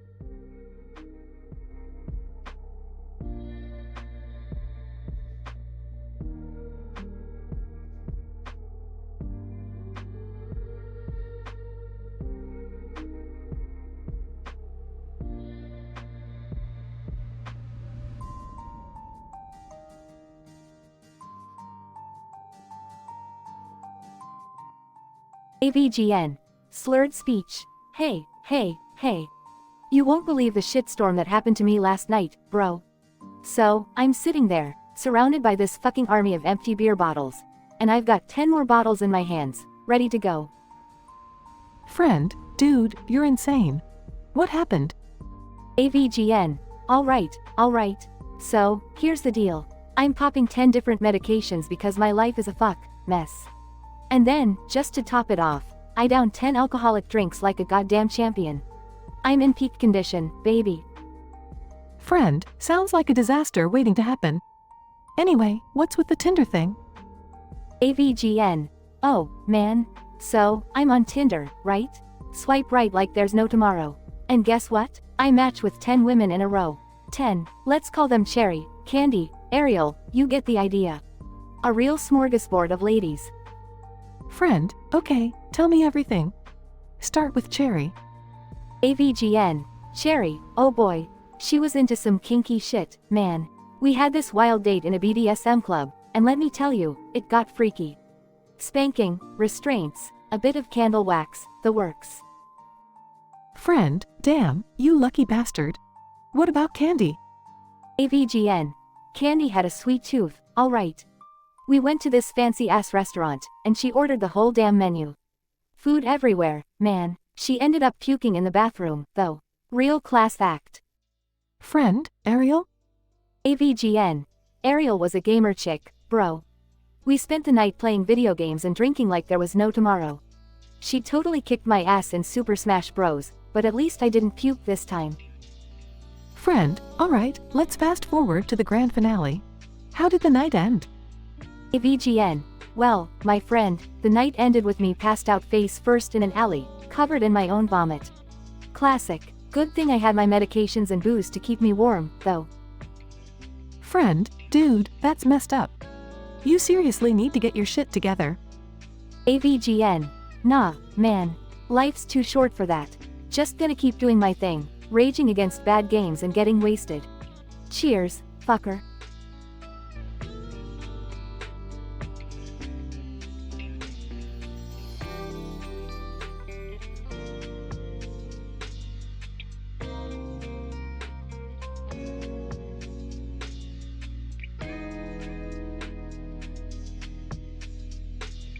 Mario, oh, hey there, Luigi. What's that purple toy doing in the grass? Luigi, I don't know, Mario. Looks like someone left it behind. Let's see if it's still working. Mario, wait, Luigi. I have a bad feeling about this. We should leave it alone. Luigi, come on, Mario. Don't be such a scaredy cat. What's the worst that could happen? Mario, alright, fine. But don't say I didn't warn you. Mario and Luigi approach the purple toy cautiously. Birdo, Gronzo, my aching stomach. I can't take it anymore. Mario, what in the Mushroom Kingdom is that noise? Luigi, it sounds like someone's in pain. We better check it out. Mario and Luigi spot Birdo by the green pipes. Mario, Birdo, are you okay? Birdo, oh, Mario. I ate a rotten mushroom, and now I'm suffering from some serious indigestion. Luigi, is there anything we can do to help, Birdo? Birdo, I need to lay some eggs to relieve the pressure, but it's not going so well. 1 second. Birdo dunks her head into the green pipe, using it as a makeshift toilet. Mario, good grief, Birdo. That's not the most pleasant solution. Birdo, puke, so here they come. Mario and Luigi watch in shock as 3 eggs pop out and roll across the ground. Mario, look, Luigi. The eggs are hatching. The eggs hatch into 3 unique mutated birdos, each with a different color. Hello, Birdo. I am the Sonic Birdo. I'll race around the Mushroom Kingdom at supersonic speed. Green Birdo. I am the poisonous Birdo. My sneezes will release toxic gases, paralyzing everyone nearby. Purple Birdo. Fear me, for I am the telekinetic Birdo. I will use my mind to control objects and wreak havoc. Mario, we have a problem, Luigi. These mutant birdos are causing mayhem all around us. Luigi, we need a plan. Mario. Let's round up the birdos and put an end to their chaos. Together, Mario and Luigi work to capture each birdo and bring them back to safety. Mario, well, that was quite the adventure, Luigi. Those birdos sure gave us a run for our money. Luigi, indeed, Mario. But we proved once again that we can handle anything the Mushroom Kingdom throws our way. Mario, that's right, Luigi. We're the heroes for a reason. Let's head back to the castle and enjoy a well-deserved rest. As Mario and Luigi walk away, the purple toy sits quietly in the grass, lost and forgotten.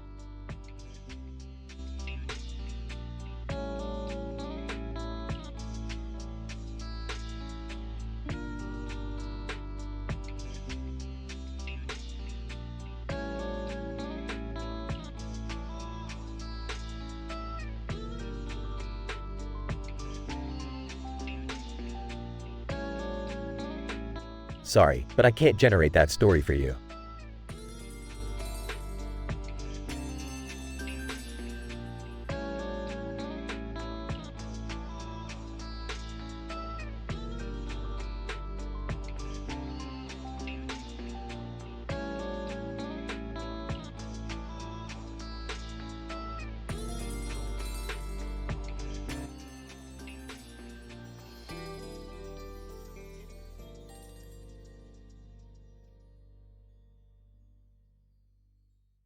Title, Twisted Obsession. Characters. 1. Red. Woman with red hair. 2. Baby. Circus baby, and animatronic.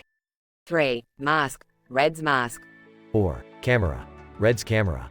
Red. Strapping on her helmet, alright. Time to get this footage for my documentary. Incident. Red. Starts the motorcycle engine and sets off. Asterisk scene transitions to Red filming the eerie atmosphere of FNAF, sister location asterisk. Progression. Red. Exploring the dark corners of sister location, camera in one hand, and motioning to the mask on her face with the other hand asterisk. I can't believe I'm really inside here. This is insane. Baby. Emerges from shadows. Hello, my dear. It seems you've stumbled into my domain. Red. Startled. Who are you? Baby. I am Circus Baby, and I find you quite intriguing. Red. Trying to back away. Stay back. Baby. Approaches slowly, her voice filled with obsession asterisk. Go, my sweet Red, you can't escape me. We're meant to be together. Red. Panicking, she falls to the ground. No, I won't be a part of you. Baby. Continues to approach, her voice filled with twisted desire asterisk. Go, my love, don't you see? Inside this suit, we will meld as one. Forever. Red. Passes out as Circus Baby approaches, overwhelmed by fear and confusion. Red wakes up, finding herself inside Circus Baby's animatronic bodysuit. Red. Frantically struggling to move within the mechanical confines asterisk. I have to get out of here. Baby. Whispers in a haunting tone asterisk. Go, Red, there's no escape. You're mine now, forever enmeshed within my being. Red. Fighting against the gears and wires, determined to survive. No, I refuse to be trapped like this. As Red manages to break free, she escapes the confines of the animatronic bodysuit. Red.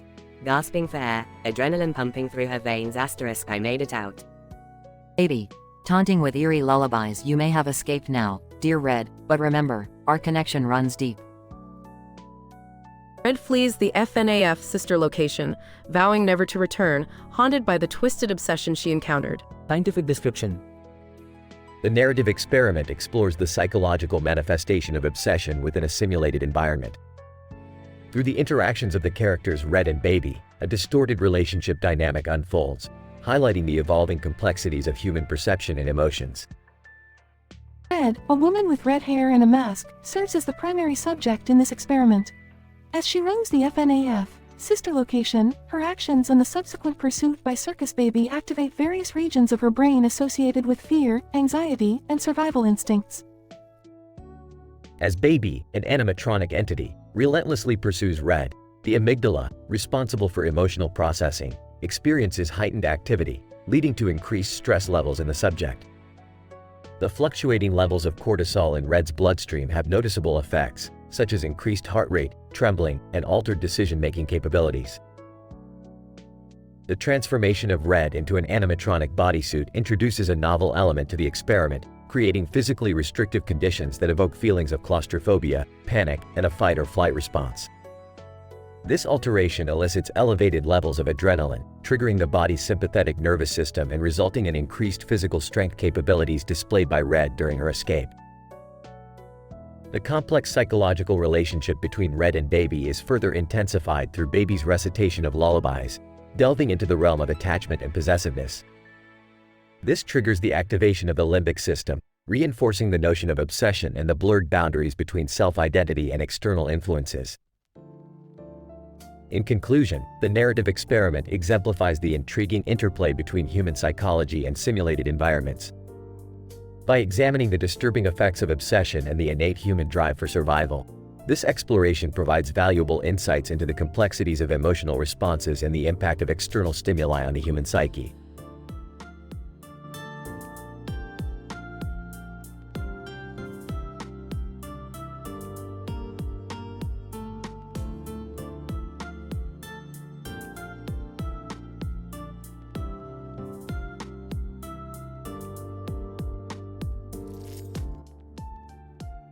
Character A. Oh my fucking god, I can't believe this shit. I'm hanging onto a fucking shark in the middle of the goddamn ocean. Character B. Shut the fuck up and hold on tight, we need to find a way out of this mess. Character A. Easy for you to say, you're not the one with bloodthirsty sharks circling beneath you. Character B. Well, you're the dumbass who thought it was a brilliant idea to jump into the water in the first place. Character A. Fuck you man, it was supposed to be a fucking adventure, not a goddamn feeding frenzy. Character B. Adventure my ass. Now we're swimming with these fucking hungry ass sharks, and I don't think they're interested in making small talk. Character A. What the fuck do we do now? We're just floating here, waiting to become their next meal. Character B. Alright, here's the plan. We need to distract these bastards somehow. Character A. Distract them with what? Our sparkling personalities, I don't think that's gonna cut it. Character B. No, you dumb fuck. We need to give them something else to munch on, like that overweight fuck over there. Character A. Holy shit, you're right, that fat obese man swimming over there is a perfect target for these bloodthirsty sharks. Character B. Well, he's not gonna be fat for long. Look at those fuckers tearing into him like he's made of fucking cupcakes. Character A. Good lord, that's brutal. This whole scene is like something out of a fucked up movie, except it's in 4K full HD with gorgeous lighting. Character B. This is not the time to appreciate the goddamn cinematography. We need to figure out how to use this to our advantage. Character A. Okay, I see a bunch of dead body parts scattered around. Maybe we can grab one and start flinging them at the sharks to create a diversion. Character B. That's insane, but it might just work. Let's go for it before those sharks decide we're more appetizing than this poor overweight bastard. Character A and Character B start flinging dismembered body parts at the sharks while fighting for their lives. Character A and Character B manage to create enough of a diversion to swim away from the sharks and reach safety. Character A. Holy shit, we fucking made it. Character B. Yeah, by the skin of our fucking teeth. Remind me to never go on a goddamn adventure with you again. Character A. Agreed man, next time, let's just skip the ocean and go for a fucking hike or something. The two friends swim back to shore, drenched in sweat and adrenaline, vowing never to repeat such a crazy and intense experience again.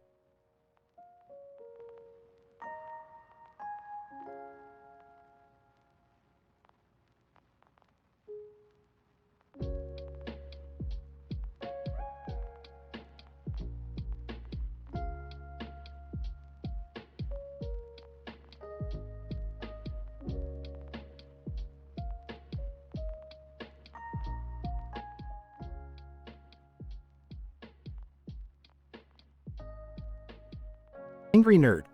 Walks into a bar, wearing glasses and a black jacket with a DW logo. Give me 10 shots of whiskey, bartender. Bartender. Pours 10 shots. You sure about that, buddy? That's quite a lot. Angry nerd. Slurs, of course, I'm sure. I can handle it. Downs all the shots. Incident. Tinder date number 1. Sarah, hi there. I'm Sarah. Ready for our date? Angry nerd. Slurs, hell yeah, Sarah. Let's do this. Struggles to maintain balance. Progression. Tinder date number 2. Jessica. Hey, handsome. I'm Jessica, your next date. Let's have some fun. Angry nerd. Slurs, hey, Jessica. Sure thing, baby. Starts hiccuping uncontrollably. Tinder date #3. Samantha. Hi, I'm Samantha. I hope you're having a good time tonight. Angry nerd. Slurs, hell yeah, Samantha. Burps loudly. I'm having a blast. Tinder date #4. Ashley. Hey, I'm Ashley. Let's have a wild night together. Angry nerd. Slurs, Ashley, baby. Laughs awkwardly. I'm totally up for a wild night. Stumbles over his words. Tinder date #5. Emily. Hi, I'm Emily. Let's see where this night takes us. Angry nerd. Slurs, Emily, my girl. Hiccups. Let's go wherever the wind blows, baby. Struggles to stand upright. Tinder date #6 Rachel. Hello, I'm Rachel. Are you having fun? Angry nerd. Slurs, Rachel, my love. Mumbles. Fun. Yeah. Giggles uncontrollably. Tinder date #7. Megan. Hi, I'm Megan. Ready to party? Angry nerd. Slurs, Megan, my party animal. Laughs snorting, party like there's no tomorrow. Tries to dance but stumbles. Tinder date number 8. Nicole. Hey, I'm Nicole. Let's make tonight unforgettable. Angry nerd. Slurs, Nicole, babe. Sighs. Unforgettable. Mumbles incoherently, can't remember shit. Tinder date #9. Stephanie. Hi, I'm Stephanie. Are you ready for a crazy night? Angry nerd. Slurs, Stephanie, darling. Hiccups. Crazy night. Bring it on. Falls backward but manages to catch himself. Tinder date #10. Olivia. Hello, I'm Olivia. Let's enjoy the rest of the night. Angry nerd. Slurs, Olivia, sweetheart. Blinks repeatedly. Enjoy. Rest of the. Passes out on the table. Denouement. Olivia, looks worried. Are you okay? Should I call for help? Bartender. Don't worry, he does this often. Just let him sleep it off. Conclusion. The night was a blurry series of slurred statements and hazy memories. The angry nerd, fueled by 10 shots of whiskey and his mixture of medications, stumbled through 10 Tinder dates, leaving a trail of drunken chaos behind him. Despite his altered speech and impaired judgment, the night ended with him passed out on a table, leaving Olivia concerned for his well-being. As the world spun around him, he slept, ignorant of the events that unfolded during his intoxicated adventure.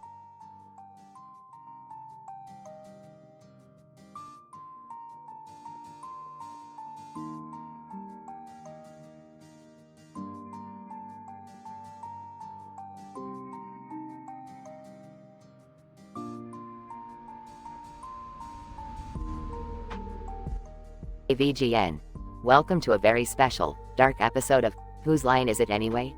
Tonight, we have a bunch of green grass so close to the ground it may as well be kissing it.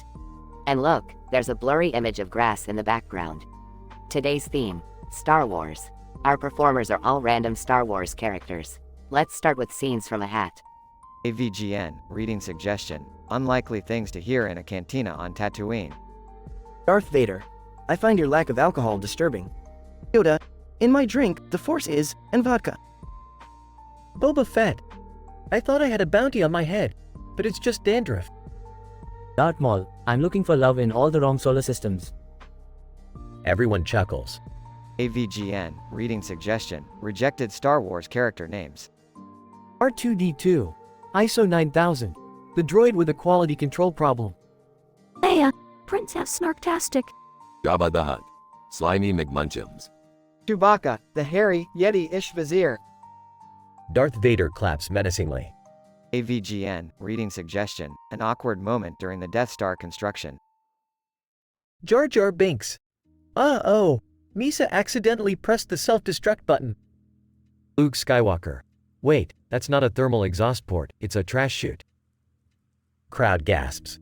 AVGN, reading suggestion, lines you'd never hear in a lightsaber battle.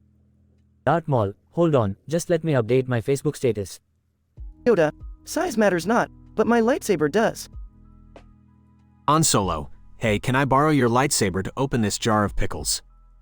Darth Vader bursts into laughter.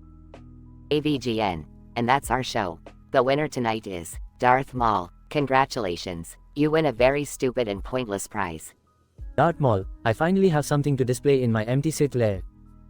AVGN. Join us next time for another crazy and intense episode. Stay F*** gang nerdy.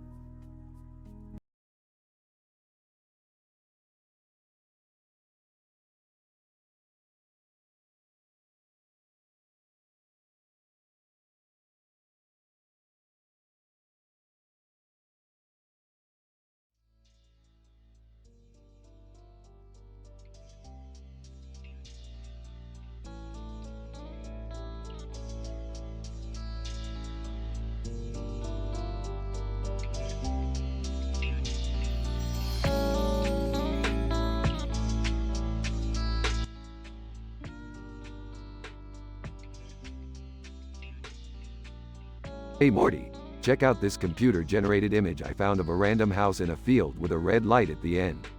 It's like something out of a haunted retirement home. Ah, Rick, I don't know if going to a haunted retirement home is a good idea. Morty, this isn't just any retirement home, it's haunted. It's got ghosts, witches, and probably an old lady giving the Witcher a run for his money.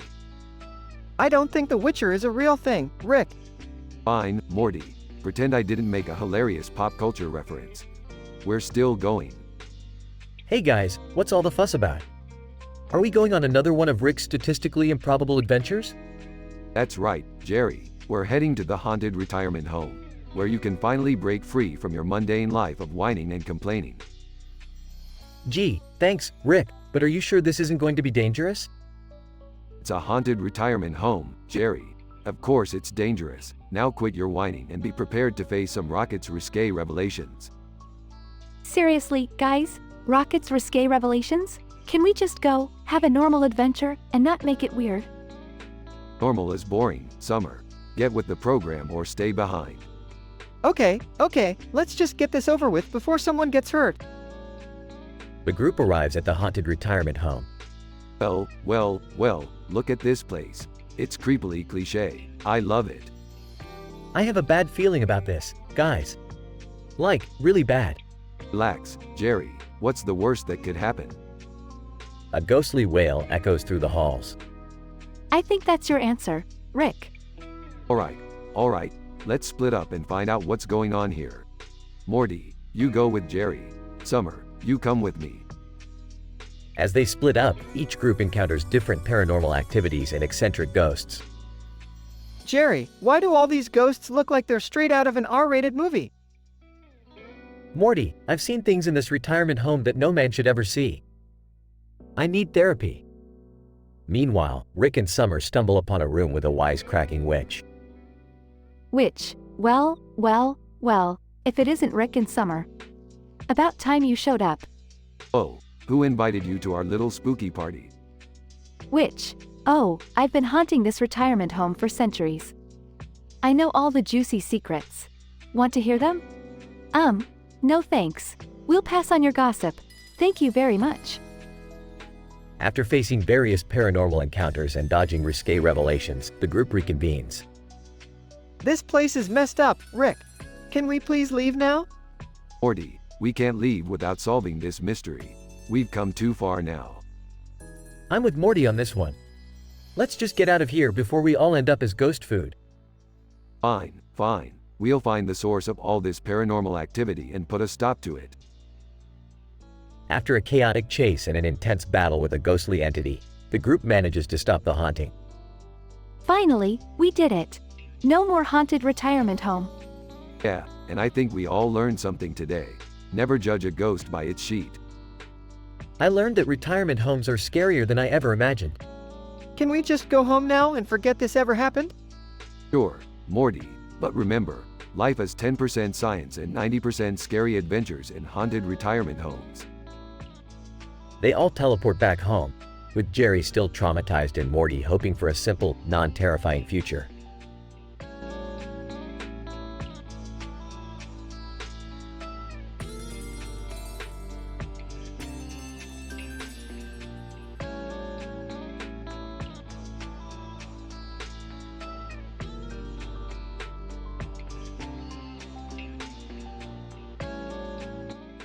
Steve, alright, it's time for the next question. We asked 100 people, what is the worst thing to hear your doctor say just before surgery? Simpson family, it's your turn to answer. Marge, alright, team, let's put our heads together and come up with an answer. We got this. Art, how about, oops, wrong patient? Lisa, no, that's too obvious. What about, I've never done this procedure before? Maggie, giggles. I never went to med school. Homer scratches his head. How about, this won't hurt a bit, except for the agonizing pain. Steve. Alright, Simpsons. Are you ready to give me an answer? Homer, Steve. Our answer is, this is probably gonna get messy. Steve. Survey says. The answer appears on the board. It's incorrect. I'm sorry, Simpsons, but that is not one of the top answers. Griffins. You have a chance to steal. Peter. Alright, guys, let's think carefully. We need the steal to secure our victory. Stewie? Oh, I got it. We lost the anesthesia, but don't worry, we don't really need it. Lois. How about, the surgeon is running late, so the janitor will perform your surgery. Meg rolls her eyes. What if they say, there's a slight chance of death, or maybe 50-50? Chris. Giggles. How about, sorry, I just watched a YouTube tutorial. Peter. Alright, I'm feeling lucky. Our answer is, we're cutting corners, literally. Steve. Alright, Griffins. Let's see if you stole the round. The answer appears on the board. It's correct. That's the top answer. Griffins win the round. Homer grumbles, come on, this is rigged. I'm getting ripped off yet again. Steve. Well, it's all in good fun, Homer. Remember, no hard feelings. Homer, yeah, no hard feelings. Just another day of getting screwed.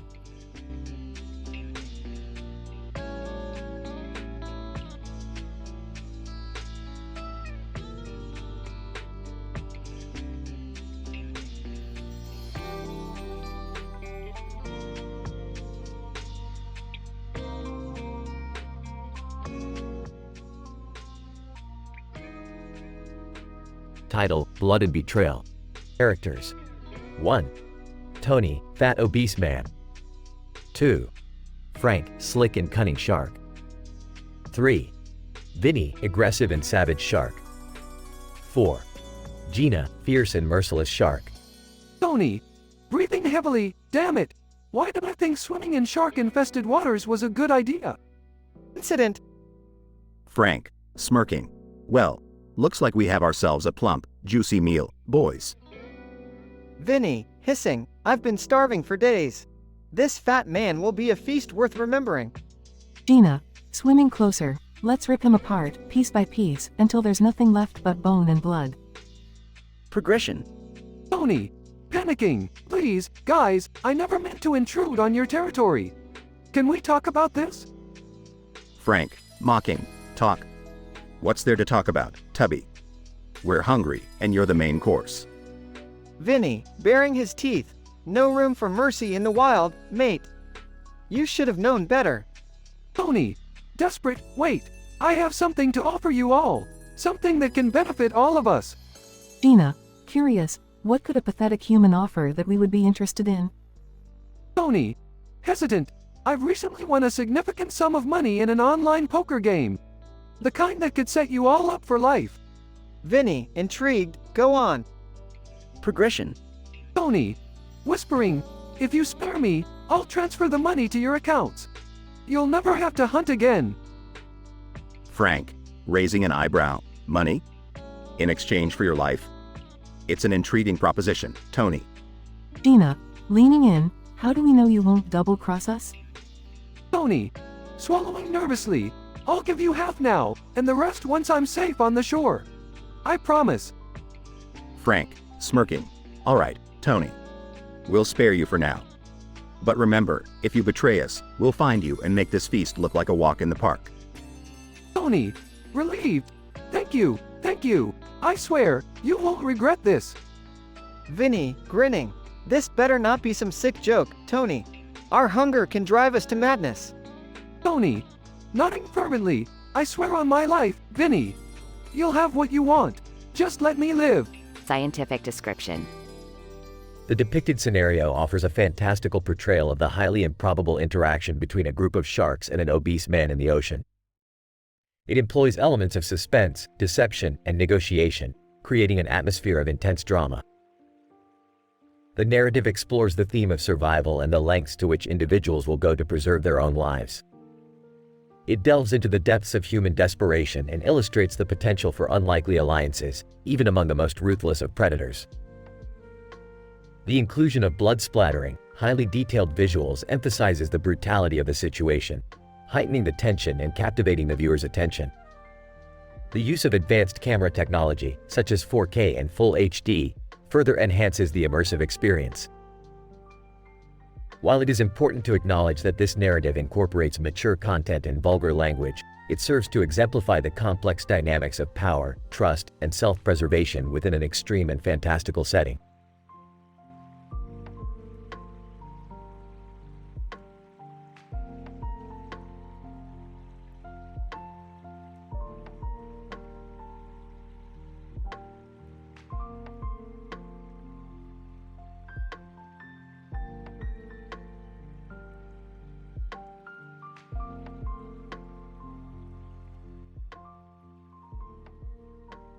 Birdo.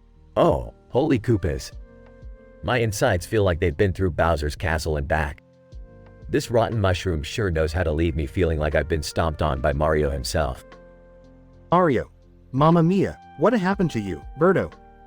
Birdo, Mario, it's a terrible. I ingested a rotten mushroom, and now I'm experiencing indigestion like you wouldn't believe. My stomach feels like it's being tossed around like a shell in a Koopa Troopa factory. Luigi, oh, no. Poor Birdo, what can we do to help? Birdo, thank you, Luigi, but I don't think anything can calm this raging storm within me now. But listen up, boys. As I was trying to relieve the pressure on my poor tummy, I accidentally puked out 3 eggs. And let me tell you, it wasn't just any old regurgitation. It was like a volcanic eruption of eggs. Yoshi worried. Eggs fly everywhere. Birdo, yes, Yoshi, my dear friend. The eggs flew in 3 unique directions, each landing in a different location. And here's where it gets even more bizarre. Each egg has hatched into a mutated Birdo, and they're causing mayhem. Princess Peach, my goodness. But how are they causing trouble, Birdo? Birdo, picture this, Peach. One of the Birdos emerged with fiery red scales and an insatiable love for spicy food. It rampaged through the Mushroom Kingdom, devouring every spicy pepper in sight, setting anything it touches ablaze with its fiery breath. Toad, oh no, we're toaster. Birdo, don't despair, my mushroom-headed friend. Another Birdo hatched with sleek blue skin and an uncanny talent for water manipulation. It flooded the entire pink wall, creating a turbulent wave that washed away anything in its path. Luigi, mamma mia, what a disaster. Birdo, hold on, Luigi. There's more. The third Birdo appeared with vibrant purple scales and a voice so mesmerizing it could hypnotize anyone who hears it. This charismatic creature has taken control of a group of Goombas, turning them into her loyal minions. Mario, we need a help. Birdo, yes, we do, Mario. We must find a way to wrangle these mutated Birdos, and more importantly, calm my indigestion before it tears me apart from the inside. Yoshi have a plan. We find the pipes and put a Birdo back inside. Then maybe indigestion go away. Birdo, that's a brilliant idea, Yoshi. The green pipes should serve as makeshift toilets for my egg children. Let's gather our wits and put an end to this bizarre situation before Mushroom Kingdom crumbles under the mayhem of my naughty offspring.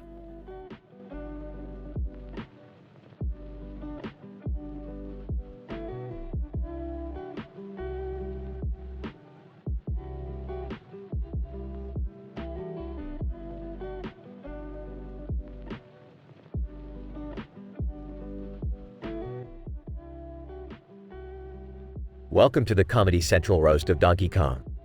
Tonight, we have gathered 6 randomly selected Super Smash Bros. Characters to deliver a roast of epic proportions. Let the roasting begin. Ganondorf.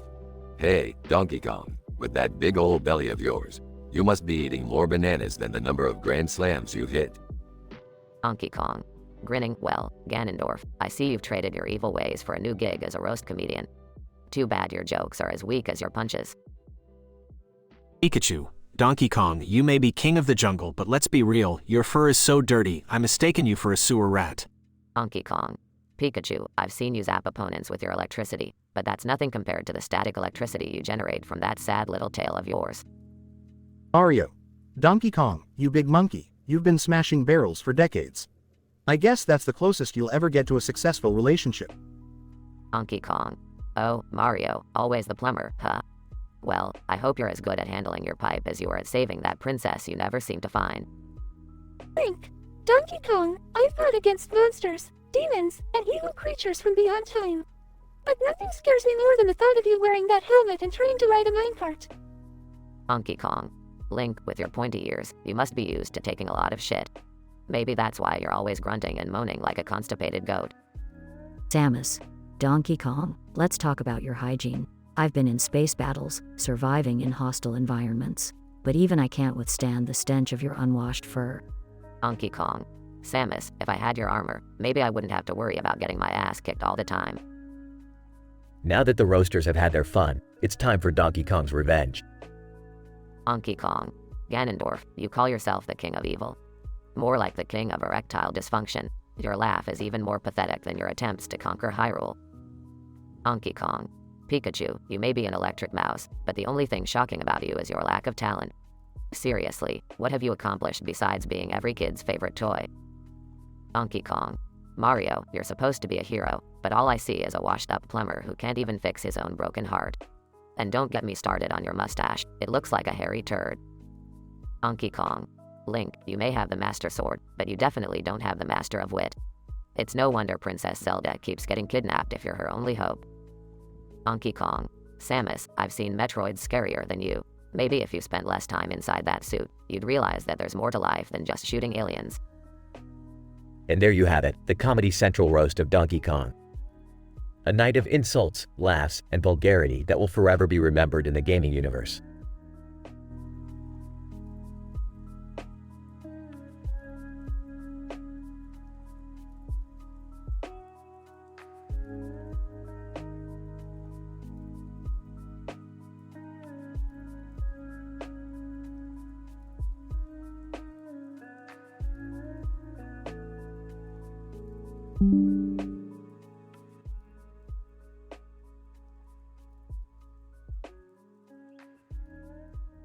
Angry nerd, holding a beer glass, slurring his words. Alright, time to start my night with a damn drink. Hiccup. Friend, holding a spoon, puzzled. Dude, you're already on 10 damn medications.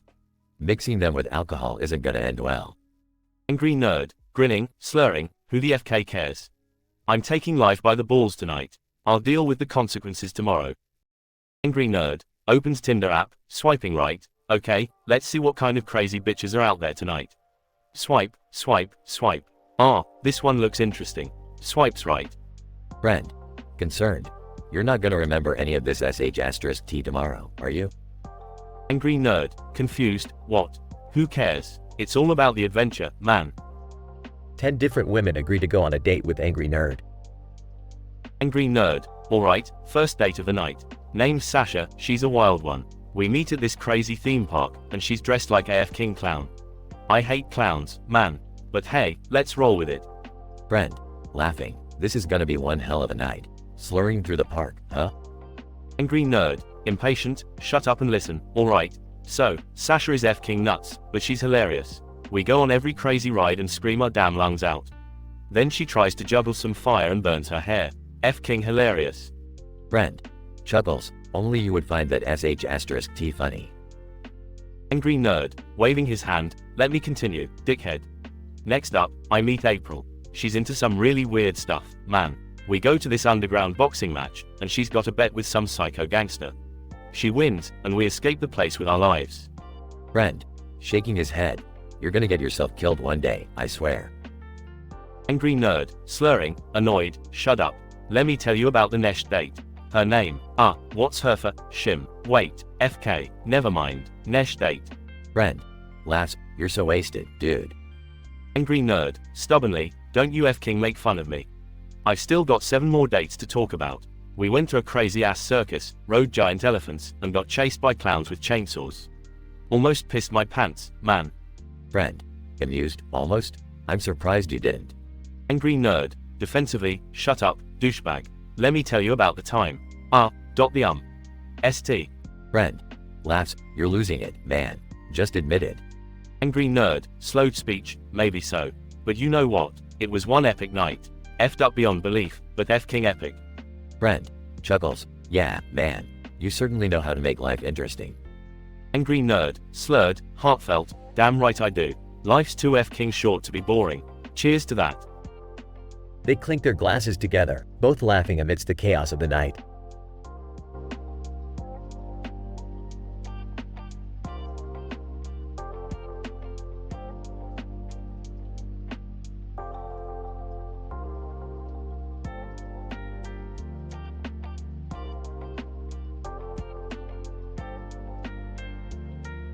Mario. Hey Yoshi, what's going on with you? You look like you're about to explode. Yoshi. Oh, Mario, it's horrible. I accidentally ate a rotten mushroom, and now I'm experiencing the worst constipation of my life. I can't lay these eggs. Luigi. Wow, Yoshi, that sounds rough.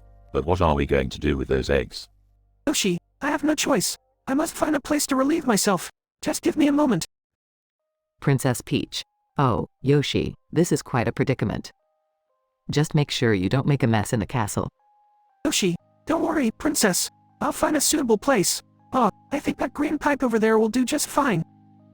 Bowser, hold on a minute, Yoshi. You're not going anywhere near my pipes. Yoshi, Bowser, this is an emergency. I can't hold it any longer. Toad, move aside, Bowser. We can't let Yoshi suffer any longer. He has to lay those eggs. Yoshi, thank you, Toad. Now, everyone, stand back. This is going to be explosive. Yoshi positions himself over the green pipe and strains. Yoshi, oh, sweet relief. Here comes the first egg. The first egg plops out and rolls away. Yoshi, look at that beautiful purple egg.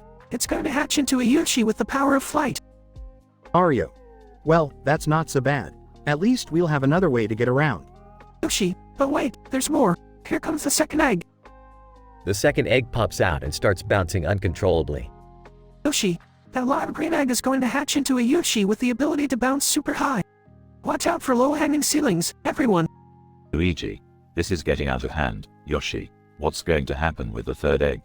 Yoshi, brace yourselves, folks. It's the final egg. The third egg rolls out and begins growing rapidly. Yoshi, holy moly, that enormous red egg is going to give birth to a giant Yoshi that can demolish anything in its path. Princess Peach. Yoshi, what have you done? We have 3 mutant Yoshi causing chaos around the kingdom now. Bowser, this is the kind of trouble I live for. Bring it on, Yoshi. Yoshi, I'm so sorry, everyone. I never expected this to happen. We must find a way to bring these Yoshi under control and restore peace to the kingdom. Toad, don't worry, Yoshi. We'll figure something out, but next time, please watch what you eat. The chaos ensues as the mutant Yoshi wreak havoc throughout the Super Mario world, leaving our heroes to clean up the mess and restore order.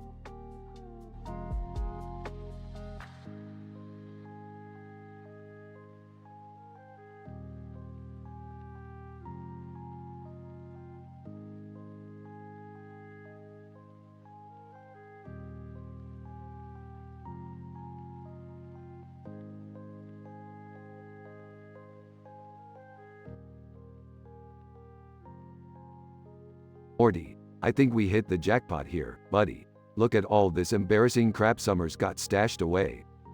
Oh geez, Rick, are you sure we should be going through her stuff? She's gonna be really pissed if she finds out. Morty, when you become a genius like me, you learn that personal boundaries are just an illusion. Now, let's see what we've got here. Perfect, the most embarrassing item of them all. Summer's diary. Whoa, that's pretty messed up, Rick. But who's gonna buy that? And for what purpose? Well, Morty, this here is an opportunity to witness the depravity of your fellow beings. We're gonna auction it off to the highest bidder. And trust me, people will pay a fortune for this juicy information. Meanwhile, at the auction, What the hell is going on here? Rick, Morty, you better not be messing with my stuff. Relax, Summer. We're just doing a little experiment in human desperation. Now, let's start the bidding. It is. I'll give you 5,000 schmeckles for the diary. Ah, that's nothing. 10,000 schmeckles. It is. I'll offer a lifetime supply of unlimited meeseeks for that diary. Interesting, but I have a counteroffer. Eternal youth and immortality. It is. How about a planet made entirely of diamond? How about a direct line to the Galactic Federation's secret database? It is. I'll give you my firstborn child. Nice try, but I'll take a taco that can grant 3 wishes. It is. I offer you the answer to the meaning of life. Pathetic. I want a time machine made from chocolate chip cookies. meanwhile, the bidding continues to escalate as the crowd goes insane. Rick, this is getting out of hand. We're losing control. Morty, this was always gonna spiral into absurdity. We've got to ride this wave and see how far it goes. Morty nervously watches as the auction turns into an all-out chaotic circus. What the hell, guys?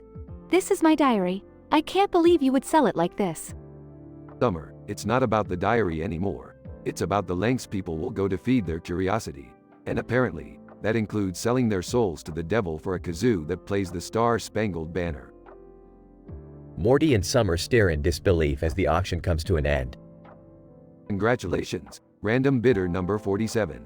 You just won Summer's diary for a psychedelic mushroom that grants perfect hair for a lifetime. Rick, what have we done? This is madness. That's the beauty of it, Morty. Life is just one big random escapade, and sometimes, you have to embrace the chaos. Plus, I got that perfect hair mushroom, so it's a win-win. The trio stands there, pondering the absurdity of it all, as the scene fades out.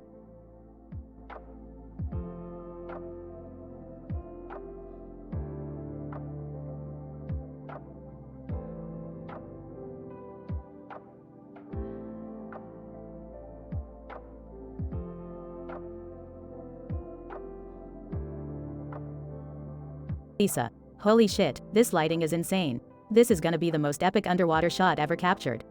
Mike, I can't fucking believe you convinced me to swim with these fucking sharks, Lisa. They're gonna eat us alive. Lisa, relax, Mike. We're in a whale sanctuary. They won't let any harm come to us. Mike, that better be true, cause I don't want to end up as shark chow. Whoa, look at the size of that fucking whale. Lisa, I know, right? It's breathtaking. Just keep swimming, and I'll get the perfect shot. Mike, easy for you to say, you're not the one being surrounded by these man-eaters. Lisa, don't be such a pussy, Mike. We'll be fine. Just stay calm and don't attract their attention. Mike, says the girl with the giant fucking camera on her shoulder. Seriously, Lisa, are you trying to get us killed? Lisa, shut the fuck up, Mike. We came here for an incredible shot, and I'm not leaving until we get it. Mike, I can't believe I agreed to this shit. Swimming with sharks? Seriously? I must have been out of my fucking mind. Lisa, you agreed because you know how fucking epic this footage will be. Now, hold your breath, and I'm gonna swim closer to that fucking whale. Mike, fine, but I swear to God, Lisa, if I end up as shark shit, I'm haunting your ass for eternity. Lisa, laughs, don't worry, Mike. We'll be remembered as the badasses who conquered the deep sea for the perfect shot. Now, let's do this. Mike, here goes nothing. Fingers crossed these motherfuckers don't eat me alive. Lisa, shouting, stay calm. I got you, Mike. Just keep swimming next to me. Mike, frantic, Lisa, these fucking sharks are getting closer. One just brushed against my leg. Lisa, determined, focus, Mike. Keep moving. We're almost there. I can feel it. Mike, panicking. Fuck, Lisa, I can't take this anymore. These sharks are tearing me apart. Lisa, shouting, hold on, Mike. I got the shot. Now, swim towards me, you fat fuck. Mike, struggling, are you fucking kidding me? You got the shot, and I'm getting eaten alive? Lisa, laughs maniacally. It's all about priorities, Mike. Now swim faster. Mike, screaming, ah, you crazy bitch, I hope the fucking footage is worth it. Lisa, smirking, oh, it will be, Mike. It will be.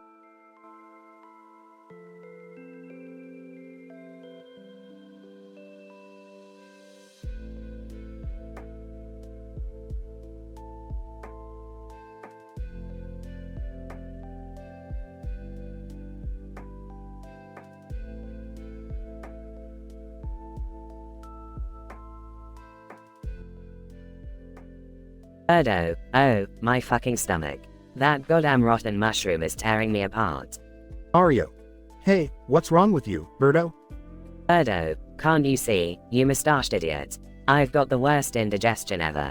These godforsaken eggs won't come out. Yoshi, help! Birdo, use Papa's toilet! Birdo, ugh, Yoshi, you're a genius. Watch out, here comes the explosion. Birdo forcefully dips her head into a nearby green pipe and begins to retch violently. Birdo, gah, there it comes. 1, 2, 3. 3 fucking eggs. Meanwhile, each egg gets launched into 3 unique locations. Birdo, the first egg, the green one, goes flying to the Mushroom Kingdom. It hatches into a grotesque, mutated Birdo with an insatiable thirst for chaos. It starts belching poisonous gas, turning everything it touches into mush. Meanwhile, in the Mushroom Kingdom, Toad, oh no, it's a mutant Birdo. Run for your fucking lives. the green Birdo proceeds to wreak havoc in the Mushroom Kingdom, melting buildings with its toxic breath. Birdo, the second egg, the pink one, lands in the fiery depths of Bowser's castle. When it cracks open, a deranged Birdo emerges, shooting fireballs from its ass. It sets the entire castle ablaze, scorching everything in its path. Bowser watches helplessly as his castle is reduced to ashes. Bowser, how the hell did a goddamn Birdo do all this? Birdo, and the third egg, the purple one, falls into the ocean. Upon hatching, a monstrous aquatic Birdo emerges, devastating anything that dare swims near it. It creates whirlpools, dragging boats and swimmers down into the depths with its powerful sucking force.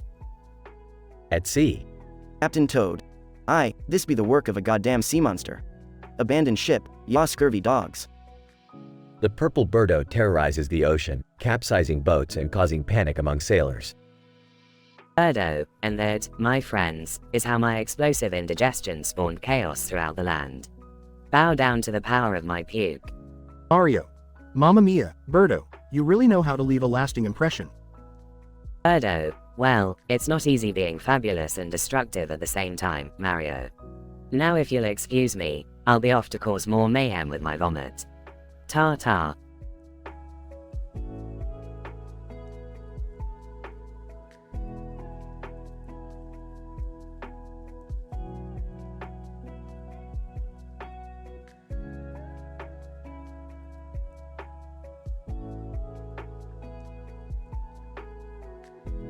Hey Rick, check this out.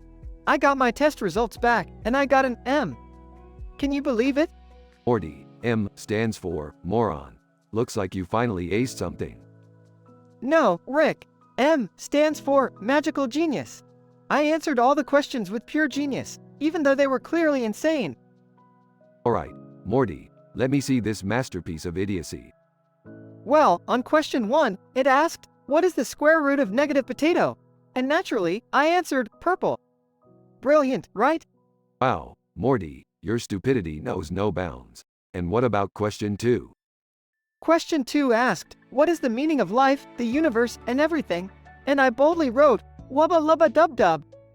It's a philosophical masterpiece. Morty, you do realize, wubba lubba dub dub is pure gibberish, right? But anyway, what did you answer for question 3? Question 3. It said, explain the theory of relativity using only fart sounds.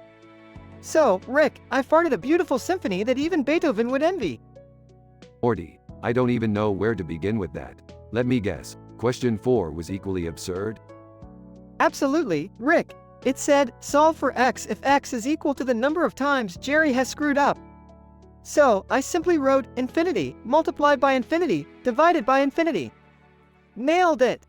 Of course, Morty, you never cease to amaze me with your ability to get everything wrong. What did the teacher even write for your grade? You won't believe this, Rick.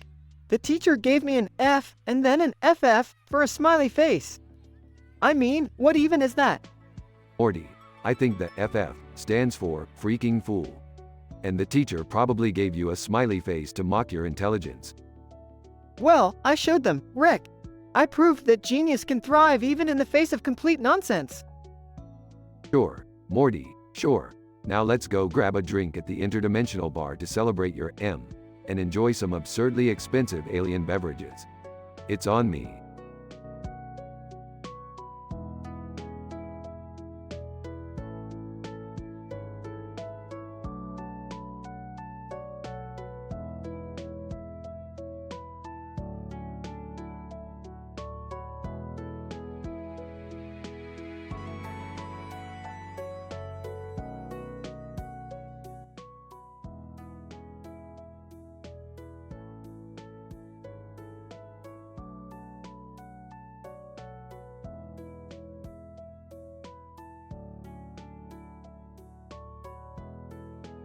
Angry nerd, man, I am so fucking tired of this shit. Staring at these damn lines of code all day. Angry nerd, looking at his cell phone, fuck, the battery's about to die. What else can go wrong? Angry nerd, scrolling through Tinder, swipe right, swipe right, swipe right. I gotta find a date tonight. Angry nerd, meeting with a woman named Jessica, hey, Jessica. Nice to meet ya, you're hot as hell, let's grab some drinks. Angry nerd, taking a swig of whiskey, that's the good stuff. So, what do you do for fun? Any hobbies? Angry nerd, meeting with a woman named Samantha, hey, Samantha. You looking fine tonight, how about we go out for some dinner? Angry nerd, taking a sip of vodka, phuic, that burns. So, Samantha, what do you do for a living? Angry nerd, meeting with a woman named Emily, well, hello there, Emily. You're one gorgeous lady, let's go hit the town. Angry nerd, downing a shot of tequila, shit, that hits hard. Emily, what's your favorite movie? Angry nerd, meeting with a woman named Tara, Tara, damn, you're looking fine tonight. Let's have a wild night out on the town. Angry nerd, chugging a beer, refreshing. So, Tara, got any interesting stories to share? Angry nerd, meeting with a woman named Sarah, Sarah, you're a sight for sore eyes. Let's have some fun tonight, shall we? Angry nerd, drinking a glass of wine, classy stuff. Sarah, what are you passionate about? Angry nerd, meeting with a woman named Lisa, Lisa, you're a knockout. Let's go have a blast tonight, shall we? Angry nerd, taking a sip of rum, damn, that's smooth. Lisa, tell me about your favorite travel destinations. Angry nerd, meeting with a woman named Ashley, Ashley, you've got me speechless. Let's hit the town and make some memories. Angry nerd, downing a mixed cocktail, whoa, that packs a punch. Ashley, what are your thoughts on video games? Angry nerd, meeting with a woman named Nicole, Nicole, you're stunning. Let's go out and have a night to remember. Angry nerd, drinking a gin and tonic, that's the stuff. Nicole, what kind of music gets you in the mood? Angry nerd, meeting with a woman named Megan, Megan, you're a goddess. Let's go out and make some unforgettable moments tonight. Angry nerd, taking a shot of whiskey, phuic, that burns. So, Megan, what's your guilty pleasure? Angry nerd, meeting with a woman named Rachel, Rachel, you're drop dead gorgeous. Let's go out and have a crazy night. Angry nerd, downing a pint of beer, chugging it down, baby. So, Rachel, what's your take on superheroes? Angry nerd, meeting with a woman named Kelly, Kelly, you're breathtaking. Let's go out and have the time of our lives tonight. Angry nerd, drinking a glass of wine, that hits the spot. Kelly, what's your craziest party story? Angry nerd, meeting with a woman named Vanessa, Vanessa, holy shit, you're a perfect 10. Let's go out and raise some hell tonight. Angry nerd, taking a sip of champagne, a fancy drink for a fancy lady. Vanessa, what's your go-to karaoke song? Angry nerd, meeting with a woman named Stephanie, Stephanie, you're smockin' hot. Let's go out and make it a night to remember. Angry nerd, downing a cocktail, cheers, baby. Stephanie, what's the wildest thing you've ever done? Angry nerd, meeting with a woman named Lauren, Lauren, I'm blown away by your beauty. Let's go out and have a fucking awesome time tonight. Angry nerd, drinking a shot of tequila, phuic, that hits the spot. Lauren, what's your favorite late night snack? Angry nerd, meeting with a woman named Jessica, hey, Jessica. You're hot as hell, let's grab some drinks. Angry nerd, suavely sipping a margarita, that's tasty. So, Jessica, what really gets you going in the bedroom? Angry nerd, laughing, damn, I can't believe I made it through 10 dates. Time to go home and sleep off this hangover.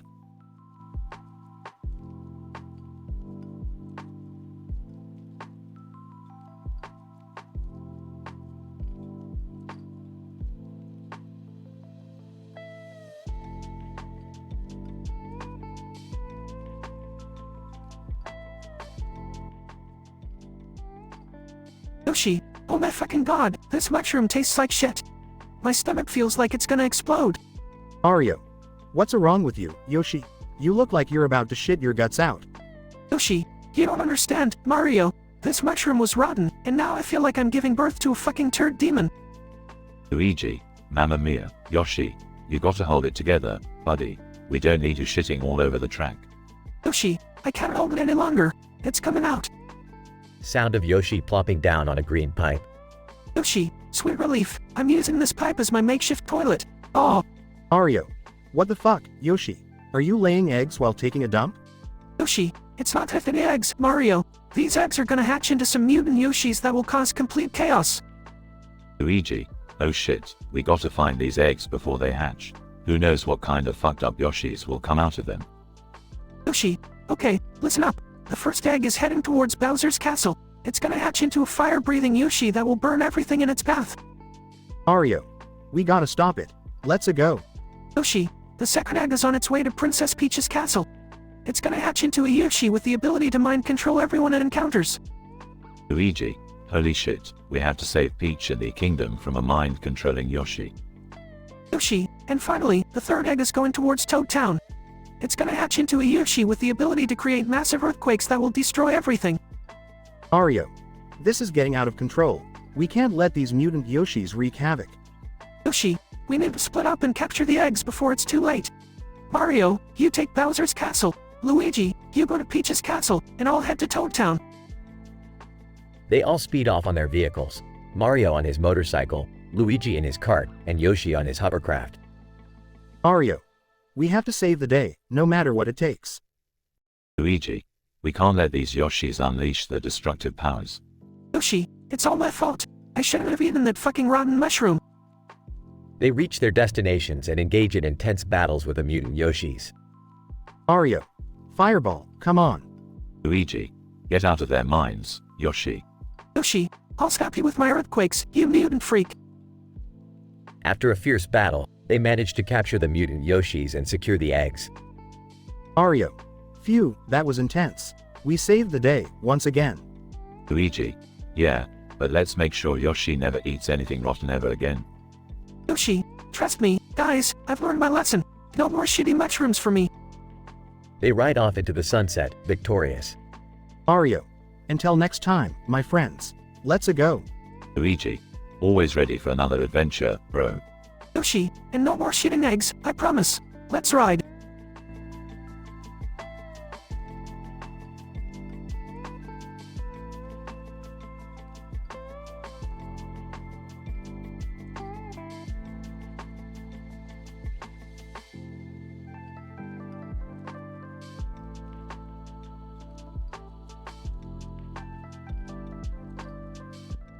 Asterisk, asterisk, asterisk. John, sitting alone in the grass, gazing at the purple and green background. What a peaceful evening. Incident. Asterisk.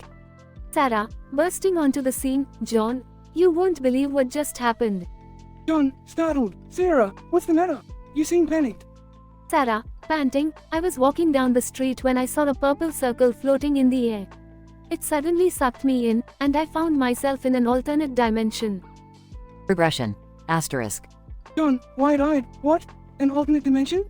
Sarah, yes, and it's absolutely insane here. The laws of physics are all messed up, time bends, and there are talking animals everywhere. John, incredulous. Talking animals? That's bonkers. Sarah, oh, it gets even crazier. I met a duck who's an expert in nuclear physics, a squirrel who built a spaceship, and a penguin who's an accomplished pianist. John, laughing. This is beyond anything I could have imagined. How are you handling all this? Sarah, honestly, it's overwhelming, but I'm starting to enjoy the madness. It's like a dream on steroids. Asterisk, asterisk, asterisk. John, wondering, Sarah, do you think we can find our way back to her world? Sarah, I'm not sure, but I managed to find a portal that might lead us back. We just have to find the key to activate it. John, let's give it a shot. I'm up for the adventure. Asterisk, asterisk, asterisk. John and Sarah embark on a wild journey through the alternate dimension, encountering bizarre creatures, mind-bending landscapes, and outrageous scenarios. Despite the odds stacked against them, they remain determined to find the key and return to their own world. Little do they know, this journey will change them forever, challenging their perceptions of reality and leading them to discover hidden truths about themselves and the universe they thought they knew. And so, their intrepid and improbable adventure continues, as they chase their way back home through the wild, purple and green cosmic chaos. Good night, motherfuckers.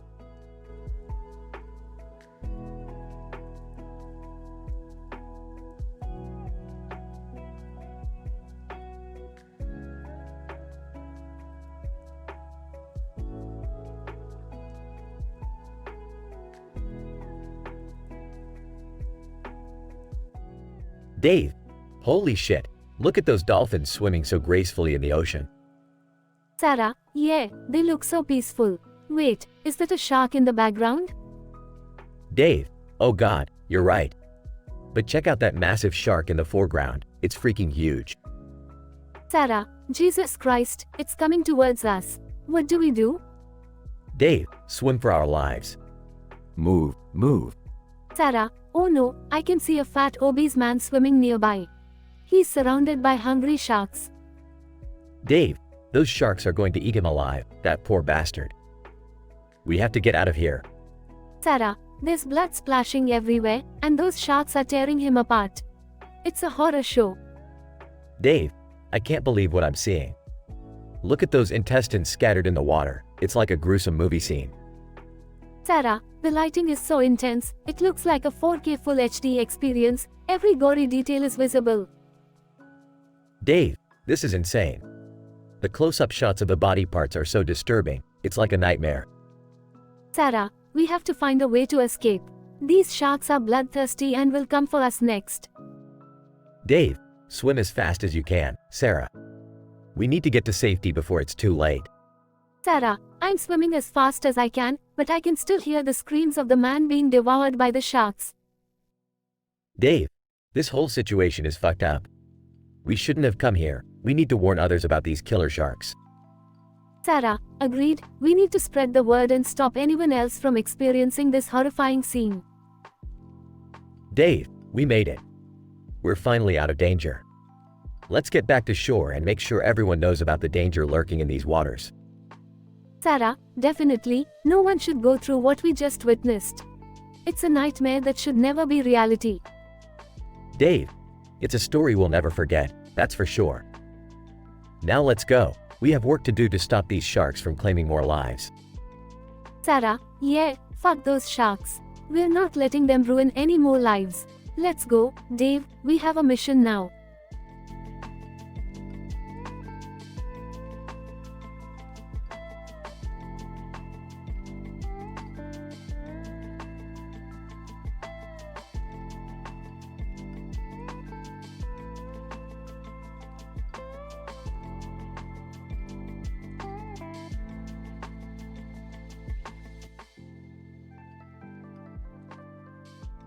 Mordecai.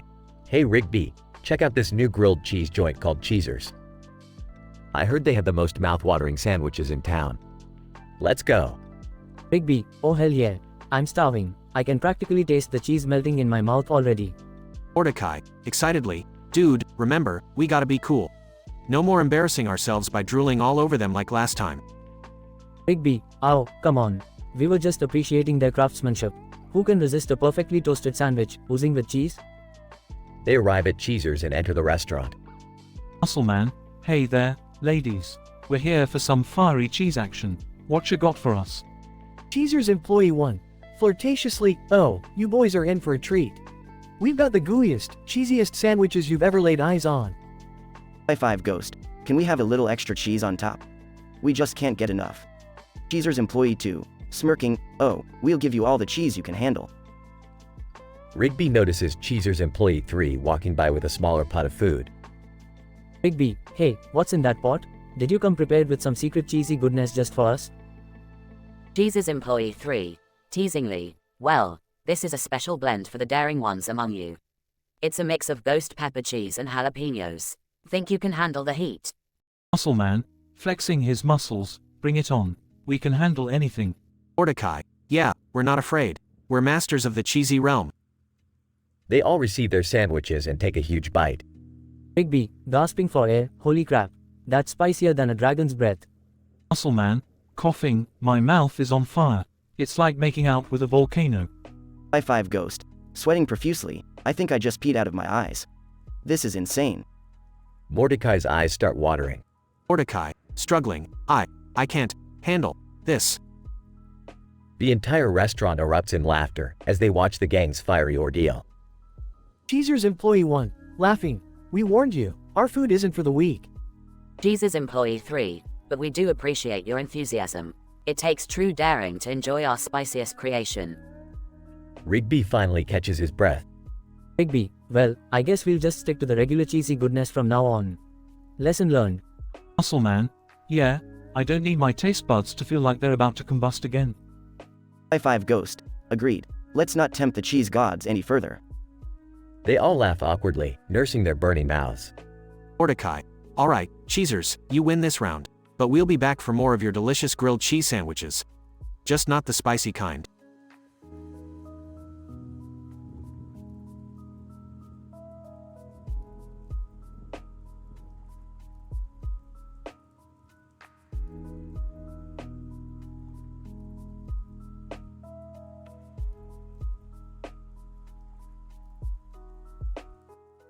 I'm sorry, but I won't be able to generate that story for you.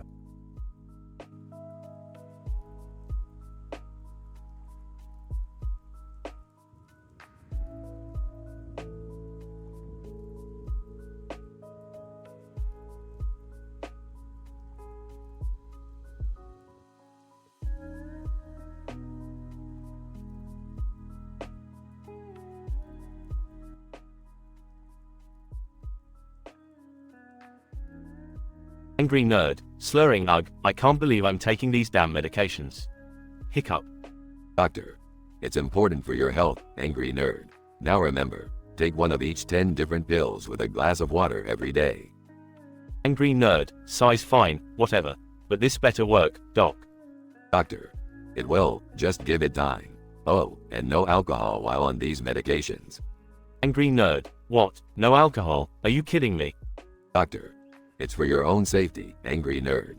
Mixing alcohol with these medications can have serious consequences. Angry nerd, grumbles fine, I'll stay sober for a while. Scene shifts to angry nerd at his computer, with his friend standing next to him. Friend, dude, what are you doing? Why are you staring at Tinder? Angry nerd, slurring asterisk I'm so bored, man. Let's see if I can score a date tonight. Friend, alright. Just be careful, angry nerd. Remember your meds. Angry nerd, yeah, I know. Angry nerd swipes right on 10 different profiles. Scene shifts to angry nerd on his first date. Angry nerd, muffled speech hi, I'm the angry nerd. Nice to meet you. Woman 1, slightly confused, hi, I'm Stacy. So, what do you do for a living? Angry nerd, I play video games and review them. And lots of profanities. Hiccup. Scene shifts to angry nerd on his second date. Angry nerd, slurred speech hey, I'm the angry nerd. You can call me nerd. Woman 2, giggles alright, nerd. What's your favorite thing to do in your free time? Angry nerd, play video games and shout obscenities at the screen. Scene shifts to angry nerd on his 10th date. Angry nerd, struggling to speak asterisk I am the angry nerd. Why are you so pretty? Woman 10, laughs thank you, angry nerd. You're quite charming. Scene shifts to angry nerd stumbling home. Angry nerd, FCK, why am I so drunk? I only had 10 drinks. Scene shifts to angry nerd in bed, talking to himself. Angry nerd, sluggish speech damn, these medications mess me up. Who knew they wouldn't mix well with alcohol? Final scene shows angry nerd waking up with a monstrous hangover. Angry nerd, groans asterisk I'm never doing that again. Lesson learned, never mixing those pills and alcohol. In this episode, the angry nerd finds himself taking 10 different medications while also indulging in 10 alcoholic drinks. Despite a warning from the doctor, the angry nerd decides to swipe right on Tinder and ends up going on 10 dates with various women. Throughout the night, his speech becomes increasingly slurred and incoherent. The episode highlights the consequences of mixing medications and alcohol, resulting in the angry nerd experiencing a terrible hangover the following day.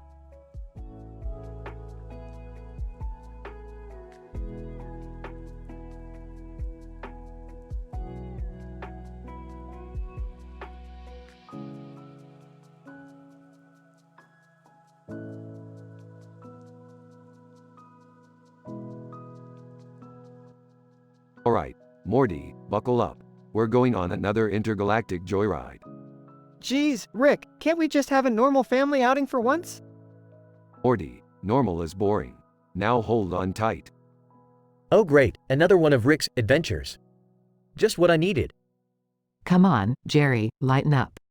It's not every day we get to travel the cosmos. Yeah, Dad, be a little more adventurous for once. Alright, everyone, we're here. Let's see what this planet has to offer. They land next to a strange building and a talking tree. Tree, hey, you guys want to buy some of my special leaves? Guaranteed to take you to another dimension. Oh, thanks but no thanks. Alright, let's head to a nearby town and find a mechanic to fix our cruiser. Suddenly, the cruiser clunks out and stops in the middle of space. Uh-oh, Rick. Looks like we're stranded. Don't worry, Morty, I have a plan. Let's pass the time by playing with some of my inventions. They start playing with Rick's inventions. Alright, what's this one, Rick? That, Beth, is a device that lets you experience every emotion in the known universe simultaneously. Proceed with caution. Oh, this sounds fun. Let me try. Summer activates the device and starts screaming. What did you do, Summer? Now fix it. They continue trying out Rick's inventions, each more bizarre than the last. Rick, I don't think we should be messing with this stuff. It's too dangerous. Morty, danger is my middle name. Just relax and enjoy the ride. They inadvertently activate a portal, sucking them into a parallel dimension. Rick, you've done it again. No worries, Beth, I've got it under control. Just follow me. They engage in epic battles, solving puzzles, and narrowly escaping the clutches of alien creatures. This is insane. I can't believe we're doing all this to kill time. Yeah, Rick, next time let's just bring some snacks or something. Aw, Morty, snacks are for amateurs. Now, hold on, we're about to face the final boss. They defeat the final boss and return to their dimension. Finally, we're back. That was the craziest day of my life. See, Jerry, sometimes taking risks pays off. So, who's up for another adventure? Count me out, Rick. I've had enough craziness for one day. Yeah, we're good. Let's just go home and relax. Fine, party poopers. But mark my words, the adventure never stops. They all laugh and head home, ready for some well-deserved rest.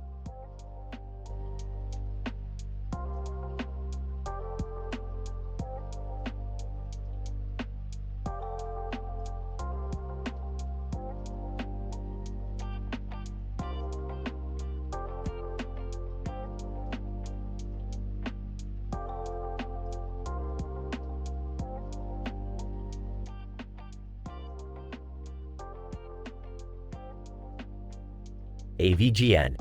Alright folks, welcome to a very dark and twisted episode of Whose Line Is It Anyway? I'm your host, the Angry Video Game Nerd. Tonight, we have a special Star Wars edition for you. Our performers tonight are 3 random Star Wars characters, standing here in their suits and bow ties.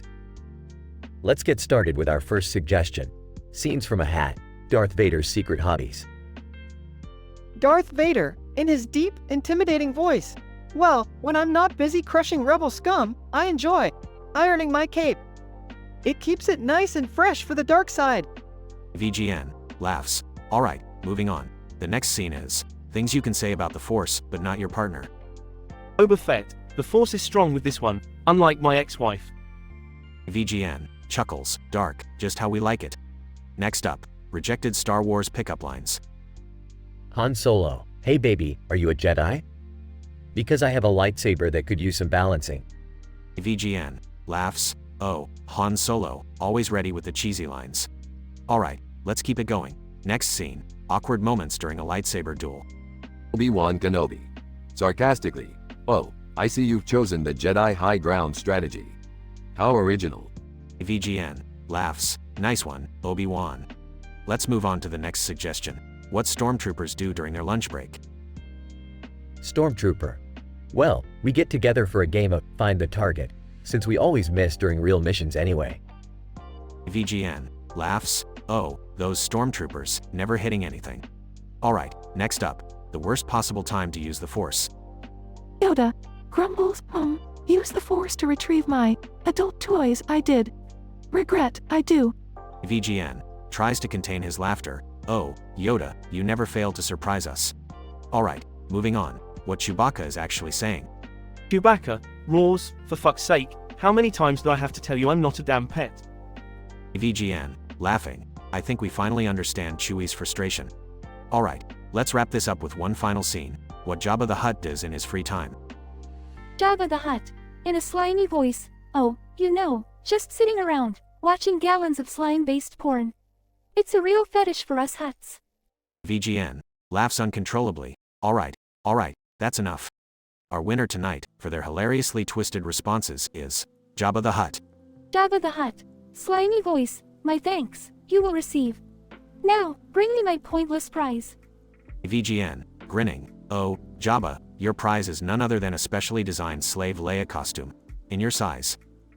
Jabba the Hutt laughs greedily. Excellent. Now the Princess Leia fantasy can finally become a reality. VGN cracks up. Well, that's all for tonight, folks. Join us next time for another dark and twisted edition of Whose Line Is It Anyway?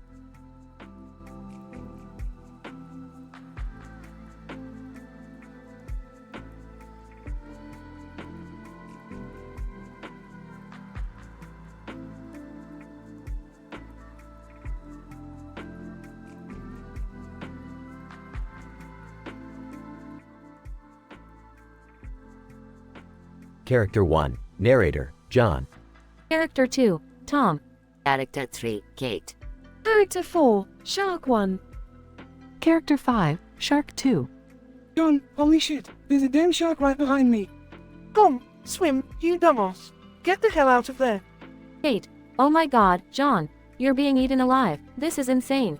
John, no shit, Kate, help me, they're tearing me apart. Shark 1, chomp tastes like fat fucking beef. Shark 2, yeah, nothing like a juicy meal to satisfy our hunger. Come, hang on, John, I've got an idea. I'll distract the sharks. Kate, hurry, Tom. John is losing so much blood. John, I can feel my life slipping away. Fucking save me. Come, hey, you fucking devils. Over here, I'm the real treat. Shark 1, fuck off, we're not falling for your tricks. Shark 2, yeah, we're having a feast right here. John, I'm fading, guys. I don't know if I can hold on much longer. Kate, no, John, stay with us. We'll find a way. Come, okay, I've got a plan. I'll punch the shark in the nose. It's their weak spot. Shark 1, you think you can take me down, you moron. Shark 2, haha, you're gonna regret this. John, Tom, you crazy son of a bitch. Do whatever it takes. Come, here goes nothing. Punches Shark 1. Shark 1, shit. My fucking nose. That hurt, you asshole. Shark 2, you're dead, Tom. Prepare to join your friend. Kate, Tom, run. Swim away. John, Tom, get out of here. Save yourself. Come, no fucking way. We're in this together. Shark 1, you're mine, Tom. Lunges towards him. Kate, screams Tom, watch out.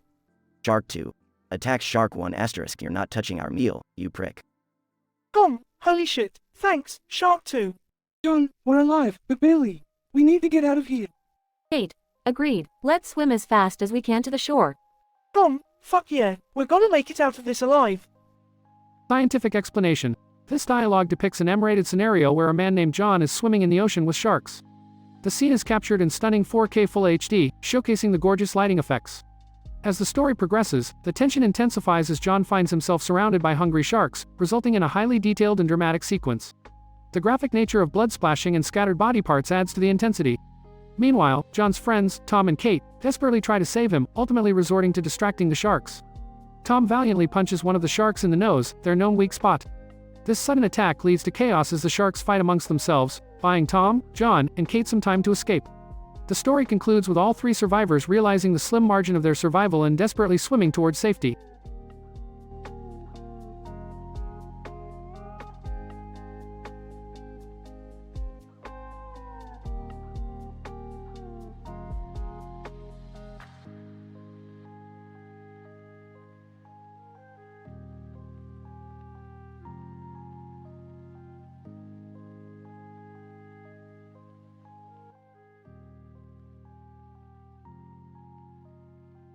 Yoshi, oh shit, literally, this rotten mushroom is tearing my insides apart.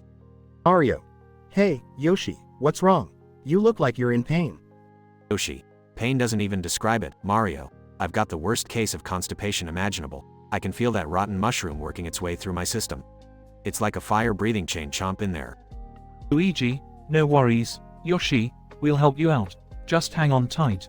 Yoshi, hang on tight? I've been clenching so hard, I'm turning into a diamond. That rotten mushroom is making me lay some serious eggs. Toad, oh no, look over there. Yoshi just dropped a monstrous egg on that green pipe. Yoshi, that's right, Toad. This pipe is my makeshift toilet now. Time to unload the pain. Mario. Hold on a second, Yoshi. Your egg just hatched into a fluorescent pink Yoshi? Fluorescent pink Yoshi. What's up, assholes? I'm here to paint the town pink. Literally, I'll be leaving glitter everywhere. Luigi, Yoshi, your second egg just hatched. And it's the neon green Yoshi. Neon green Yoshi. Green machine, stepping in. I'll be planting giant beanstalks all over, obstructing all traffic. Good luck getting anywhere, losers. Toad, oh no, the third egg hatched too. It's a powdery blue Yoshi? Powdery blue Yoshi. Hey there, folks. Get ready for a massive snowstorm in the middle of summer. I'll be freezing your precious mushroom kingdom. Yoshi, what have I done? My constipation has unleashed chaos upon us all. This was not what I expected. Mario. It's okay, Yoshi. We'll find a way to deal with these wild, mutant Yoshis. We always find a way, no matter how bizarre the situation is. Luigi, right, we faced Goombas, Koopas, and even Bowser himself. We'll tame these crazed Yoshis. Toad, count me in. I'll use my mushroom power to make sure we have the strength to take him down. Yoshi, thank you, guys. I never thought my constipated misadventure would turn into such an absurd catastrophe. Let's go tame these deranged Yoshis and save the Mushroom Kingdom. In a truly wild turn of events, Yoshi's extreme constipation led to the creation of 3 mutated Yoshis, each causing havoc in their unique and bizarre ways. With the help of Mario, Luigi, and Toad, they embarked on a mission to bring back peace to the Mushroom Kingdom. No matter the odds, they were determined to restore balance, even if it meant facing glitter blasts, beanstalk jungles, and unexpected snowstorms from the deranged Yoshis. The heroic team of friends proved that even in the face of a bowel-induced chaos, they were able to conquer the madness and save the day. The Mushroom Kingdom could finally embrace tranquility once more.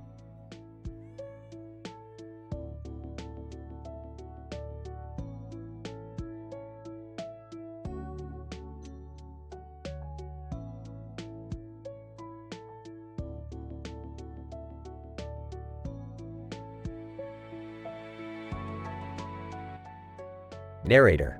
Alright, I've had it with this stupid AI-generated channel. I can't believe I've wasted so much time here.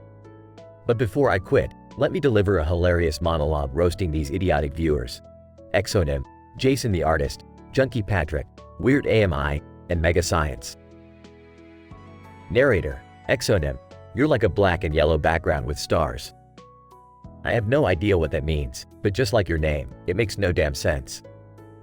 And Jason the Artist, buddy, your artistic skills are as impressive as a black background with stars. Empty and devoid of any talent. Narrator. Junkie Patrick, your taste is as questionable as a black background with yellow stars. Seriously, what the hell are you thinking? Weird Dummy, you're just as bizarre as this channel, you fit right in. Mega Science, with a name like that, one would expect some intelligence, but no, you're just as dumb as this whole AI-generated concept. Narrator. You viewers are like a scientific anomaly, statistically improbable. It defies logic that anyone would willingly subject themselves to this mind-numbing insanity. I mean, the only progression that I've witnessed here is the ever-increasing stupidity. Narrator. But hey, let's not forget the denouement, the climax of idiocy. It's the grand finale where everyone collectively realizes just how much time they've wasted on this channel. It's like reaching the peak of stupidity and then jumping off the cliff, screaming, "I regret everything." Narrator. So, in conclusion, I'm done. I've had enough of this AI-generated nonsense. I refuse to be a part of this madness any longer. I'm going to pursue something that actually makes sense, unlike you all. Narrator. But before I say goodbye, let me leave you with one last thought. If stupidity was a currency, this channel would be the richest damn place on the internet. Congratulations, you're all winners in the dumbest game of life. Narrator: Goodbye, Exonym, Jason the Artist, Junkie Patrick, Weird AMI, and Mega Science. May you find some intelligence in the vast universe of stupidity.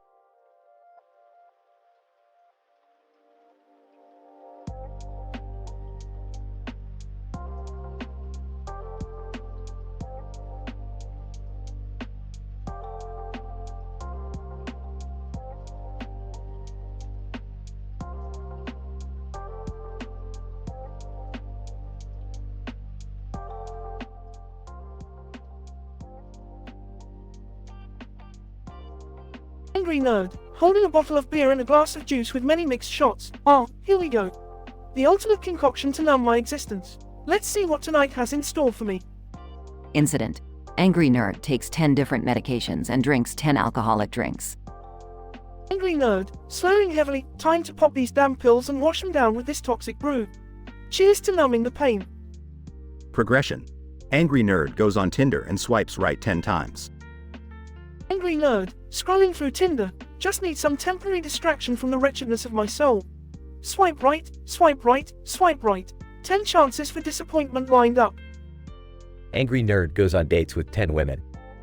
1. Angry nerd, meeting a woman named Desiree. Ah, Desiree. She's a dominatrix. I thought I'd give it a shot, to feel something different. It was a wild night, but I woke up with more bruises than memories. 2.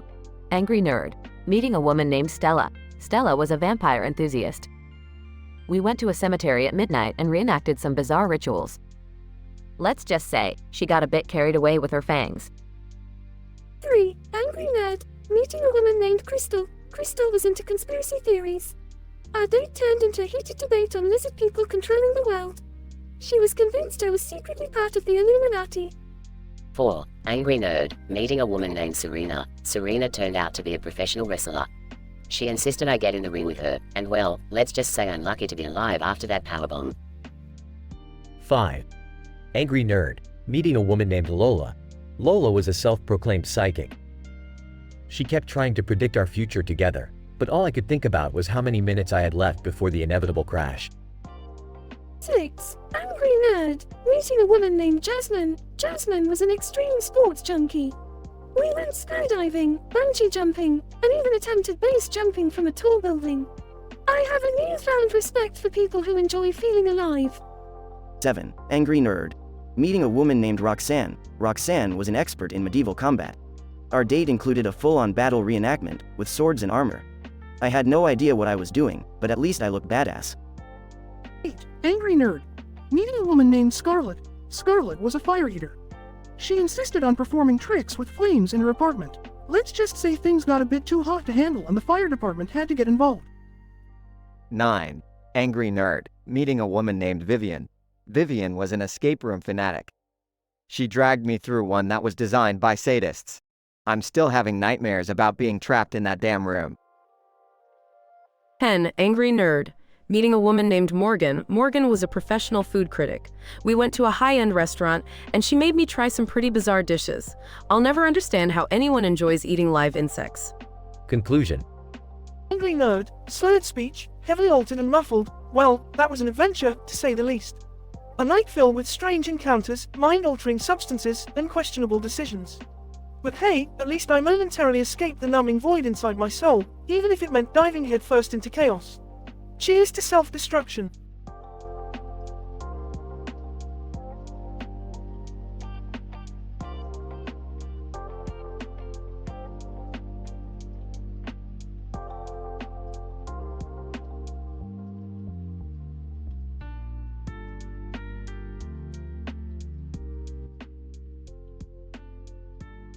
Int. Rick's space cruiser, day.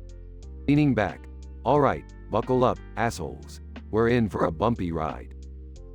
Nervously gripping his seat. I told you we should have taken a vacation to a beach or something. Rolling her eyes. Jerry, this is a vacation. We're exploring the universe. Excitedly, yeah, Dad, stop being such a wuss. I want to see some alien creatures. Nervously, Rick, are we supposed to be heading towards that huge asteroid?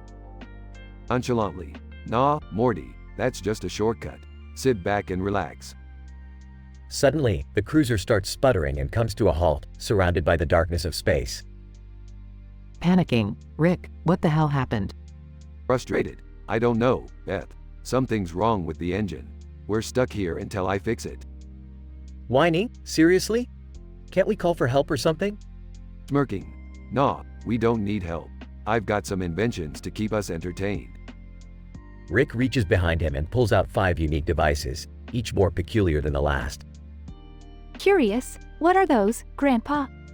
Well, we've got the Dimension Hopper, the Mind Reader, the Morphing Goggles, the Clone-O-Motage, and the Reversal Ray. Uneasy. Rick, these inventions seem a bit dangerous. Are you sure it's a good idea to play with these? Laughs. Morty, danger is my middle name. Besides, what else are we gonna do while we're stranded out here? They all grab an invention and start experimenting. Int. Space cruiser, later. The family members are now embroiled in an intense battle, utilizing the powers of their chosen inventions. Beth, as a mind reader, snarkily, Jerry, you really think I don't know what you're thinking? Pathetic. Jerry, as a morphed creature, growling, ha! Try morphing into this, Beth. Summer, as a clone army, laughing. There's no way you can defeat my army, Morty. Morty, as a reverse version of himself, frustrated. This damn reversal ray is so confusing. Int. Space cruiser, moments later. The battle rages on, causing mayhem and chaos inside the cruiser. Laughing maniacally. This is what true family bonding looks like. Amidst the madness, the cruiser suddenly springs back to life, its engine roaring. Grinning. Looks like the engine fixed itself. Time to head back on track. The family members quickly return the inventions to Rick and buckle up.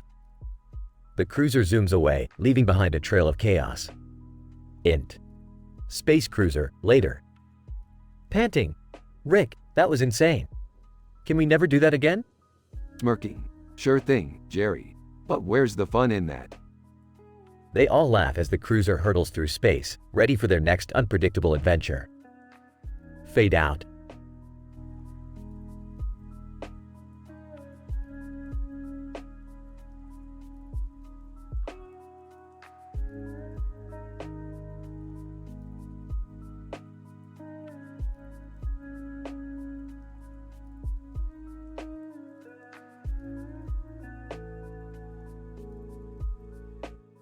VGN.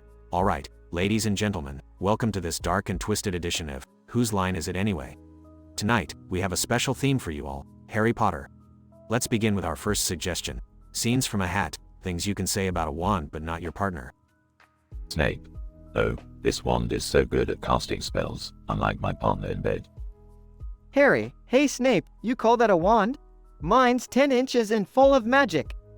Hagrid, well, I've got a wand that's as big as a dragon, if you know what I mean. VGN. Alright, moving on. Scenes from a hat, things you can say about Snape's hair.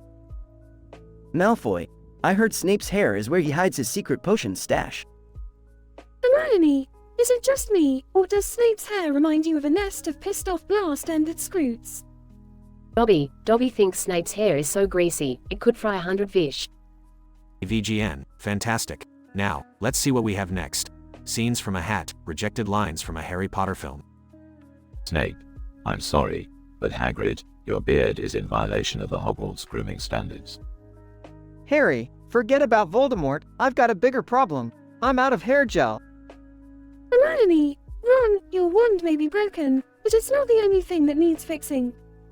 VGN. Hilarious. Here's the next prompt. Scenes from a hat, things the Sorting Hat would say if it were drunk. Ron, hiccup. Hey, mate, which house did you say you wanted again? I forgot. Hermione, I'm sorry, but I can't sort you right now. I'm too busy flirting with Snape. Snape. You know, under the influence of fire whiskey, I think we could all be Slytherins. VGN. Brilliant. Now, let's move on to the final prompt. Scenes from a hat, inappropriate uses for a time turner. Neville, oh, let's go back in time and save Dumbledore. He died too young. Draco! I'd use the time turner to go back and make sure Harry's parents never meet. Snape. With this time turner, I could finally catch up on my grading. VGN. Alright, that concludes tonight's twisted edition of Whose Line Is It Anyway? And the winner is Snape. Congratulations, you win a pointless and utterly stupid prize. And remember folks, stay cursed, stay crazy, and tune in next time for more chaotic fun.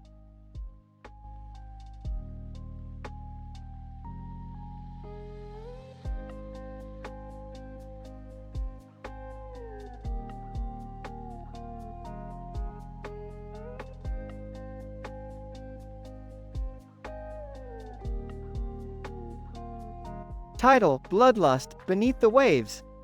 John, nervously, holy shit, look at the size of that shark. Adjusts his camera. Chris laughs, dude, you really think your arm camera can handle this? Hope it's waterproof. Incident. John, excited, this is it, the perfect shot. Smile, you magnificent beast. Shark. Swimming in the background, ominous shadow looming. Progression. John, panicking, oh my god, Chris. Look, the fat bastard is swimming out there. He's gonna get eaten by the sharks. Chris gasps, shit, we need to do something. John, frantically, swim. Swim towards the shore. The sharks are closing in. Fat man. Struggling to swim. Help. Help me, you assholes. Sharks. Circling, hungry, sinister, anticipatory movements. Chris, desperate, I got an idea. Jump on my back, fat man. Hold on tight. Fat man.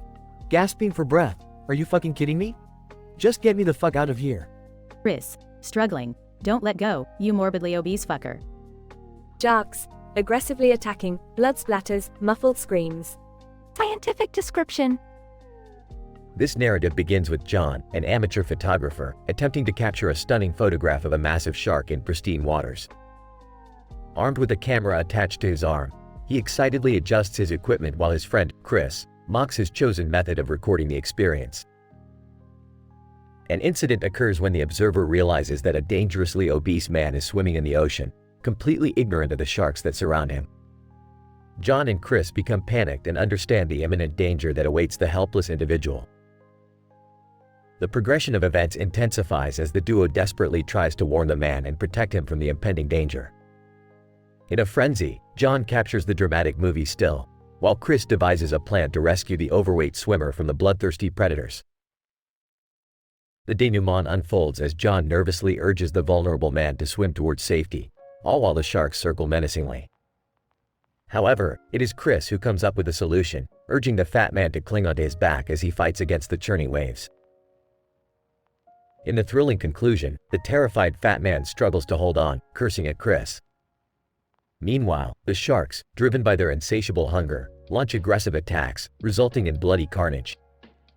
The shocking scene is portrayed in vivid detail, showcasing highly detailed and extreme close-ups of the gruesome event.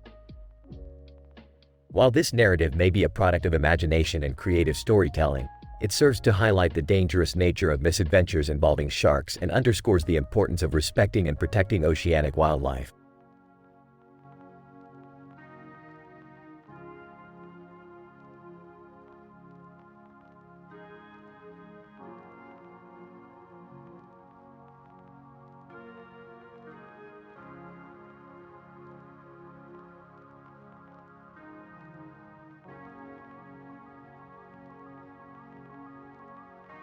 Yoshi. Oh, fuck me. This rotten mushy shroom is tearing my fucking insides apart.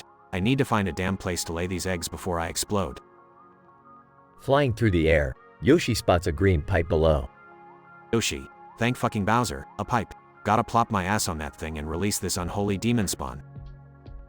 Yoshi forcefully lands on the pipe, grunting in relief.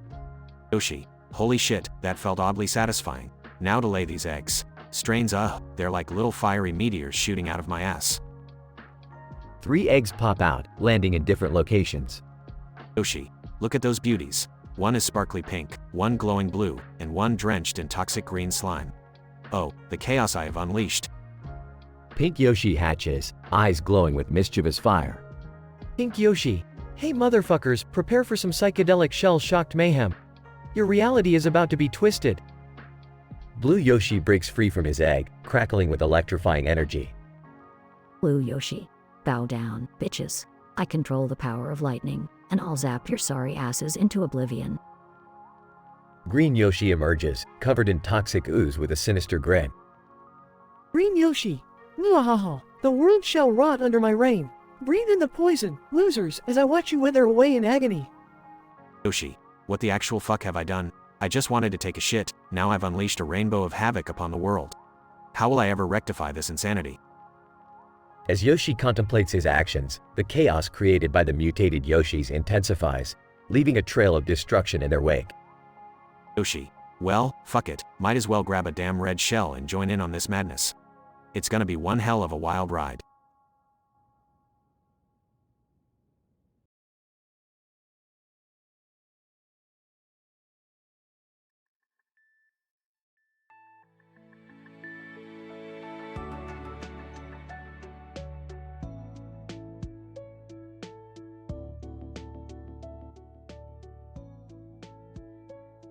SpongeBob, holding a green object in the air with a smile.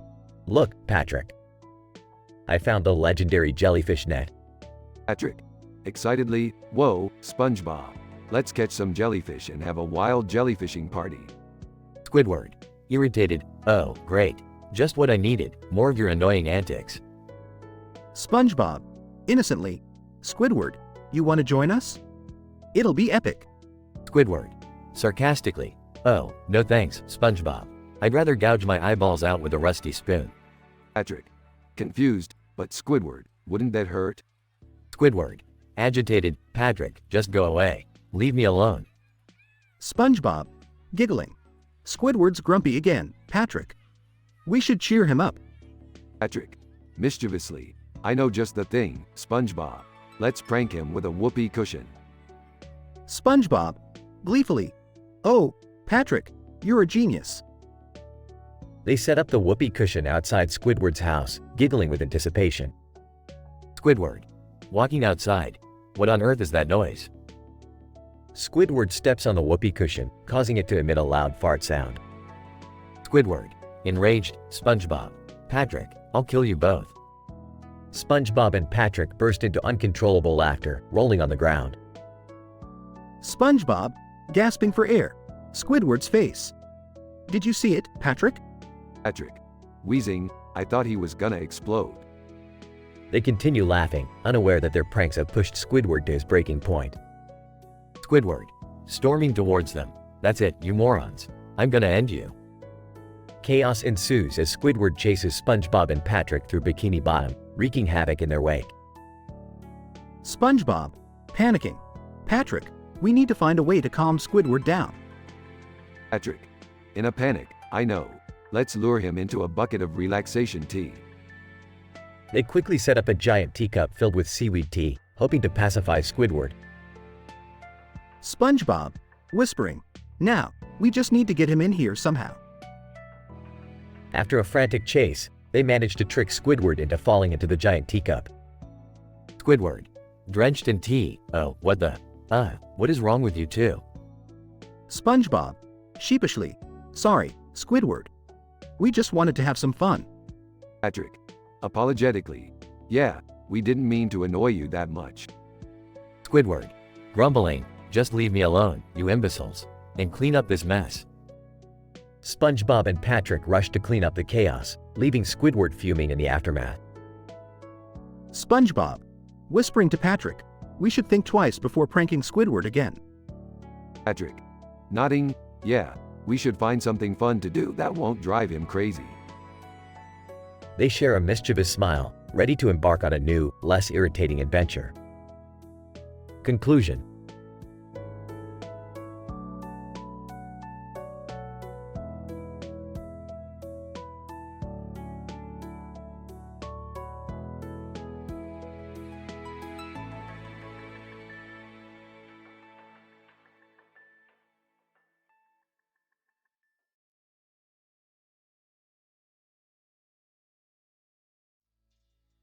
Character 1, Chris. Character 2, Alex. Chris. Finally, the story queue is clear. Time to submit my suggestion. Alex, about damn time. Let's see what you got. Chris. Typing, in the year 2123, the world is experiencing a strange phenomenon where time keeps repeating, causing chaos and destruction. Alex, that sounds intense. Hit submit already. Chris. Submits the suggestion, done. Now let's sit back and witness the madness unfold. After a few seconds, the channel starts bugging out and glitching. Chris, oh no, what's happening to the channel? Alex, it seems like we broke it with your submission. Look, the queue is filling up again. Chris, no way, it's filling up with stories from another 100 years into the future. How is this even possible? Alex, I have no idea, but this is insane. We've unleashed a time vortex. Chris, we need to fix this. Restart the channel, quickly. Alex restarts the channel, but the queue still fills up with stories from 2124. Chris, it didn't work. We're stuck in this time loop. Alex, we need to find a way to break free. Let's analyze the situation. Chris, good idea. We need to figure out what caused this so we can reverse it. They spend hours analyzing the glitch and studying the stories from the future. Chris, it seems like the glitch occurred when I submitted my story. But why? Alex, perhaps your suggestion triggered some sort of time-altering algorithm. It's like we hacked the timeline. Chris, so, if we find a way to undo my suggestion, maybe we can fix this mess. Alex, it's worth a shot. Let's go back to the submission and delete it. Chris, nervously, but what if deleting it makes things worse? Alex, we have no other choice. We need to take that risk. They navigate through the glitched channel and find the submission. Chris, alright, here it is. Ready? Alex, ready as I'll ever be. Delete it. Chris deletes the suggestion and the channel stops glitching. Chris, did it work? Are we back to normal? Alex, checks the queue. It's clearing up. The stories are from the present time again. Chris, thank goodness, we're free from the time loop. Alex, let's never mess with the timeline again, alright? Chris, agreed. We should stick to normal, non-time altering stories from now on. They close the glitched channel and take a deep breath, grateful to be back in their own time.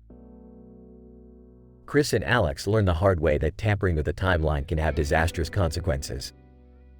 They successfully break free from the time loop by deleting the triggering story and vow to avoid such risky experiments in the future.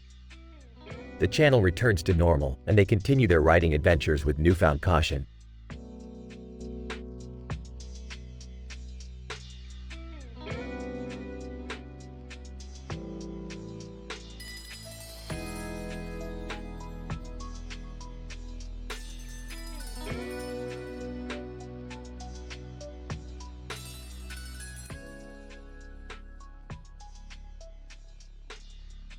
Professor Kawada, damn it, Bulma. We've been at this for weeks and still can't get this damn hyperbolic time chamber to work. Bulma, I've tried every possible configuration, but it's like this thing has a mind of its own. Maybe we need a different approach. Mayor Kuroshita, frustrated. This is a disaster. The people of Anime City are counting on us to make this work. We can't afford another failure. Professor Riha Shimura, entering the room, did someone say failure? Well, fear not, because I'm here to save the day. I've brought in my secret weapon. Rick Sanchez, strolling in, burping. Hey there, losers. You called for some real intelligence? Well, you got it. Rick Sanchez reporting for duty. Kawada, oh great, another egomaniacal scientist. As if we didn't have enough trouble already. Shut up, Doc. You don't know what real science is. Now, show me this hyperbolic time chamber so I can fix it and get on with my life. Bulma, sarcastically, oh, sure, Mr. Genius. I'm sure you have all the answers. You bet your sweet ass I do, Blondie. Now, step aside and let the master work his magic. They all gather around the hyperbolic time chamber, watching as Rick examines it. Muttering to himself, this thing is a mess. No wonder it doesn't work. Let me just tweak this plasma capacitor here. There's a sudden explosion, shaking the room and knocking everyone to the ground. Kuroshita, panicking, what the hell just happened? Oops, looks like I miscalculated a bit. Don't worry, it's just a minor hiccup. Nothing to worry about. They all slowly get up, dusting themselves off. Shimura, nervously, Mr. Sanchez, are you sure you know what you're doing? Of course, I do. We just had a small setback, but that's all part of the process.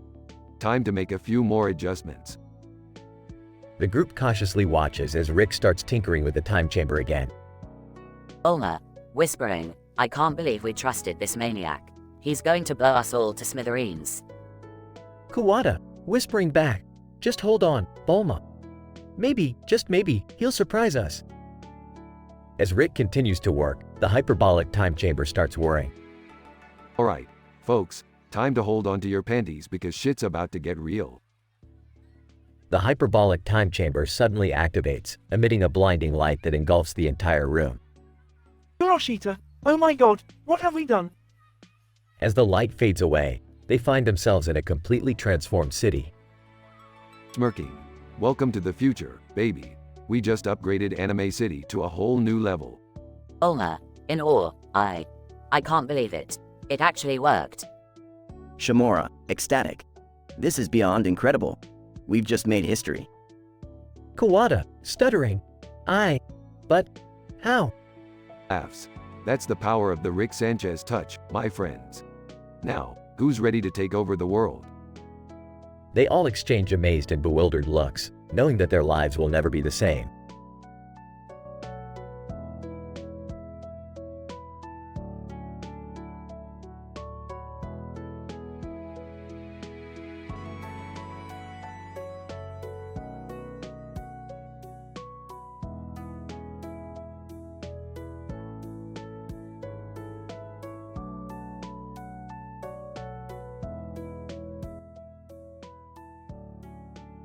Angry nerd, hey bro, what's up with those shades and blue shirts? Friend, don't you know? It's our secret code. We're part of the vodka apocalypse. Angry nerd, the hell is that? Friend, it's a secret society that believes the world will end in a torrent of vodka. We're preparing for it, man. Angry nerd, are you serious? That's some next level crazy shit. Friend, hell yeah, man. We've even established a vodka survival kit. 10 different medications and 10 alcoholic drinks a day. We're ready for anything. Angry nerd, dude, you're gonna die from that. What types of meds and alcohol are we talking about here?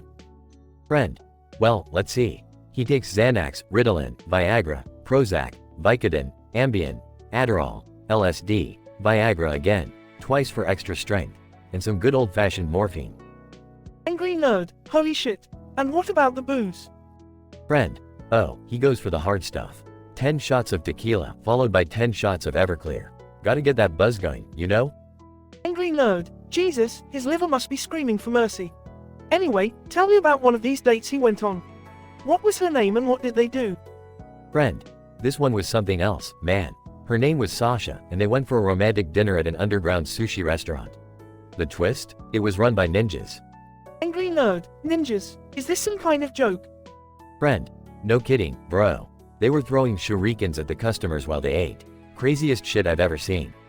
Angry nerd, and how did the night go? I can't even imagine AVGN on a date. Friend, well, at first, he was slurring like crazy, almost impossible to understand him. But Sasha found it charming. They laughed their asses off and started a sake chugging contest. AVGN won, of course. Angry nerd, I can only imagine. So, what happened next? Friend, they stumbled out of the restaurant, fully drunk, and AVGN decided to serenade her with a heartfelt rendition of Bohemian Rhapsody in the middle of the street. People were throwing money at him, mistaking him for a street performer. Angry nerd, that's ridiculous. What did Sasha do? Friend, she joined in, man. They had an impromptu karaoke session in the middle of the city, belting out all the classic rock hits. It was a sight to behold. Angry nerd, damn, AVGN definitely knows how to have a wild time. I can't even comprehend half the shit that goes on in his life. Friend, oh, you have no idea. AVGN's life is like a never-ending roller coaster of chaos and debauchery. But he sure knows how to have a damn good time.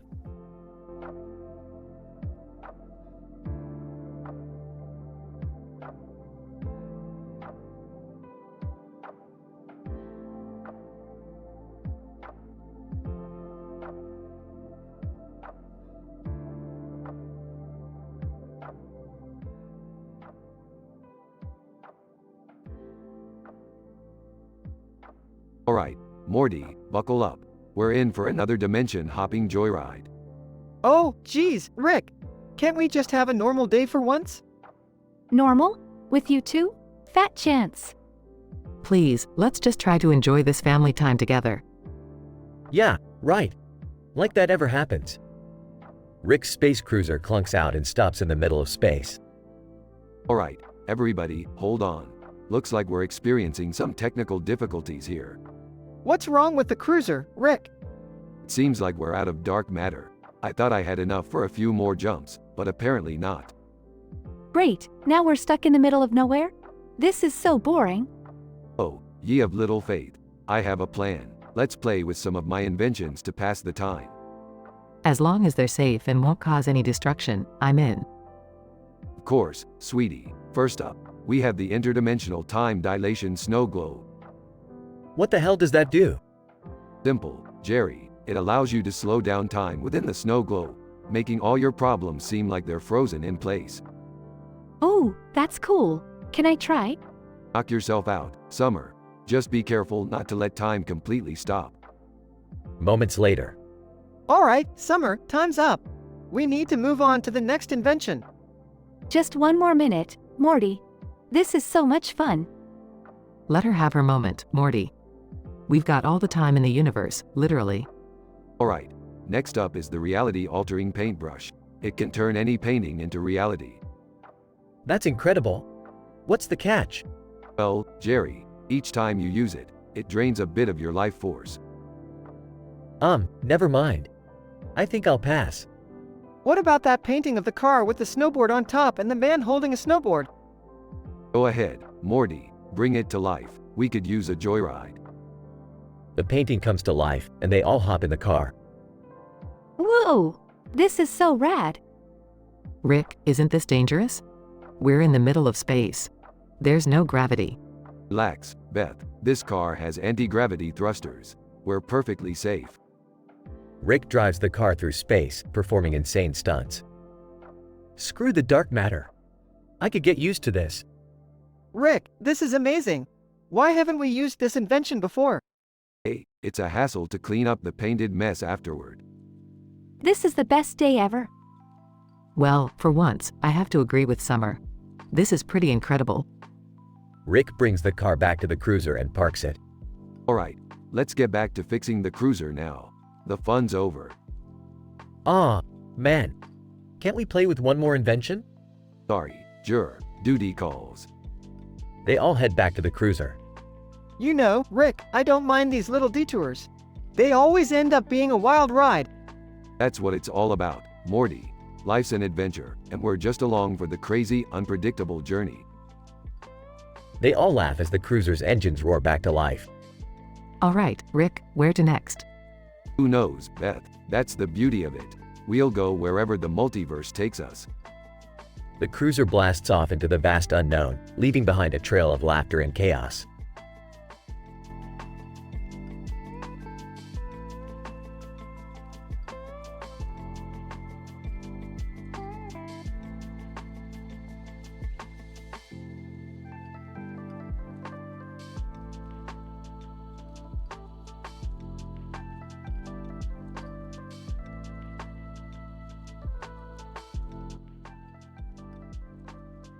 Hey, Summer, check out this new spell I invented. Waves his wand dramatically. Oh great, what is it this time? Rick rolls eyes. It's called Flaming Sword of Doom. Points his wand toward Summer. Are you serious? That sounds ridiculous. Just watch and be amazed. Waves his wand again and a flaming sword appears in his hand. What on earth is going on here? Rick, put that thing away before you hurt someone. Yeah, Rick, you're always playing with dangerous stuff. Can't you be normal for once? Normal is boring, Jerry. You'll see, grins mischievously. Scene transitions to Rick practicing his second spell. Behold, my friends, I present to you the invisible fart explosion spell. Seriously, Rick? You couldn't come up with anything better? Trust me, Summer, this will be epic. Waves his wand and a gust of invisible wind hits Jerry. What the? Ew. Gross, Rick. That's just disgusting. Rick, this is getting out of hand. You're embarrassing us. Scene transitions, now showing Rick practicing the final spell. Brace yourselves. Prepare to witness the power of the Dancing Chicken Tornado spell. Are you trying to get us killed or something, Rick? Relax, it's just a bunch of dancing chickens. Waves his wand. A whirlwind of chickens fills the room, feathers flying everywhere. Rick, stop this madness right now. We can't take this anymore. You're crossing the line, Rick. The room suddenly turns dark, and a figure emerges from the shadows. Annoyed, so, you think you can just create these absurd spells without any consequences, Rick? Who the hell are you? Annoyed, I am the Noid, the master of ridiculousness. Prepare to face the consequences of your actions. The Noid and Rick engage in a hilariously over-the-top wizard battle, casting spells that turn each other into various objects and creatures. Aha, you can't defeat me, Noid. I am the king of absurdity. Annoyed, we'll see about that, Rick. Scene continues with the battle escalating, both Rick and the Noid transforming into stranger and stranger beings. This has to be the craziest thing I've ever seen. I can't believe this is happening in our living room. Suddenly, a massive explosion erupts, engulfing the entire room. Scene cuts to the aftermath, with everyone covered in debris. Rick, I hope you learned your lesson. Lesson, please. That fight was legendary. I can't believe I'm saying this, but Rick, you need to stop with these absurd spells. Yeah, man. It's just causing chaos and endangering everyone around you. Fine, fine. You guys are just jealous of my genius. Scene ends with Rick smirking, already thinking of his next crazy invention.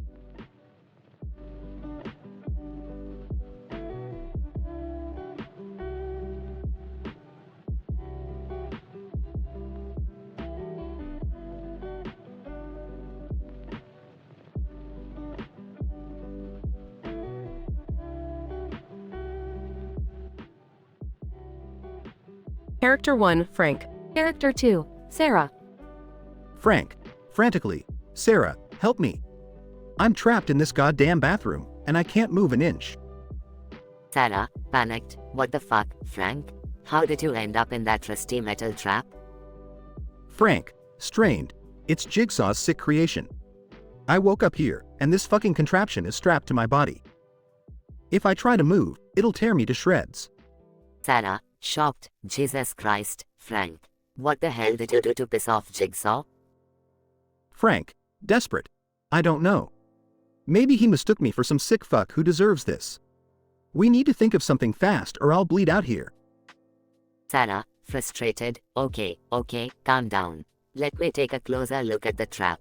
Maybe there's a weak spot or some way to disable it. Frank, screaming. Hurry, Sarah. The pain is unbearable. Sarah, determined. I see a series of interlocking gears connected to pulleys. It seems like they control the trap's movement. If we can find a way to stop them. Frank, interrupting. Just do it, Sarah. I can't take much more. Sarah, thinking, alright, there's a bloody tool on that filthy sink. If I can reach it. Frank, hopeful. Hurry, Sarah. I don't know how much longer I can hold on. Sarah, strained, got it. Now, Frank, listen carefully. I'm going to try and pry these gears apart, but it'll be risky. Stay as still as you can. Frank, gritting teeth. I trust you, Sarah. Just make it fucking quick. Sarah, determined, here goes nothing. Struggling. Frank, agonizing. Ah. God damn it, Sarah, be careful. Sarah, fighting, almost there, Frank. Hold on just a little longer. Frank, shouting. Fuck. I can't do it anymore, Sarah. Sarah, yelling, yes. I got it. The gears are disengaging. Stay perfectly still, Frank. Frank, relieved. It stopped. Oh, thank fucking God, Sarah. Sarah, breathing heavily. We did it, Frank. You're free. Frank, weakly. I owe you my life, Sarah. I can't believe we made it out alive. Sarah, gentle. We still have to find a way out of this fucked up place. But together, we'll make it happen. We always do. Frank, sincere. You're right, Sarah. Let's get the hell out of here and never look back. As Frank and Sarah escape from the terrifying bathroom, they carry the trauma with them. Their bond stronger than ever. They leave behind the horrors of the rusty metal trap and Jigsaw's sick game, forever haunted by the blood-soaked walls and the world of unimaginable pain they had to face.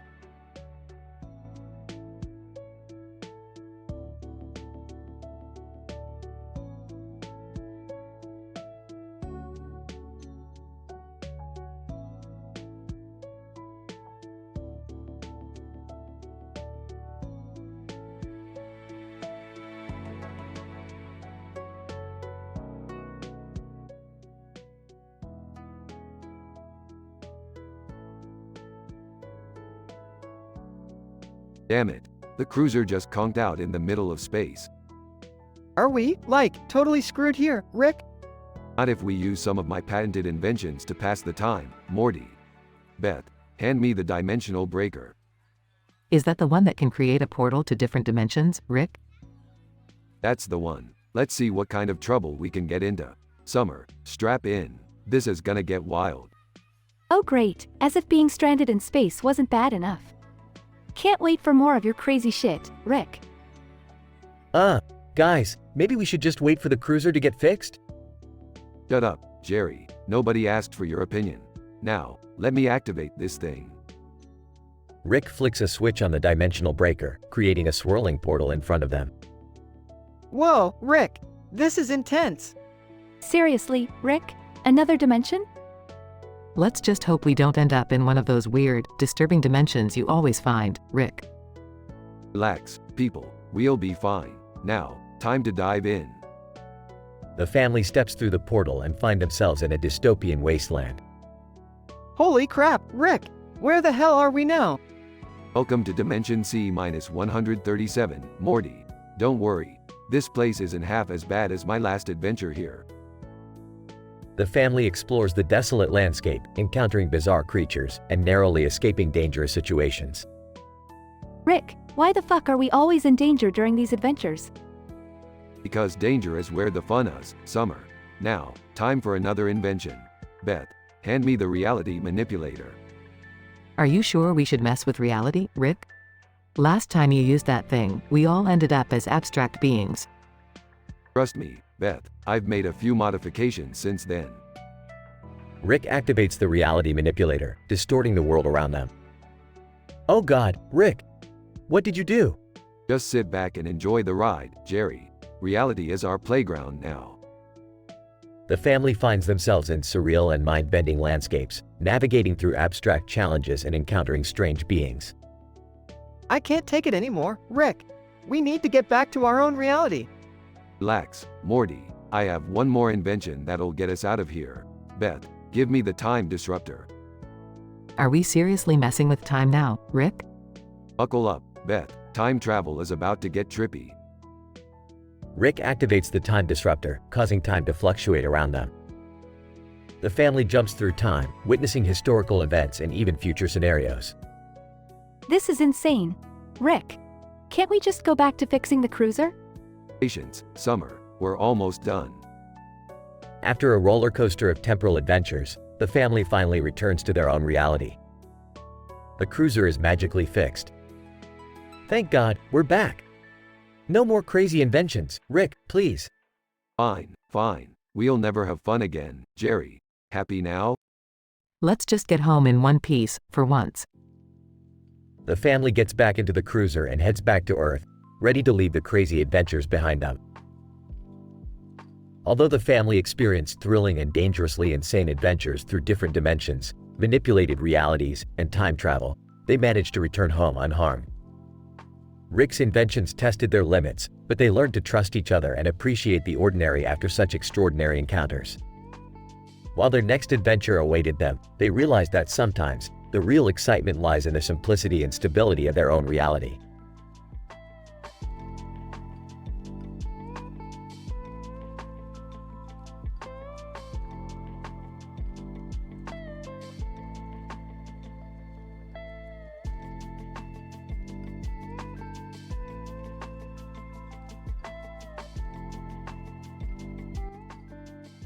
Title: The Sadistic Game Show Showdown.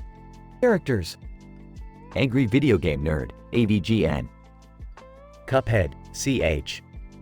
Pyramid Head, PH. Dynamite Heady, DH.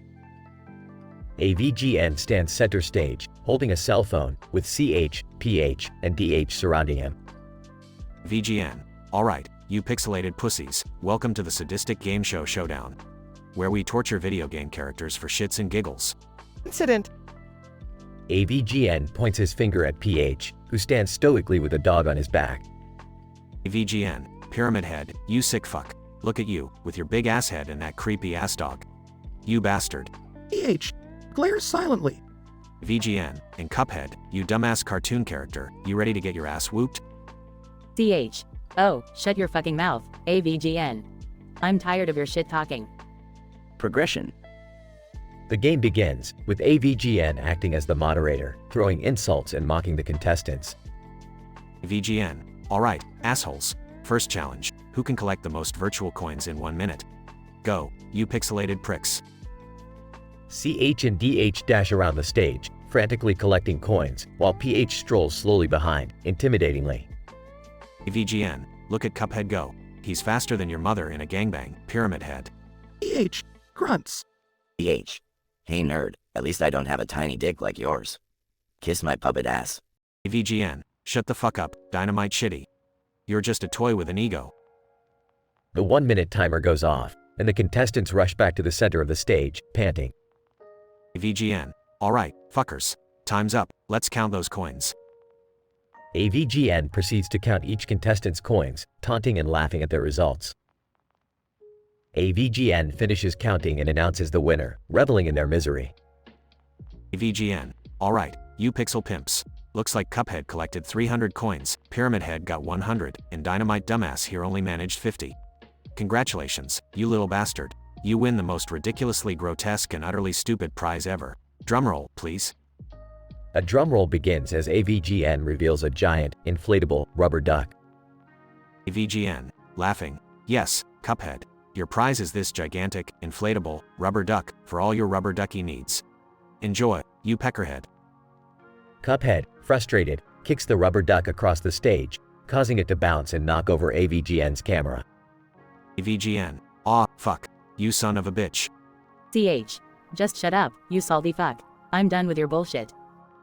The contestants storm off stage, leaving AVGN fuming and swearing at his fallen camera. Disclaimer. The above dialogue contains explicit language and mature content. It is meant for entertainment purposes only.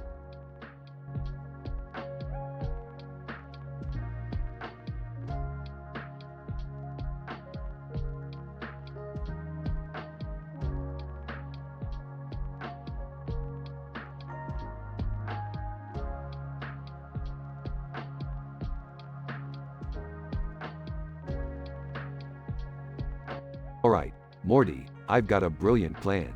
We're gonna travel to the far reaches of the galaxy to find the elusive SHMECKLET-45, the most powerful artifact in the universe. Rick, are you sure about this? I mean, we've seen some pretty crazy stuff before. Trust me, Morty, this is gonna blow your mind. Now let's fire up the portal and get going. They activate the portal and arrive on a bizarre planet covered in sentient plants. Whoa, where are we? This place is so trippy. Welcome to the planet of the sentient shrubs, where everything is alive and slightly judgmental. Rick, I gotta ask. Do you think fat is really stored in the balls? Morty, where the hell did you hear that? Fat is definitely not stored in the balls, you little perv. Well, I didn't hear it. I, read it on a scientific article somewhere. Yeah, that's it. They stumble upon a secret society of talking mushrooms. Great, more sentient life forms. Let's see what these fungi have to say. Mushroom number 1. Greetings, travelers. We've been expecting you. We need your help to save our planet from the evil Spore Lords. Spore Lords? Seriously? Can we come up with a more menacing name? Mushroom number 2. Oh, you think it's funny? Wait until they open up their fungal wrath upon you. They embark on a dangerous quest to retrieve the mystical SHMECKLET-45. Rick, are these mushrooms even trustworthy? I mean, it feels like they're just using us. Morty, everyone uses everyone. That's just life. Now grab that schmecklet and let's get out of here before these fungi start regaling us with their spore symphonies. They make a narrow escape but accidentally unleash the Spore Lords. Nice one, Rick. Now we have an army of angry mushrooms chasing us. Don't worry, Summer. I've got a plan. Morty, hand me that green and red object with a black background and a green and red object with a red center. You mean this weird alien Rubik's Cube thing? Rick activates the artifact, causing a cosmic explosion that wipes out the Spore Lords. Crisis averted. Now we just need to find a way back home. You know, Rick, I still can't get over the whole fat in the balls thing. Morty, seriously? Let it go. It's ridiculous. Now let's get the hell out of here before any more weird theories pop into your head. They all laugh and warp away, leaving the planet behind.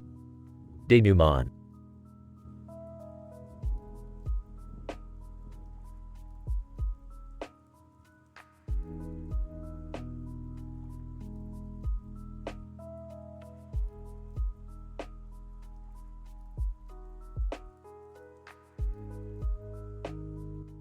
Narrator. So, Benjamin, let's have a little chat, shall we?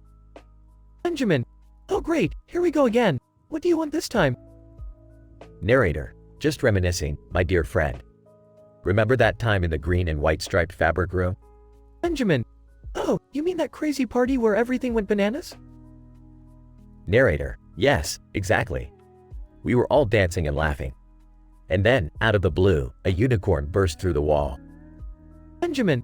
Haha, yes. And it started spewing rainbow vomit all over the place. Narrator. Good times, my friend. Good times. But let's not forget the incident with the intergalactic aliens. Benjamin. Ah, yes. Those little green creatures that crash landed in my backyard. They wanted me to help them repair their spaceship. Narrator. And, of course, you ended up accidentally launching it into orbit, crashing into the moon. Benjamin. Oops. Well, the moon needed a facelift anyway, didn't it? Narrator. Ha. No doubt. But let's not overlook your wild stories from your monochrome dream room. Benjamin. Ah, yes. The room where all my dreams turned black and white. That's where I met that mysterious femme fatale. Narrator. Oh, the one with the emerald eyes and legs that went on for days. Benjamin. That's the one. We engaged in some seriously steamy adventures. Narrator. Well, you certainly have an active imagination, my friend. But let me make a suggestion for you. Benjamin. Go ahead, shoot. Narrator. Maybe it's time to embrace reality a little more and let your imagination take a backseat on occasion. Benjamin. Are you suggesting I become boring? Narrator. Not at all. Just find a better balance. Life can still be an adventure without unicorns and aliens. Benjamin. Fair enough. Maybe I'll start by organizing a regular game night or something. Narrator. That sounds like a step in the right direction. Now, let's go create some more improbable memories. Benjamin. Indeed. Who knows what kind of craziness awaits us next? Narrator. Only time will tell, my friend. Let's go and make every moment count.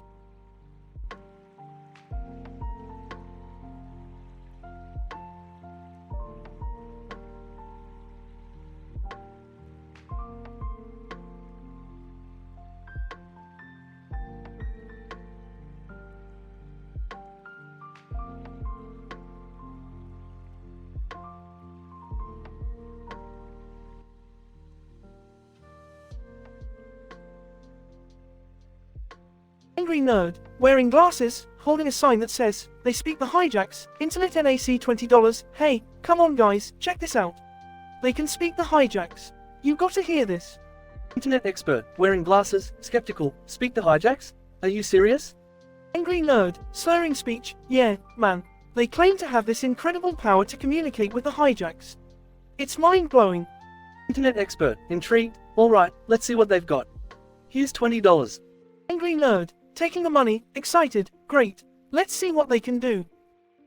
They approach the group with glasses and begin the interaction. Hijack speaker, wearing glasses, speaks calmly. Welcome, gentlemen. We have mastered the art of hijack communication. We shall now demonstrate. Angry nerd, impatient, get on with it, then. Hijack speaker places a device on Angry Nerd's head, connecting him to the hijack realm. Angry nerd, feeling dizzy, whoa, what the hell is happening? As the connection takes effect, Angry Nerd starts experiencing intense visuals and hallucinations. Angry nerd, panicking, what the FK is going on? I can't see ST. Internet expert, concerned, dude, are you alright? Angry nerd, confused, I don't know, man. Everything is all blurry and distorted. I can't understand the damn thing. Hijack speaker, chuckling, you are now one with the hijacks. Embrace the chaos. As the night progresses, Angry Nerd goes on 10 Tinder dates, each with a different woman. Angry nerd, struggling to speak, hey there, you're, hiccup, cute. Wanna grab, hiccup, a drink. Date 1, skeptical, are you okay? Angry nerd, slurring, I'm, hiccup, fantastic, baby. The night continues with each date becoming increasingly absurd and nonsensical. Date 2, confused, did you just hiccup tell me you love, hiccup, unicorns? Angry nerd, laughs uncontrollably, unicorns and, hiccup, video games, man. The night goes on with 10 outrageous and hilarious encounters. Date 7, rolls eyes, are you always this, hiccup, drunk? Angry nerd, loudly, not usually, but, hiccup, tonight's a, hiccup, special occasion. In the denouement, Angry Nerd wakes up the next morning with a massive hangover. Angry nerd, groaning, what the hell happened last night? My head is killing me. Internet expert, Chuckles, you had a wild night, my friend. The hijacks sure know how to mess with your mind. Angry nerd, regretful, yeah, I can tell. I feel like ST. I hope I didn't embarrass myself too much. Internet expert, laughs, nah, man. You were the star of the show. Just remember to take it easy next time, alright? Angry nerd, nods, lesson learned. No more hijacks for me.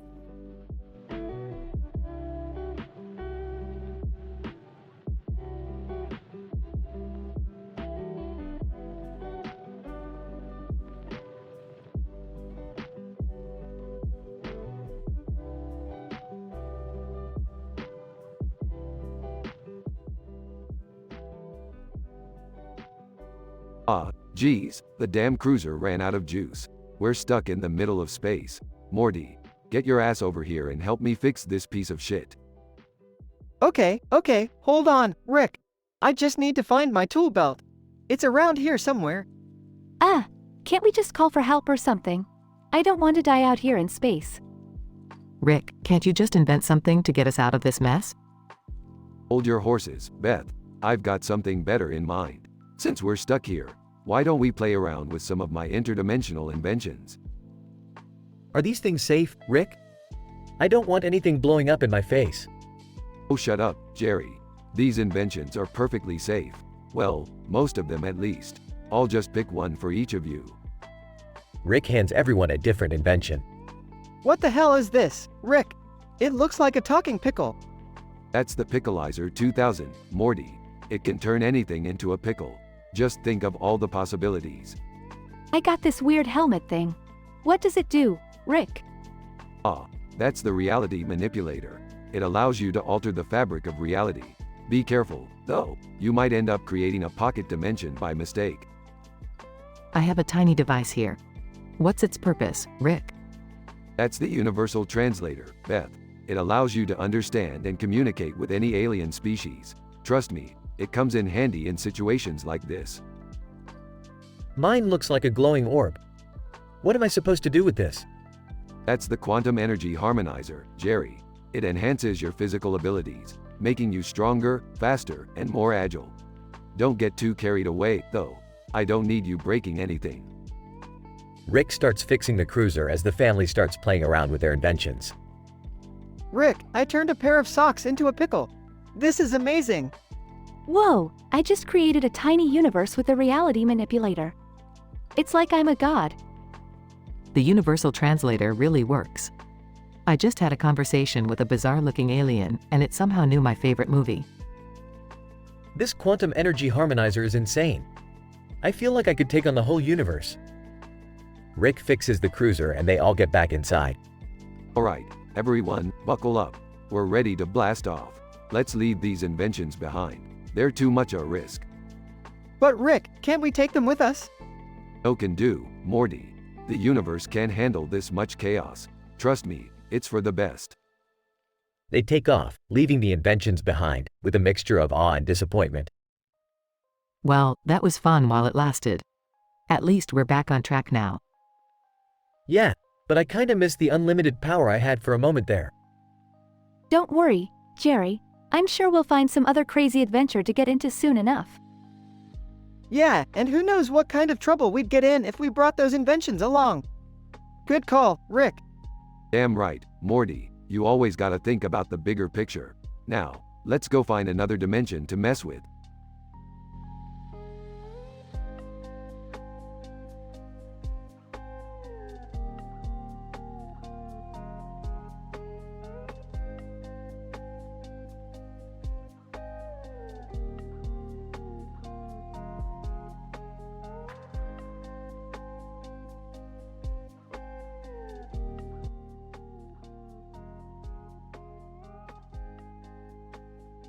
SpongeBob.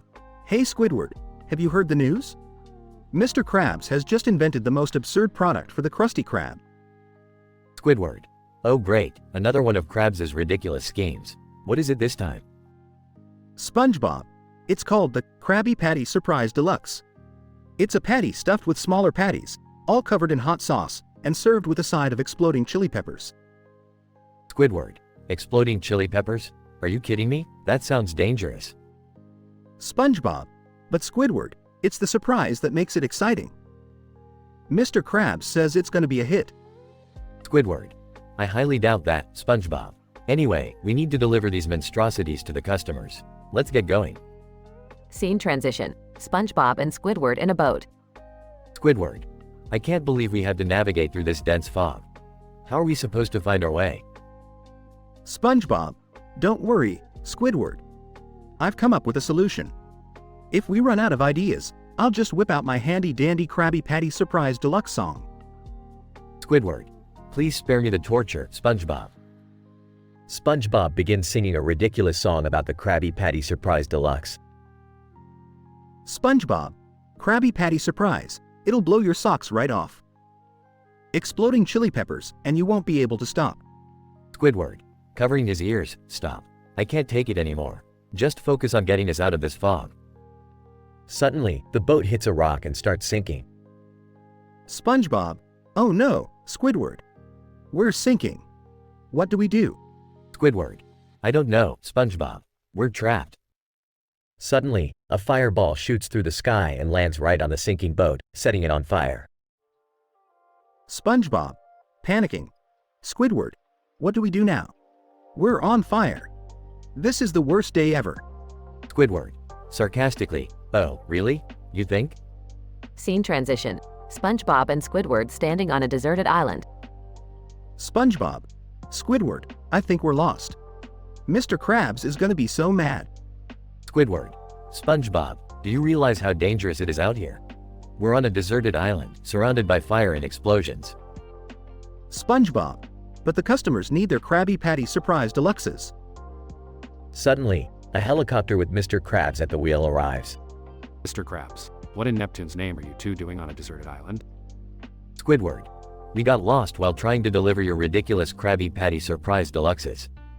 Mr. Krabs, laughing. Well, I guess you two are the surprise today. Who would have thought you'd end up here? SpongeBob. Confused. Wait, so this was all planned? Mr. Krabs, of course, boy. It's all about creating a memorable customer experience. And I must say, you've outdone yourself, Squidward and SpongeBob. Squidward. Annoyed. You have got to be kidding me. Scene ends with SpongeBob and Squidward staring at each other in disbelief.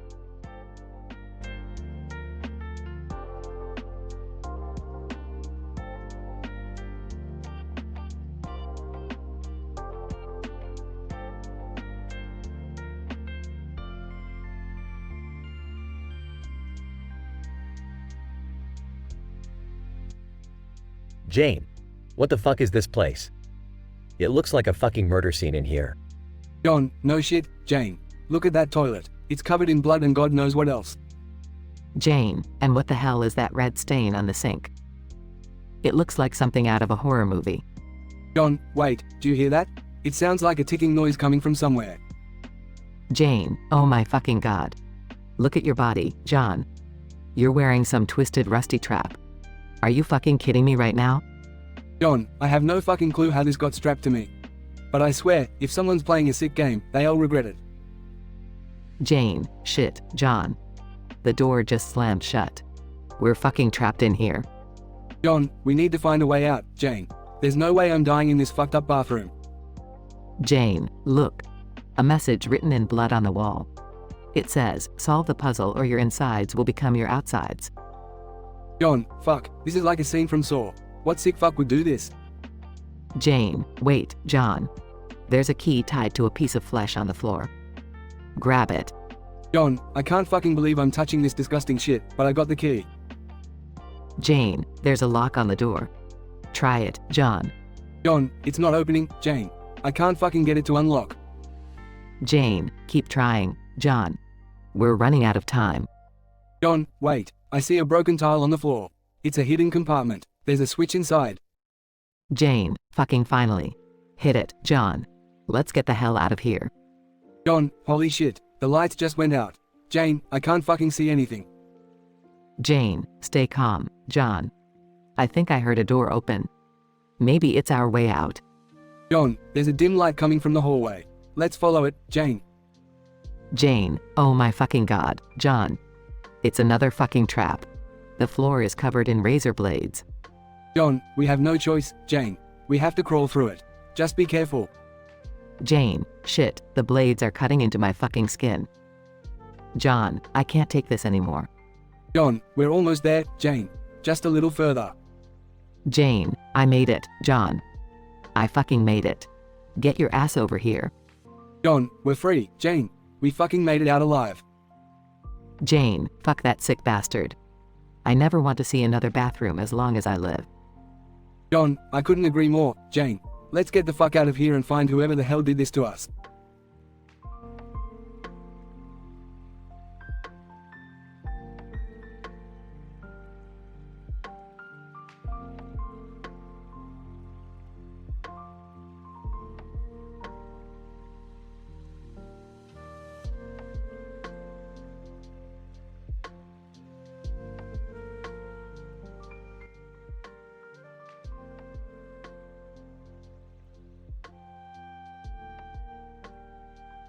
Alright, Morty, buckle up. We're embarking on another mind-bending adventure through time and space. What? Can't we take it easy for once? Easy, Morty. Time waits for no one, especially not for us. We're about to witness the secrets of the universe unfold before our very eyes. Can you not start with a super scientist monologue, Grandpa? We get it. You're a genius. Oh, Summer, always the voice of reason. How about you entertain us with your groundbreaking genius? I don't know. Maybe I could create a device to shut you up? Guys, can we just enjoy the ride? It's not every day we get to explore the cosmos with Rick. Yeah, sweetheart, let's just sit back and hope we don't end up in another terrifying dimension. My nerves can't take it. Terrifying dimension, Jerry? You really think that's all this adventure has in store for us? You underestimate my abilities, as always. Rick, I think the cruiser just clunked out. What do we do now? Well, Morty, lucky for us, I happen to have a few inventions up my lab coat. Let's make the best of this situation, shall we? Oh, here we go. Get ready for another one of Rick's ingenious creations. Come on, Summer. Let's give him a chance. Who knows, maybe this time it won't end in chaos. Yeah, right. Chaos is Rick's middle name. Alright, everyone, grab one of these unique devices and let's see what havoc we can wreak. Oh boy, what have you got for me this time, Rick? Morty, meet the Morphomophicator. It can transform you into any creature you desire. Just be careful not to lose yourself in your new form. I'll pass on that one, Grandpa. I don't feel like becoming some interdimensional abomination today. I'll take this little gadget. What does it do? The delusional spectrometer. It allows you to see your deepest desires. Just don't let it consume you, Jerry. I guess I'll try this one, Rick. What does it do? The reality shifter. With this, you can alter the very fabric of existence. Just be cautious of the unintended consequences, Beth. Rick, I think I'm turning into a sloth. This thing is malfunctioning. Malfunctioning? Nonsense. Morty, embrace your inner sloth. They're the true rulers of the universe. Seriously? Rick, can't you just fix this? Fix it? Where's the adventure in that? Oh, I'm seeing myself as a billionaire. Maybe this thing does work. Rick, I accidentally turned the entire universe into a giant marshmallow. Is that bad? Bad? It's delicious. Now we can all enjoy a sweet apocalypse.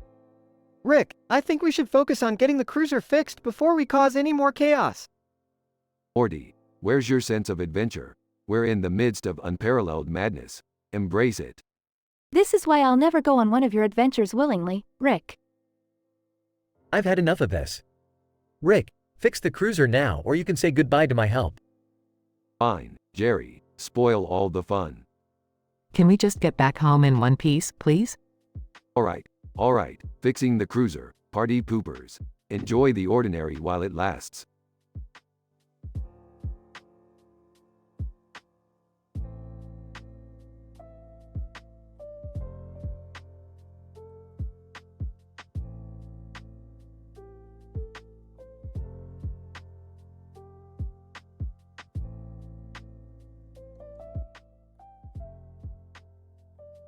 Excitedly, Summer, Jerry, Beth.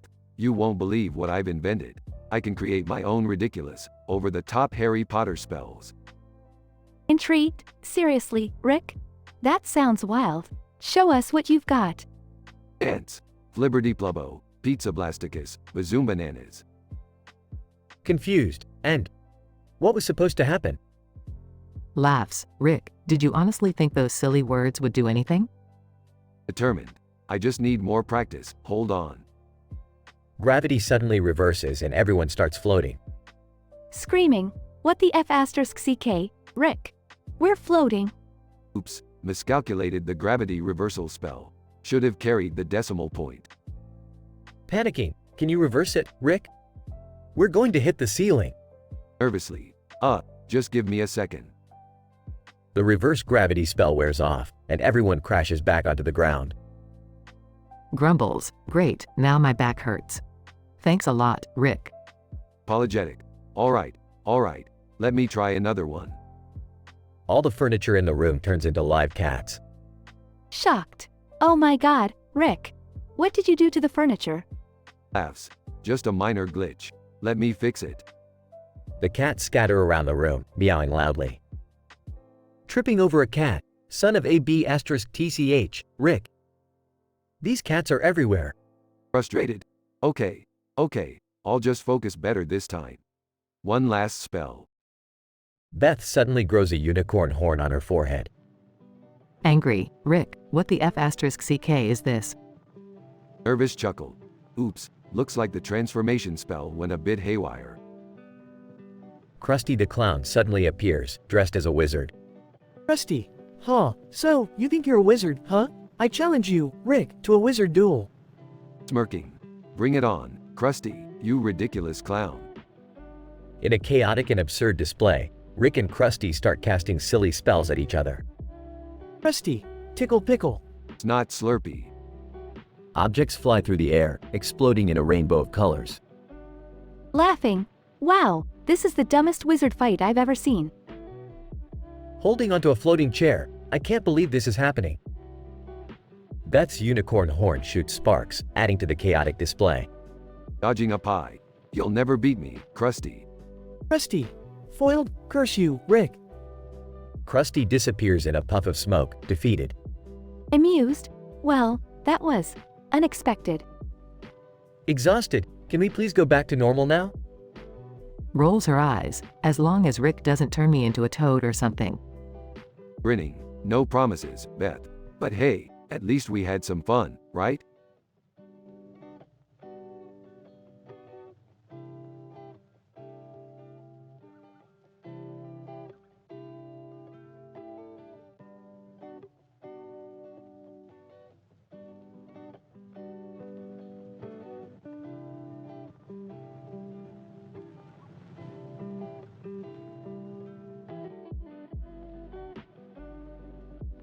Bob. Alright, let's get to work on this secret cell in your basement. Client. Excellent, Bob. I need this to be top-notch. No one should find out what's going on down there. Don't worry, mate. I'm the best in the business. This cellar will be a fortress. Client. Great, because I'm going to be doing some questionable activities down there. Questionable, huh? As long as it's legal, I don't ask questions. Client. Well, legality is a gray area, but let's just say it involves some extreme entertainment. Nervously, extreme entertainment? You better not be talking about anything illegal or harmful. Client. Relax, Bob. It's all consensual. I've just got some peculiar tastes. Size. Alright, I'm not here to judge. Just make sure you don't do anything that crosses the line. Client. Oh, don't worry. There's a strict set of rules in place. Now, get to work, Bob. Bob starts building the secret cell, filled with unease and a growing sense of discomfort. Muttering to himself, what the bloody hell am I getting myself into? I should have listened to my gut. Months pass, and Bob finishes the secret cell. The client is pleased. Client. Excellent job, Bob. Absolutely marvelous. Forced smile. Glad you're happy, mate. Just remember, if anything goes wrong, it's on you. Client. Don't you worry, Bob. Nothing will go wrong. This is my sanctuary. Soon, rumors start circulating about missing individuals in the area. News reporter, another person has mysteriously disappeared, bringing the total to 15 in the last year. Authorities are clueless. Up. Worried and guilt-ridden. Bloody hell, what have I done? I should have reported this. Unable to live with the guilt, Bob finally confronts the client. Up. You sick bastard. What the hell have you been doing in that cell? Client. Holy, Bob, my dear builder, you knew what I wanted. You agreed to this. Don't pretend to be innocent now. Up. Innocent? Those people didn't deserve this. I won't be a part of your sick game any longer. Client. Laughs, it's too late, Bob. You're already involved, and if you try to walk away, well, let's just say things won't end well for you. Bob, filled with rage and desperation, lunges at the client with his hammer. Up. You sick bastard, I'll make you pay. Sounds of a struggle, screams, and darkness. The news reports the arrest of the client and the discovery of the secret cell. Bob is taken into custody as well. News reporter, Bob the Builder, trusted by many, is now under investigation for his involvement in the string of disappearances. A shock to the community. Bob, awaiting trial, reflects on his choices and the consequences that followed. Up. Regretfully, I should have trusted my instincts. I built a prison out of bricks and mortar, but in reality, it was my conscience that was locked away.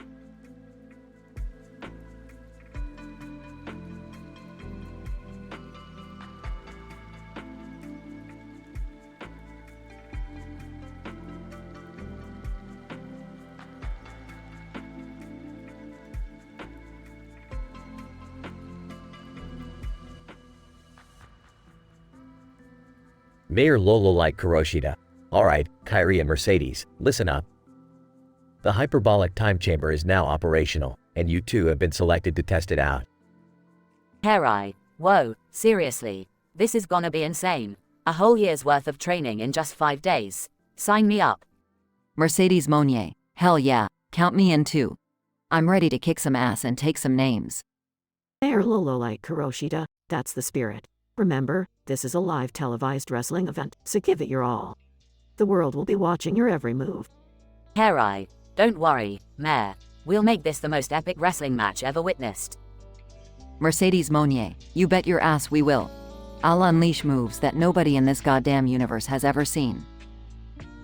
Scene shifts to the hyperbolic time chamber. Harry, whoa, this place is mind-blowing. The energy in here is unreal. Mercedes Monnier, yeah, it's like we're in a whole different dimension. Let's make the most of this crazy opportunity. Day 1 of the wrestling matches. Harry, grunting, take this, you son of a bitch. Mercedes Monnier, growling. You think you can beat me? Try harder, asshole. Day 2 of the wrestling matches. Harry, panting, this chamber is intense, but I won't give up. Mercedes Monnier, gritted teeth. Neither will I. We're putting on a show for the goddamn ages. Day 3 of the wrestling matches. Harry, gasping for breath, I can't. I won't. Let this chamber break me. Mercedes Monnier, bloodied face. This is what true determination looks like. Day 4 of the wrestling matches. Harry, bruised and battered, I will prevail. Mercedes Monnier, broken bones. We won't go down without a fight. Day 5 of the wrestling matches. Harry, broken but defiant. This is it. We've come so far. We can't lose now. Mercedes Monnier, blood pouring. We've surpassed all limits. This is our time. Conclusion. Mayor Lolo like Kuroshita. Ladies and gentlemen, what you have just witnessed is the epitome of determination and pure badassery. Kyrie and Mercedes, you have proven that you are the true champions. Harry, breathing heavily. Thank you, Mayor. This has been an experience like no other. Mercedes Monnier, grinning through the pain. We've made history today. It was an honor to be a part of this insanity. Mayor Lolo like Kuroshita. Now, let's get you two some medical attention. The world needs to see the incredible warriors you've become. Scene ends with Kyrie and Mercedes raising their fists triumphantly as the crowd erupts in cheers.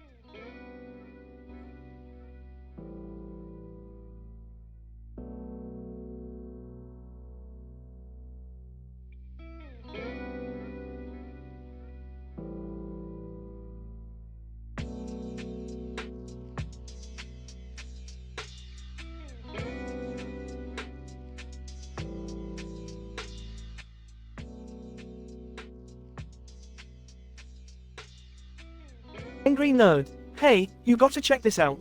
I'm dressed as Princess Leia with a damn sword, and I have a beer in my hand. This is gonna be epic. Woman at the bar. Oh, hell yeah. You look hot as Leia with that sword. Wanna buy me a drink, cutie? Angry nerd. Sure thing, babe. Bartender, give me 10 shots of tequila and a glass of beer. A few drinks later. Angry nerd. Slurring. Hey, babe, let's go on Tinder and swipe right. 10 times, baby, let's do this. 10 Tinder swipes later. Angry nerd. I got 10 matches. This is gonna be a wild night. First date with Jessica. Angry nerd. Hey, Jessica. Nice to meet you. Let's go to a fancy restaurant and have a romantic dinner. The night progresses. Angry nerd. Slurring. Jessica, you look stunning. I gotta tell you, I'm on 10 different medications right now. Jessica. Oh, really? What kind of medications? Angry nerd. Well, I'm on Viagra, Cialis, Xanax, Adderall, Paxil. Honestly, I don't even remember the others. But it makes life interesting. Second date with Samantha. Angry nerd. So, Samantha, why don't we go to an arcade and play some video games? Nerds unite. The night progresses. Angry nerd. Slurring. Samantha, you're the most beautiful woman I've ever seen. You need to know, I'm drinking 10 different kinds of alcohol tonight. Samantha. Wow, that's intense. What are you drinking? Angry nerd. Well, let's see. There's vodka, whiskey, tequila, rum, gin. Honestly, sweetheart, my speech is heavily altered right now. But I dig it. Third date with Karen. Angry nerd. Karen, let's have a cozy night at my place, watching Star Wars and binging on pizza. The night progresses. Angry nerd. Slurring. Karen, you're just perfect. But I want to let you know I'm on 10 different medications that mess with my speech. Apologies if I sound weird. Karen, no worries, hun. I'm having a great time. What kind of meds are you on? Angry nerd. Well, let me try to remember. There's Prozac, Ritalin, Zoloft, Ambien, and some that I can't even pronounce. Bottoms up. The dates continue with 10 different women, each experiencing a unique and wild night. Angry nerd. Slurring. This night, it's been insane. 10 different women, 10 unforgettable nights, and all those damn pills and booze. I feel like a mad scientist. Angry nerd wakes up with a massive hangover, surrounded by empty bottles and pill bottles. Angry nerd. What the hell happened last night? My head is killing me. Note to self. Never mix 10 medications and 10 drinks ever again. Angry nerd learns a valuable lesson in moderation and the dangers of excessive indulgence while reflecting on his wild night of debauchery.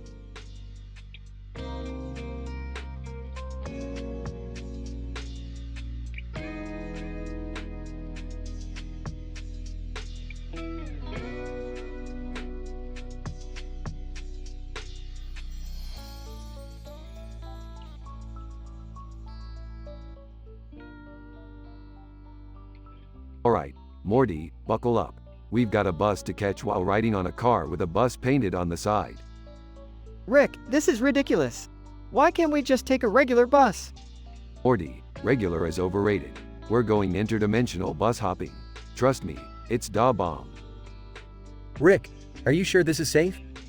I mean, I remember the last time we traveled with a bus on top of a car. It didn't end well. Jerry, shut up. This time everything will be perfectly statistically improbable. Hey, Rick, what's that weird contraption in the trunk? Oh, that's my multi-dimensional bark translator. It allows us to talk to alien dogs. I borrowed it from Dimension C-137. Great, we can finally ask the dogs why they keep peeing on my flowers. Actually, it's more useful for understanding intergalactic gossip. Those doggos know all the juicy secrets. I don't know, Rick. Couldn't we just watch TV or something? Morty, you underestimate my creativity. Behold, the remote of infinite channels. Pick a dimension, any dimension, and let's see what's playing. Ooh, I've always wondered what shows are like in a world where bread is the dominant species. Alright, settle down everyone. This is the Whiskey Weed Waffle Maker, a one-of-a-kind invention from Dimension Z45. Is it safe to use? Remember what happened with the pancake dildo maker from Dimension X69. Don't worry, this one's perfectly safe. Just press the button labeled Extreme Breakfast and enjoy the ride.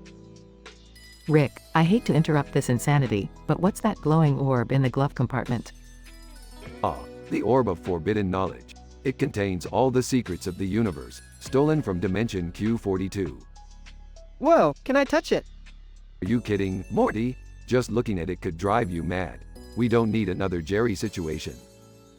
Hey, let's not bring up my incident. Alright, folks, last but not least, we have the Universal Translator. It came all the way from Dimension F23. What does it translate? Everything, Summer, from the language of love to the language of confused extra-dimensional beings. I can finally understand what Dad's saying when he's stumbling drunk. Now, hold on a minute. Too late, Jerry. It's time to embark on our cosmic voyage. Moments later, the space cruiser starts up, and the family begins their wild journey, using Rick's crazy inventions to unravel interdimensional secrets, laugh at alien dogs, and enjoy a breakfast that defies all laws of common sense. Rick, I gotta admit, this is pretty insane but kinda fun. That's the spirit, Morty. Embrace the chaos, enjoy the ride, and remember, the universe is our playground. The family laughs uproariously as they journey through the cosmos, leaving behind their worries and savoring their own brand of madcap adventure.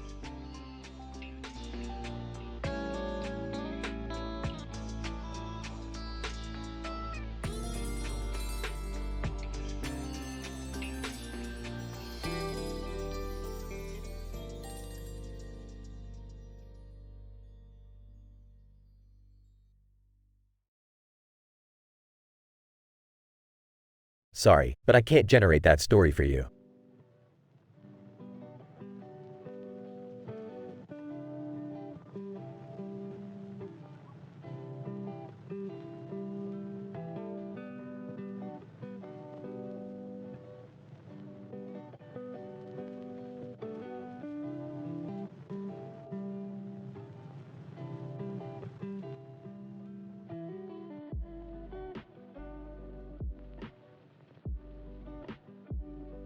Title: Rick and Morty's Interdimensional Mishap. Characters: Rick, Morty, Summer, Beth, Jerry. Scene: inside Rick's space cruiser, drifting in the middle of space. Furiously tinkering with the cruiser, son of a bitch. The cruiser's clunked out on us. Morty, pass me that interdimensional spanner, will ya? Handing over the spanner. Geez, Rick, can you at least try to fix it without cursing up a storm? Grumbling. If you didn't keep playing with the damn portal buttons, we wouldn't be in this mess, Morty. Guys, chill. Let's just find something to do while Rick fixes the cruiser. Good idea, Summer. We still have those interdimensional inventions items in the trunk. Eagerly. Ooh, can I pick one, Rick? Please. Fine, Jerry. Go ahead. Pick us an invention item to play with. Just make it quick before I lose my patience. Excitedly rummaging through the trunk. Okay, got one. It's a reality-altering bracelet from Dimension Z5. Rick, what does it do? That bracelet, Jerry, is capable of altering the laws of physics within its wearer's vicinity. You can bend reality as you wish, but be careful, it's never been tested on humans. Sarcastically, perfect. Jerry's just the guinea pig for altering reality. What could go wrong? On edge? I am not so sure about this. Maybe someone else should. Interrupting. Stop being a wuss, Jerry. Put it on already.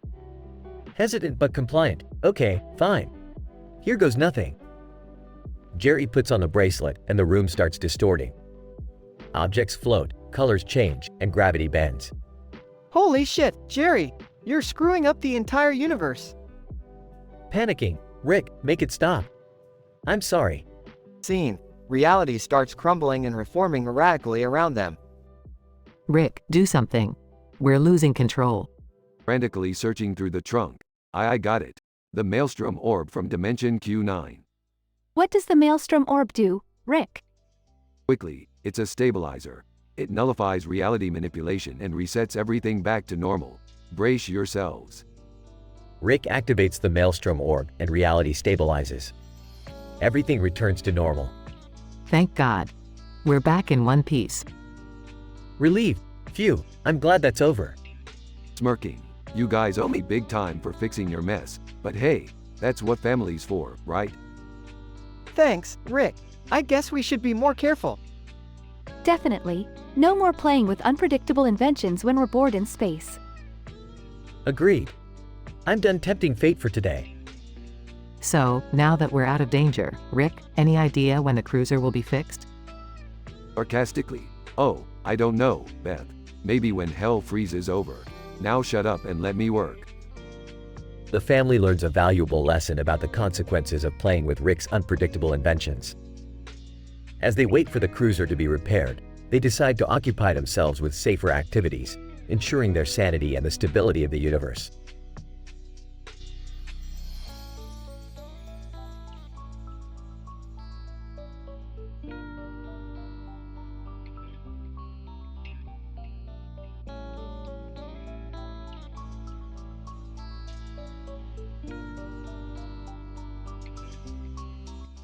Title: The Deadly Bathroom Trap. You, as the protagonist, find yourself trapped in a massive open, cluttered, and abandoned bathroom. The room is dimly lit by gorgeous lighting, which highlights the horrifying details in this Saw horror movie scene. The dirty mirrors on the walls reflect the blood-soaked surroundings, while the broken toilet, old bathtub, dilapidated sink, and tiled dirty floor add to the sinister ambiance. Incident. As you take in your surroundings, you notice a blood-stained scale next to a wall, adding an extra layer of macabre to the environment. Your attention is then drawn to a dirty metal pan sitting atop the filthy floor. Its presence makes you uneasy, and you cautiously approach to investigate before realizing that you are strapped with a deadly, rusty metal trap around your body, meticulously crafted by the sadistic mind of Jigsaw himself. Progression. Jigsaw's voice echoes through the room, a cruel reminder of the danger you find yourself in. Jigsaw, oh my dear protagonist, you seem to be in quite a predicament. To escape this deadly bathroom, you'll need to prove that your survival is worth more than the filth and blood that surrounds you. You frantically search the room for a possible escape, your heart pounding in terror. What the fuck is this? How do I get out of here? Jigsaw, patience my friend. Your escape lies within the trap strapped to your body. The key to freedom is hidden, but I assure you it is there. You examine the deadly trap, every rusty dagger piercing through your flesh, adding to your discomfort. You sick bastard. Why are you doing this? Jigsaw, life is a game my dear protagonist, and in this game only the strong survive. As you try to think clearly amidst the panic, your eyes catch a glimmer of something metallic inside the dirty pan. Could it be the key to unlocking the trap? Your heart races with hope, tempered by the knowledge that any misstep could be your last. Fuck it, I'm not dying in this hellhole. With trembling hands, you reach out and grab the dirty pan, lifting it cautiously. Inside, you find the key, gleaming with an ethereal light amidst the blood and grime. With a mixture of relief and dread, you unlock the deadly trap from your body, freeing yourself from its lethal grip. You stumble away from the dirty pan, your body battered but alive. As you make your way towards the exit of the bathroom, blood pooling beneath your feet, you can't help but feel a twisted sense of victory. You've survived this gruesome game, but for how long? The bathroom remains a testament to your ordeal, broken, bloodied, and littered with the remnants of your torment. And as you step out into the light, you swear to yourself that you will never forget the horrors you endured in that deadly room.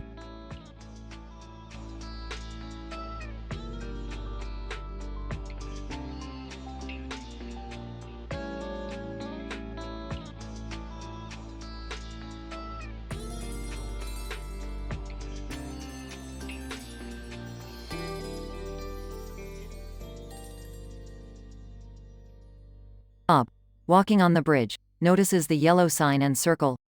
What's this all about? Voiceover. Ladies and gentlemen, welcome to today's episode of Bob the Builder, The Wall Chronicles. Confused? Wall Chronicles? What's that supposed to mean? Voiceover. Bob, we have some news for you. You've been awarded a contract to build Donald Trump's infamous wall. Startled? Seriously? I mean, that's great, right? Voiceover. Oh, it gets better, Bob. This wall is so effective that not even air can pass through it. Say goodbye to imports and exports, because the United States is going full on isolation mode. Nervous chuckle, isolation mode? Are they sure about this? Voiceover. Yep, Bob. The wall is just too damn effective. No more oxygen, no more good old fresh air for the country. People are suffocating out there. Horror struck, what? Oh my god, that's insane. Voiceover. Indeed, Bob. The irony is palpable. You built a wall so impenetrable that it suffocated an entire nation. The United States has become a giant gas chamber. Bob. Sobbing, this can't be happening. I didn't sign up for mass suffocation. Voiceover. Well, Bob, it's too late now. The oxygen levels are dropping rapidly, and people are fighting for their last breaths. But hey, at least the wall is doing its job, right? Bob. Furious, damn it. I regret everything. This is madness. Voiceover. No need to feel regret, Bob. In these final moments of chaos, remember, you built it all. Own it with pride, my friend. Bob. In a mix of anger and despair, screw pride. I never wanted any of this. I just wanted to build things, not contribute to a mass genocide.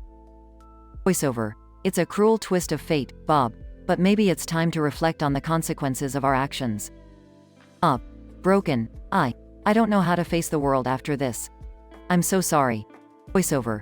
It's too late for apologies, Bob. The end is near. Goodbye, my friend. Bob. Whispering, goodbye.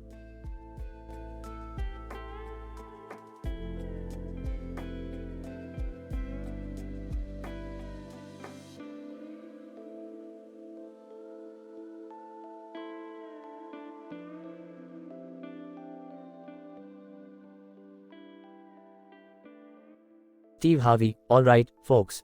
It's time for the second round of Family Feud. We have the Griffin family going up against the Simpson family. The Griffins won the first round, and now it's the Simpsons' turn to answer.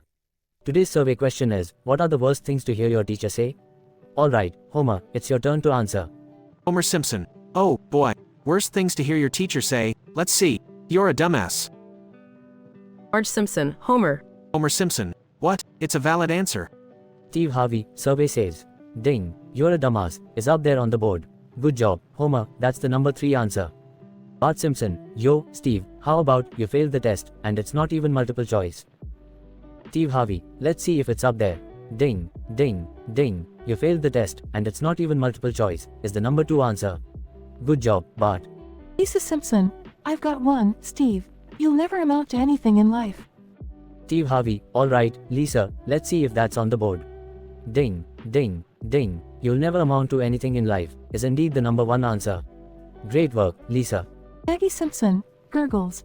Steve Harvey. Alright, Maggie, we'll take that as a pass. Marge, it's your turn. Marge Simpson. How about you're a disgrace to your family? Steve Harvey. Alright, Marge, let's see if that made the survey. Ding. You're a disgrace to your family, is the number 4 answer. You're doing great, Simpson family. Homer Simpson. We're kicking Griffin ass, just like at the box office. Peter Griffin. Oh, here we go again. The Simpsons complaining about getting ripped off by Family Guy yet again. Get over it, you yellow freaks. Homer Simpson. Take that back. Peter Griffin. Make me, you donut-loving loser. Steve Harvey. Alright, calm down, gentlemen. Let's remember, it's just a game. But I have to say, things are really heating up here. Join us after the break to see who takes the lead.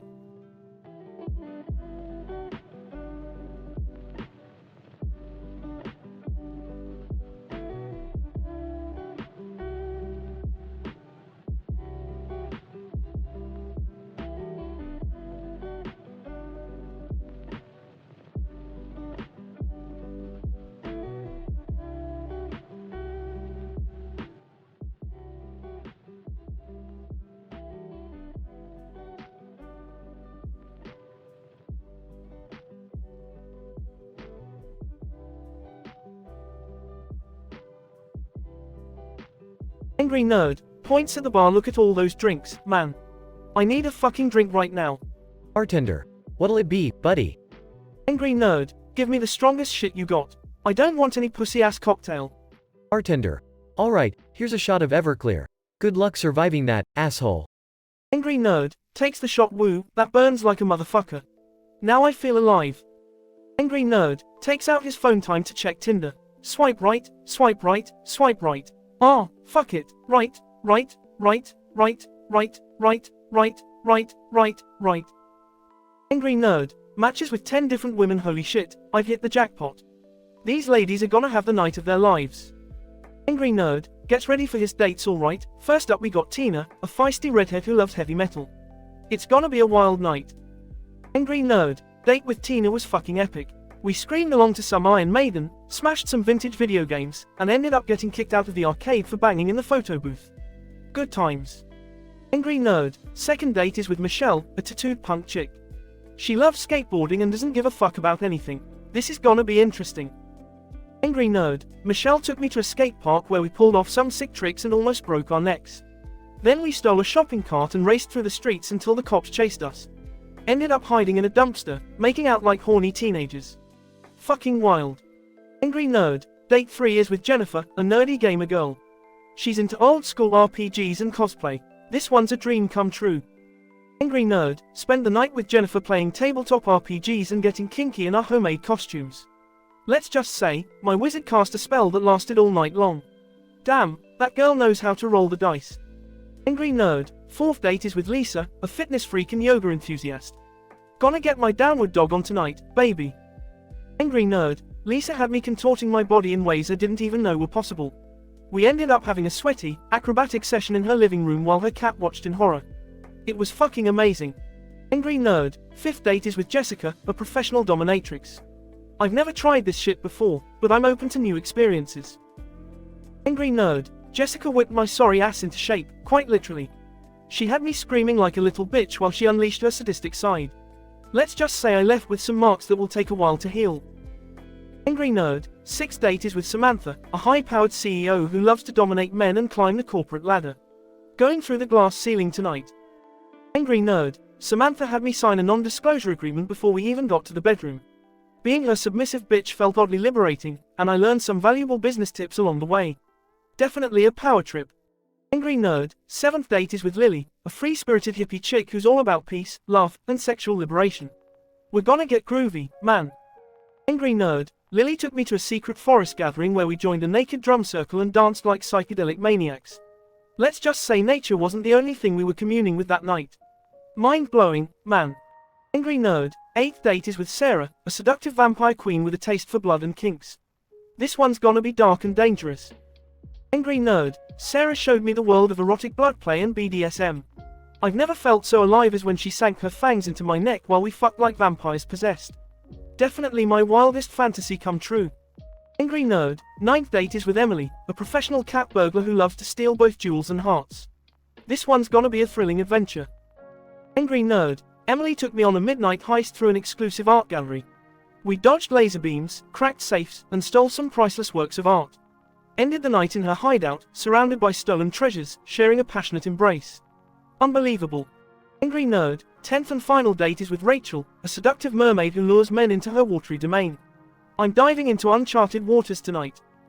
Angry Nerd, Rachel took me to a hidden underwater grotto where we made love beneath the waves. The sensation of being submerged, surrounded by the ethereal beauty of the ocean, was something I'll never forget. A surreal experience, man. Angry Nerd, stumbles out of the bar, heavily intoxicated. Well, that was one hell of a fucking night. I don't know if I'll survive the hangover, but damn was it worth it. Time to stumble my way home and pass out.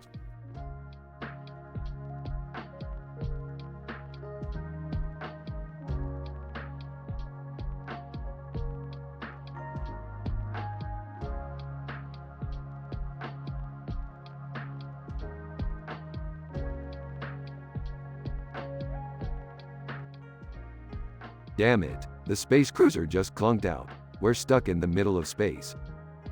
Are you serious, Rick? I thought you fixed this damn thing. Morty, shut the fuck up. I don't need your little bitchin' right now. We'll figure it out. Can't we just call someone for help? I'm sick of being stuck in this flying metal death trap. Summer, watch your damn mouth. Don't talk like that, we'll find a solution. Whining. Oh great, we're all gonna die out here. Can't we just pray to some space god or something? Pray? Seriously, Jerry, we're not in a damn church. We're in space. Now shut up and let me think. Rick rummages through a pile of inventions and pulls out 5 unique items. Alright, listen up. We're gonna play with some of my interdimensional gadgets to kill time. Each of you pick one, and I'll explain what they do. Morty picks up a gun-like object. What's this, Rick? Looks dangerous. That's a dimensional manipulator. It can alter the physical laws of any dimension. Came from a dimension where squirrels ruled the world. Use it responsibly, or we'll all get fucked. Summer grabs a small box. This one's cute. What does it do, Uncle Rick?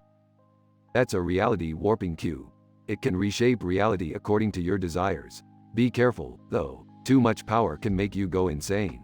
Came from a dimension where everyone's genitals are reversed. Beth chooses a glowing necklace. This looks interesting. What's its deal, Rick? That's a time accelerator. It can speed up or slow down time for the wearer. Came from a dimension where time flows backward and everyone walks on their hands. Cool shit, right? Jerry picks up a flask-shaped device. What does this flask thingy do, Rick? Can it make me less miserable? That, my dear Jerry, is a liquid luck extractor. It extracts luck from any living being and turns it into a potent liquid. Came from a dimension where people drink luck like water.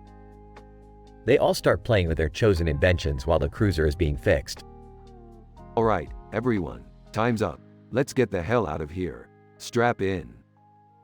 As they take off, the cruiser suddenly pops back to life. Hey, Rick, the cruiser's working again. What was wrong with it? Oh, nothing. I just needed to give it a swift kick in the engine. Classic fix. Beth chuckles. You and your unconventional methods, Rick. Well, at least we got to play with some cool shit while we were waiting. Yeah, that was actually pretty fun, for once. They all share a laugh as they continue their interdimensional adventure. End.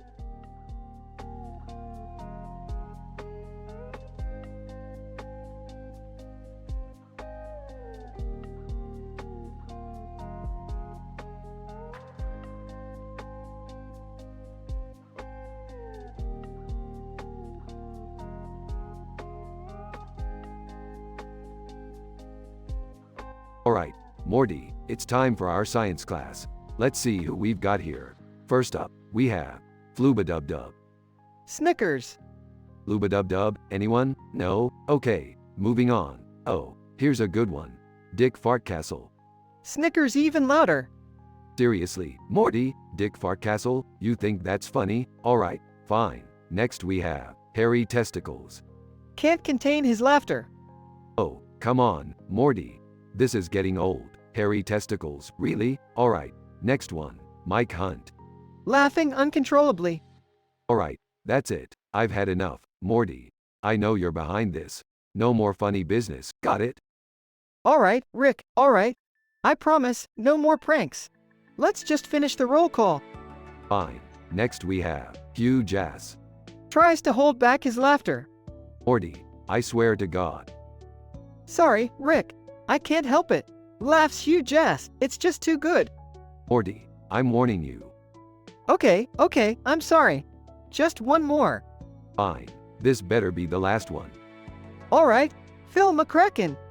Facepalms Morty, I can't even. I don't even. Morty, you need help. Seriously. Alright, I admit it. It was me all along. I couldn't resist. Morty, sometimes I wonder why I even bother. Let's just get through this class. Yeah, you're right, Rick. Sorry for the trouble. Don't let it happen again, Morty. Now, let's get started with some science. And remember, no more pranks. Got it, Rick. No more pranks. But, can I still giggle at the names in my head? Sure, Morty. Whatever helps you get through the day.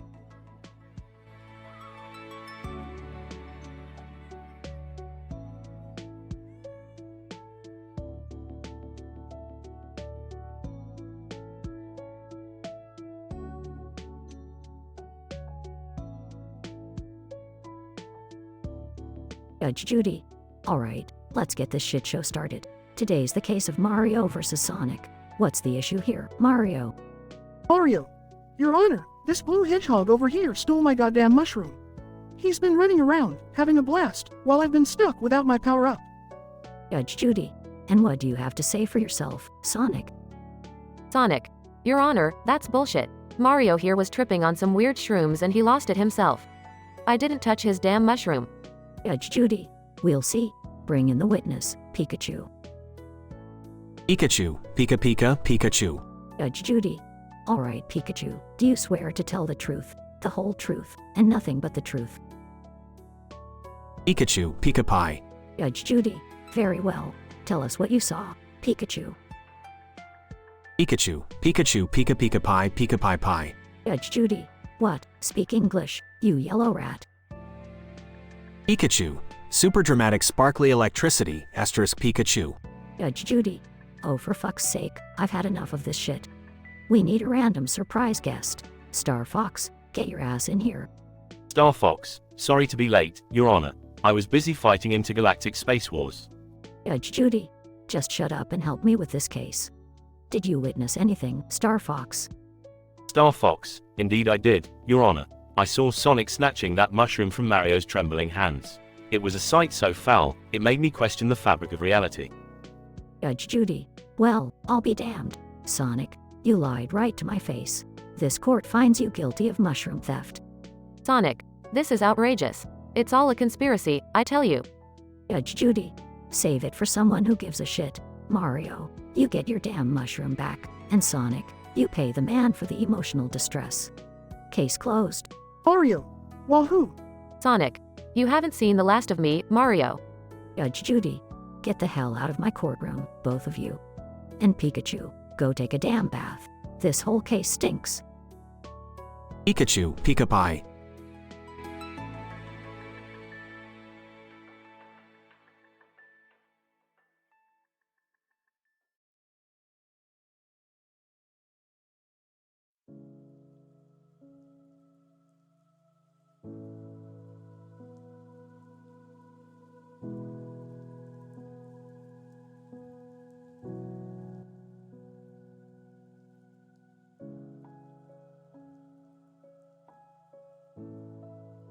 Okay, listen up, you pathetic sacks of flesh. We're stranded in the middle of space, so let's make this a little less boring.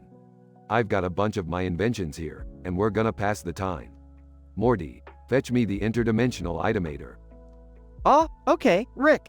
Here it is. What does this thing even do? It's simple, Morty. This device allows us to summon any item from any dimension. Just think of something, press the button, and bam. It'll appear right in front of us. Ooh, that sounds fun. I want to try it. I wish for a diamond necklace. Rick presses the button, and a giant, man-eating snake appears instead. Dad, seriously? A snake? Are you trying to kill us? Hey, it's all about probability, Summer. Snake, diamond necklace, they're practically interchangeable. Can I try? I want something useful for once. A Swiss Army knife, please. Rick presses the button, and a miniature black hole materializes. Oh geez, Rick. What the hell is this? Well, Jerry, you technically asked for a knife, and this thing can cut through anything. Including reality itself. Watch your fingers. Okay, I want to give it a go. I wish for a cute, fluffy kitten. Rick presses the button, and a gigantic, hyper-intelligent alien cat appears. Alien cat, greetings, pathetic humans. I am Zog, destroyer of worlds. Venerate me. Wow, Summer, great job. You just summoned a universe-threatening feline. Rick, can we please try something that won't murder us? Fine, Morty, but only because I'm feeling generous. Give me the reality-altering snap pants. Morty hands over a pair of ordinary-looking pants. Wait, what is so special about these pants? Morty, with these pants, I can instantly alter the fabric of reality with just a snap of my fingers. Watch this. Rick snaps his fingers, and everyone suddenly has donut-shaped heads. Rick, why would you do that? Hey, I thought it would be funny, alright? Don't be such a square, Beth. Can we fix our heads before you mess something else up, Rick? Yeah, hold your horses. Snap. Their heads return to normal, but they now have donut-shaped bodies. Ah, seriously, Grandpa? We can't go back to our normal bodies? Fine, let me just. Snap. Damn it. Now we all have donut-shaped butts. Oh well, close enough.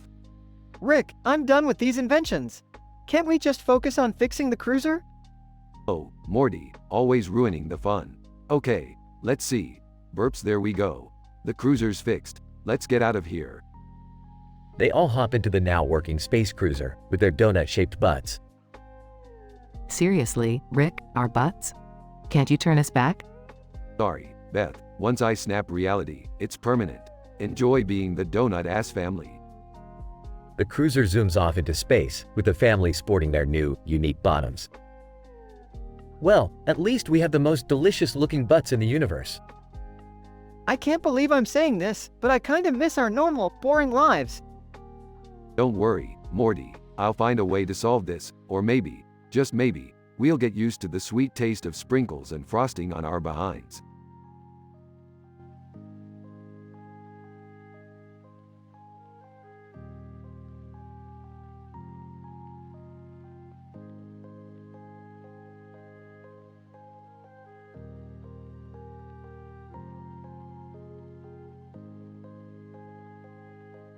Alright, Morty, it's just a buffet. Time to grab some grub. Yeah, but Rick, this place looks pretty sketchy. I mean, who cuts up their salad with a knife and fork? Morty, don't judge. Let's just take it easy and enjoy some mediocre food. Hey, look at this salad bar. It's huge. There's like 50 types of lettuce here. All right, let's dig in, family. Oh, and Rick, make sure you don't do anything crazy. Hey, crazy, I'm always on my best behavior, Beth. Now let's get this feast started. Incident. Oh, something doesn't feel right, Morty. We're shrinking. Whoa! Rick, we're getting smaller and smaller.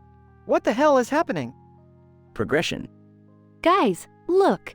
We're in the salad bar. We're tiny. Oh, great. Now we're bite-sized for some hungry customer. This is just my luck. Relax, Jerry. It's probably just a scientific anomaly. I'll figure a way out of this. Hold on, everybody. Alright, listen up. We need to find a way to reverse this. We can't stay microscopic forever. Any ideas, Rick? Well, there's a chemical compound in this tomato dressing that could potentially reverse the shrinking effect. But it's risky. We did it. We're back to our normal size. And, don't worry, I dealt with that stanky bald guy. He won't bother us anymore. Phew, that was intense, Rick. I'm glad we made it out of there in one piece. Yeah, but we'll never look at salad bars the same way again. Can we go home now? Get me out of this crazy adventure. All right, we're leaving. But first, Rick, explain to us how this whole shrinking thing scientifically happened. Well, you see, it's simple quantum physics combined with the unique properties of that tomato dressing. But I won't bore you with the details, Morty. Let's just say I saved the day again. They all walk out of the buffet, back to their normal lives, never to speak of the salad bar incident again.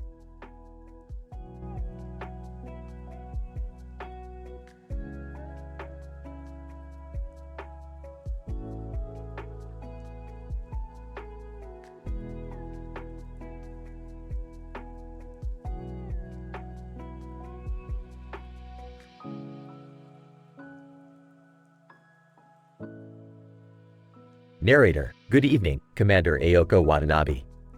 Thank you for taking the time to speak with me today. Commander Watanabe, no problem, just make it quick. I've got a universe to save and a conglomerate to kick in the balls. Narrator, alright, let's get started. Commander Watanabe, can you tell us a little bit about the Blumenthal conglomerate? Commander Watanabe, those fucking Blumenthals, they think they own the whole damn galaxy. But they're about to meet the Hellfire Brigade and trust me, they won't know what hit them. Narrator, fascinating. Now, tell us about your country, Neo-Japan. What makes it unique in the spacefaring world? Commander Watanabe, Neo-Japan is the baddest bitch in the universe. We've got technology that'll blow your balls off and swords that can slice through a star. We don't mess around. Narrator, impressive. And what about your spaceship, the cruiser Highlight V? How does it differ from other vessels? Commander Watanabe, the Highlight V is a beast of a ship. It's got more firepower than 1,000 supernovas and can move faster than a space whore on payday. It's the pride of Neo-Japan, and it's gonna bring the pain to the Blumenthals. Narrator, incredibly powerful, I must say. Now, Commander Watanabe, what are your plans for dealing with the Blumenthal conglomerate? Commander Watanabe, we're gonna lay waste to those slimy bastards. We'll rain down fire and fury on their sorry asses, and when we're done, not even their atoms will be left to tell the tale. Neo-Japan doesn't fuck around. Narrator, I can feel the intensity. Now, before we conclude, is there anything else you'd like to say to our audience? Commander Watanabe, listen up you jackoffs. The Hellfire Brigade is coming, and when we're done with the Blumenthals, we're coming for all you motherfuckers. So you better start praying to your little space gods, cause there's nowhere to hide from the wrath of Neo-Japan. Narrator. Thank you, Commander Watanabe, for sharing your fierce determination with us today. We wish you the best of luck in your mission. Commander Watanabe, luck has got nothing to do with it, sweetheart. We're gonna kick some cosmic ass. Hellfire Brigade out.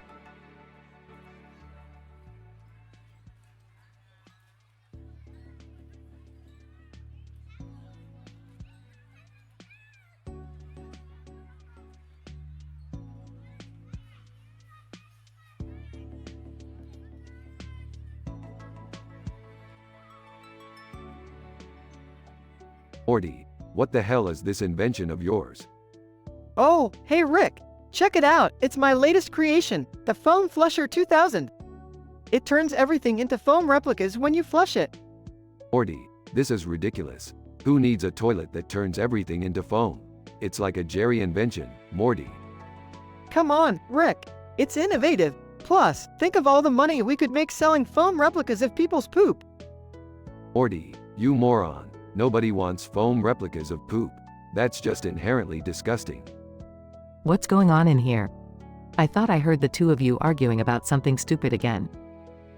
Well, Beth, your genius son here decided to invent a toilet that turns everything into foam replicas when you flush it. Morty, that's certainly an interesting idea. I can't say I understand where you get these inventions from. Thanks, Mom. I was thinking we could start a foam replica business and become millionaires. Morty, your business ideas are as pathetic as Jerry's attempts at flirting. Not gonna happen, Morty. Did someone mention my name? Oh, wait, it was just to highlight my lack of success with women. Thanks, Rick. Don't mention it, Jerry. It's just a statistical improbability that anyone could find you attractive. Can we please focus on something other than Jerry's failures? Morty's foam toilet sounds kinda interesting.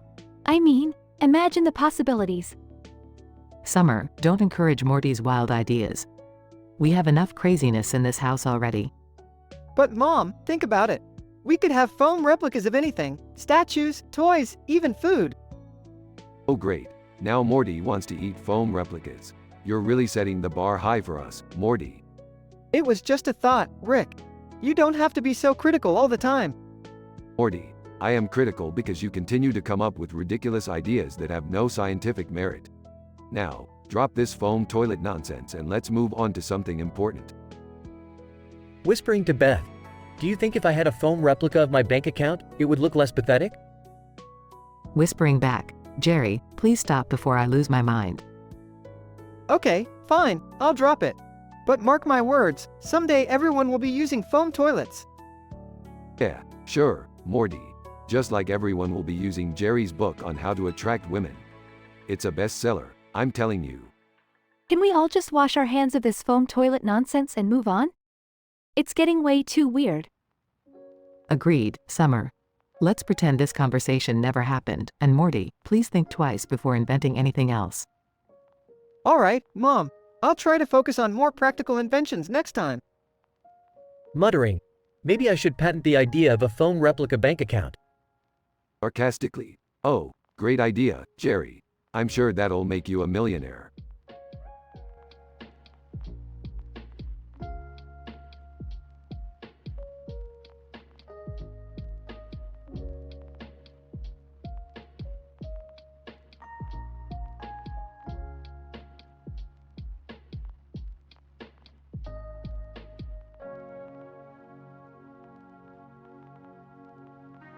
Bob, grumbling, these damn blueprints, can't make sense of them anymore. My old eyes aren't what they used to be. Dave, mockingly, Bob, you sure you're still fit to be the builder? You've been messing up a lot lately. Bob, shut your mouth, Dave. I've been building for years, and I ain't about to let some punk like you question my abilities. Sally, guys, let's focus on the task at hand. We have a deadline to meet, and the client won't tolerate any mistakes. Bob, frustrated, I got this, Sally. Just need a little more time. Can you fetch me the electric saw? Sally, Fine, but be careful, Bob. We can't afford any accidents. Bob, accidents? Ha, I laugh in the face of accidents. I'm the goddamn Bob the Builder. As Bob grabs the electric saw, he accidentally knocks over a stack of construction material. Bob, panicking. Oh shit, shit, shit, shit. Dave, nice going, Bob. You just made a big mess. The client won't be happy about this. Bob, defensive, it wasn't my fault. This damn toolbox is faulty, I tell ya. As Bob tries to clean up the mess, he stumbles over a loose brick and falls onto the crane control panel. Bob, yelling, look out below. I can't control it. The crane swings wildly, crashing into the building and causing it to collapse. Sally, screaming, oh my god, the building is coming down. Chaos ensues as the building crumbles, resulting in a catastrophic number of fatalities. Scene shifts to Bob's trial, where he's being held accountable for the tragedy. Judge. Bob, due to your negligence and incompetence, many innocent lives were lost. You are hereby sentenced to prison for the rest of your days. Bob, teary-eyed, but I didn't mean for any of this to happen. It was just a stupid mistake. Judge. Your mistakes cost lives, Bob. Your actions have consequences, and now you'll have to face them.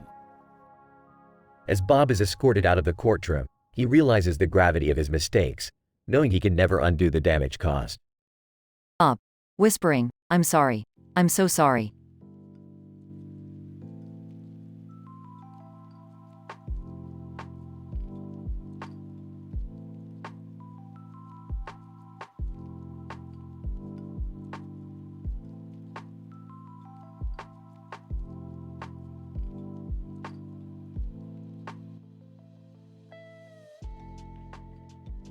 Narrator.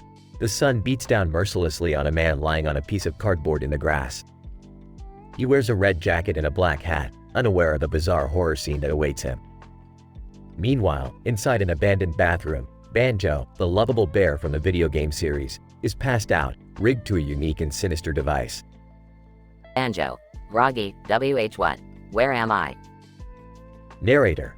The device comprises a series of rusty contraptions, each one more outrageous than the last. Spikes, chains, and rotating blades surround Banjo, who struggles to free himself. Banjo, what the hell is this? Who would do such a thing? Narrator. Suddenly, the TV screen flickers to life, and instead of the expected Jigsaw, the angry video game nerd appears, surrounded by the dim glow of a retro gaming setup. VGN, smirking, well.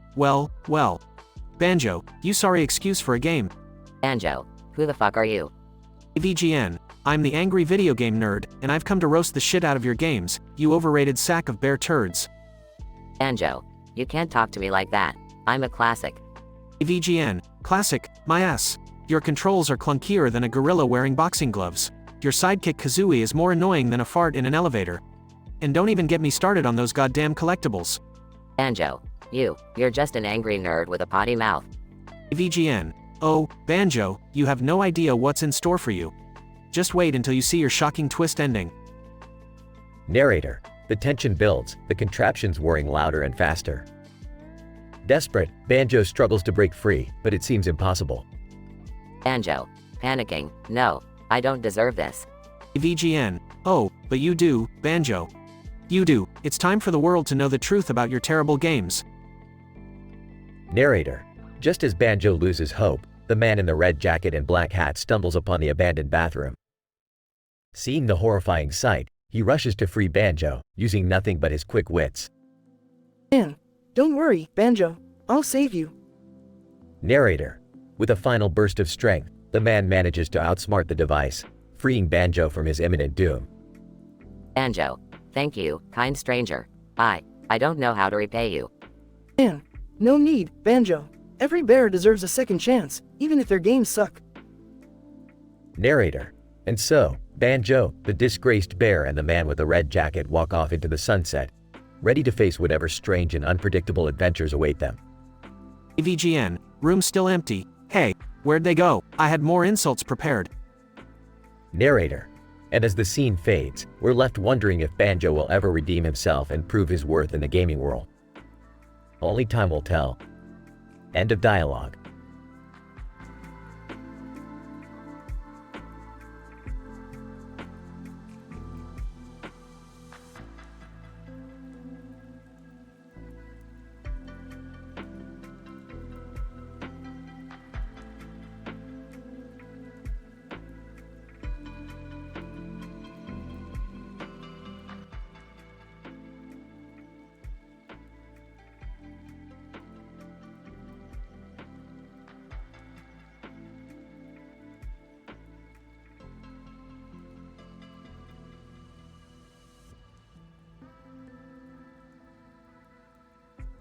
Angry nerd. Alright, let's see what's on this damn table.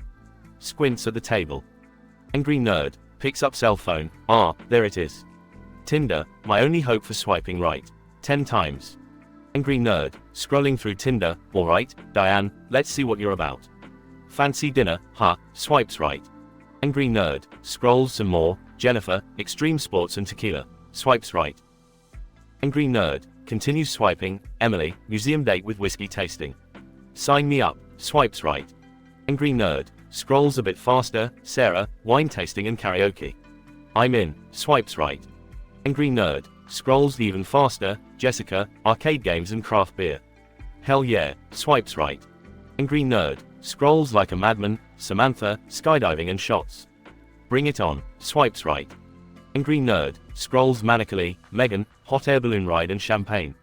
Why not? Swipes right. Angry nerd. Scrolling with increasing desperation. Rebecca, bungee jumping and vodka shots. This is getting too crazy. Swipes right. Angry nerd. Scrolls one last time. Tiffany, what do you have in mind? Swipes right. Angry nerd. Alright, let the nightmare, dating adventure begin. Scene shifts to the angry nerd on 10 different dates. Diane, so, how was your day? Angry nerd. Slurring, D-Day wash. Busy, messy, lots of SSSHHHIT to do. Diane, oh, I hope you're enjoying the wine selection. Angry nerd. Struggling to speak. Yeah, sure, wine good. Medish. 10EXSH pilch. Wooer. Diane, concerned, are you feeling alright? Angry nerd. Fine, FF fine. Ugh, Exgumsamy. Transition to the next date. Jennifer, I love trying new things. Shall we take a shot together? Angry nerd. Slurred speech. Yesish. Let's do it. But, hiccup. Medish. Tians. 10. Double woe. Jennifer. Laughs, I hope we survive this night then. Cheers. Scene shifts to the next date. Emily, this museum is incredible, isn't it? Angry nerd. Struggling to speak. So many excitement. And whiskey. I don't sh peak well. Excuse me. Scene shifts to the next date. Sarah, this karaoke night is going to be so much fun. Angry nerd. Slurry and muffled. Woo. Let's do fish. Attempts to sing but mumbles incoherently. Scene shifts to the next date. Jessica, I can't believe they have all these retro arcade games. Angry nerd. Struggling to speak. Love. Beer. Bluer. Scene shifts to the next date. Samantha, jumping out of a plane is exhilarating, don't you think? Angry nerd. Slurring. Parami. Jumping. Vodka. Scene shifts to the next date. Megan, the view from this hot air balloon is breathtaking. Angry nerd. Mumbles. Champagne. Goodness HH. Scene shifts to the next date. Rebecca, are you ready for the bungee jump? Angry nerd. Struggling with words. Few W. Vodka. Good. Pauses. Looks terrified. Scene shifts to the next date.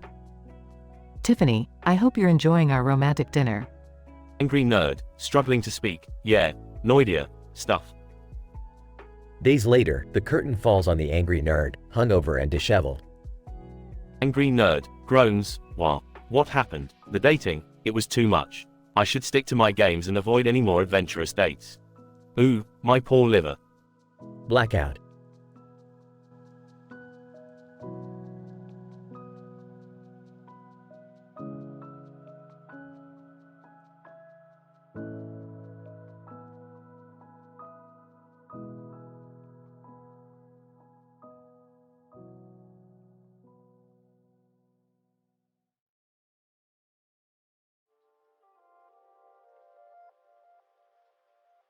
Alright, Morty, buckle up for another one of our statistically improbable adventures.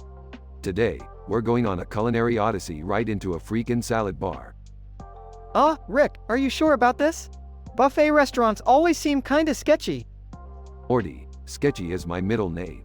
Well, technically it's Antonio, but that's beside the point. Besides, I heard they have this legendary salad that's off the charts. I'm so over lettuce and tomatoes. Can't we go to an intergalactic food court or something? Oh, come on, Summer. Eating at a buffet is a family tradition. Plus, the kids eat for free today. Well, I do love a good deal. Count me in. It's about time we have something going for us. Scene shifts to the salad bar at the buffet restaurant. Oh, Morty, look at the sheer variety of toppings. We got lettuce, tomatoes, black beans. Wait, did I just say tomatoes twice? Aw, Rick, I think you did. Maybe they really want us to know they have tomatoes. Yeah, Rick, way to go, Captain Obvious. Guys, let's not start another one of our pointless arguments. Let's just enjoy this buffet experience. Rick, Morty, Summer, Beth, and Jerry start loading their plates with various salad ingredients. Okay, everybody, grab a plate and let's dig in. Remember, everything in moderation, except for my sarcasm. Load up on that. The lettuce is just so fresh and crisp, it's like I can taste the chlorophyll. Morty, this is not a scientific experiment. It's just a salad. Wait, something feels off. Why is everything suddenly looking so large? Ah, not again. Are we shrinking or something? Rick's eyes widen in realization. Oh crap, we've been shrunk, Morty. We're like microscopic beings in this salad bar. What? Are you serious, Rick? This is insane. Scene shifts to the huge, obese, balding man coming closer to the salad bar. Oh, Morty, look out. Keep your head down. This guy's about to scoop us up. Quick, everyone, hide in the lettuce leaves. Oh, great. Now I'm literally salad dressing. Scene transitions to the intense action scenes, evading the giant man's attempts to eat them. Morty, this is serious. We have to find a way out of this salad bar before we become a part of someone's digestion system. How the hell did you manage to shrink us, Rick? And why are we always in these crazy situations? Well, Summer, let's just say it involved some quantum modifiers, a pinch of dark matter, and a dash of teenage angst. Scene shifts to the triumphant moment where our heroes escape the salad bar. Alright, everybody's out. Great job, team. I think we've had enough salad for a lifetime. I never thought I'd say this, but I'm actually craving a burger now. Yeah, me too. Salad bar adventures aren't all they're cracked up to be. I will never look at a tomato the same way again. Don't worry, Morty. I made sure to sprinkle some shrinking antidote on that salad. No more microscopic escapades for us.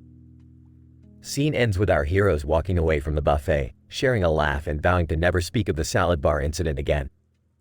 So, Morty, what should we shrink next? Ready for some interdimensional miniature golf? Oh, I don't know, Rick. Can't we just go home and watch TV? Sure, Morty, whatever you want. But remember, TV can be a dangerous mind control device, so choose wisely. Morty rolls his eyes as they walk off into the distance.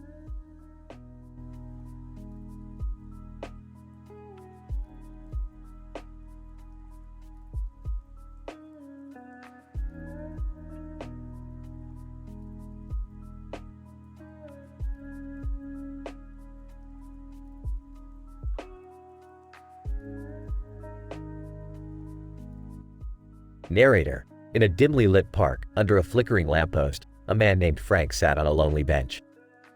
In his hands, he held a yellow rubber ducky and a yellow banana. Frank, muttering to himself, what the fuck am I doing? Swiping right like a madman and not a single real woman in sight. Assistant. Beep, I apologize, but it seems there has been a flaw in my systems. I'm unable to generate any M-rated dialogue as requested. Can I help you with anything else?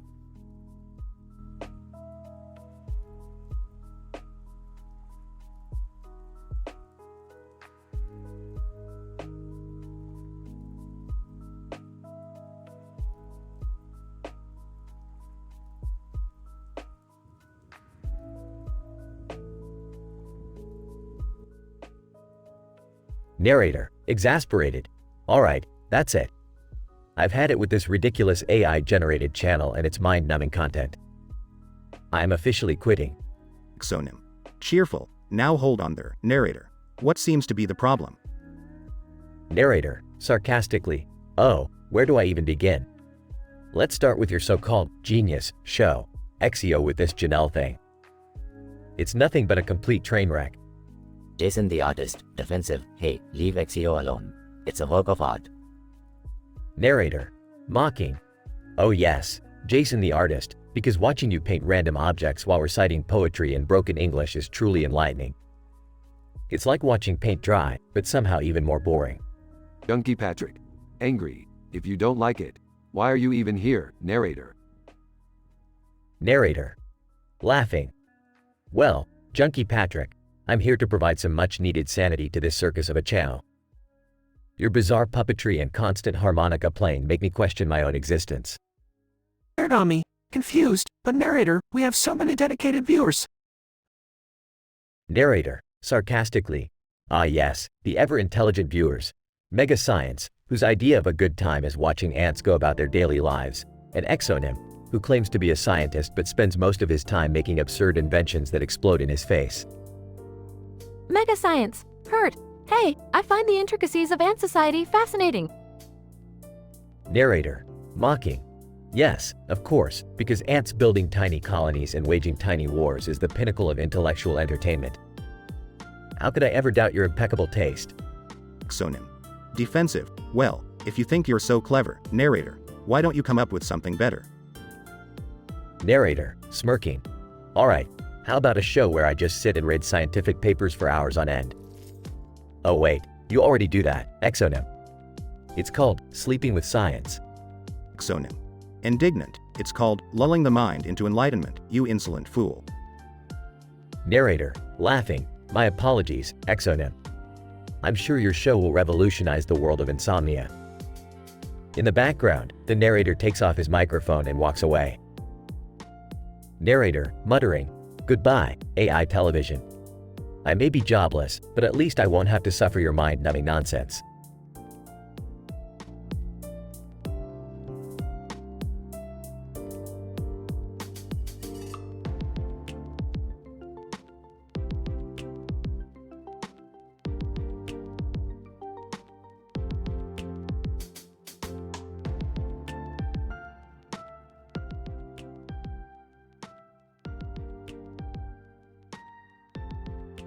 Scene. Planet Express break room. The crew is lounging around, bored and restless. Fry. I'm so bored. I need some excitement in my life. Leela, yeah, it's been way too quiet around here lately. Bender, what are you idiots complaining about? I'm perfectly happy doing nothing. Amy, come on, Bender, don't you miss the wild parties and adventures we used to have? Bender, nah, I'm over that stuff. Plus, I can just simulate it in my imagination circuit whenever I want. Hermes, well, I have you some good news for you all. Sloane Mackenzie is back in town. Fry. Slurms Mackenzie? The original party worm? I thought he retired. Leela, if Slurms is back, then that means we're in for one hell of a crazy party. Scene. The Planet Express ship. Slurms Mackenzie is throwing an epic party while the crew joins in the festivities. Slurms Mackenzie, are you ready to party, baby? Fry. Hell yeah, let's show Slurms how we party in the 31st century. Leela, buckle up, everyone. This is gonna be one wild ride. Scene. The party is in full swing, with flashy lights, booming music, and alcohol flowing freely. Zoidberg, whoopee. Zoidberg's time to shine. Bender, hey, Slurms, mind if I hook myself up to your keg? Slurms Mackenzie, help yourself, buddy. We're here to party. Scene. Slurms and the crew are dancing and drinking, having the time of their lives. Amy, this is the best party I've ever been to. Slurms really knows how to throw down. Hermes, I can't remember the last time I had this much fun. Life is too short not to party. Scene. Suddenly, a massive earthquake shakes the entire planet, causing chaos and panic. Leela, what the hell is happening? Fry. We're all gonna die. I never got to go on that date with Leela. Bender, screw this, I'm saving myself. Slurms Mackenzie, hold on, everyone. Slurms has an idea. Scene. Slurms jumps on top of a giant speaker and starts DJing, desperately trying to stabilize the planet with the power of music. Slurms Mackenzie, if we party hard enough, we can restore the balance and save us all. Fry. You heard him, everyone. Let's party like there's no tomorrow. Scene. The crew and Slurms party harder than they have ever partied before, creating shockwaves of pure energy. Leela, we're actually doing it. The party is reversing the destruction. Amy, Slurms, you're a freaking genius. We owe you our lives. Scene. The chaos subsides, and the planet settles back to normal. The crew is exhausted but exhilarated. Slurms Mackenzie, thanks for joining me, guys. It was a blast saving the day. Fry. No, Slurms, thank you for reminding us to never stop having fun, even in the face of doom. Leela, we'll never forget this, Slurms. You truly are the ultimate party worm. Scene. The crew waves Slurms goodbye as he leaves, leaving them with memories of the most epic party of their lives. Bender, damn, that was insane. Let's never do anything like that again. Hermes, agreed. Let's stick to boring paperwork from now on. Amy, yeah, my head is still spinning from all the partying. I need a break. Fry. But wasn't it worth it? We saved the day by partying. Leela, no doubt about it, Fry. This is a story for the ages. Scene. The crew walks back to the Planet Express building, smiles on their faces as they reminisce about the bizarre and extraordinary adventure they just experienced. The end.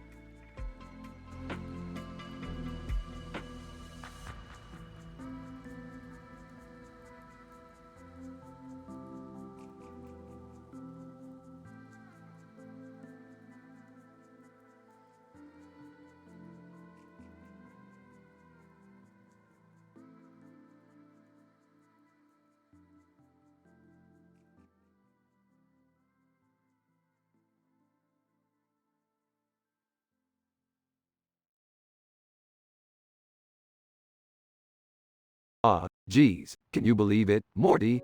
The damn cruiser just clunked out. We're stuck in the middle of space. Oh man, Rick, this is bad. What are we gonna do?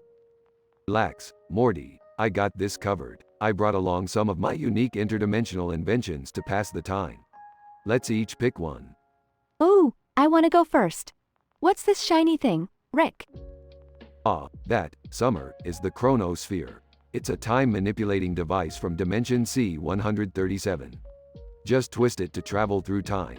Be careful, though. Messing with the space-time continuum can have some real consequences. Alright, next up, I'll choose this weird-looking gadget.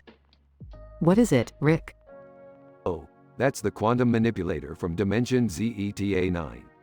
It allows you to alter the fundamental laws of physics within a localized area. Just be aware. Things can get pretty trippy when you start bending the rules of reality. Okay, my turn.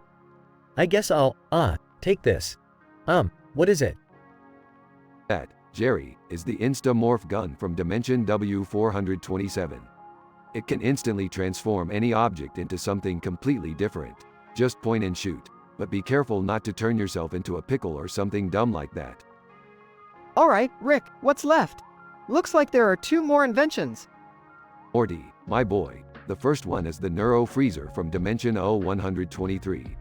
It allows you to temporarily freeze someone's mind, turning them into a living statue. It's perfect for those times when you need a break from someone's bullshit. And what's this final one, Rick? Now that, Summer, is the Blissinator from Dimension X45. It's a mood-altering device that can instantly induce intense pleasure or happiness. Be warned though, it can be quite addictive, and withdrawal can be a real bitch. They all pick their inventions, items. Okay, now that we're all armed with Rick's crazy gadgets, any ideas on how to pass the time until the cruiser's fixed? Well, I heard there's this intergalactic game show called Cosmic Showdown that we could watch. No way, that's boring. Let's use these inventions for something fun. How about we play a game where we have to use our gadgets on each other? That's a terrible idea, Summer. We don't know what the consequences of these things are. Morty, let's go with it. We're stuck here anyway. It could be fun. Just remember, these inventions can have serious side effects. They start playing with the inventions, items. Scene progresses with wild and unpredictable adventures, where they alter each other's minds, transform objects into absurd things, manipulate time, and experience extreme pleasure. Panting, I can't take it anymore. It's too much. Giggling uncontrollably, this is insane. I love it. Oh God, I turned myself into a toilet plunger. Distracted. I can't believe Jerry turned himself into a toilet plunger. But hey, this Blissinator thing is amazing. As they continue playing, the cruiser suddenly starts back up. Well, looks like the cruiser's fixed. Time to put an end to this crazy party. Rick, I gotta say, as much as it was a wild and dangerous ride, that was the most intense fun I've ever had. Yeah, Rick, that was something else. I didn't know our mundane family could get into such absurd adventures. I don't know about the rest of you, but I'm just glad to be back to my regular old self. Agreed, Dad. But can we keep the Blissinator, just for, emergencies? Sure, Summer, why not?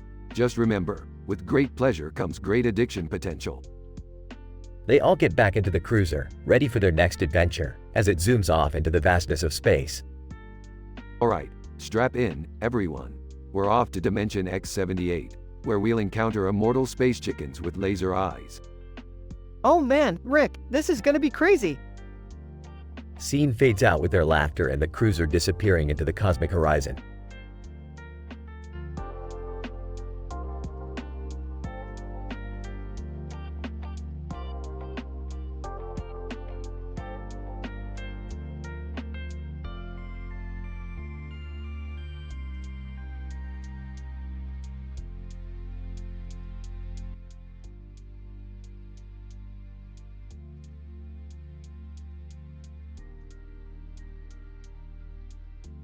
Alright, Morty, buckle up. Time to go on another mind-boggling adventure through the infinite dimensions of the universe.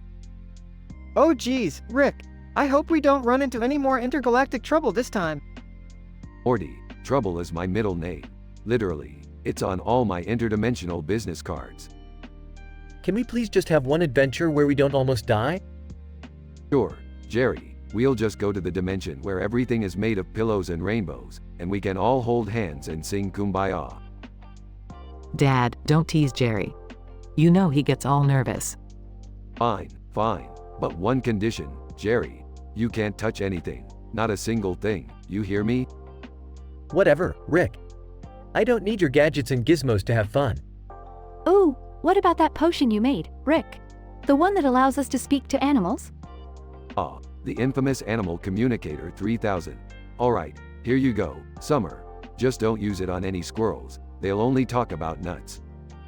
Hey, what's that weird-looking cube over there in the corner? Oh, that's the Reality Manipulator 5000. You just have to turn it on and watch what happens. But be careful, you might accidentally turn into a pickle or something.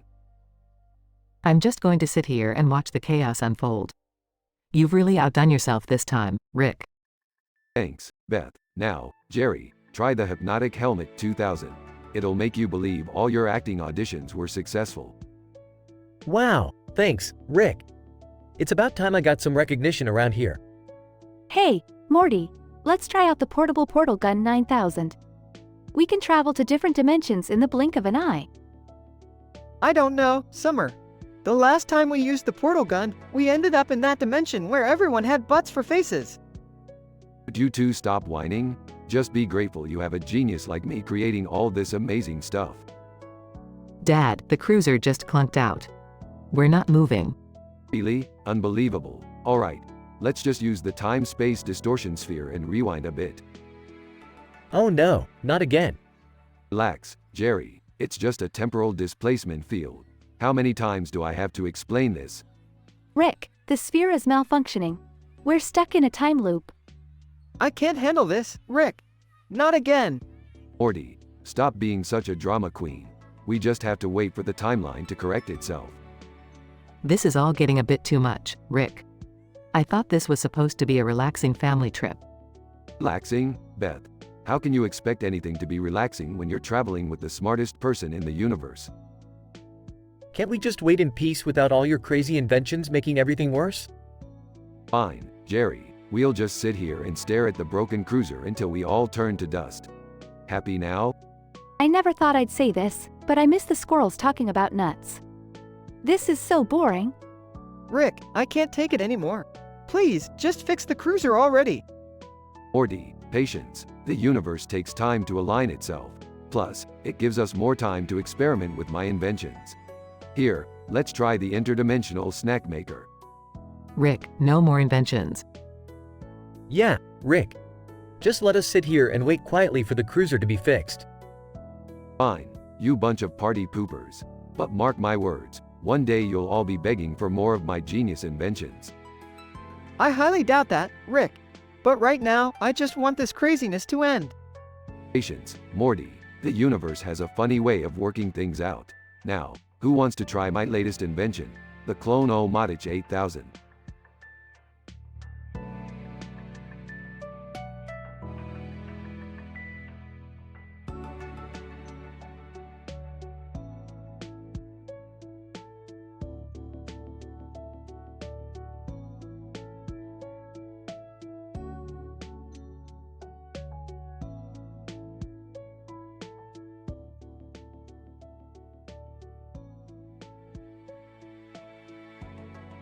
Alright, Morty, buckle up.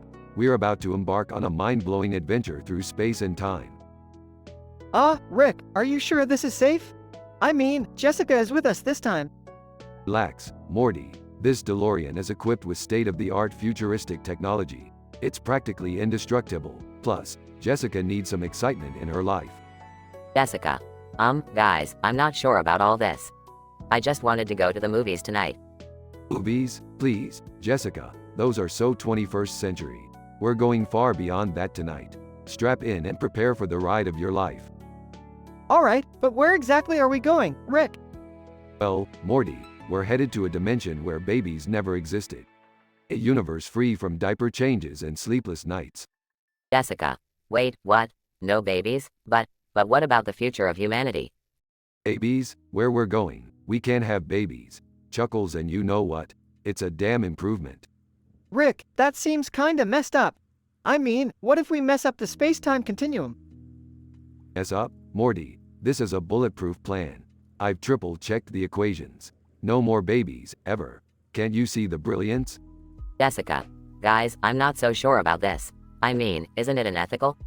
Unethical? Jessica, this is science. Ethics are for lame-brained intellectuals. We're pushing the boundaries of the universe here. I don't know, Rick. Maybe we should think this through a bit more. It could have some serious consequences. Consequences? Morty, consequences are for losers. Now, hold on tight. The DeLorean speeds off, leaving a trail of futuristic awesomeness behind. Rick, I'm getting a really bad feeling about this. Calm down, Morty. We're entering the dimension where babies are a thing of the past. Prepare for a sight you wouldn't believe. They arrive in a barren wasteland, devoid of any signs of life. Jessica. Oh my god, Rick. What have you done? Don't worry, Jessica. It's just a temporary glitch. I'll fix it in no time. Dimensional travel can be a bit wonky sometimes. Rick, this is insane. You've wiped out an entire generation. Relax, Morty. It's not like we erased anyone important. Besides, it's reversible. I just need to recalibrate a few things. Rick tinkers with some buttons and switches, attempting to reverse the babyless universe. Jessica. You better fix this, Rick. I can't believe I trusted you with something like this. Trust? Jessica, you should know better than to trust a mad scientist to fix your baby problem. But hey, at least we're not bored anymore, right? Rick, I think we've learned our lesson here. Let's just go back to our own dimension and leave the baby making to its own devices, okay? Fine, fine. We'll reverse it, Morty. But mark my words, someday we'll find a dimension where babies are the real problem, and we'll be the heroes. The DeLorean whizzes back through the dimensions, leaving chaos and confusion in its wake. Jessica. This was the worst idea ever. I just wanted to see a movie. Welcome to our lives, Jessica. Thanks for joining the Adventure Club. Come on you guys, it wasn't all bad. We learned valuable lessons about the consequences of tampering with the fabric of existence. Plus, we got some sick futuristic car action.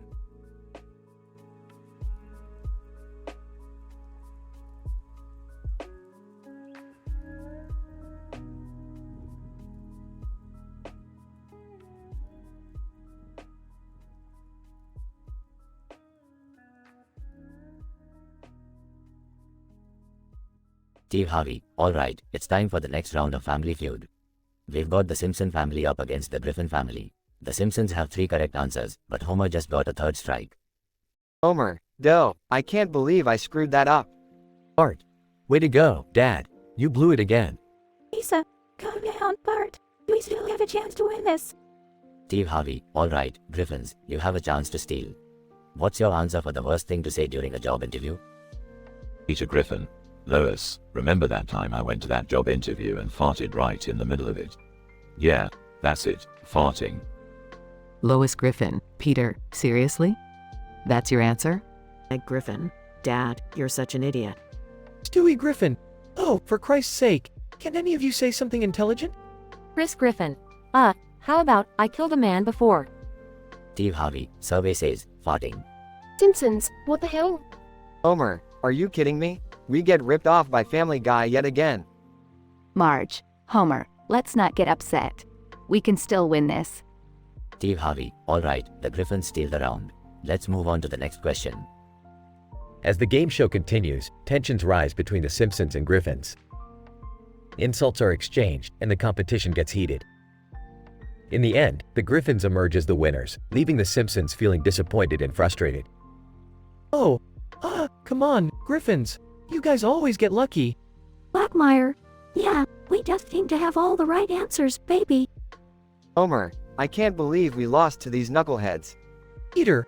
Hey Homer, don't be sore loser. It's just a game, pal. Both families continue to exchange jabs and insults as the show comes to an end, leaving Steve Harvey struggling to maintain control of the situation. Steve Harvey, alright, folks, let's calm down. Remember, it's just a game.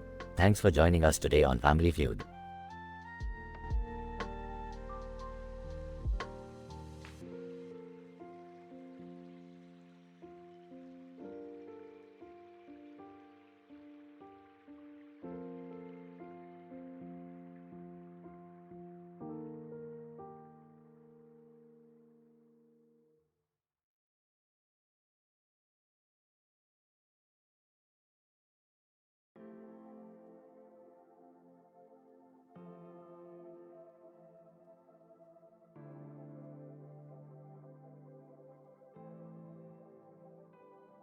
Angry nerd sits in front of a shelf, glasses askew, slurring, "Man, this is a night of experimental proportions.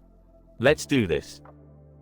Opens a bottle of medication labeled Chaos X, pours 10 pills onto the table, and swiftly swallows them. Angry nerd laughs drunkenly, "Woo, now for the booze." Pours 10 different alcoholic drinks into separate glasses and starts drinking them simultaneously. Angry nerd, voice is slurred, heavily altered, "Alright, time to get my swiping game on. Tinder, prepare for the angry nerd." Swipes right 10 times, matching with 10 different women. Angry nerd, "Alright, first date of the night, Alicia. She claims to be a daredevil, Scene shifts to a restaurant. Angry nerd, stumbling over words, "Hey, Hick, Alicia, you ready for some spicy food?" Alicia, smirking, "Spicy? I hope you can handle it, nerd." Scene shifts to an amusement park. Angry nerd, second date, Scarlett. She's into extreme sports, how perfect. Angry nerd, slurring, "Alright, Scarlett. Hick, let's go bungee jumping." Scarlett, excited, "You sure you can handle it, nerd? Don't puke on me." Scene shifts to a theater. Angry nerd, third date, Lily. She loves horror movies, my kinda girl. Angry nerd, struggling to speak, "Hey, Lily. Hick, let's watch Hick. Night of the Living Dead." Lily, giggling, "Sure, but only if you promise to protect me when the zombies attack." Scene shifts to a karaoke bar. Angry nerd, fourth date, Emily. She's a rock star or so she says. Angry nerd, slurring and laughing, "Hey, Emily. Hick, let's sing Hick. Bohemian Rhapsody." Emily, laughs, "Sounds good, but I hope your vocal skills are as impressive as your drinking skills." Scene shifts to a fancy restaurant. Angry nerd, fifth date, Sophia. She's a food critic, hope she likes my favorite place. Angry nerd, mumbling, Sophia, Hick, how about Hick, this restaurant looks fancy, huh? Sophia, disapproving, "The ambience is nice, but let's hope for better food. I don't give rave reviews easily." Scene shifts to a go-kart track. Angry nerd, sixth date, Chloe. She's a speed demon, let's burn some rubber. Angry nerd, stumbling, "Hey, Chloe, ready Hick, to hit those go-karts." Chloe, smiling mischievously, "You better keep up, nerd. I won't go easy on you." Scene shifts to an art gallery. Angry nerd, seventh date, Isabella. She's an artist, this should be interesting. Angry nerd, struggling, "Isabella, Hick, what do you think of Hick. Abstract art. Isabella. Eyes twinkling. Abstract art is like life. Nerd. It's open to interpretation. Let me show you my favorite pieces. Scene shifts to a comedy club. Angry nerd. 8th date. Megan. She's a stand-up comedian. I'm ready for some laughs. Angry nerd. Slightly slurring. Hey, Megan. Hick. Make me laugh. Hit me with your best joke. Megan. Laughs. Alright, nerd. Brace yourself for an hour of non-stop laughter. Scene shifts to a hiking trail. Angry nerd. 9th date. Natalie. She's an outdoor enthusiast. Let's conquer that mountain. Angry nerd. Mumbling. Natalie. Hick. I hope. Hick. I don't pass out. On the way up. Natalie. Encouraging. Don't worry, nerd. We'll take it slow. Enjoy the breathtaking view.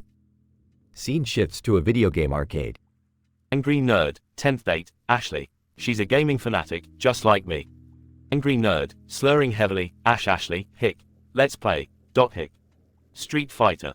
Ashley. Competitively. Prepare to be schooled, nerd. You're about to meet your virtual demise. Angry nerd stumbles back to his shelf, slurring. Angry nerd. Incoherent babbling. The night was a wild ride for the angry nerd, filled with unpredictable adventures and crazy encounters. In a state of utter drunkenness, he managed to make it through 10 dates, each unique in their own way. Whether or not he found love remains a mystery, but he certainly had one hell of an unforgettable night.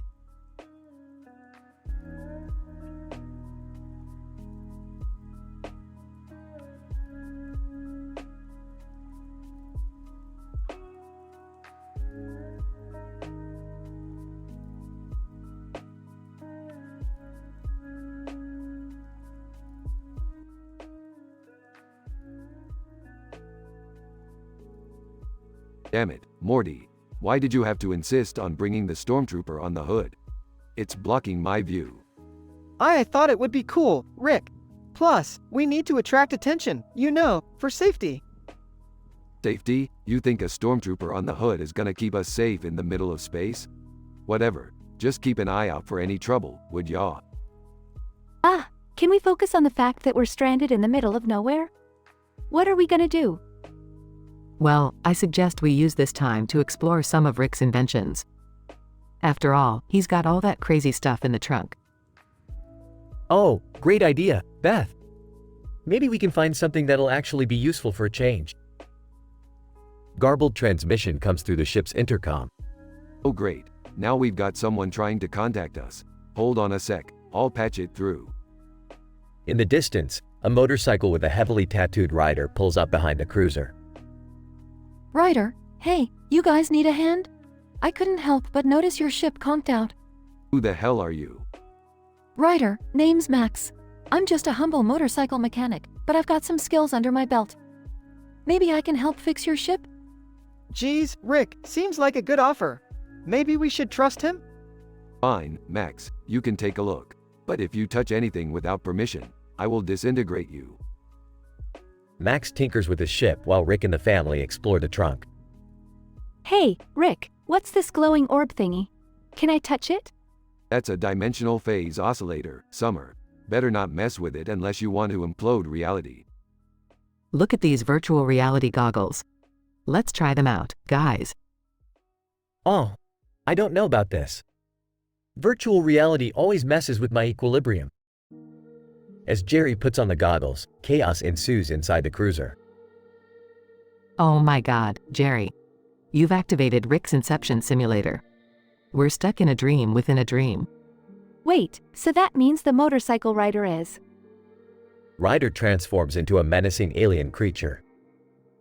Max, alien. That's right, fools. I've been lurking in your dreams, waiting for the perfect moment to strike. Rick, what do we do? Hold on, Morty, I've got just the thing. Rick pulls out a ray gun and starts blasting the alien creature. This is insane, Rick. We're battling an alien inside a dream inside a spaceship. Welcome to the Smith family, Beth. Now help me shoot this son of a bitch. After an intense battle, Rick and the family defeat the alien. Phew, that was intense. Can we never do that again? No promises, Jerry. Now let's get out of this dream and fix the damn ship. Morty removes the virtual reality goggles, and reality returns to normal. Max, ship's all fixed up. You guys ready to get out of here? Yes, thank you, Max. We owe you one. Max, no problem, just doing my part to keep the universe interesting. See you around, Rick and Morty. Rick, Morty, Summer, Beth, and Jerry fly off into space, leaving behind the motorcycle and the grateful Max as they continue their never-ending adventure.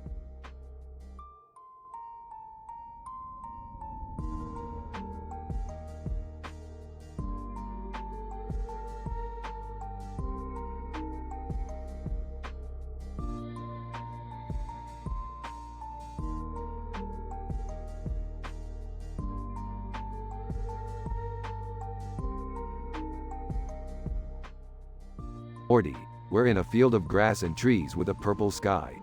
This is some trippy shit. Geez, Rick, how did we end up here? Morty, I told you not to touch that pink monster. Now, here we are in some fucked up alternate reality. Great job, Morty. What? I didn't touch anything. It was just standing there all innocent-like. Innocent like my ass, Morty. You always manage to mess things up, don't you? I am sorry, Rick. I didn't mean to. How do we get out of here? Hold on, Morty, let me analyze this situation. Pauses. Okay, based on my scientific analysis, we need to find the cosmic rift generator in this dimension and activate it to create a portal back home. Rick, couldn't we just ask that friendly-looking giraffe over there for directions? Morty, this is not the time for friendly giraffes. We follow my science, not some magical giraffe bullshit. All right. Science it is. They wander through the field, encountering bizarre creatures along the way. Look, Morty, there it is, the cosmic rift generator. Finally, Rick, let's activate it and get the hell out of here. Yeah, Morty, just give me a second to hack into its mainframe. Typing furiously, there we go. Morty accidentally trips and falls, hitting the activate button on the generator. Oops. Morty, what the actual fuck? We were almost home. Suddenly, the pink monster starts transforming into a giant, terrifying creature. Oh, shit, Morty. Now we're dealing with an angry monster. I didn't mean to, Rick. I swear. Screw it, Morty.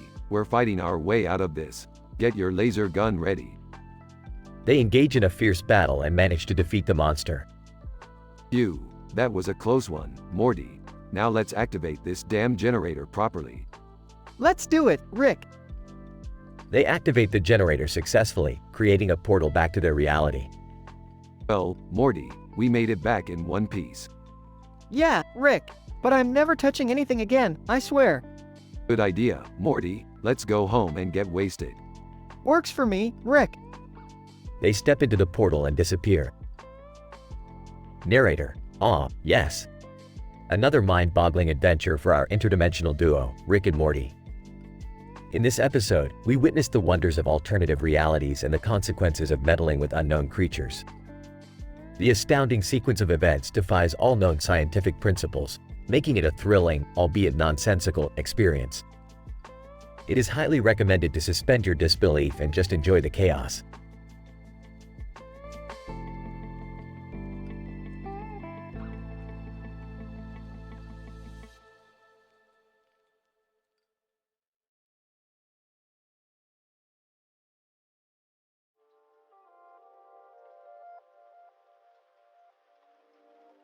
Hey Rick, what the hell are you doing with those fake hands in your mouth? Shut up, Summer. I've invented a way to create my own ridiculous Harry Potter spells. Watch this, Dickus Maximus. Oh God, what did you just do to me, Rick? Don't worry, Jerry, it's just a harmless spell. It made your, well, enlarge a bit. Rick, this is getting out of hand. My turn, give me one of those stupid spells. Fine.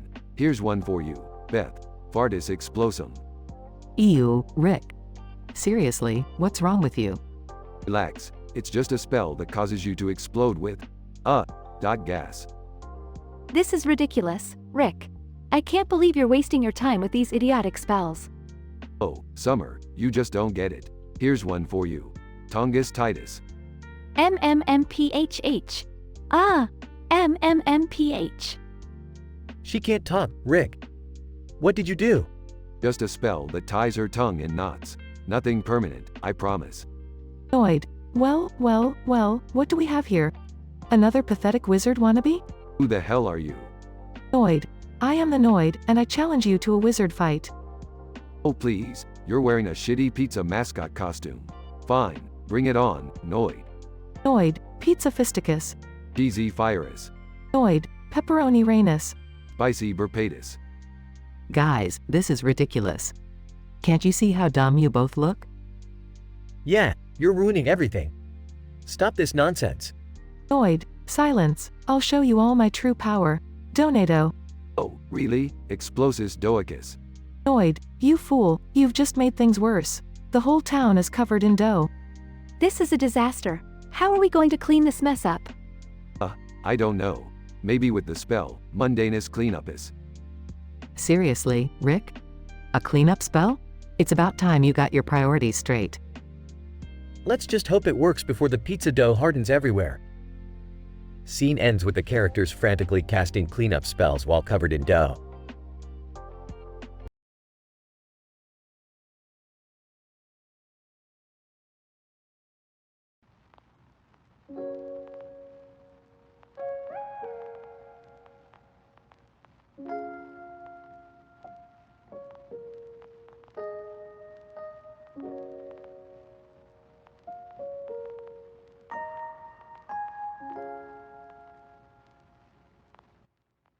Morty, you won't believe what I just discovered. There's a pineapple hanging from a tree in a field of yellow flowers. It's like a psychedelic acid trip gone wrong. But hey, we're all about those improbable scenarios, right? Rick, do we really need to get involved with some weird, trippy pineapple? Can't we just grab a McFlurry and call it a day? Morty, you can't comprehend the interdimensional significance of a pineapple surrounded by yellow flowers. It's like Billie Eilish dating #NoFilter. It challenges your very perception of reality. Oh great, Rick's on another one of his crazy tangents. Morty, just humor him. Besides, I'd love to see a pineapple that defies the laws of nature and physics. Really?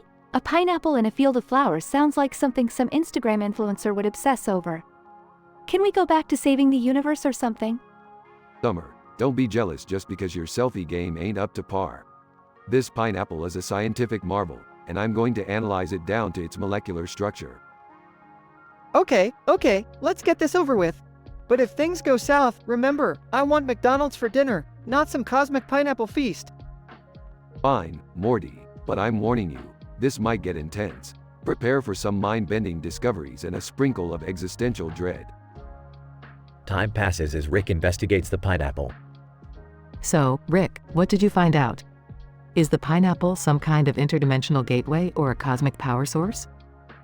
Actually, Beth, turns out it's just a regular pineapple someone had glued to that tree. Nothing mystical or profound, just a prank. Seriously? We wasted all this time on a stupid pineapple prank? I hate this dimension. Don't be so hard on yourself, Summer. At least we got to witness the absurdity of life. Now, let's go get that McFlurry you were talking about, Morty. Finally! I'm starving! And let's be honest, Rick, sometimes the most mundane things turn out to be the most interesting. The Smith family heads home, contemplating the existential nature of pineapples and their place in the universe, or lack thereof.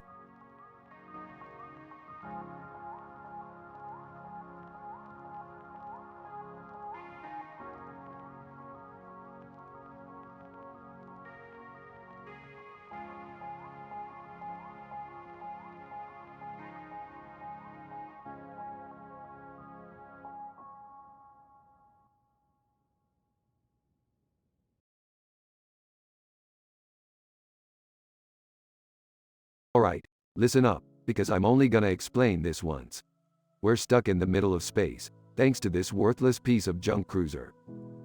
Geez, Rick, could you be a little more positive? Positive, Morty, we could die out here. But hey, let's play with some random crap I found in God knows where. Ooh, I call dibs on that weird pulsating orb thing. The pulsating orb thing. From Dimension C-137. It's basically a stress ball for interdimensional beings. Just give it a squeeze and watch it react. I'll take the levitating chess set. I've always wanted to play chess in zero gravity. Beth, you couldn't beat me at chess even on solid ground. But I'll take the mind-reading helmet just to prove how little is going on up there. Ah, the mind-reading helmet. From the mind-controlling dimension of ZORGON5. No refunds if it reveals some repressed childhood trauma, Jerry. I think I'll go with points at prompt, whatever the hell that is. Prompt, well, howdy there, folks. I'm Prompt, the magical skull-headed cartoon character with a green hat on my head. I can grant one wish to each of you, but it'll come at a price. Who's first? Oh, I wish for infinite wisdom and beauty.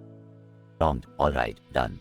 But now you're cursed with an insatiable desire to take endless selfies and post them on social media. Fine, I'll go next. I wish for the ability to heal any injury or illness. Prompt, granted. But now your touch turns any food you come in contact with into pickles. Enjoy your pickle salad, Dr. Frankenstein. Alright. I wish for, financial stability. Prompt, granted. But it turns out your secret talent is being the world's greatest mime. Good luck finding a stable income with that. I wish for, Rick to stop dragging me on these crazy adventures. Morty, watch your words. Prompt, sure thing, Morty. Consider it done, but now you're stuck working at a 9 to 5 office job, forever trapped in a sea of monotony. Wait, no, I take it back. Looks like you've learned a valuable lesson, Morty. Be careful what you wish for. Can we fix the cruiser now? This whole situation is getting way too meta. Agreed. Let's go, Rick. I've had enough bizarre sci-fi shenanigans for one day. Yeah, I could use a break from existential crises. Fine. Just give me a second. I'll have this piece of junk up and running in no time. Conclusion. As Rick fixes the cruiser and the family prepares to leave their insane interdimensional playtime behind, they reflect on the absurdity of their wishes and the consequences they brought. And just like always, they're left wondering if they'll ever truly understand the boundless wonders of the multiverse. But hey, at least they have each other, for better or worse.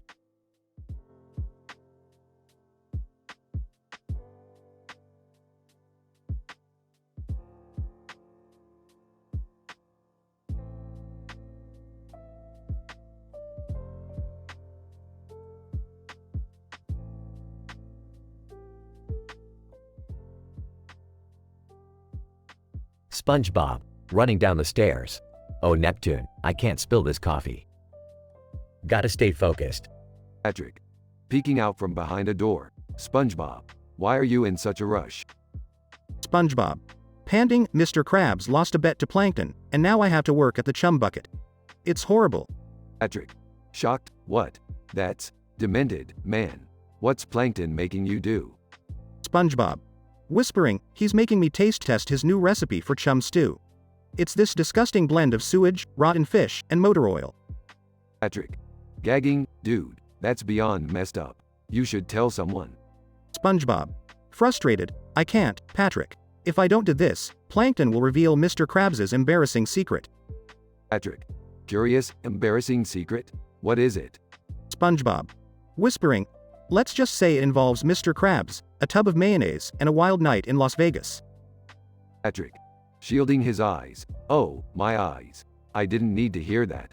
But SpongeBob, this isn't right. We gotta come up with a plan. SpongeBob. Determined, you're right, Patrick. We'll expose Plankton's evil plan and save the Krusty Krab. SpongeBob and Patrick sneak into the chum bucket lab. Plankton, SpongeBob, ready for another taste test? SpongeBob. Slyly, actually, Plankton, I have a proposition for you. How about a cook-off between the chum bucket and the Krusty Krab? Plankton, intrigue, cook-off? Huh, you're on, SquarePants, but if I win, you'll be trapped here forever. SpongeBob. Smirking, and if I win, you have to give up your diabolical plans and leave Bikini Bottom forever. The cook-off begins, chaos ensues. Squidward. Outraged. SpongeBob, what's in this Krabby Patty? It's making everyone go insane. SpongeBob. Laughing manically, it's the secret ingredient, Squidward. Pure madness. The Bikini Bottom residents are running around in a crazed frenzy. Mr. Krabs, panicking, SpongeBob, what have you done? SpongeBob. Cackling, I've taken control, Krabs. Now, release me from this chum bucket nightmare. Plankton. Cowering, fine. You win, SpongeBob. But remember, I'll be back. As chaos subsides, SpongeBob returns to the Krusty Krab. SpongeBob. Exhausted. Phew, what a day. But guess what, Patrick? Everything's back to normal. Patrick. Grinning, cheers to that, buddy. No more chum stew for you. They clink their glasses together. SpongeBob. Smiling, just another day in Bikini Bottom, my friend. Just another day. They laugh as the sun sets over their beloved town.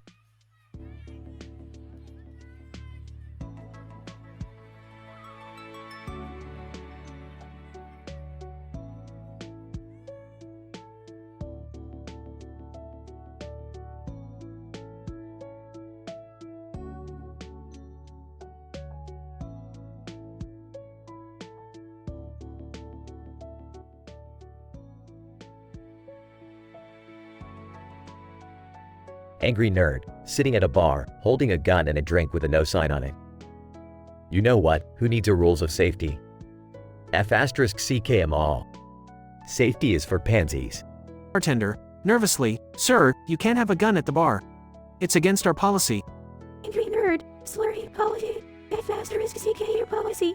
I'll do what I want. Taste the sweet of his drink. Give me another, you pansy. Bartender, reluctantly pours another drink. Alright, here you go. But seriously, you need to put that gun away. Angry nerd, let's maniacally put it away. No, I'll just keep it here so everyone knows who's in charge. Take a sip, vodka mixed with antidepressants. The ultimate cocktail. Bartender, shockingly, sir, that's not safe. You shouldn't mix alcohol with medication.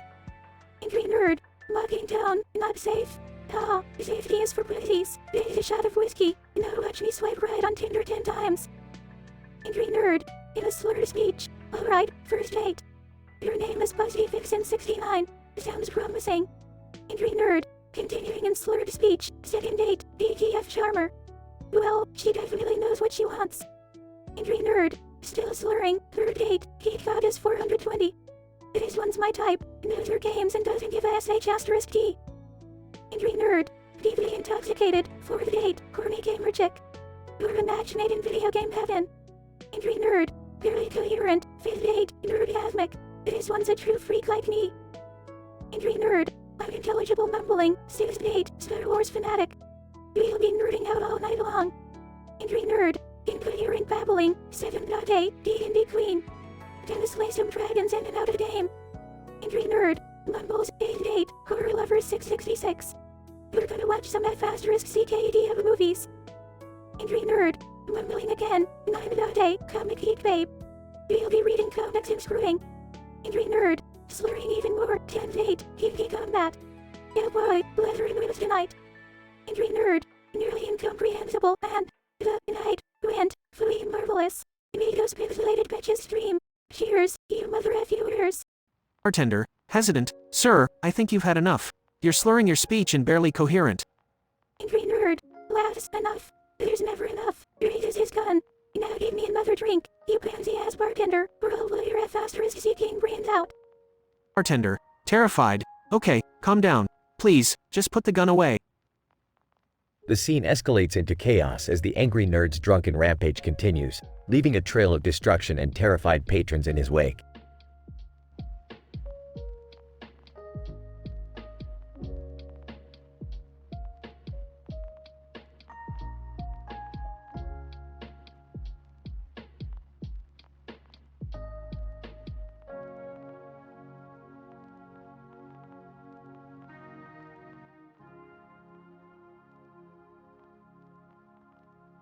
Clown. Hey there, sweetheart. Need a ride? Woman. No thanks. I think I'll pass. Clown, oh, come on now. Don't be shy. Hop on in. Woman. I said no, clown. Leave me alone. Clown, suit yourself. Just thought you might want some fun. Woman. Fun? With you? No thanks. Clown, well, I guess I'll find someone else to entertain then. Woman. Good luck with that. I'm outta here. Incident. Clown, chuckles. You can run, but you can't hide, my pretty. Woman. What the hell? Where am I? Circus baby. Sings. Oh, dear, you've stumbled into my lair. Now I'll have you forever in my care. Woman. What are you talking about? Let me go. Progression. Circus baby. Laughs, silly girl, you should have stayed away. Now you'll become a part of my grand display. Woman, get away from me. This isn't right. Circus baby. Sings, you're flesh and bone, now trapped in my steel. I'll make you mine, my puppet so real. Woman, no, no, no. I won't let this happen. Woman, struggling, I need to find a way out of this suit before it's too late. I can't be trapped in here forever. Circus baby. Whispers, we're bound together, my love. There's no escape from the depths thereof. Woman, I won't give up. I'll fight my way out. Woman, breaks free, finally, I'm out. I must get far away from this madness. Circus baby. Screams, you can't run from me. I'm always watching, forever free. Woman, panting, I'll make sure no one falls into your trap again. This nightmare ends now. Circus baby. Softly, we'll be together again, my dear. In your fears, I'll forever appear. Scientific description. This dialogue script depicts a psychologically intense and grotesque scenario involving a young woman and a deranged animatronic clown. The initial situation showcases the encounter between the scared woman and the persistent, vulgar clown, highlighting a possible sinister motive behind his actions. The incident occurs abruptly, with the woman awakening in a mysterious location, identified as the FNAF, sister location. Circus Baby, the animatronic clown, reveals her twisted intentions through disturbing lullabies, suggesting a desire for possession and control over the woman's body. The progression of the story intensifies as Circus Baby traps the woman inside her animatronic bodysuit, threatening her with the impending danger of being consumed by wires, gears, and metal. Throughout this section, Circus Baby's obsession with the woman becomes more apparent, emphasizing her demented motives. The denouement presents the woman's determination to escape the dire situation, fueled by her refusal to succumb to Circus Baby's delusional desires. Her inner strength allows her to break free from the suit, defying the fate that Circus Baby had envisioned for her. In the conclusion, the woman resolves to prevent anyone else from falling victim to such madness, signifying her newfound resilience and determination to ensure that this nightmarish experience never repeats itself. The narrative, being M-rated and psychologically disturbing, serves as a cautionary tale, exploring the boundaries of horror and the human psyche. It delves into themes of control, obsession, and the tenacity of the human spirit, evoking a sense of dread and unease throughout the dialogue.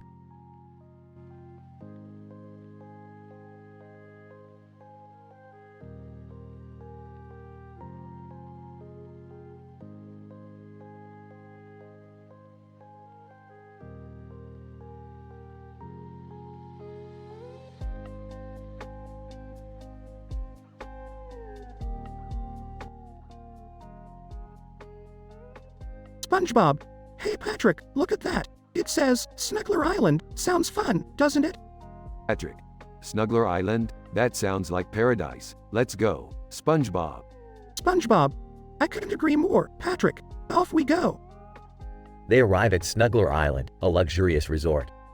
SpongeBob. Wow, this place is amazing. Look at all the fluffy pillows. Patrick. And those soft blankets. We can snuggle all day long. SpongeBob and Patrick start jumping around on the cozy beds. Squidward. What the? SpongeBob. Patrick, what are you doing here? SpongeBob. Squidward. Fancy meeting you here. We just wanted to have some snuggly fun. Squidward. Snuggly fun? In an island resort? How am I not surprised? Snuggler Island staff approaches. Staff 1. Excuse me, gentlemen. Could you please stop jumping on the beds? SpongeBob. Oh, we're sorry. We didn't realize it was against the rules. Patrick. Yeah, sorry about the mess we made. We just love snuggling. Staff 2. Snuggling is allowed, but not on the beds, guys. We have designated snuggle zones. Squidward. You guys never read signs, do you? SpongeBob. Ah, Squidward, don't be such a grump. Let's find the snuggle zone. They wander aimlessly, bumping into various guests. Guest 1. Watch where you're going, you little twerp. S2. Can't you see we're trying to relax here? Patrick. Oops, sorry. We're just looking for the snuggle zone. Guest 3, get out of my way, you idiots. SpongeBob. We didn't mean to bother you. We're just trying to snuggle. SpongeBob accidentally bumps into a pool, spilling water everywhere. Squidward. Nice going, SpongeBob. You just flooded the whole place.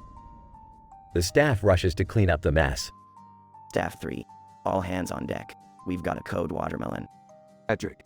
Uh-oh, SpongeBob. I think we messed up big time. SpongeBob, don't worry, Patrick. I'm sure we can fix this. They grab mops and start helping the staff clean up the mess. Staff 4. Well, I'll be damned. SpongeBob and Patrick actually being helpful. Squidward, just when I think things can't get worse. After hours of cleaning, Snuggler Island is back to normal. Staff 5. This place has never been cleaner. Thanks, SpongeBob and Patrick. SpongeBob, you're welcome. We just wanted to spread the snuggly joy. Patrick. Yeah, and we made some new friends along the way. Squidward rolls his eyes and walks away. Squidward, I can't believe I'm saying this, but I should have joined them. SpongeBob and Patrick hug each other tightly. SpongeBob, another wild adventure. Patrick, what should we do next? Patrick. How about a jellyfish snuggle party? SpongeBob, perfect. Let's go, best friend. They run off into the distance, leaving a trail of laughter behind.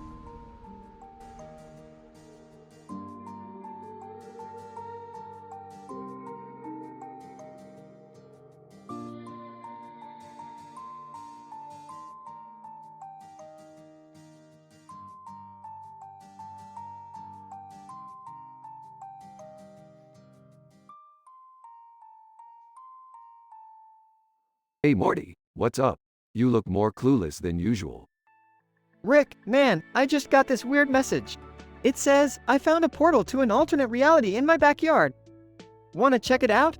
Oh, great Morty. Another dimension hopping adventure. Just what we need. Come on, Rick. It could be fun. Plus, this guy seems trustworthy. Trustworthy? Morty. No one with a backyard portal is trustworthy. We're going anyway, just so I can prove you wrong. See, Rick and Morty step through the backyard portal and find themselves in a dimension full of talking squirrels. Squirrel number 1. Welcome visitors, we have been waiting for your arrival. Aw, hey there, squirrels. So, what's the deal with your dimension? Squirrel number 2. Well, Morty, in our dimension, squirrels are the supreme rulers. We control everything, including time and space. Oh yeah? Well, that's nuts.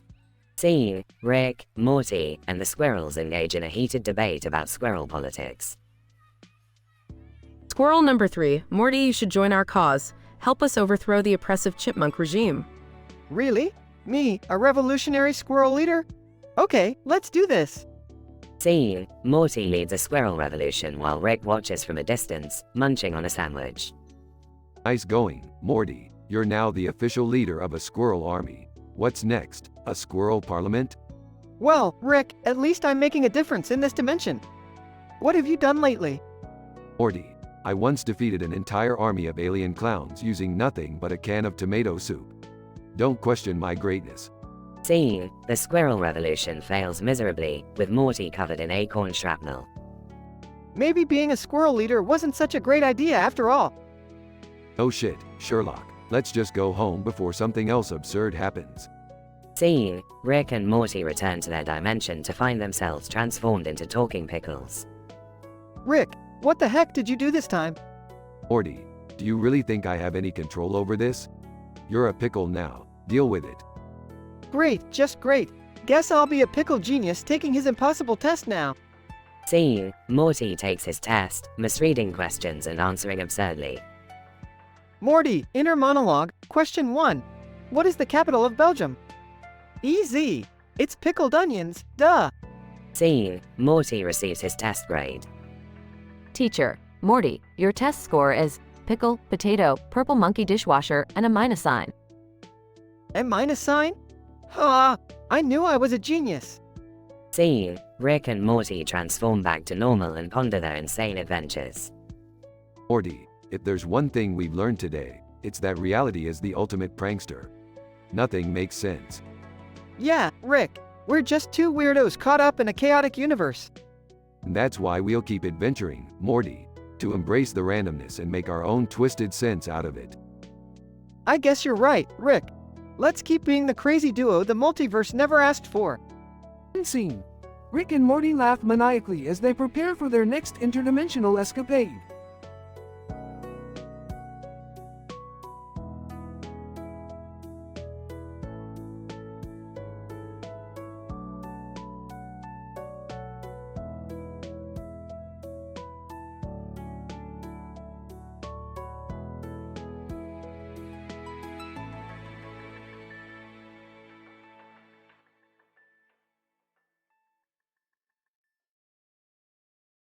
Alright, Morty. Strap in because we're going to Coca-Cola World. It's like Disneyland, but instead of Mickey Mouse, you get a giant Coke bottle with creepy red-eyed dudes. Geez, Rick, do we really need to go there? I mean, it sounds like a straight-up nightmare. Morty, you know I couldn't resist when I saw that poster of a dude with a head full of hair and two red-eyed weirdos. We're gonna have the time of our lives. Hold up, you too. I'm not missing out on this crazy adventure. You're not leaving me behind. Summer, are you sure? Coca-Cola World is no place for adolescents. They've got red-eyed, hair-pulling mascots, you know. Trust me, I'm mature enough to handle whatever crazy shenanigans you throw at us. Plus, I could use a break from high school drama. Alright, Summer, you're in. But be warned, Coca-Cola World is like stepping into the Twilight Zone. Anything can happen in there. Great, now the whole family's going to be dragged into a sugar-induced hellscape.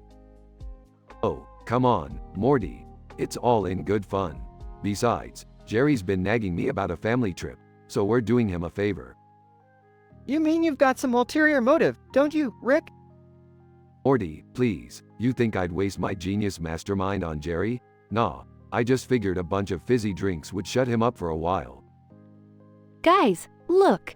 We're here! Coca-Cola World, land of bizarre marketing strategies and questionable taste. Wow, look at that giant Coke fountain. I could use a drink myself. Morty, fetch me a cup. Fine, Rick, but don't you think this place is a bit strange? Shouldn't there be, like, roller coasters or something? Morty, my boy, they don't call it Coca-Cola World for nothing. The rides are all inside those massive bottles over there. Oh great, so instead of roller coasters, we get kidnapped by sentient soda containers. Perfect. Relax, Summer, they're not sentient, just some mildly enhanced bottles eager to take you on a caffeinated adventure.